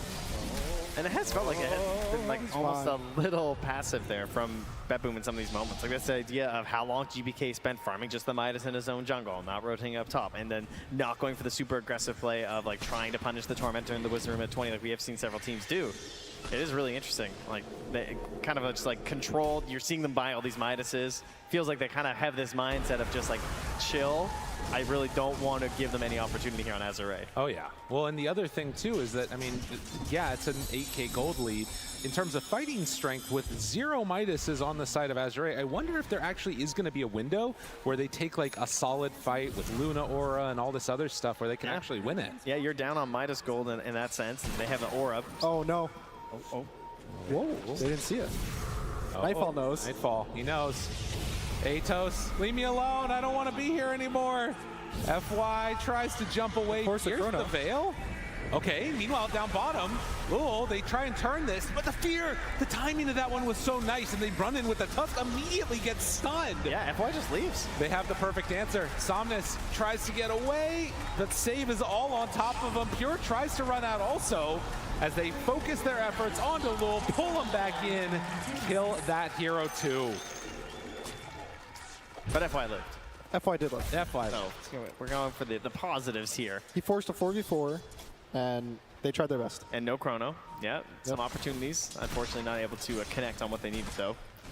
And it's immediately back into just choking out the lanes and pushing up here as GBK is closing in on Aghanims extremely close. Just like 300 gold away now. It's also going to be perfect timing with level 18, which is when you really want the Ags. Because before it's okay, you get the Frost, but once you it feels terrible. Yeah, once you get level 4 awesome. Dragon, that's where it starts being really strong. That giant guy, he's ready. About to have it done at that Aghanim Scepter. And of course, the other thing to watch for here is going to be that next Aegis. So 3 minutes until it's capable of respawning. Still a ways away to know what it's going to be. But yeah, it's just been all Bet Boom this entire game, it's felt like. And Chalice, along with Tianming, decides to go for the easier kill, and he dies very quickly. Bet Boom, keep it up. Where do you go for Azure? It's really hard to find a really nice location to go just to farm. You don't even want to fight at this point. You don't want to. You never want to say like, we can kill this guy. You can't. So it's how to find the ways to farm so you can kill people. I think FY is honestly doing a really good job at still being on the map, forcing out heroes, farming, but. Oh, he's fine. Surely he's fine, right, guys? Yeah, he can farm at his tier 2. Jeez. What could go wrong? Gonna have to start cutting some waves, it feels like, maybe, for Somnus. It's so scary. You have to cut waves versus 3 different cores who can kill you from the fog. A support who honestly might be able to kill him from the fog and save. Yeah, with the Euls, so. Are you just gonna risk it? And you probably have to. Yeah. You have to do these moves that are just risky, because if you don't, you just kind of sit back and let yourself lose. And look how fast they're just on this as well. Like coming back, checking out. There's a sentry. Shadow Blade. Yeah, they know. So maybe we'll be okay. Somnus. With his Invis rune. Oh, they're bringing numbers. They want to set up onto Pure. Interesting. So if he sticks around, this Invis rune might actually end up making the difference. Okay, or it won't. Or it really, really won't at all. They force rotations and then everybody runs away. If he had have gone the other direction though, like he goes off to the east instead, like they probably just clean him up. Would have been pretty cool for him, but not going to be the case this time. Backs out, going to jaunt away. And then the call is maybe push down mid a bit. We'll see if they get the D ward onto this one. Yeah, they're going to move in and get it. Yeah, they're trying to get sneaky though. Luna Shadowblade out next for FY as well. Doing their best. Maximum creep cutting available, and yeah, you can see the item that Somnus has queued up next. It's going to be that Lincoln Sphere. He needs a way to not just like immediately die. Yeah, and so the second Roche is coming up, as you were saying earlier. The second Roche is that's like the game closing one. If you're going to end the game before 50 minutes, it's on second Roche. And so Azure did a really good job at taking the first one. It was really sneaky, but I don't think Betboom will let them get in that situation again. No, and they obviously like cleaned it up nice and early too, so you kind of get this good timing. Yeah, they're going to get this like 27-minute Roche probably around, and that's a really nice timing. You can chill for 2-3 minutes, and then you go to the 30-minute siege. Oh, he's going right for Lou. He's not even stopping. All right, no, stop. Yeah, he sees the shard. He's like, okay, never mind. You know. Meanwhile, Chrono, it's up. He's hunting Nightfall. Wasn't able to get anybody. Yeah, Chalice went up to the high ground instead, so they get some separation there. Lula's still staying farmed on this Luna. He's, you know, right along lines with that Faceless Void, but it's the rest of his squad that just doesn't really do that much. And Puck in particular, Somnus, that has had a really tough time of it. It's so hard to recover on this hero. I feel like when you see Pucks maximizing their net worth, it's because they have full control over their own jungle. They can do all the little double orbs where they're like hitting every single camp constantly over and over. Or stealing the enemy camp, so even if their net worth's the same, the enemy has lower. So it just looks like they have more gold. And this game, he's not really able to do anything. I think the DK pick really shut him down. Similar to the Void we saw earlier today, where they just pick these heroes that go on the puck and don't let you play the game. 6 deaths, not something that you see that often for Somnus. 1-9-2 right now on the Tusk. And every time we see a DK, the crowd goes wild for some reason. They love it. This was a really fast Roshan. I think it was a 6-second respawn time. Oh, I imagine too. Are they going to go through? No, they're thinking about it. Imagine. Mid lane? No, they're not going to do anything there. Somnus is still hanging out. Going to try and cut this wave, but they're actually going to find it. So one thing Azure is doing really good is they're still farming the map. FY is getting his gold. Everyone is kind of getting what they need from the map. It's not as much as Betboom, and it's not as much as they would like, but they're not letting themselves loose. They're doing what they have to do and just constantly farm. Here, the great positioning. He jumped. He jumped. Is he dead? He's in trouble and gone. 3 heroes caught by the fear, but there is not enough follow-up. They jump in with GPK, tries to get the stun, the damage in. Chalice there for the heal. Manta dodge, not going to be enough.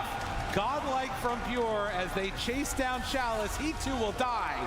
They get 1 kill, but it cost them a lot. So Azure Ray, they will lose 4. Betboom. Clear path towards high ground if they want it. Man, this is exactly what Betboom did in their series versus Virtus Pro. It was the exact same thing, right? Like where they have this lead, and then you think, okay, you know, they're gonna make this good play. They get this snipe, and every single time is immediately punished. Like they're always so ready to back each other up in these games. Also, you just know that it's the right play. That you have to punish the guy who's jumping the wave. You can't just let him get away with other things, but it's not enough. Yeah. They all just die, and now their base is getting pushed. Just like that, GPK on the high ground, taking a tier 3 tower. The ultimate is going to wear out pretty soon, and you can see the amount of respect that Betboom are having for the potential of Azure, and I guess also their confidence going into the later stages that they know we don't have to take those risks right now. Yeah, and you can see some pings starting to head towards that Roche pit here as it's almost 30 minutes, so it will be rotating down bottom relatively soon. There's also a DD in the river. Kind of missed that one, though. I also think there's probably some level of, in the last game, I feel like Betboom was really close between the two teams, the whole game. Like less than 2,000 net worth for the majority of the game, but they kind of got outscaled. The fights were really hard for them to take, so you know they change it up, they buy all their Midases, and they're not going to let themselves get outscaled. They're going to keep farming and make sure no matter how late the game goes, they have more gold than you, and they can win the game over you. Not to the Midases say. Save trying to get towards an Aghanim Scepter for himself. Azure, they see GPK, decide to jump on him to start, make him less tanky, but the Chrono for the turn, and the Deep's being thrown out and ripping them to shreds. They didn't stand a chance. Muerta, you're gone too. Can't even get GPK. Oh, baby. No, they don't head for the Roche. They just head down the lane right now. I mean, he is too freaking big. You think you can take him down with that Silver Edge. It's just not going to be enough. Oh, wow. FY's back there just firing as much damage as possible on the support Muerto, but it's not there. It just can't be enough. I mean, did mad work, that's for sure, but...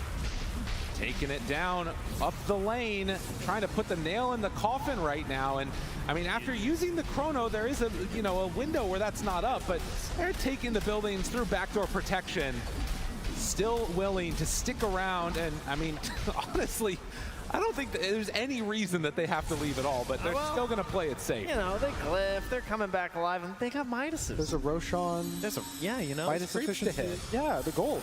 There's probably Tormentor as well soon-ish. You know, we're in there. Oh, man, look at this. How quickly this could have turned, but what a chrono. Just gets it off right in time. And wasn't able to quite get the finish there on the GPK. I thought maybe even the Luna Shard was going to do enough to take him down at the end, but it's just too freaking big. Just the Sunray. It was a perfect line. All 4 Dire heroes in a line. Oof. Dragon Knight also in the same exact line, so healing all the heroes, damaging all the heroes. And Nightfall just got to sit there and hit them, and they all just die before the chrono's over. Nightfall, you know, maybe he's played some Phoenix or something. He's helping out. It's just like Toronto, look, I got him. I got him lined up. I'll just chrono my own teammates. It's fine. Into the pit they go. Trying to take it down. GPK says, hey, how you doing, everybody? BKB tries to run out the root, the damage, the Sunray. It's hitting on the Lu, and there is not an answer in the world for that. They take down the Tusk and the Luna, going to claim the Aegis. FY tries a dead shot. Who is going to go down? This is not for you to take. They're going to also find Somnus, who will attempt to escape, but the Terrorized chase down, blink away. Tries to farm some creeps for a moment, hides behind the tree, but the stun is there. And GPK, as he's done many times in this one, is going to force Somnus to retreat. No answer at all. Aegis on the Faceless Void, and GG's called. They've had enough. Yeah, that's fair. I mean, go for one last glorious attempt there. You know there's no chrono at that exact moment in the pit, so they try and find something, but they kind of knew. This game got out of control really fast. This one, I mean, at 5 minutes was when the big swing happened, if you can believe it or not. 10 minutes were at like an 80% win probability or something like that. It was just a devastating beatdown from BetBoom. I really like how they did their lanes this game. I think they had winning lane matchups for all 3 lanes, so I think the draft was really in their favor. I would say, you know, how the game looked is how the draft was going to play out. Yeah, not a lot of surprises there. Now, getting a little bit of love from the crowd after that impressive showing in Pure. The young player feeling a lot of it right now as we head on over. I mean, this, again, you think about the mentality of a team. That's been one of the big criticisms for BetBoom for a while, is their inability sometimes to come back from a loss. Sometimes they maybe would get a little bit tilted, but it feels like on this big stage, when most pressure is on them, they were able to stand up to where they needed to be. Do you think in game number 3 we're going to see anything remarkably different? Is it the same type of dynamic? I think they're getting pretty fired up. That's what it looks like to me. You know, Pure there, he's coaxing up the crowd here. He's feeling good about it. If anything that I would expect to see change, it should just be straight up better lanes for Azure Ray, right? Like you feel like they're going to put more focus into that. Maybe just focus a little bit more on the idea of flex and the possibilities of the matchups that could occur. Right. And you know, probably not such a bad puck game. I think giving the puck gets counterpicked, Dawn gets counterpicked by Void. That's all the number ones. It feels like they got really counterpicked in those lanes, and Chaos Knight's probably strongest laner, just blind pick right now in the whole game. Yep. And so they give that away too, so they don't really have a response to the offlane Chaos Knight, and it didn't feel like they had any responses. They just kind of picked their best heroes, and it didn't really work out. Support duo as well, you know, That's you how can it lane goes. and finish. It's nice stuff. Tough stuff indeed. We'll see if the panel can come up with some more answers to strengthen up those lanes a bit as we head on back to them. Thank you so much. This series is now tied 1 apiece. We're going to be seeing a game number 3 for our second series. So BetBoom, they were dominant in this game. They actually took game 1 personally, and they said, we are not going to get 2-0. This is not how we are going to go out of TI. So Owie, BetBoom coming in with a fire in themselves, and this lineup just snowballed. There was no stopping it on the side of Azure. Yeah, I think they played the lanes even better than we on the panel expected. I think, like, I mean, no one was expecting the DK to do this well versus Somnus Puck, right? Like, he just completely took over the game from the middle lane. He had, like, I think double the CS, 10 more denies, and he just, everything flowed from there. And there was no comeback mechanism really for Azure. You look at these heroes, Luna needs to farm, Puck needs his side lanes to win so that when he does rotate they can get kills. And Dawn plays as a hero who needs setup, right? Typically somebody who's doing an okay job on one side of the map will start a fight, Dawnbreaker will ult in, and then you can go from there. But none of these conditions were met for Azure in this game simply because of how well BetBoom played those lanes. And of course the solo kills made by GPK. I mean, I love these little tricks on the lane. GPK brought the blood grenade, and he killed the puck with it second time. Like minute 6 or something, clutch. right? It was very clutch. Yeah, I've never seen that before. That mid player bringing that blood grenade and having that opportunity to like finish the hero. It's amazing. Yeah, and I mean, he performed like super. Like he outperformed like anybody else like in this particular game. But also pure. Like he was very stable, getting all those pickoffs. Like playing like 12-0 or something. Like it's a very solid gameplay from all of them all around. It was the first Dragon Knight of the tournament that we were seeing as well. GPK, not only that blood grenade, what's the word I'm looking for here, Reza? You know, the blood grenade trick. Trick. Yeah, I knew you'd know it. But he did. It's a Dragon Knight first time. Ali, you already talked about how in the draft phase, you didn't understand why people weren't going for it, that it could have been this counter. Now we see it. It's pretty big. Is it still a very situational hero, though? I think it is situational. I think they're able to pick at this game because there's not really any damage on the supports of Azure. Like, Murta will eventually get damaged, but honestly, that's way later into the game. Her spells are just like good team fight. They don't do that much. Also, I feel like even this game, like, it performed above expectations. I could even see a game where if he doesn't dominate mid so hard, I saw some Mortas, they would rush like a Veil of Discord first item, not even any boots, and he could play on Puck, and DK could actually die to that. But because of his lane dominance, like, there was no angles at all to fight this DK early. I think a big reason for the decline of DK in general is he's usually really popular in metas where spirit heroes are popular, when you need that instant stun. And though Puck has made some appearances this TI, he's not that popular of a hero. So if you don't need that instant stun from mid lane, if you're not hard countering anything, you're just a DK. You don't do that much damage, you're not as tanky as you used to be, and you are dependent on your team. But that was perfect conditions for a DK to be met. Anything else that really stood out for you about BetBoom here, Reza? Because this game, we've already said it was a very stomp sort of game. Is there much more to break down and talk about? The only hope they had is like killing the Nightfall 2 times in this game, but other than that, they had like really no chances because of their lineup, as Mira mentioned, doesn't have really like a good mechanic of coming back, especially after you're losing your lanes this hard. Yeah. We have a little bit of a content piece for you guys. Azure, we got to talk about everything that makes them a team. TI 势力对我来说，在小时候可能会非常难受吧。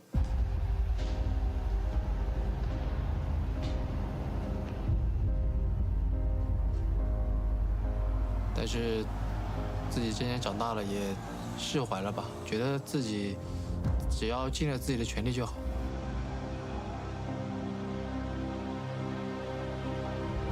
就自己还算是一个可以重新站起来的人。I followed FY closely. Man, how's this guy so good? Because he didn't play for a relatively long time, and when he came back, he's just like FY God once again. 我觉得打 TI 冠军和过程都很重要吧。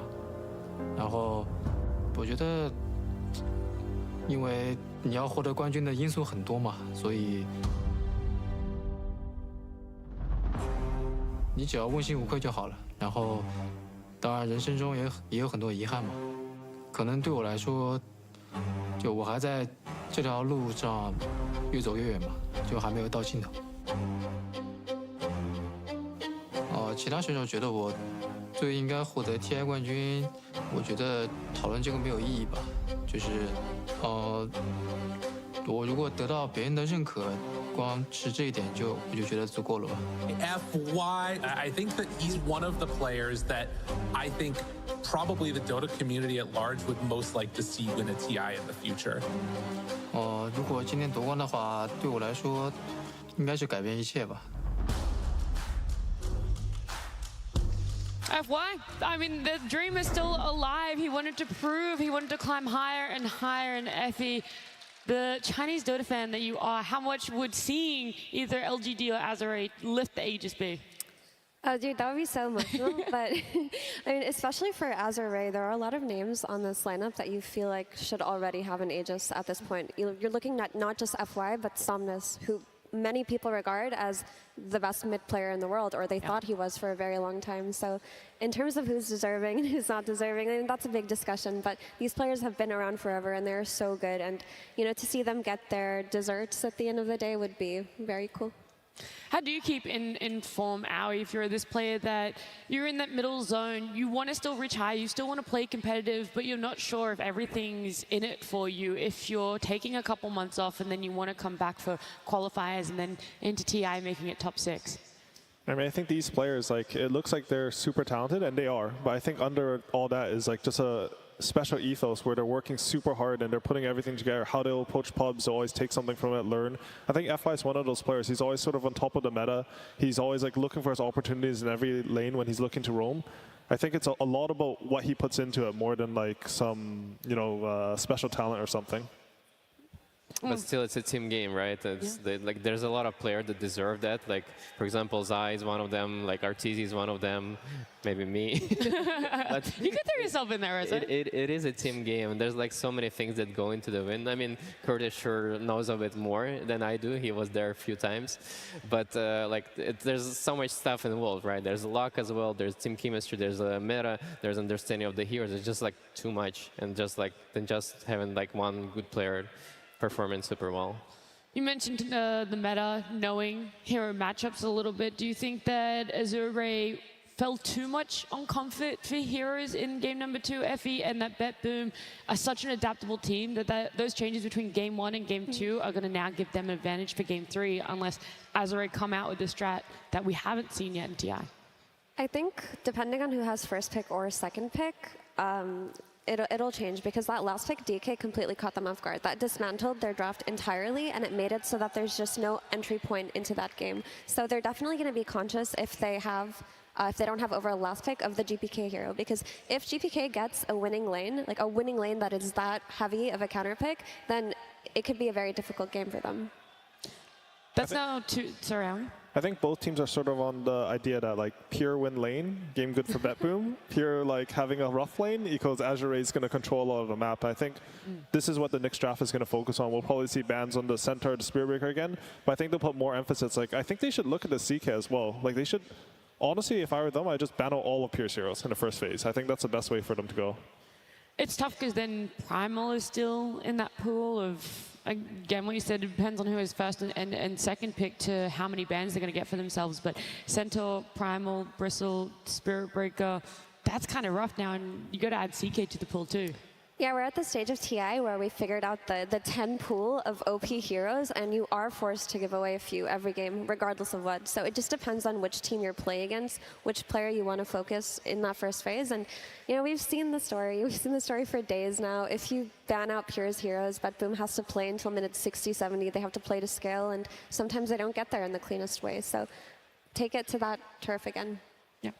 We are not really seeing Primal. Do you feel, Rezo, that he is in that realm of being hard to counter, hard to break down, or have people played so much emphasis on him that maybe it's time to let him back into the pool? Maybe we need to see if he's still a broken hero. I don't think so. I think I didn't even finish my question and you're already shaking your head. I think the hero should still be banned. Like, I mean, we've seen a video about how broken heroes are, and like a lot of people mention the Primal Beast because it's really hard to play against that. It's the meta of like Blade Man Haro Tarask, and he's excelling at that. He was the first one who was like, you know, doing all of that at the first place. What would you want to be letting through, Ali? Honestly, I would like them, if they want to try something, I think playing versus Spirit Breaker wouldn't be the worst. That hero is sort of OP though, so I'm not too sure. I don't know, Dota's, when it gets to this late in the tournament, it's just so weird because we're both seeing like all the OP heroes, but we're also seeing like some new picks come in at the end. Like, you get to more refined strategies and niche picks. We saw a Razor in the Liquid Gladiators, we saw like the DK here. So I just want them to sort of innovate a bit on their picks on Azure. Maybe they have something hidden, something, you know, we saw Necro already, kill some tanks, maybe they have something more like that. And to me, it seems like the team that is doing this innovation is actually on top of the, on top of the game, because like you see this DK, he won the game for them almost alone, right? So you see this Razor as well from the Duratio, like he was doing such a good job in this game. So whatever it seems like this, and it's also like those heroes are coming like from the flow state of drafting. You're not like preparing for them specifically, but it comes like to the mind like that, like this, and it's in this state of flow. It's just like it's really brilliant ideas. Yeah. I mean, we saw yesterday Azuray are definitely capable of that innovation that their region is famous for right now, but they did run a mid-Snapfire with the support Clockwork, and they had a really great early game up until the lead was thrown, so maybe they'll go back to some of the more interesting mid-picks. I think for sure they need more damage, right? On the 2-4-5. I feel like this last game, they didn't have any play options. I felt like they were even like clutching every opportunity. They stole Roshan, they sniped Tormentor, they clutched 2 kills on Nightfall, but there's just not enough. It's too hard to do these moves. I completely agree.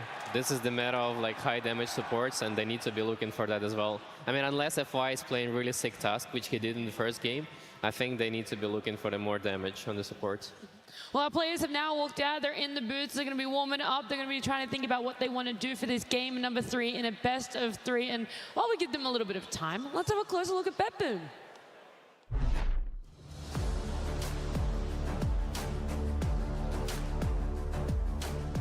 BetBoom always has their ups and downs, but overall very young and talented roster. Yeah, they're a strong team when it comes to like small details of Dota, Like I can feel the energy he puts into these small details, and that's, I believe, what they're extremely strong about. Taking on this design, 10,000 HP on Toronto, Tokyo, looking for more. BetBoom, they're gonna claim the game. They usually have like farmy side lanes that carry like known to not die and not pressure too much, like rarely show, but be there at clutch moments, and usually it's their mid and both supports. So that Nightfall has the highest pings, on the map, right? And I remember when they were playing the official match, Toronto Tokyo making like slightly bad move, it's just like maybe 1 centimeter or something, and I already see Nightfall is ping like, bro, bad move, you need to right click this guy. Especially the scariest offlane. I think all of them are really good laners, but I think the pure save lane is really terrifying. It always feels like they kind of like kill their lane at least once a game, if not multiple times. And so it's always versus that team, like make sure the safe lane isn't a disaster, because there's a lot of games where the safe lane just a disaster.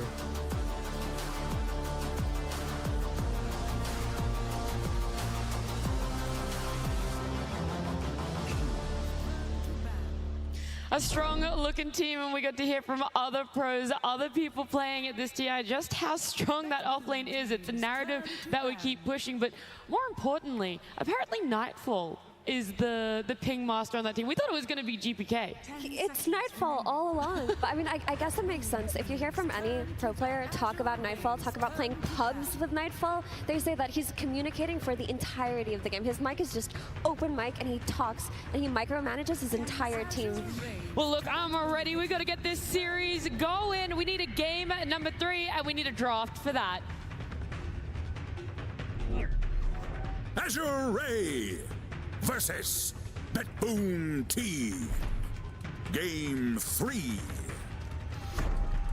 It's elimination on the line. It's the difference between being top 6 and top 4. So these teams want a win for themselves. They've proven that they can do it. Game 1 and Game 2. Game 3, though, this is where it really matters. We're already a little bit along in our draft here, so our first phase ban's done and dusted. And now I see this like Chaos Knight. That importance has been placed on it, but still a Centaur band out. You're big in the pool. Yeah. Also, what you were talking about, Ali, about them lacking damage, they fixed this with the Phoenix, right? They kept going for that first phase Muerta, but it just wasn't working out for them in terms of a support that scales. So do you like this adjustment? Yeah, I think the Phoenix is for sure a good adjustment. I think they need something like that in this series. I feel like when you have heroes that have damage, you just have way more options on the map. And right now, how the map sort works is it's so large that if you have to bring too many heroes to do like kill one hero, it's not worth it. Like, you either bring a lot of heroes or you want to make plays with just like 1 or 2 heroes. High damage supports generally let you do that, and then they all scale into the mid-late game. Yeah, you guys were right about targeting the pure. First 4 buns are dedicated probably to him, and they were taking all his best heroes. But I do want to mention like about Nightfall as well. Like I've been with this team for a while, and this guy, like, he's genuinely want to help his teammates excel and like be better. So he's like very active, and he's like very smart about the game, and he's not looking only from his perspective, from his role, but he's also like trying to help his teammate as much as possible. So I think like he was talking a lot with the Pure and like sharing his experience from the offlane. That's why Pure transitioned to the offlane this fast, right? And I have to say that role swap between Nightfall and Pure, where they decided to just put Pure on offlane and Nightfall back on carry, was the best decision they could ever make, because what you want to see from your carry is like stability and dependability and, you know, that clutch potential. Whereas from your offlaner, you want someone who's explosive and willing to take risks, and that's characteristic of both of these players. They were just playing the wrong roles the entire time. Yeah, I think it's genius too, but it wasn't like I don't think they're thinking about like this long-term decision of like how it's gonna end up. But mostly was like, I want to play carry. Do you want to keep playing with us? All right, go to the offlane. It was more like that. Wait, that happened because Pure missed out on Berlin Major, right? So Nightfall had to play carry, and then they played with an offlane sub. Yeah. I forgot who subbed for them, but I think after Nightfall played carry again in the Berlin Major, he just felt his calling. He thought to himself that this is where he was always meant to be. 5 seconds remaining. Berlin Major. I was there. I was going to say the person sitting right next to you subbed in. And she doesn't remember me. That's the joke. He is very forgetful. So, Aoi, I just want to know more from you, actually, about Clockwork and... Can I leave? Like, you can do a yeah, I'm leaving. I'm sorry, I was joking. Come back. I was a joker. I do though want to hear, Aoi, because you mentioned specifically the Clockwork about some of their last drafts. You wanted some innovation. Is this the innovation that's going to end up in a win, though? I think Clockwork's a really good counter pick to Enchantress specifically. You're really good at blocking her camps, you're a good kill threat on her, and honestly the creeps don't bother you that much. I think this is like a very classic Azure Ray pick actually. I think they play it on both 4 and 5.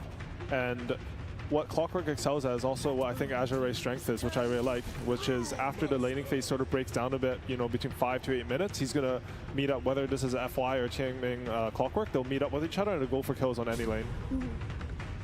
And also it just opens up to enable that really long-range damage output from things like Phoenix or potentially even the snap that they ran yesterday.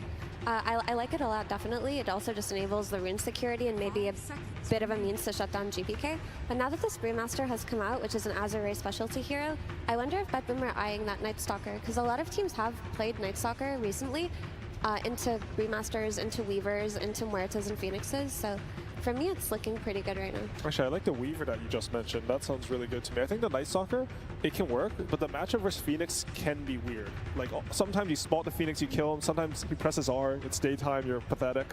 But generally, honestly, I think that matchup's a bit overrated from Phoenix's side. I think Night Stalker actually has a lot of angles. I can see the NS and the Weaver here. I want to see the Night Stalker. We talked about the start of this series 2 games ago, and I'm just like, surely this is a BetBoom specialty, especially with the rise of it being picked up. But instead, Morphling. I mean, Morphling has been looking pretty underwhelming, to be honest. Like, I didn't really see a good games with it. Like, even 23 Savage, he was losing with Morphling. Yeah, I have the same impression of Morphling. I mean, I think his Aghanims is completely pathetic now. Like, this Eggs does nothing. The illusion dies instantly, takes 400% damage. So they sort of took away what made him so strong at the Bally Major Morphling tournament.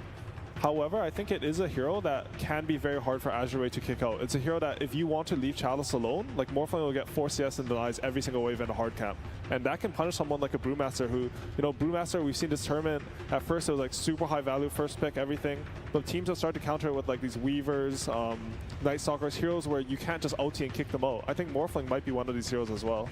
I actually agree with that because I remember during the Riyadh Masters, Faithian was talking about 2 carries that he thought would enable you rotation to mid lane, which are Morphling and the CK. And when you have supports like Enchantress who want to leave you alone, these 2 they fare very well in terms of self-sustenance and being able to CS on lanes.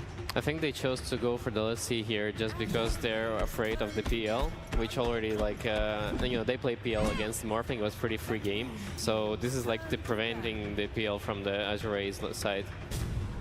Block pick, basically. This is like one of Pure's best heroes. When he first transitioned to carry, I think he was playing like LC pretty much every single game. It's very low pick this tournament. I don't know what it is now, but I know when I was doing my draft prep, It was Only like two picks. Yeah, 2 games. Yep. Yeah. And I think it went 50-50, I'm not sure. Might have lost both, can't remember. But it's actually a hero that kills a Phoenix Egg pretty well. Yeah. I think something we've seen as this tournament is like, there's this weird like choice, like, oh, do we want to counter the Phoenix Egg? Oh, I don't know if I want the Snap for support. I don't know if I want these like heroes. They're not as meta. But Legion Commander is another hero that sort of used to be one of the big counters. I think we don't see him as much just because of the supports that are in meta, like the Pugnas and Shadow Demons, and those heroes are really hard to play against as a Legion. But this game, they already see the supports, so it's a pretty good game for LC already. Usually he's quite committal against like these Heart Blade Mills as well. Legion's typically like you dual summon, you burst them, and then you look at the fight, right? You want to be able to burst at one guy. You can't really do that to these Heart heroes. But honestly, with a Murta and a Morphling, like you will have damage for this eventually. But more than that, I think they're pretty much just playing for their side lanes here, right? Like they just want to have as strong side lanes as possible, stay in 3 lanes and pressure. I think we'll see like them picking a really strong laner for GPK. Again, they have the second pick, so they'll have the last pick here. What is going to come as a carry? Like there's very little heroes that left that is good against LC, right? Maybe there's a Luna. Luna's for sure not bad. I think I have a You got your heroes list. on it. You have no more excuses, Howie. Yeah, but I still don't know. Give me the best option. Yeah, me neither. I mean, I would still consider the PL, to be honest. I think other than LC, it might be... Oh, no, never mind. They have the very last pick on the bed boom as well. It's going to be too hard to play PL.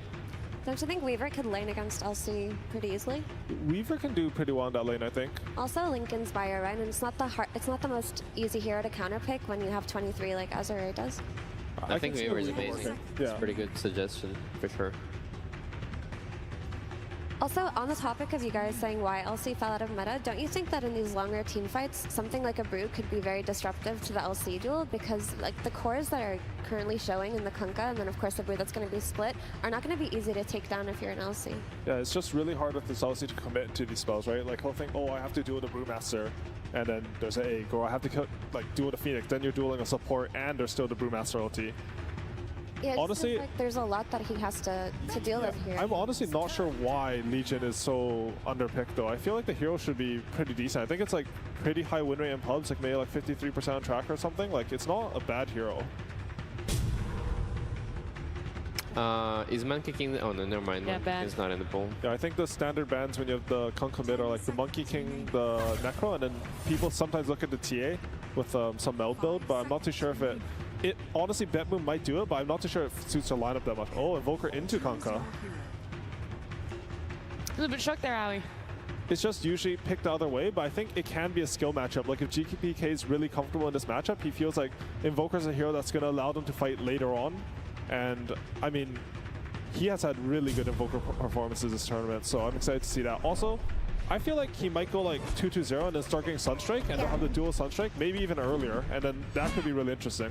I think that's the logic they're going for, because when you were talking about how it doesn't feel like LC had enough damage, like maybe with the Muerta it is enough, Invoker corrects that with Sunstrike, even if he is having a hard lane. And if he's having a hard lane, they have the self-sustaining side laner so that Enchantress can rotate in and maybe help the Invoker play into the Kunkka. I actually think Invoker is going to go cross-wax because they need this Vessel and running around hero, because those both scores in the side lanes, they're going to just farm, and they need this active hero, and they can't really afford to have a Sunstrike.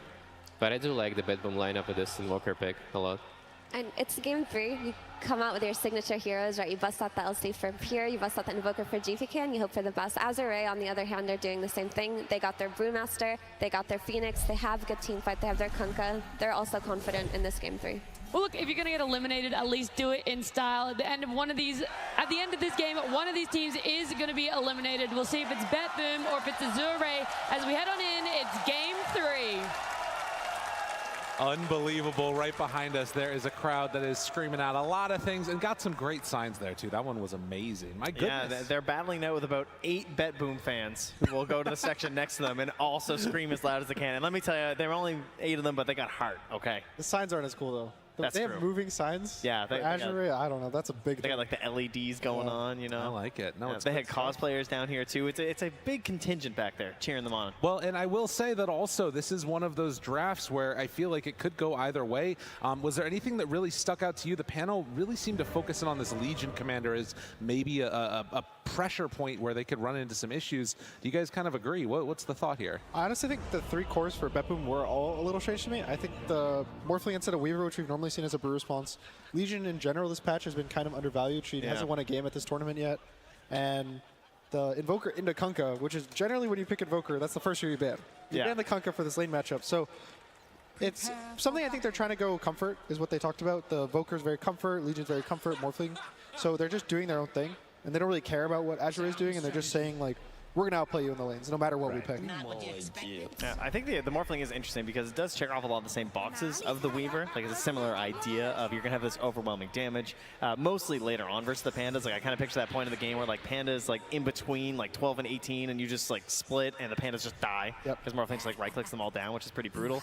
But the laning stage itself shouldn't be as bad as what the Brewmasters have been experiencing versus the Weaver.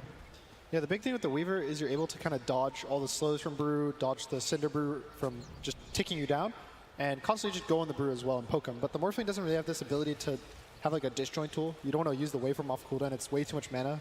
So I think the laning honestly won't be that good for the Morphling unless, you know, there's the Toronto-Tokyo on the entrance. Yeah, that's true. Does its thing. One of the things that I think about, you know, sometimes there's these iconic moments in Dota that kind of happen, and one of the big things that always stood out to me was Somnus saying the word Kunkka as his answer to the Invoker that Topson picked all the way back at TI8. Now, picking that Invoker into it, Aoi was talking about, the panel was talking about this entire dynamic. We saw GPK put together really solid performances against Kunkka before. Is it the universal change that's made this matchup better? What do you think it is? Yeah, Universal plays a part. Now you can buy Wraithband on Invoker, which gives you armor to kind of stop this harass. I also think just in general he has more damage. You can buy Bracer and Wraithband, so you have more abilities to feel stronger in the early game. And I also think that people have gotten better at the matchup, just better at hitting the Kunkka, better at dodging the cleaves, and just overall, I would say it's like a skill-based matchup, like AUI said. So I'll be interested to see how GPK gets out of this lane. He's shown a lot of skills on Invoker, that's for sure. And had a couple deathless games there where he was dominating yesterday. One deathless game and then immediately died in the next one. So they tried to punish him, but we all know he's got a mean Invoker here, and he wants to bring it out on the main stage whenever he can. Somnus also goes for the double gauntlet start, which is the build you go on Kunkka when you feel like you're going to crush the lane. It makes your bottle or bracers like really slow, but you have so much damage for denying and harassing that when you do this, you really want to win the lane. Yeah, and you so want to clutch up he's very confident about just how this is going to play out for him. So far, he's doing just that. 4-3 versus 1-1. This is not how that Invoker performance went the other day. We'll get a couple of CS there with that Tornado, but could be a bit of a tough one for him as this gets into the later stages. The other things to sort of keep our eyes on are going to be a couple of heroes that we haven't seen a ton of, at least so far, and that's, again, the Legion Commander. So Pure needing to deal with this early pressure, although there is already some good damage out. Gets hit by the Blood Grenade, and the overwhelming odds almost enough, but the stick charge keeps him alive. I feel like we've almost seen more Clockworks now into the main stage than we did in like the road to TI. And, you know, we've had a couple now popping up here, and you can see kind of a rough matchup versus the Muerta. As you're like level 1 especially, you're always trying to batter yourself as much as possible. Oh, and the calling, the chase, the push back. Oh, low, but not dead yet. Silence. Just barely able to get that separation, but you can see how aggressive you're capable of playing as Pure keeps on hitting these multi-hero overwhelming odds. Just dropping his items and regenning. He knows he feels very confident here under their tower right now. Really getting the most out of this hero, which is what you need. Again, a winless hero here at TI, but if you can find the right situation, maybe this will be it. But gotta imagine a lot of that power is going to be in the early game, because heading in later, sure, there will be damage. You know, you got Morphling, you got Muerta, you have an Invoker there too to try and juice up even further. But we've seen how tanky these cores are able to get to, and just choosing your dual target looks really hard in this game. Just how long fights are. It's almost never like a dual kill one hero, keep going, keep going. It's a dual, hope this guy dies. Oh, he's only half health, guys. Let's see what happens now. But now your guy doesn't have an ultimate, so I'll be surprised to see what they do with it. I think Invoker, they talked about going Exort, but I think Exort's kind of weak right now, especially when you don't have stuns in the lane for early setups. So we'll probably just go the standard Quas Wex and play to just kill heroes with the Vessel. Well, we'll see if he can even get to that position. So far, we talked about the need for Azure Ray to win their lanes or at least come out a little bit more even. Mid is definitely winning. He is 17-7 versus 10-3. Somnus wanting to get some retribution after what happened to him in the last game. That puck performance, it was painful seeing him get taken down at those early levels. It's so much confidence going into this matchup that we've seen, you know, counterpick so many times in your elimination game on the TI stage. Like, he wants this Invoker that badly. there's definitely a level of confidence where you'll ask for a hero in a matchup that everyone else knows is bad on your team, and you say, I would Invoker, and they're like, don't they have Kunkka? Don't you always ask for us to ban that hero? But there's definitely a level of confidence, especially when you're playing on these big stages where you just don't really care, and you know you're going to own no matter what the situation is. So he probably even feels that if he loses the lane, he has the right hero for the game. Yeah, fair. That's got to be the big thing for sure. Oh, and in the meantime, down bottom, they do manage to find a good dead shot on Save, and that's going to be first blood. It's been looking great on the dead shots so far. I think every single one's connected so far. Yeah, making that always nice and easy. The right angles too, to push them either back or farther away from the Legion when he's battery assaulting. It's just been really nice to watch. And you know, that's got to be the biggest pain when you see this Muerta supports, right? When they miss, that's 120 mana. The mana pool is pretty weak. You're always seeing them like with the clarities and the mangoes. So every time that you're connecting, it's just so huge for keeping this pressure up on the laning stage. Yeah, we're going to see this mid gap, but just going to keep growing. I think this matchup doesn't get any easier for Invoker as it goes on. When Kunkka hits level 5, the harass is just like kind of almost too much. Invoker doesn't have the old healing he used to have from Quas, so all his healing pretty much comes from Cold Snap or a Bracer. So once he gets to his half health, he never will go back up unless he buys more regen, and it doesn't look like he's doing it. So I'm honestly going to be really worried for how they kind of play around the mid, because I think they can collapse on mid with the Phoenix and the Clockwork at some point really fast. Good job forcing him back with the Cold Snap there. That's one of those moments where if he gets uncontested behind your tower, suddenly you're also eating Tidebringers while you're right there. So will Tidebringer to secure the CS, and GBK doing a good job of keeping his distance at least for now. After the Tidebringer spam starts to come out, although just to be careful, he might think about chasing there. Save and Pure, we're kind of thinking about with his dive. They force the tower. It's just good pressure. Yeah. Now Pure a little deep. Battery assault, but won't be able to do that much more, I don't believe. Save takes a lot more. Much less tanky hero on that Muerta. And you can see that there is a lot of potential aggression, and Tidebringer will really bring down that Invoker low, but likely won't be able to find a kill unless they get some type of a X play with a TP rotation or something. We even talked a lot about bottom, but down here, things going great for Chalice. Again, like this idea of the counter pick. It's not a super pressuring one. Morphling, a very hard hero to kick out of the lane for sure. Oh, Toronto Tokyo. This is big. They make the move, and the Hellbear Smasher, it's going to be enough. That's so huge. Toronto Tokyo, that is what they needed. That's Ench, right? You know, that is what you need. Perhaps taking some notes from his old captain there, Poshka, right? I keep seeing those videos, Team Spirit. He's like, I told you Ench was good. Every video was the same answer. Right. You're not wrong. That one showed the power of that hero. And GPK, after getting that little bit of help, is trying to finish off that urn. And kills like that matter so much. Now that the Voker, he got a free wave, he'll probably get another free wave because it pushed in so much, and his game's kind of reset to some extent. And he's going to not feel that bad. The lane matchup, as long as you're able to kill the guy who counterpicked, I say counterpicked. Yeah. Self-counterpicked, yeah, self-counterpicked, but he's able to get out of the lane, and once you play the game, matchups like this end up not being that bad for you. So he's going to get into the game and feel comfortable. Wow, super comfortable on Chalice with the Centaur chasing him. It does actually look like he's going to be able to escape. The urn finished for the Invoker now. Morphling not able to apply any more pressure there. Does have level 6 on Somnus. Not easy to get in range for a boat kill with X. Are they trying to go now onto Pure? Gets some separation, gets caught now in the cogs, and no, he walked back in and is just going to die for it. Yeah, Save was busy grabbing the Wisdom Rune for a little bit there. So Pure all alone, trying to get some safe XP, and not so safe. It was really good cogs. It split him from the creeps, so the creeps couldn't take the battery assault, and he just went down because he was completely alone. I don't think he was expecting that to happen like that. Toronto Tokyo may be thinking about another move in here. Does have Chalice in his sights. Hadouken! They move in, a couple more hits, an easy bring down. Enchantress, very strong hero. And FY now going to be chased by the Ench and the Satyr. Well, the X marks the spot. Control is on to Muerta on the top side of the map. Still dropping low. Save is going to fall, but FY tries to dive. Again, Hadouken is going to be back up. Can they manage to quite hit in time? No. He's going to TP out of there. This is really good pressure, though, from the Enchantress. He saved mid, he saved bot to some extent, and now he's kind of having two comfortable lanes. And he can kind of choose what he wants to do. Usually with Enchantress, you have two plays. It's either you constantly pressure towers with your creeps and just keep going forward, or you farm and get greedy. We've seen Maposhka at this tournament destroy games on his Enchantress, like going carry mode pretty much. And just, did he get a Rampage or just, it felt like he got a Rampage. Yeah. And so he can kind of do whatever. He's freed up himself and his whole team to just exist in the game and be happy.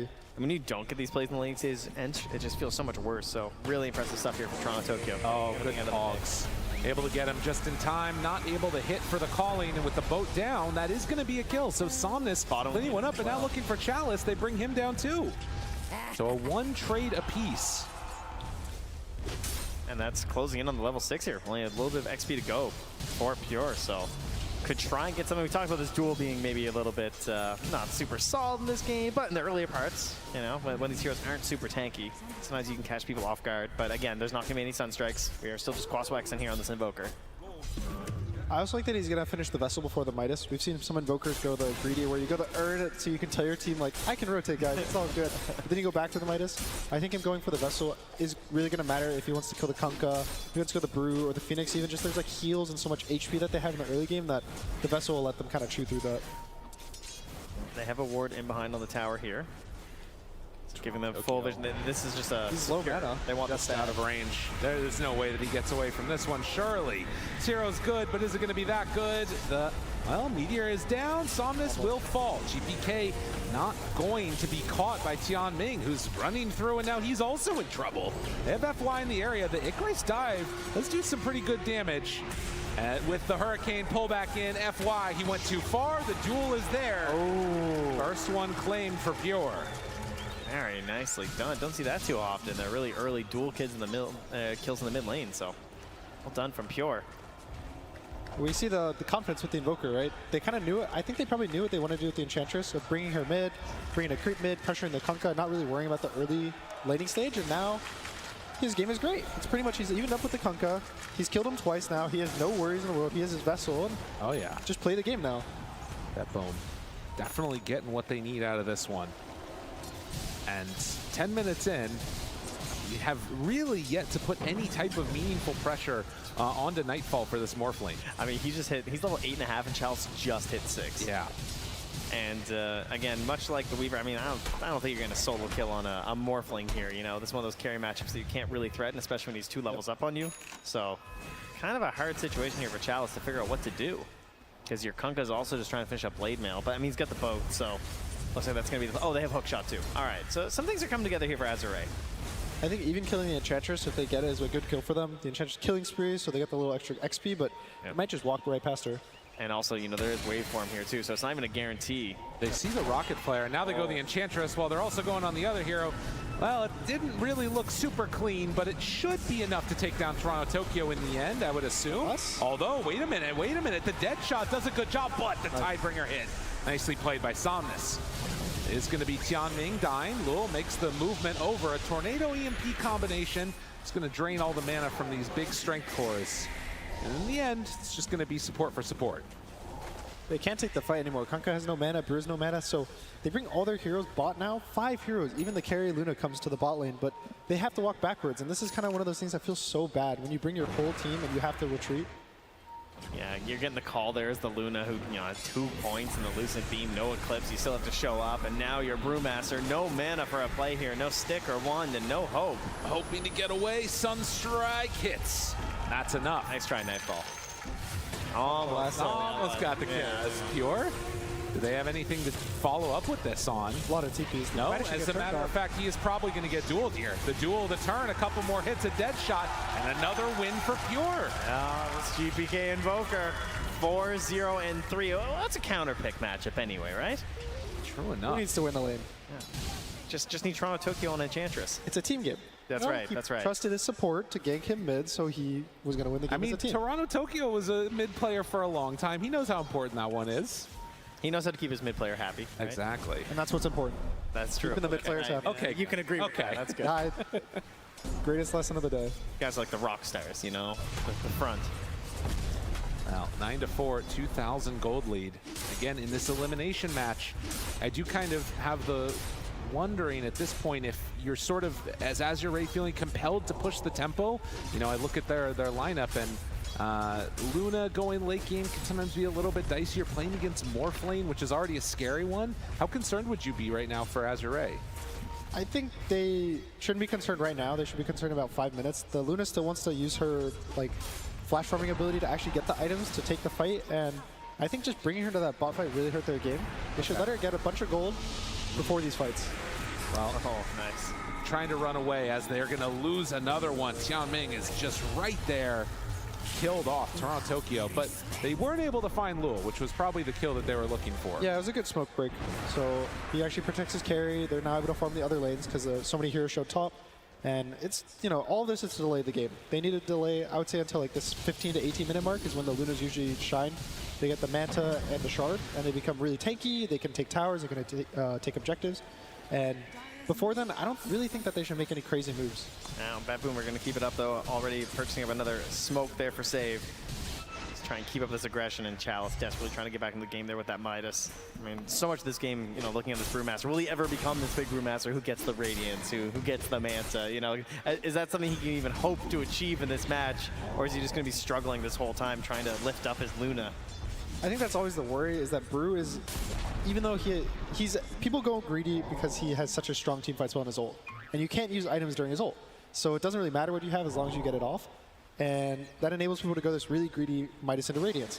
But the issue is sometimes you lose the game before you hit that timing. Yep. And your Brewlings will die. I think, like you said, they have so much damage to kill the Brewlings in this early game that it's not even that easy for him to fight if he gets it off. And so it's a little concerning that they have this really slow draft and BetBoom has so much early game pressure. Well, and that was very much the recipe for disaster in game number 2, it felt like, for Azure, was that BetBoom just got everything that they wanted early and then also had those tools to close out a game. Now, Chalice is going to get, well, he's in the area here, but they might try and wrap on him.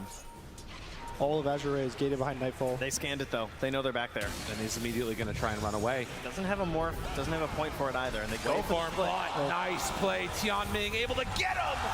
And just like that, Azure back into it. Wow, even with the scan, could not escape.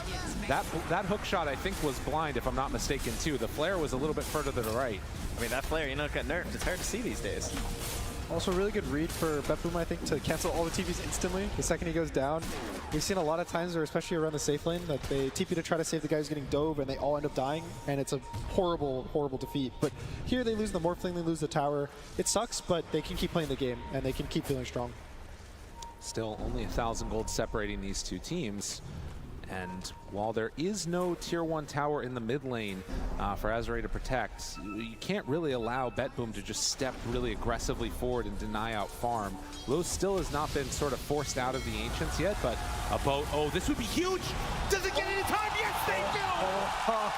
Somnus, when they needed him most, comes out with a clutch one. Oh, the back-to-back kill. Oh, but wait, will they get one in return? GPK stepping forward. Chalice wants to get out of here, does not have ulti. They're a little bit too late, but with a little bit of help, maybe they can get a return kill. Toronto Tokyo's there, they have the egg, but the hook shot comes in, stops that from Pure, able to interrupt with the battery assault. Just like that, Azure, they're streaming forward, wanting to find the kill, and they will. Save, trying to do what he can, but also with the ultimate coming out on this Luna, they've got him under fire, going to fall. Oh my goodness. Unbelievable stopping from Azure. I gotta give it to Tianming. Like the way that he's playing and stopping these ganks on the Luna, allowing Lu to stay in this game, getting this little bit of disable on the Ench, and then the hook shot to save the egg, like. And then another one. And, like, he can do no more. Tianming making the plays when his team needed him, and Somnus is able to catch there onto Toronto Tokyo. The last couple of minutes have been disastrous for BetBoom, and it's Azure who are benefiting. It almost feels like these two morph kills matter so much. He dies once, they lose the tower, he dies again, and now BetBoom feel forced to like want to take this fight. They're like, oh, they went on our morph, they use boat, we have to take this fight. We're getting picked off all across the map. And now they take a fight 4v5, and it goes horribly. Yep, and then it just chains further, because after that second death, now we're come all the way back around where the split's back up. So Chalice can feel like he can pressure in, and suddenly like what looked like kind of a pipe dream of this Radiance is just getting closer and closer right now. Well, and in a way, if we think again back to what has been sort of the question for BetBoom is, can they keep their composure under these moments? Can they sort of stop the bleed from happening when things stop going their way? We'll see if they can recover over these next couple of minutes, but it's got to be scary territory in this elimination match with it all on the line. Got to see who it is that's able to step up from BetBoom to make the moves they need. If they're going to fight back, it's got to be Pure. Having that Blink Dagger coming out here on the Legion Commander, you imagine that that's probably how you're going to enable it. Currently, though, I think, what, 2 points Exort still on the Invoker, so you know the Sunstrike's not too spooky quite yet. Yeah, I think it's definitely really scary, especially when you're versus these like timing drafts that they can just end the game at some point. You're versus a Luna and a Brew, and I would say that if they get this Roshan and the Luna gets like this next set of items, they can just end the game. They can just walk down a lane, the Brew will split if he needs to, Kunkel will bone save, and the game will just end.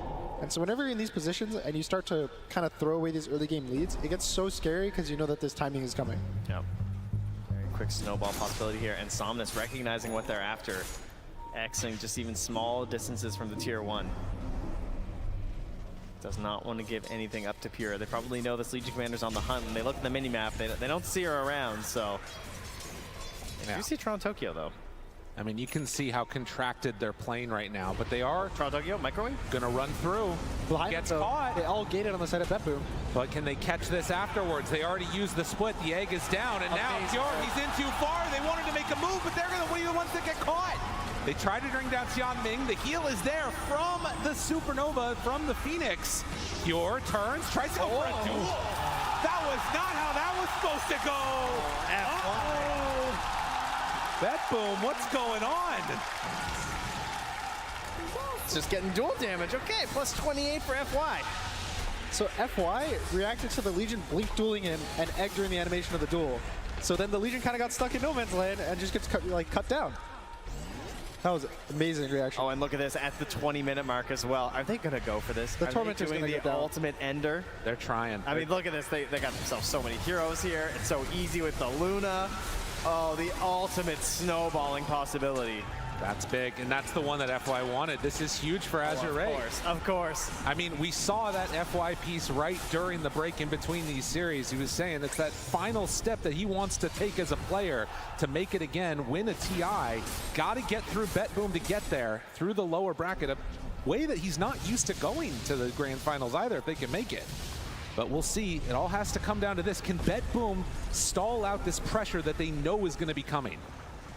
It's definitely going to be around this Aegis timing. I think Luna is really going to want to call for an Aegis timing, like a Roche kill in the next minute or two. And if they can survive that first Aegis, I think that they have a shot back into the game. And so it's basically dependent on, do they get pickoffs with the Legion? Are they able to cut the waves with the Invoker and the Morphling? Is the Enchantress able to like drag waves? GPK, they see him. Tian Ming, oh, the tornado! Interrupted. That's interaction I didn't know about. Cog's not going to connect. Still hanging out. Oh, he goes through and gets the duel. Oh, not this time. All right. Pure taking a little bit of retribution for himself there, and now finding save Tian Ming. This is the kills that BetBoom wanted.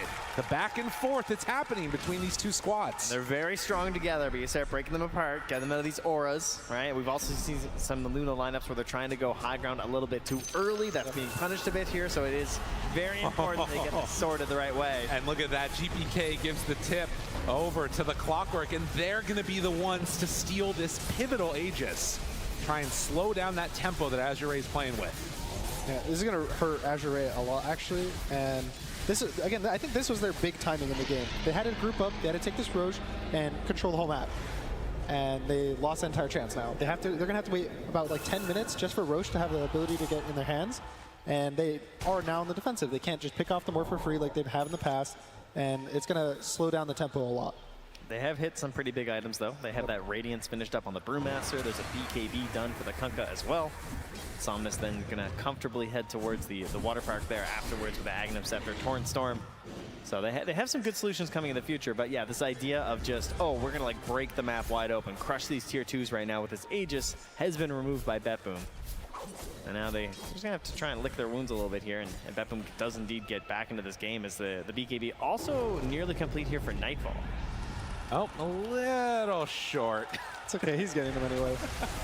As they're going to claim this Tormentor here for themselves on Azure Ray. So we're talking about the need to kind of sit back and chill a bit. But do you think that for Azure Ray, there is any temptation to try and make some type of a pressure play for a few of these tier 2s? Or do you just strictly stay on your side of the map and farm? I definitely think, I don't know necessarily tier 2s. You don't need to force it that hard. But they can take the fight. I don't think the Aegis matters.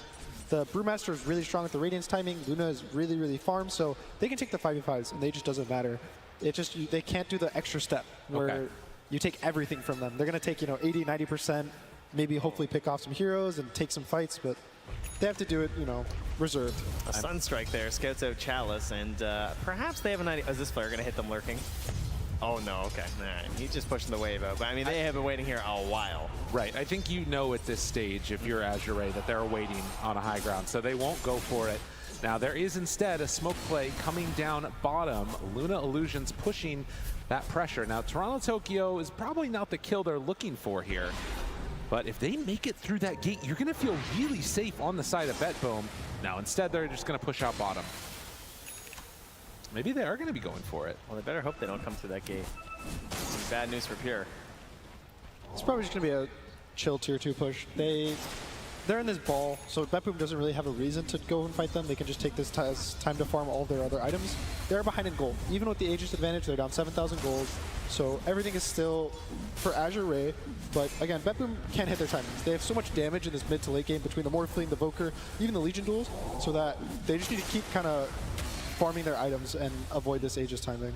And we'll see how many more Midases we'll have to count. For now, it's just save, looking at it on the Muerta.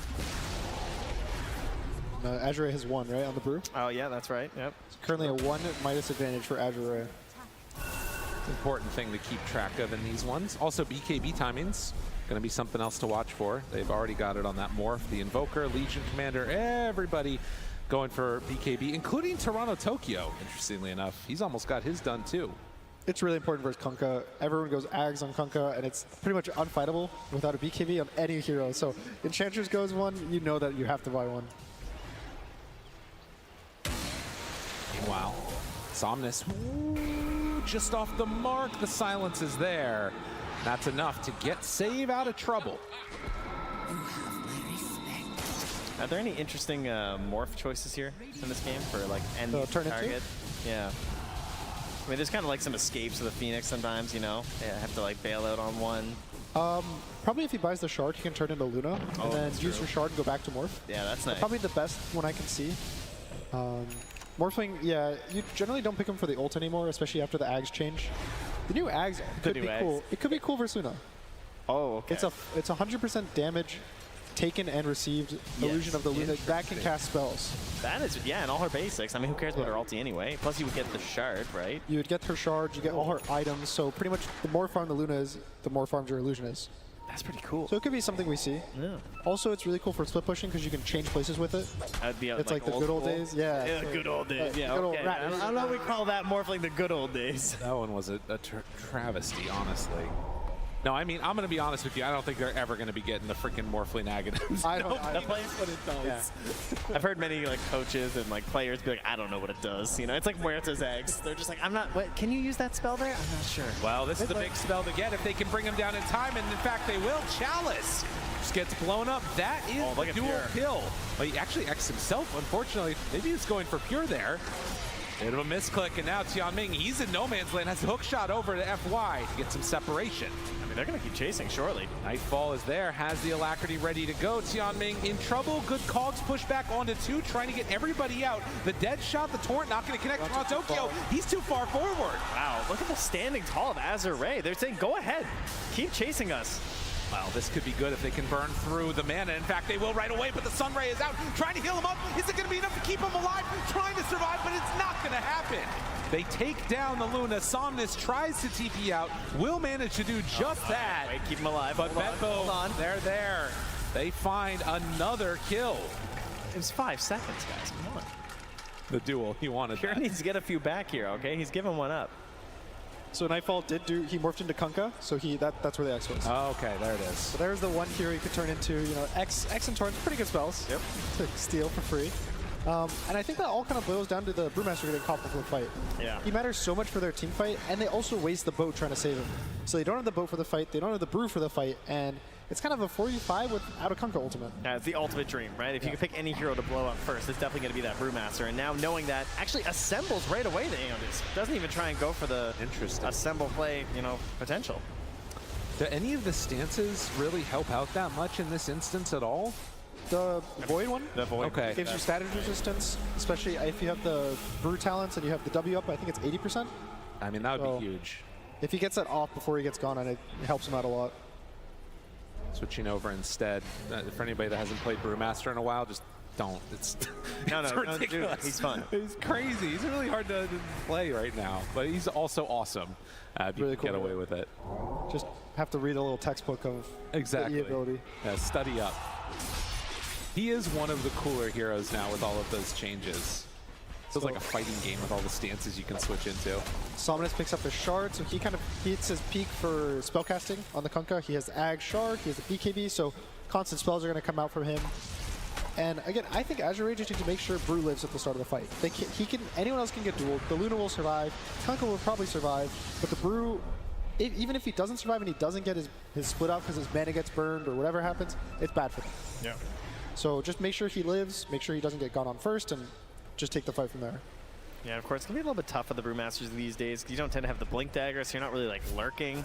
You're just kind of there. You got to be in the front now. Yeah. Right. Be a bit tougher to handle. And maybe they'll dissuade them from doing anything too crazy until they actually go back for that Aegis, because the early spawn time is coming up rather soon. Only another 30 seconds away. Yeah, we'll see what that timing actually ends up being. It's going to determine a lot of where this goes. I'm channeled in this time. Okay. I think TI main stage, I get it right. Tell me, what's the timing on the Aegis? 53 seconds. 53. Yeah. That's interesting. I'm very confident. We'll believe. Yeah. 2 minutes and 17 seconds.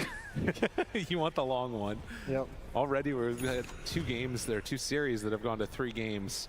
Long Roches, and oh, you were close. That's 5 off. Someday I'll get it. That's a right. It's a 1/180 chance. So one thing I really like how Beppo is playing is pretty much anytime they get a small advantage in the fight or the map, they constantly keep looking for more.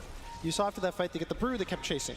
Even after the fight, they chase to top, they go on the Phoenix top, and it's like they're constantly trying to make more than what they get. They're not really sitting back and like, okay, we got a small win, let's accept it and move forward. They're constantly going for more and more and more, and I think that's the way that you win these games, that it's a little hard to play. Azure at the same time, though, they've also done a great job in terms of just like staying focused. Like, I mean, maybe it didn't work out that well for them, but the idea of actually staying pumped, not just giving up, was kind of crazy.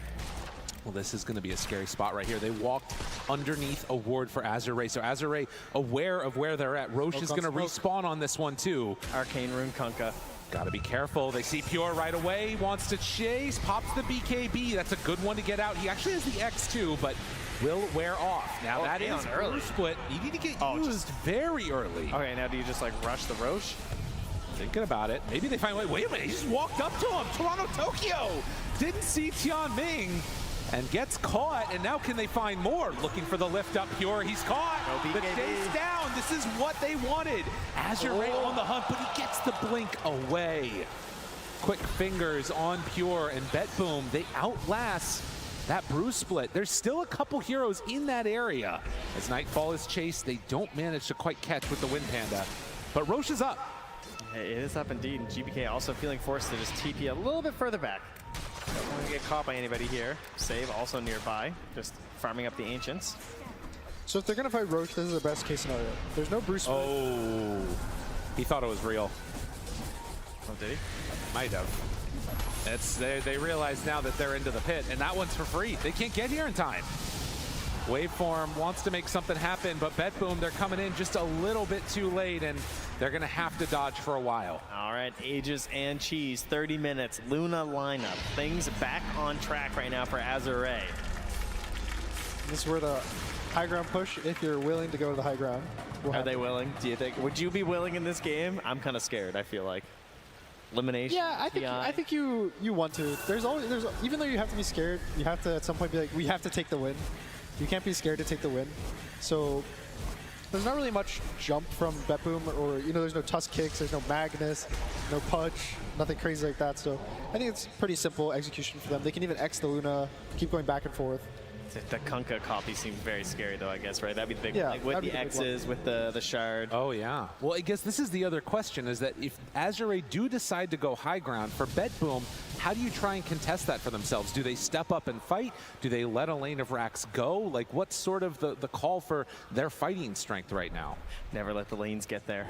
Yeah, it's probably going to be pushing out the lanes with the Legion lurking, trying to get a pick on the lanes to delay the Aegis timing, and then if they end up getting there, it's on the Invoker to just delay with Tornado, EMP, Deafening Blast, and at some point, hope you duel the guy and burst the guy. And outside of that, there's not much, not much more you can ask for. And if you're going to force that high ground, it's probably going to be Clockwork, you know? Yep. You get this crazy flare in the back line, which is a lot easier with the Aghanims. He's about to complete that on Tianming. You try and get this vision, and you get that one hook shot that just enables everyone to actually come higher. Because that's the scariest part. It's getting over the wall, right? Up that staircase, you just have to have like something confident, something that's at least secured by your allies where you feel like you can actually step up and have a good opportunity in a team fight. And that's going to be Clockwork in this game. As they back up their Luna here, taking down one of the last two Tier 2 standing near that Radiant side Tormentor. They could pretty easily go for it again. And, you know, Tianming, he's missing a shard. You know, help a guy out here, but time is of the essence, I suppose.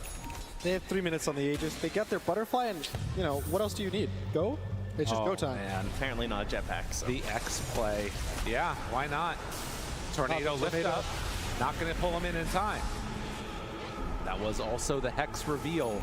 Had more than enough space. You make that X play with Pure, you still could be in some issue. I mean, I guess that you're still gonna, you'll actually probably pull Pure closer than you would the Luna. Yeah, it might be scary for the Pure getting far in. Yeah. But it's good for them. For the side of Azure, they force everyone back to TP and just show in their own base. So now Azure can kind of either choose to sit here and then go again, knowing that there's no TPs, or they can just kind of fan out and farm the whole map. Yeah, get that farm going on. Grab the outpost as well in case maybe for some buyback plays if you get the high mobility. GPK did not TP, so he'll be ready for the next one if they need to. Currently, though, Tianming with that Aghanim Scepter is going to enable the map hacks that are the Rocket Flare spam. As well as the creep push. Oh, yeah. Clockwork Axe is, I think it's slightly undervalued. I think this is such a strong tool just for everything. You can push lanes out across the map anywhere. You slow heroes during the team fights, which that change is crazy. It's so strong to just have a slow. Yeah. You can even just like cogs become a right-click carry at some point in the game with a heart.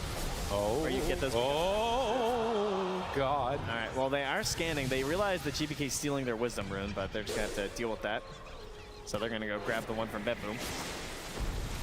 Betboom was so scared after the Tormentor. Oh, yeah. Didn't want to stay there for an extra 10 seconds just to get an experience rune. I mean, with good reason. That could have been a pretty quickly dead hero. But Lul walks up to high ground. Chalice pops ult, and there it is. Just like that. They're going to be able to force out the glyph, and I think with his Brewlings, could be enough damage. They are burning through them pretty quickly, but a couple more hits.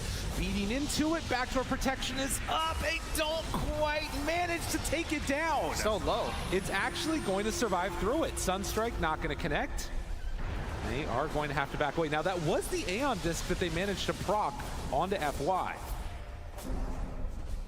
I mean, it's just good poking. They have so much time on the Aegis. The Brew split, I wouldn't say they needed to fight. I think if Betboom walk into them right now, they would still take the fight with or without it. So it's kind of just free damage, and it's you have to keep forcing them back. You can't let them play this whole map game and delay the game. So you have to just keep making pressure, but do it in a way that's safe, which I think they're doing a really good job of not dying on any heroes. Yeah, I mean, they get the glyph forced out as well, and now they're going to power up their push here by getting the Assault Crash finished on Chalice. So from having a pretty tough start to this game, he's now sort of blossoming into this big Brewmaster that you want. He wasn't able to go that Manta build, but not really necessary this game because he's just playing with his team. He doesn't have to do a lot of the split push himself. He just wants to ensure he gets off his ulti, and they take down these big objectives. So what is the window that we're waiting for Betboom? Because obviously their plan is to delay. Is there a particular item timing that they're looking for? Is it just getting all of their heroes very farmed? What's really their game plan on Betboom? Big Muerta. I think honestly they kind of have their timing. The Morphling is really farmed, even based on the situation. There's a Hex on the Invoker, so they have the ability to burst these heroes really fast. It's a lot about the angle of how they take the fight, whether they get a good duel off and they actually burst the duel target. Maybe they get a Hex on the Phoenix and take down the Phoenix. So it's just a lot about finding the fight, which is really hard when Azure has so much lane shove. And so many Aeon Discs. Yeah, Clockwork, Luna shoving out the lanes. They have vision from the Clockwork, Aeon on the Brew, and so... So what you're telling me is the game is just getting started. The game is just getting started. I mean, Pure is going to go for the Nullifier too. Yep, I really like this Nullifier. Yeah. Can actually duel the Brew, can kill him. The Aeon proc won't, like, status resistance the duel. Nightfall, go back. Oh, that's tough. Someone's not getting their tier 4. Oh, no. Well, they'll have plenty of time to find it, surely. Oh, there he goes. Yeah. Saved. Picking up garbage. And you know it was one of the supports, too. Oh, totally. Yeah, you're definitely missing out. Support's fault. Yeah. Exactly. Chalice in the mid. See if they can maybe burst the Aeon Disc, force that out from him, and indeed they will. I mean, that hurts, right? I mean, nowadays, like, that is the forced cooldown. It increases every time, so just getting it passively like that feels great. Is that a DD Luna? That is a DD Luna. Oh, that's kind of scary. Interesting. With the Vindicator's axe. I mean, again, it doesn't feel great wanting to try and make some type of a play if you don't find a pickoff, but if they manage to find a pickoff, that's a whole different story. In towards mid, Azure Ray are going to head out. Deal with the Morphling illusions. Bedboom, they're fairly spread out right now, and right away, anticipated the movement, but didn't quite find him there. Nightfall is the Morphling. No man's land, it's the Morphling. He's gonna walk forward. The stun, it's done, gone. Oh, that can't happen, and he is dead for 70 seconds without a buyback. And immediately the Pandas. Oh no, Azure Ray. They get gifted a freebie. The decision to walk back in, that is going to haunt Nightfall. Will it be for just a couple of seconds or years? We'll see in just a minute if AR walk up high ground. Toronto pops GKB, almost dies just to the glaze bouncing around. And this is a forward, the fear, it's all falling. They've got 40 seconds of freedom. Save is caught there. Do they keep going for more? That's gonna be a second set of racks. All it takes is one pickoff, and it is so much damage done. Azure Ray. They move from tower to tower, building to building, then Bedboom. I mean, all they can do is watch. You can't initiate here. You don't have your Morphling. Keep it going. 20 seconds, they try and look. Save is out there. Starts to hit onto Somnus. The X mark, the play, the ghost ship. He gets a little bit of separation. There he's going to pull him in closer. Save is gone too. He doesn't have buyback either. Creeps are still in the mid lane as well. Oh. They had enough on Azure Ray, though. It looks like they have. Wow. They hold. I mean, it could have been worse, but a huge opening for Azure Ray. They're going to bring her back, you know. Roshan had an instant spawn as well, so they might just walk into the Roche pit, and it's third Roche, so there's gonna be an axe. Oh, jeez. Yeah, there is no vision, at least, to see like the walking Roche. The Sunstrike comes down, but it's gonna fade in time. Oh, the Sunstrike right before Roche walked in. Yeah, Roche was making a trek across the map here, and there's the flare. They know. Letting them know. They know. Azure Ray. I mean, that is such a huge, unbelievably monumentous moment in this game. That's going to be revealed now, and they're not going to get here in time. Third Roche to Azure Ray. All it takes is one mistake. Coming out here now feels like going just through the motions right now at this point. For Bedboom, like, do you really want to make your way over here? Walk out there, farm a few camps. Yeah. Just walk backwards, and it's all going to be this high ground hold. It's how do you take this fight? And who do you focus? How do you cast your spells? And they're going to choose to fight outside the base. I think this is a good idea because once the Luna gets on the high ground, I think it's impossible. I mean, you can see it just bouncing around the buildings, how much it's just shredding through them. They can't actually fight inside their own base because of it. This is going to limit their buyback possibilities, though, obviously. You know, your buyback not quite as valuable if the fight takes place outside of your high ground. It's also only the Invoker and the Legion who have buys, and you don't really want the Invoker to be the one having to buy back. Yeah. And the Legion, once she duels, as we talked about earlier, she's not one of these heroes that has a massive amount of HP and constantly doing damage just being alive. She's kind of a one and done. You duel, that's it. You just exist to just say hello to everyone and purge some stuns off. And look at how they're positioning too. They're just so clumped together on Azure Ray. 5 heroes smoked on each side. Also to our Bedboom. Oh, don't. Yeah, they have to back away. I mean, they stuck there as long as they could, but they TP out. Need to get away with everybody, and the problem is, Luna, it's come high ground. Bedboom, they've had so many moments here. So much of the year spent trying to get it all to this point, and potentially it's all gonna be for naught if they can manage to claim this high ground. Disarmed for now, Lul steps forward. Building, being hit, they tidal wave in, save, try to control. Chalice does have refreshers, so they'll have another salvo of this if they want. X mark, control, torrent, got him, caught, saved, dead again. That's a buyback. Lul hitting, they don't have answers. Azure Ray, there's the hook shot. They find the high ground, but look at the turn from Nightfall. Pops the team, staying alive. The duel jumps forward, they didn't get anything off. Bedboom trying to hold for all their worth, but do they have enough damage? Do they have enough to take him down? Nightfall, he's out of the base yet again, he's gonna die! 80 seconds gone! Azure Ray, they lasted long enough, and one death was all it took. Lul feeling himself there on the finish. you go back to how this game started, it was not looking good for Azure Ray. They had to wait for the timing. Chalice, a tough start on that Brewmaster, but he held out and saw miss the plays on that Kunkka to get around the map. Really keeping them in this one so they were ready for that timing, and then they struck hard with those last Aegises. Yeah, and it all goes to the Morphling plays bot. They kill the Morph 2 times in a row with an amazing boat from the Fog. 100-0 the Morph. He didn't even get his Morph off. They take the fight, and I think after that it just started crumbling. Oh, an unbelievable performance here. The series going the distance, and one of those moments again. They're going to feel the love from the crowd coming out of the booths. They managed to take this one, and oh man, you got to imagine for Bet Boom, it hurts. It was a really good showing. I think all the games were really close. Bet Boom also showed in the second game how strong of a team they are. They just completely crushed the second game. So, just great performance from them. And again, of course, some fan favorites here moving on forward. Something that you love to see, some storied memories there on this team. We'll be continuing forward as we will lose one of our potential TI second hopefuls here in Toronto, Tokyo. Absolutely. He put on a good performance again, switching roles, doing so much work with this squad. But it is going to be Azure Ray that will be moving on, continuing this top 4 as we head on back to the panel.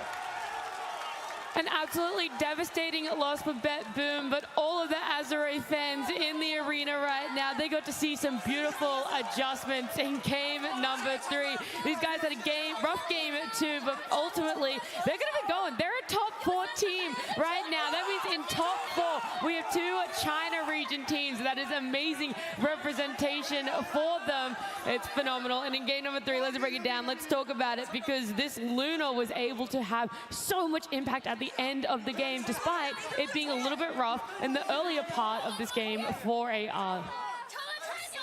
Yeah, I think they did a really good job just being solid throughout the game. They stayed focused. I think it was sort of like you can see the differences between the 2 teams, where the Azure Ray team was a lot more composed and focused, and meanwhile, I think Nightfall had a couple of deaths on Morphling that looked a little rough. They, after he died, even the team was running in. It felt very desperate for them. Whereas Azure Ray, they were always confident in their timings. They're always confident. Even this first Roshan gets sniped, doesn't matter. Don't need to go desperate. Don't need to take some crazy fight. Just keep building up your advantage, and eventually you're going to go high ground with some Luna, some Brewmaster ulti. Really good methodical Dota from them. Absolutely, that really showcased veteran Dota, because at some point after the lanes, when they came up with a 3K net worth advantage on the side of Bet Boom and they were getting kills, it looked really rough for Azure Ray, but they just rotated their Kunkka to play with the Brew bottom. They got that first kill on the Morphling. They opened up the tower. They stuck around, and they got the sneaky Tauren on Morphling when he TP'd back in, and that just turned the entire game, Reza. Yeah, it was really the turning point because of this Morphling that they had to accumulate this huge lead that translated into more advantage later on. But that third death after when he was walking on the high ground as well, it was. I think it's the nerves that come into the players when there's really high stakes. The elimination match, it's it just seemed like they didn't cope with it, and they didn't manage to deal with it. Yeah, we were praising Bet Boom a lot about how much they had adjusted over this month, over these last few weeks for themselves. They should still be really proud. A top 6 finish. They're coming in 5th, 6th now. It is tough to be eliminated, but Azure Ray, I just cannot get over this game, right? Because even if you get a couple kills on Nightfall, sure, it's impactful, but it's how they continued playing after that one, Effie, how they made sure that they weren't going to overextend. They didn't feel the need to go all for Mega Creeps on that first time that Nightfall died and didn't have a buyback. Absolutely. Everything was so calculated. It was so textbook. I mean, it's just what you want to see coming out of Azure Ray. And on these main stages, I do feel that the closer you get to that potential finals day, the more and more the nerves start to kick in, even for teams like Bet Boom, who we've praised consistently for how confidently they've been playing. You can see even the strongest carry players like Nightfall fall victim to those nerves, but Azure Ray did not do that. They played the map perfectly. They got every single Aegis that they could. They never overextended, and in the very last fight, they knew when to use their buyback on Kunkka. It was not bad for them at all. Yeah, all their high ground pushes were very methodical, and they didn't really overcommit, because many players say that it's really hard to break the high ground this patch, but they managed to do it very methodical and very nicely. I hope all the Azure fans are still in the arena, because right now we're going to be gifted with a Chalice winners interview. Hello everyone, I have Charlie standing right next to me. 感谢查理斯来接受我们的采访，先自我介绍一下。大家好，我是 AR 战队的3号位查理斯。Hello, I'm Charlie from Azure Ray. How does it feel to move into the next round? And did you guys predict the victory? 能够晋级到下一轮的感觉怎么样？因为败者组赛前有没有想到这是今天的结果？希望能明天顺利的跟雪碧会师吧。I hope we can successfully meet Team Spirit tomorrow. 那其实第二场的话，比赛很一边倒。当时的话，我想你们也是非常有经验的选手嘛。当时队内的一个氛围是什么样的 ？So the second game is a little bit one-sided. As an experienced player you all are, I want to know what was said during the break and what is adjustment being made. 其实兄弟们早就想打DG了，装模作样的打了一会儿。我再说一下，就是中路早就劝兄弟们要不投了吧，但我们就毕竟是 TI 嘛，就多打了一会儿。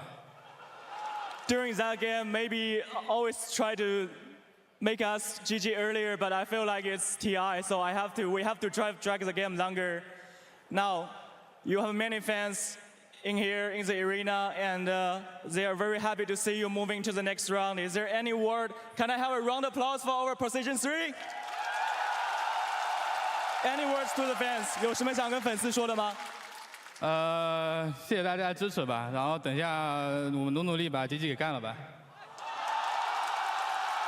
Thank you, fans, for all the support, and we will try our best to get the next victory. Back to you, panel. Thank you so much. That was a beautiful Chalice interview. He's already looking at what he wants to accomplish tomorrow, let alone the series that he's going to be playing later today that's going to be up against Gaming Gladiators. It's the 4th series. I loved hearing the confidence from it, and I loved hearing the roar of the crowd for Chalice every time he finished talking. And the confidence in his colleagues, right? Because he said we'll successfully meet Team Spirit tomorrow. So he's saying that LGD will beat Team Spirit in the next series. There was a double whammy right there. That's what he was saying. We do have to quickly look at the other side, though, to close out the rest of this series is the Bet Boom. Okay, they're coming out 5th, 6th. I know Toronto Tokyo in a content piece that we saw earlier, he really wanted to hit top 4. That was his goal for this TI, especially with a massive position change. So he falls just a little bit short of that. But Rezo, words for the teams out there, at least definitely for Bet Boom in this hard-fought 3-game best of 3. I mean, I think this team is like keep improving, and like they're very young, so I think they're gonna just continue together, and like all out work from their side, just like on the mental game, like find some play colleges and just keep grinding and work on more on the mental state, like, you know, find some routines that help you both gameplay and the mental state as well. Yeah, I think when the team formed, they mentioned it was like a project they want to play together for 2 years, keep improving through that. I think this year was phenomenal for them already. We could already see how much stronger mentally they are, and I think, as Rezo said, if they just continue along that path, like they keep improving their mental side, you know, maybe a bit more stable in the picks, I think they're looking really bright for the future. And then when you can just compare this to their year overall, like this is the first time we got to see all 5 of these players playing together in a healthy way, right? Because in Lima, they were all sick, is what we heard. So they couldn't really perform the way they wanted to. In Berlin, they had this man standing in, and he's as excellent as he is, that's not the full roster, right? And then in Bali, there were some circumstances that went on, so we couldn't actually see what would have happened. Again, I'm actually seeing a trend. It's nothing about that boom. Maybe it's about something. Coincidence? I don't think so. But now at this TI, they played with their full roster, and a top 6 finish is nothing to be ashamed of. Alrighty, well, it's time then that we do have our exit interview of Bet Boom. They are standing by with Tsunami. Thank you very much. Yes, I am standing by with a Nightfall. An unfortunate result, but I've really been impressed about your growth as a player over these past few years. You're an incredibly young player. You're 21, and your growth from like Virtus Pro a few years ago, Evil Geniuses last year, and now this team on Bet Boom team, I've noticed that you've started taking a lot more ownership in the performance of not just yourself, but your team as well.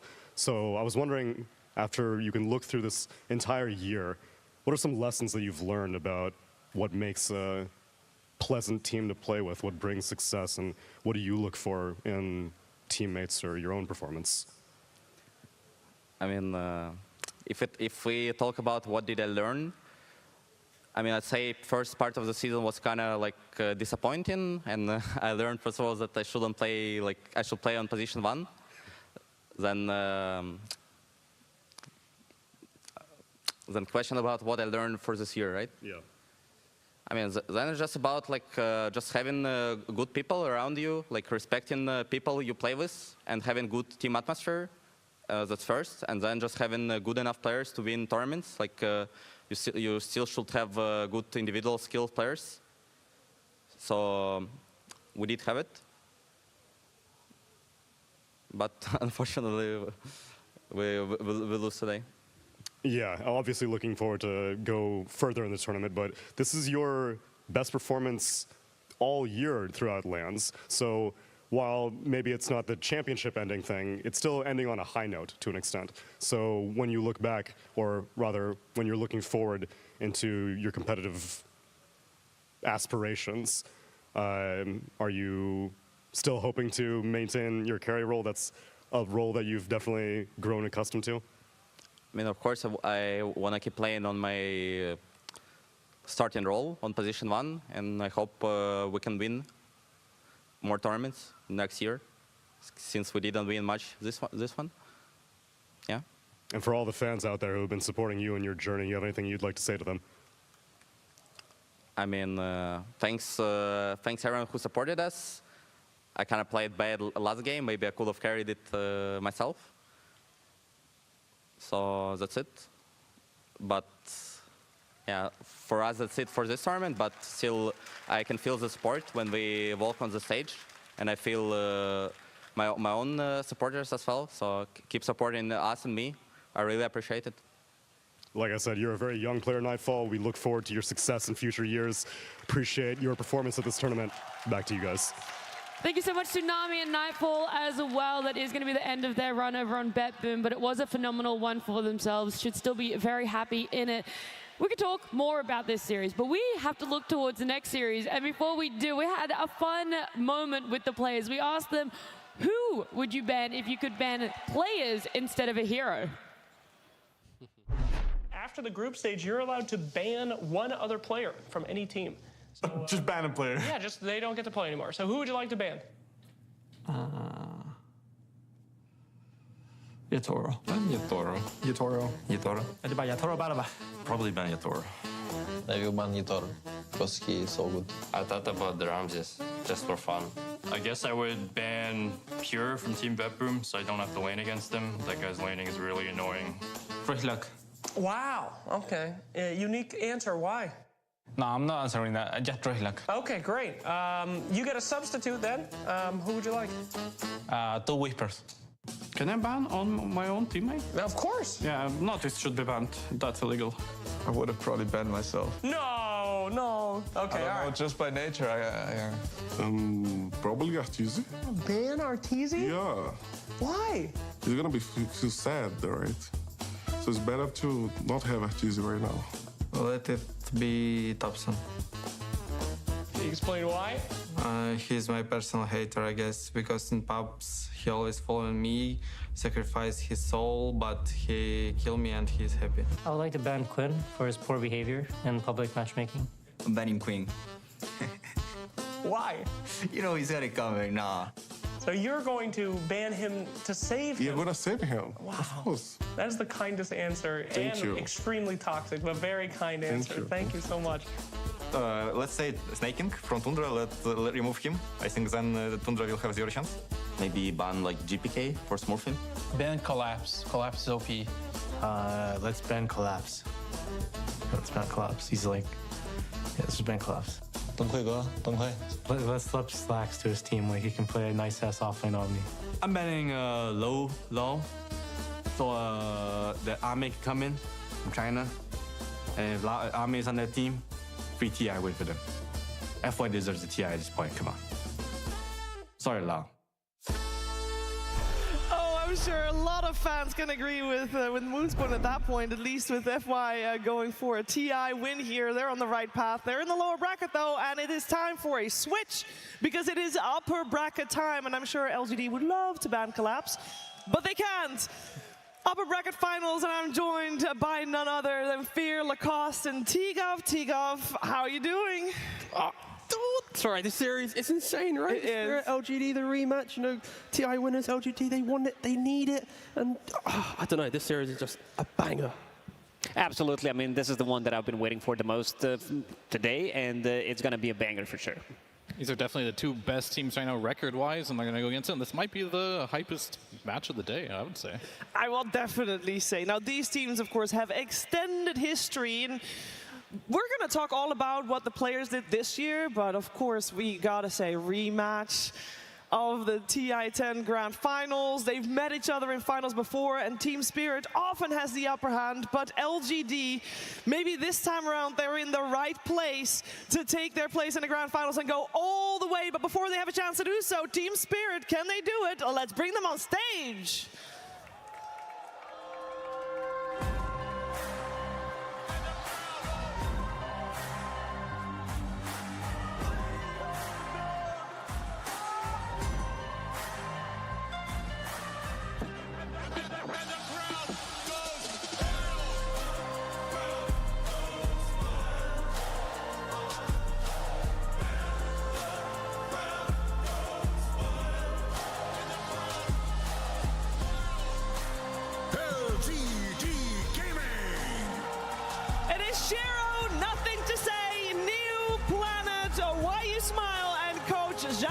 They are ready to take the stage.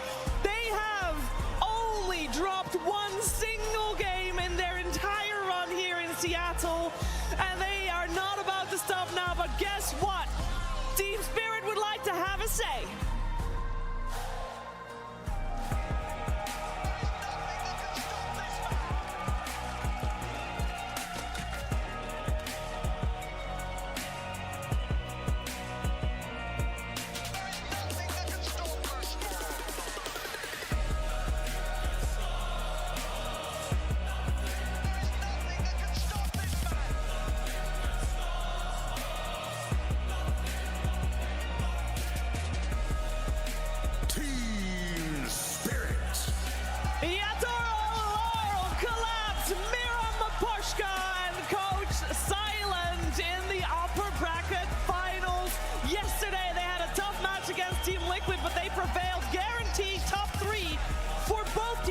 And LGD, but one of these two teams will today punch their ticket to the Grand Finals. Which team is it going to be? We can only hope for some explosive Dota to find that out. And to talk about that Dota with my panel here, I want to first talk about Team Spirit, how they got here, Fear, because it's been a tremendous road for them. They have looked unstoppable. Oh, they definitely have. When we heard in the last segment there, everyone seems to be afraid of Yaotoro for good reason. This entire team in general, like you think of Collapse and especially Laurel, who at the beginning of the year, a lot of players like he may be the weak link in the team, but now for what he does, he may be the best at it, and what a year he has had. Every single player on this team is a threat. Yeah, Lacoste, I think you called Laurel the most improved player. Yeah, absolutely. He was the easy target to pick on because results were lacking. You know, you're playing with other members of the team who already won a TI, and one thing I really like about the rest of the team is they decided to lift him up. You know, they wanted to win a big tournament, big LAN tournament coming into TI, and they won Riyadh Masters, which was, you know, when there's a lot of money involved, you know, the team spirit, they're gonna level up. Yeah, and throughout the year, they've been trying to find where to put Lau in the team, right? They sometimes drafted him for like last pick during Berlin Major. The majority of his picks were at the end of the draft, and now coming into TI, he's kind of shifted back into the middle because they're more confident with what he's trying to bring for the team, trying to give the game for Collapse and Yaotoro to pop off as much as possible. So it's been a long year to get there, but it's clicking at the right time. It is clicking at the right time. When we're talking about clicking at the right time, LGD is clicking at the right time because I mean, yeah, it's great that Team Spirit is doing it at the right time, but they have had Laurel for the full year, and it clicked towards the end. For LGDT, Neo hasn't been around for that long with the squad, and they clicked fairly fast with him in the midst. Yeah, it's testament to, I think, Xiaowe's scouting abilities, right? Like, when they're trying to look for this offlaner, every time it's like, okay, there's a good element here, what's happening? But for New, he just kind of popped up. He used to play on Vici Gaming, and he is having an incredible time at this TI. You know, the stats are supporting it, everything's supporting that. This guy is such a foundation of the team so quickly. It is, you know, I think a lot of people probably are shocked at how easily he's just looking within the team. One thing that they were lacking coming into this like DPC season, first one, second one, playing with Zeal, Zhang Yu, they did not have enough hero variety coming out from that off lane, and this is where Neo comes, because he can play pretty much anything. He's the type of explosive player. He wins his laning stage most of the time, and they can rely on him making rotations, because also one of the things that he does really well is not die. This guy is like top 2, top 3 when it comes to dying on the cores, and one thing I really like about him is also communication with the team. There was a game yesterday when they played against Azure Ray. He was going Blade Mail on the Night Stalker, which is, you know, not your item that you usually go for, and then NTS on Magnus, he had Blink Dagger queued up, and then he was like, okay, maybe I need a little bit more damage, I'll go for Echo Saber, switches back to Blink Dagger because he saw this Blade Mail, and then they get like 3-4 pickoffs, which kind of seals the deal for the game. Yeah, he slotted in fantastically, and LGD, it has been working out for them. Again, I mentioned it earlier, only one game lost, Fear. That is super impressive. Like it's, but we're talking a lot about New, how well he's doing, but there's always like the behind-the-scenes characters, and that's Planet for me. And he's actually done the most stacking of any player in this tournament, which will definitely help like players like New get that head start, doing a really good job there. And this is a Zhao 8 team. You're always going to expect that consistency. They always have it going into every game. Even if they have a rough early game, they know how to pick themselves back up, just continue to play the team fights. Their draft is always good. This team is just stable. Yeah, the team is incredibly stable. When we're talking about stable, I want to switch to Team Spirit, as there's a player incredibly stable. He's on your screen right now. Yotoro has played phenomenal. Now everybody knows TI-10, most rampages, great records, did amazing, but Fear, the records, this TI, it's unparalleled. This is the guy to beat. Everyone knows it. His stats are showing it. Highest kills, highest GPM, XPM, second in hero damage, second in tower damage, and he has, this is the best part too, he's not just doing it on a couple heroes. He has the second highest hero diversity as well. This man is doing it all. He is taking the spotlight and everyone's afraid of him. Yeah, and the key thing as well is when you look at the kind of the how impact of Yotoro, when you look at the damage he does per minute, and like at the minimax, he's entering the mid game keeping up that. He's not going from killing in laning phase to hitting the creeps. Like, he's consistently farming and fighting, and he's got that perfect balance. It's why in that previous video they want to ban him out as a player, because he has found that perfect harmony between it all. That's what carry players are always aspiring to find. And one thing that he really does well is the shot calling. He's the one that, you know, calling for these shots. Whenever he feels strong, he's going to be the voice of the team. We had a couple of interviews throughout the DPC season where he's like very vocal about his timings, and the rest of the team is going to follow whatever he does. One thing I want to mention also, when we're talking about Team Spirit, last year, it wasn't, I mean, the year itself was great, but I'm talking about last international. It wasn't great for them, Lacoste. It felt like the patch might have just not fit the team very well. Yeah, I think it comes down to this heavy zoom meta that was happening, and the collapse. These are not his, you know, favorite heroes to play. Well, he really shines on these initiators, team fights that have some kind of a stun. He likes to be the one controlling the tempo of the game, going in first. And now that Zoom meta is kind of over, you can see that Team Spirit is doing much better. Yeah, it fits Collapse well, it fits the team well. And I have to ask this question, Fear, but comparing this form of both of these teams, both Spirit and LGD, versus the form TI-10, how similar are they in terms of peak level? They look more dominant here to me. Team Spirit does. Yeah, I mean, they were doing great at TI-10, of course, but like they didn't go in as the favorites every single series. So like they had a lot of like challenging games they overcome. Now it kind of feels like every game is just a little too easy for them. So they're just looking unstoppable at the moment, where LGD, they're bleeding here and there in the early game. They're just like, as I said, they always have a stable draft. They always come back into the games, and their fundamentals are probably the best of any team. Where does the dominance come from? What part of the game are they just exceptionally good? From the game there, but yeah. I think these are the only two teams where when I look at a draft from them, if they take a loss, if they win in a difficult way, you know the next game, the draft's going to be completely different. Or there's going to be a whole element and shift. And I don't think a lot of teams have that ability within a series at TI to have that room. But when you have, you know, sign up for one coach Zhao Wei as well, like they are teams that are refreshing in this way. Personally, I want to see these guys in the grand finals. I want to see the rematch, because just they bring the most invigorating drafts of any team. It seems like everybody wants to see them in the finals. We heard Chalice say the same thing. He's ready for Team Spirit tomorrow. So we'll see who gets the honor of being up against them in the grand finals, if they make it that far. Or lower bracket finals. You know, that's also tomorrow. That's also something Chalice could have meant there. But Team Spirit, LGD, there is a war of battle going on. Dota 2, great. There's another war going on while everybody else is playing Dota 2. And as a support player, Lacoste, this is something that piques your interest. It's the wards war. Yeah, pretty much. PSG LGD, they're the best at this TI in terms of de-warding. Also, the amount of wards that they lose, the amounts of observer wards that they kill. It comes down to them picking up one of the earliest gems. They love to pick it up early, like a lot of Chinese teams do, is just to be able to continue the domination with this gem. It's all about the tempo, and they're setting up a really high tempo whenever they pick up the early gem. Yeah, I also like the fact that now, because obviously, I say now, we've had 5 couriers for a long time, but it took some time for pro players to feel comfortable buying an early gem, having that courier out on the map ready to snipe it away, because if you do die and give away a gem, it's going to feel pretty bad if you're buying it 20 minutes. But just these pros, they're so much better now. Micro and the crews, making sure that the gem is at the forefront of their ideas, and when you have heroes like this, like Night Stalker and stuff that can utilize it so well, you can just choke out your opponent in both vision and gameplay. I would say you kind of need it in this new map change because the map is so big now, right? And there's not enough sentries to cover the whole map, so if you want to choke players out now, you kind of need that gem, whereas before you could just de-ward certain areas of the map and feel pretty good about it. There was this one guy on Reddit yesterday that could be on the analyst desk. The question was how to beat Team Spirit. Number 1, don't get outdrafted. Number 2, don't get outplayed. Number 3, most importantly, don't lose. It's so smart. Good advice. Do you have his username? Because he might be needed right now. You don't have it. I don't have it, no. Missed out. Shout out to him, though. Yeah, shout out to that guy on Reddit. Team Spirit has lost more games than LGD this TI, though. You can't deny that one. And one thing that we often talk about, but when it's in upper bracket finals, it's something different.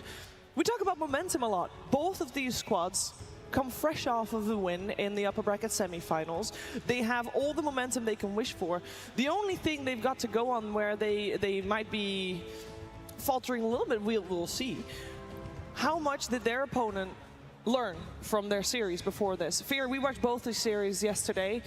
Let's talk about Team Spirit first. They, of course, dropped a game. Was there anything that you feel like LGD could really pinpoint in Team Spirit's gameplay or draft that they're like, okay, you know what? We learned from that, and we can beat them now?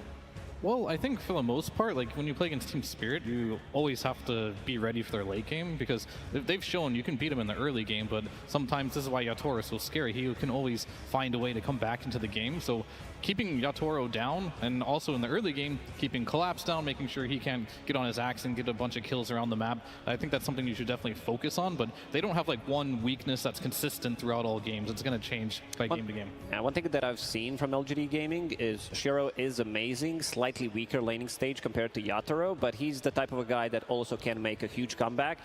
Game yesterday when they played against Azure Ray on Spectre, he got dominated. He couldn't do anything, then went back to jungle, farm Hand of Midas, and he's also the type of a guy that is not too afraid to sacrifice some of his own farm for the rest of the team to be able to pick them up, because it's not all about the carry, while on the side of Team Spirit, they like to heavily rely on Yatoro. Yeah, and for me, I think Spirit, that game too, it was maybe an overreaction to the Spirit Breaker, right? They had a lot of counter-aggression heroes, but they weren't able to push out the lanes, make these early moves, and we talk about how good Team Spirit is in the late game, but they just didn't really draft themselves a way to get there. Yeah. And I think that's my main kind of concern in this upcoming series is if they go a little bit too defensive, LGD, they're going to be able to punish that. So it's finding that balance once again, and you'd think Spirit also would identify that after quite a nice victory from Liquid in that game. Yeah, with LGD Azure Ray series yesterday, there was a very clear switch that was flipped halfway through the game in both of the games where Azure Ray was running at LGD. And yeah, LGD lost a couple of heroes here and there, but cool and composed, LGD mid-game, 15 minutes in, flips a switch and is able to make a comeback happen. Will the series be similar to yesterday? Will Team Spirit have a better plan in place than Azure Ray did? We're finding out. Game 1 draft starting now. Team Spirit versus LGD Gaming. Game 1. Here we go. We got LGD and Team Spirit on stage. LGD will be Radiant side. Team Spirit will be Dire side. First pick will go to LGD, and we've seen how important first pick has been throughout the entire international. But maybe Team Spirit has a better plan than previous teams had. Team Spirit was able to beat Team Liquid yesterday, who had first pick, so they have got something figured out. In terms of the bans, though, we're going to have a lot of the a lot of the fan favorites, or maybe not even fan favorites, but a lot of the player favorites removed T. Yeah, I think right now the only question mark is will Team Spirit ban out that Phoenix? It's been quite a regular ban, but also Muerta's still in play. Because they pushed Spirit Breaker into the first phase of bans, the kind of classics is Phoenix, it's Muerta, and this time around, Muerta is going to be let through. I know it's not the most popular hero right now, but we've seen Magnus, not necessarily a first pick material here. Like, they go way back. This is LGD against Team Spirit, TI-10, 3 games of Magnus, and yesterday, nothing to say. He showed really dominant performance on the hero, so I think we might see the hero just being picked, especially if it goes to game 3. Yeah, we'll definitely have to see here. I'm very curious to see what the first pick choice will be here for LGD. There's still the Brewmaster in the pool. They do like this hero from time to time, but I think the last time they picked up was more of like a block pick. Is there going to be something similar in this series? Are they going to try to do more block picks against Spirit here, or are they just come out with something that's more comfort? I mean, LGD, they've been predominantly second pick throughout this tournament, unlike most of the other teams that are rushing towards first pick, so that is something a little bit different. We haven't got as much data to go off of them, but I think they needed to lose more. Yeah, they had to learn a bit. Oh, they ban out a Tuscan. That means that they just leave a large amount still in the pool. They'll pick up the AA first, but it does mean that the Brewmaster is still in the pool, which against Spirit is not often the case. And it is very annoying, mostly, to be up against Collapse's Brew. CK is still in the pool. A lot of ones, a lot of usual suspects still that Team Spirit can choose from here. Yeah, a lot of options, but I think just this AA is a hero that we've seen on and off from teams, and it is so potent. Of course, in this tanky meta, being able to stop that healing is incredible, but I think Vortex is the key spell for me. Because the damage is now inside Vortex, it's a lot of blink cancelling, it's a lot of vision that you're applying, and you set up a lot of these position 4s, these mids, to even throw out even more damage in these fights. So I think this is a hero that we probably should have seen more throughout this TI, but now we're seeing it as a first pick overall. Yeah, just go ahead and just pick an AA. All of a sudden, you're in a situation where we're just showing support. They're going to answer back with another support here. Most of the cores, we're getting pretty deep in the tournament now, so a lot of these good cores you would pick in the early phases, they're getting banned out now. And when I see an AA, we talked about, like, Collapse, he doesn't enjoy playing a lot of the Zoo heroes, but Beastmaster, Zoo-type heroes have always been good versus AA, because, yeah, it is the meta right now. You want to be tanky, you want to buy heart, but this is why AA has been popular. That's probably why they're picking it now, too, to just kind of shut that play down. Yeah, and if Ancient Apparition is paired up with something strong in the laning phase, like another stun, CK is still in the pool. You know, behind the scenes, pros are talking about this hero as being the strongest carry of the meta right now, and this has been old school combo. AA plus CK, you get stunned for a really long time, and also Shadow Demon, he's not the best hero against the CK, because he wants to be blown up immediately. He also can get the target on with his ulti. Usually he's that anti-carry, but for now, LGD, they will take care of some of these backline jumpers, removing Spectre, because Ancient Apparition, he can't really defend himself. Can we highlight the Shadow Demon a little bit? Because I personally am puzzled. I am a simple person. I look at the stats. I see Shadow Demon picked 31 times at the International. 26% win rate. That's bad, T. Very bad. I mean, do you want to call out the teams losing with it, or no? I think no, but I want to know why it might be good here. So for this game, I think it's really good for the defensive capabilities. The fact that when AA commits to a fight, as long as you can buy time, it helps. AA naturally also can't find the backline, so SD is always going to have presence, knowing that at least one support can't get to you. And I feel like for Spirit, they have been one of the teams that have showcased how to play SD correctly. They flex between 4 and 5, and predominantly it is the disruption that is doing most of the heavy lifting for this hero nowadays. Because if you don't stop him, it is just going to open up your engagement to reset and take that next fight. Yeah, and another big thing this hero does that isn't talked about enough is he is a save, of course. His laning was buffed a lot, but he can stack a lot too. So if you do pick an off laner, we know Collapse does like playing Axe and Tides and stuff like this. He can just get him really farmed and just accelerate Collapse's game. And Collapse is one of the scariest players to play against when he's top net worth. 10 seconds remaining. You know, we're talking about the Zoo for Collapse, by the way. I was just double checking. It's like he's actually got like a 70% win rate on Beastmaster. I mean, like, his Zoo is actually really good. Yeah. It's just at the beginning of the year, it didn't work out with Laurel and yeah, exactly. So that's where it's like at the beginning of the year, if we're talking about this, like the stats reflect he should be able to pick it up, but they weren't achieving results. But now, seeing AA, seeing that development, we've seen it already. Like Weaver, kind of a non-existent hero, but then it's rising up. I feel like these could be the type of games that also certain heroes can shine when we haven't seen them before. Well, Weaver won't shine this game. It just got banned out. Oh. Let's go. I mean, if you're speaking about Collapse, I think you talk to anyone that watch CI10, you say Magnus, you say Collapse. Amazing. Pretty much. We did mention the hero, and I'm really glad that they are showing it up in the first game. You know, this is not just the battle in Dota, this is also mental warfare. Oh, yes. Take it away from LGD, and on top of that, like, yes, Magnus, it has changed from the horn toss, the old school times where Collapse was cheap, but then Harpoon got introduced. So you're still kind of doing the same thing. You're still dragging someone, repositioning them, and slaughtering them away from your team. Well, that's pretty scary. But the real question for me is going to be, is Collapse going to play the Mag, or is he going to hand over the reins to Laurel? Because this hero's been picked in the mid lane most of the time, and we're not entirely sure the strengths of this hero right now in the off lane. At least I am not, but I know for a fact in the mid lane it is pretty successful. Yeah, most likely going to be that mid because you want to get those levels, you want to become active. We already talked about NTS picking up Magnus yesterday, where he, you know, decided to play slightly more active. He understood what the role in the team is, but this is also a hero that can scale extremely well. New hero joins the fray. Well, we've seen it played, but not very often. And actually, we've seen it played on the side of LGD earlier this week, or last week, I should say, but not on the side of Team Spirit, the Elder type.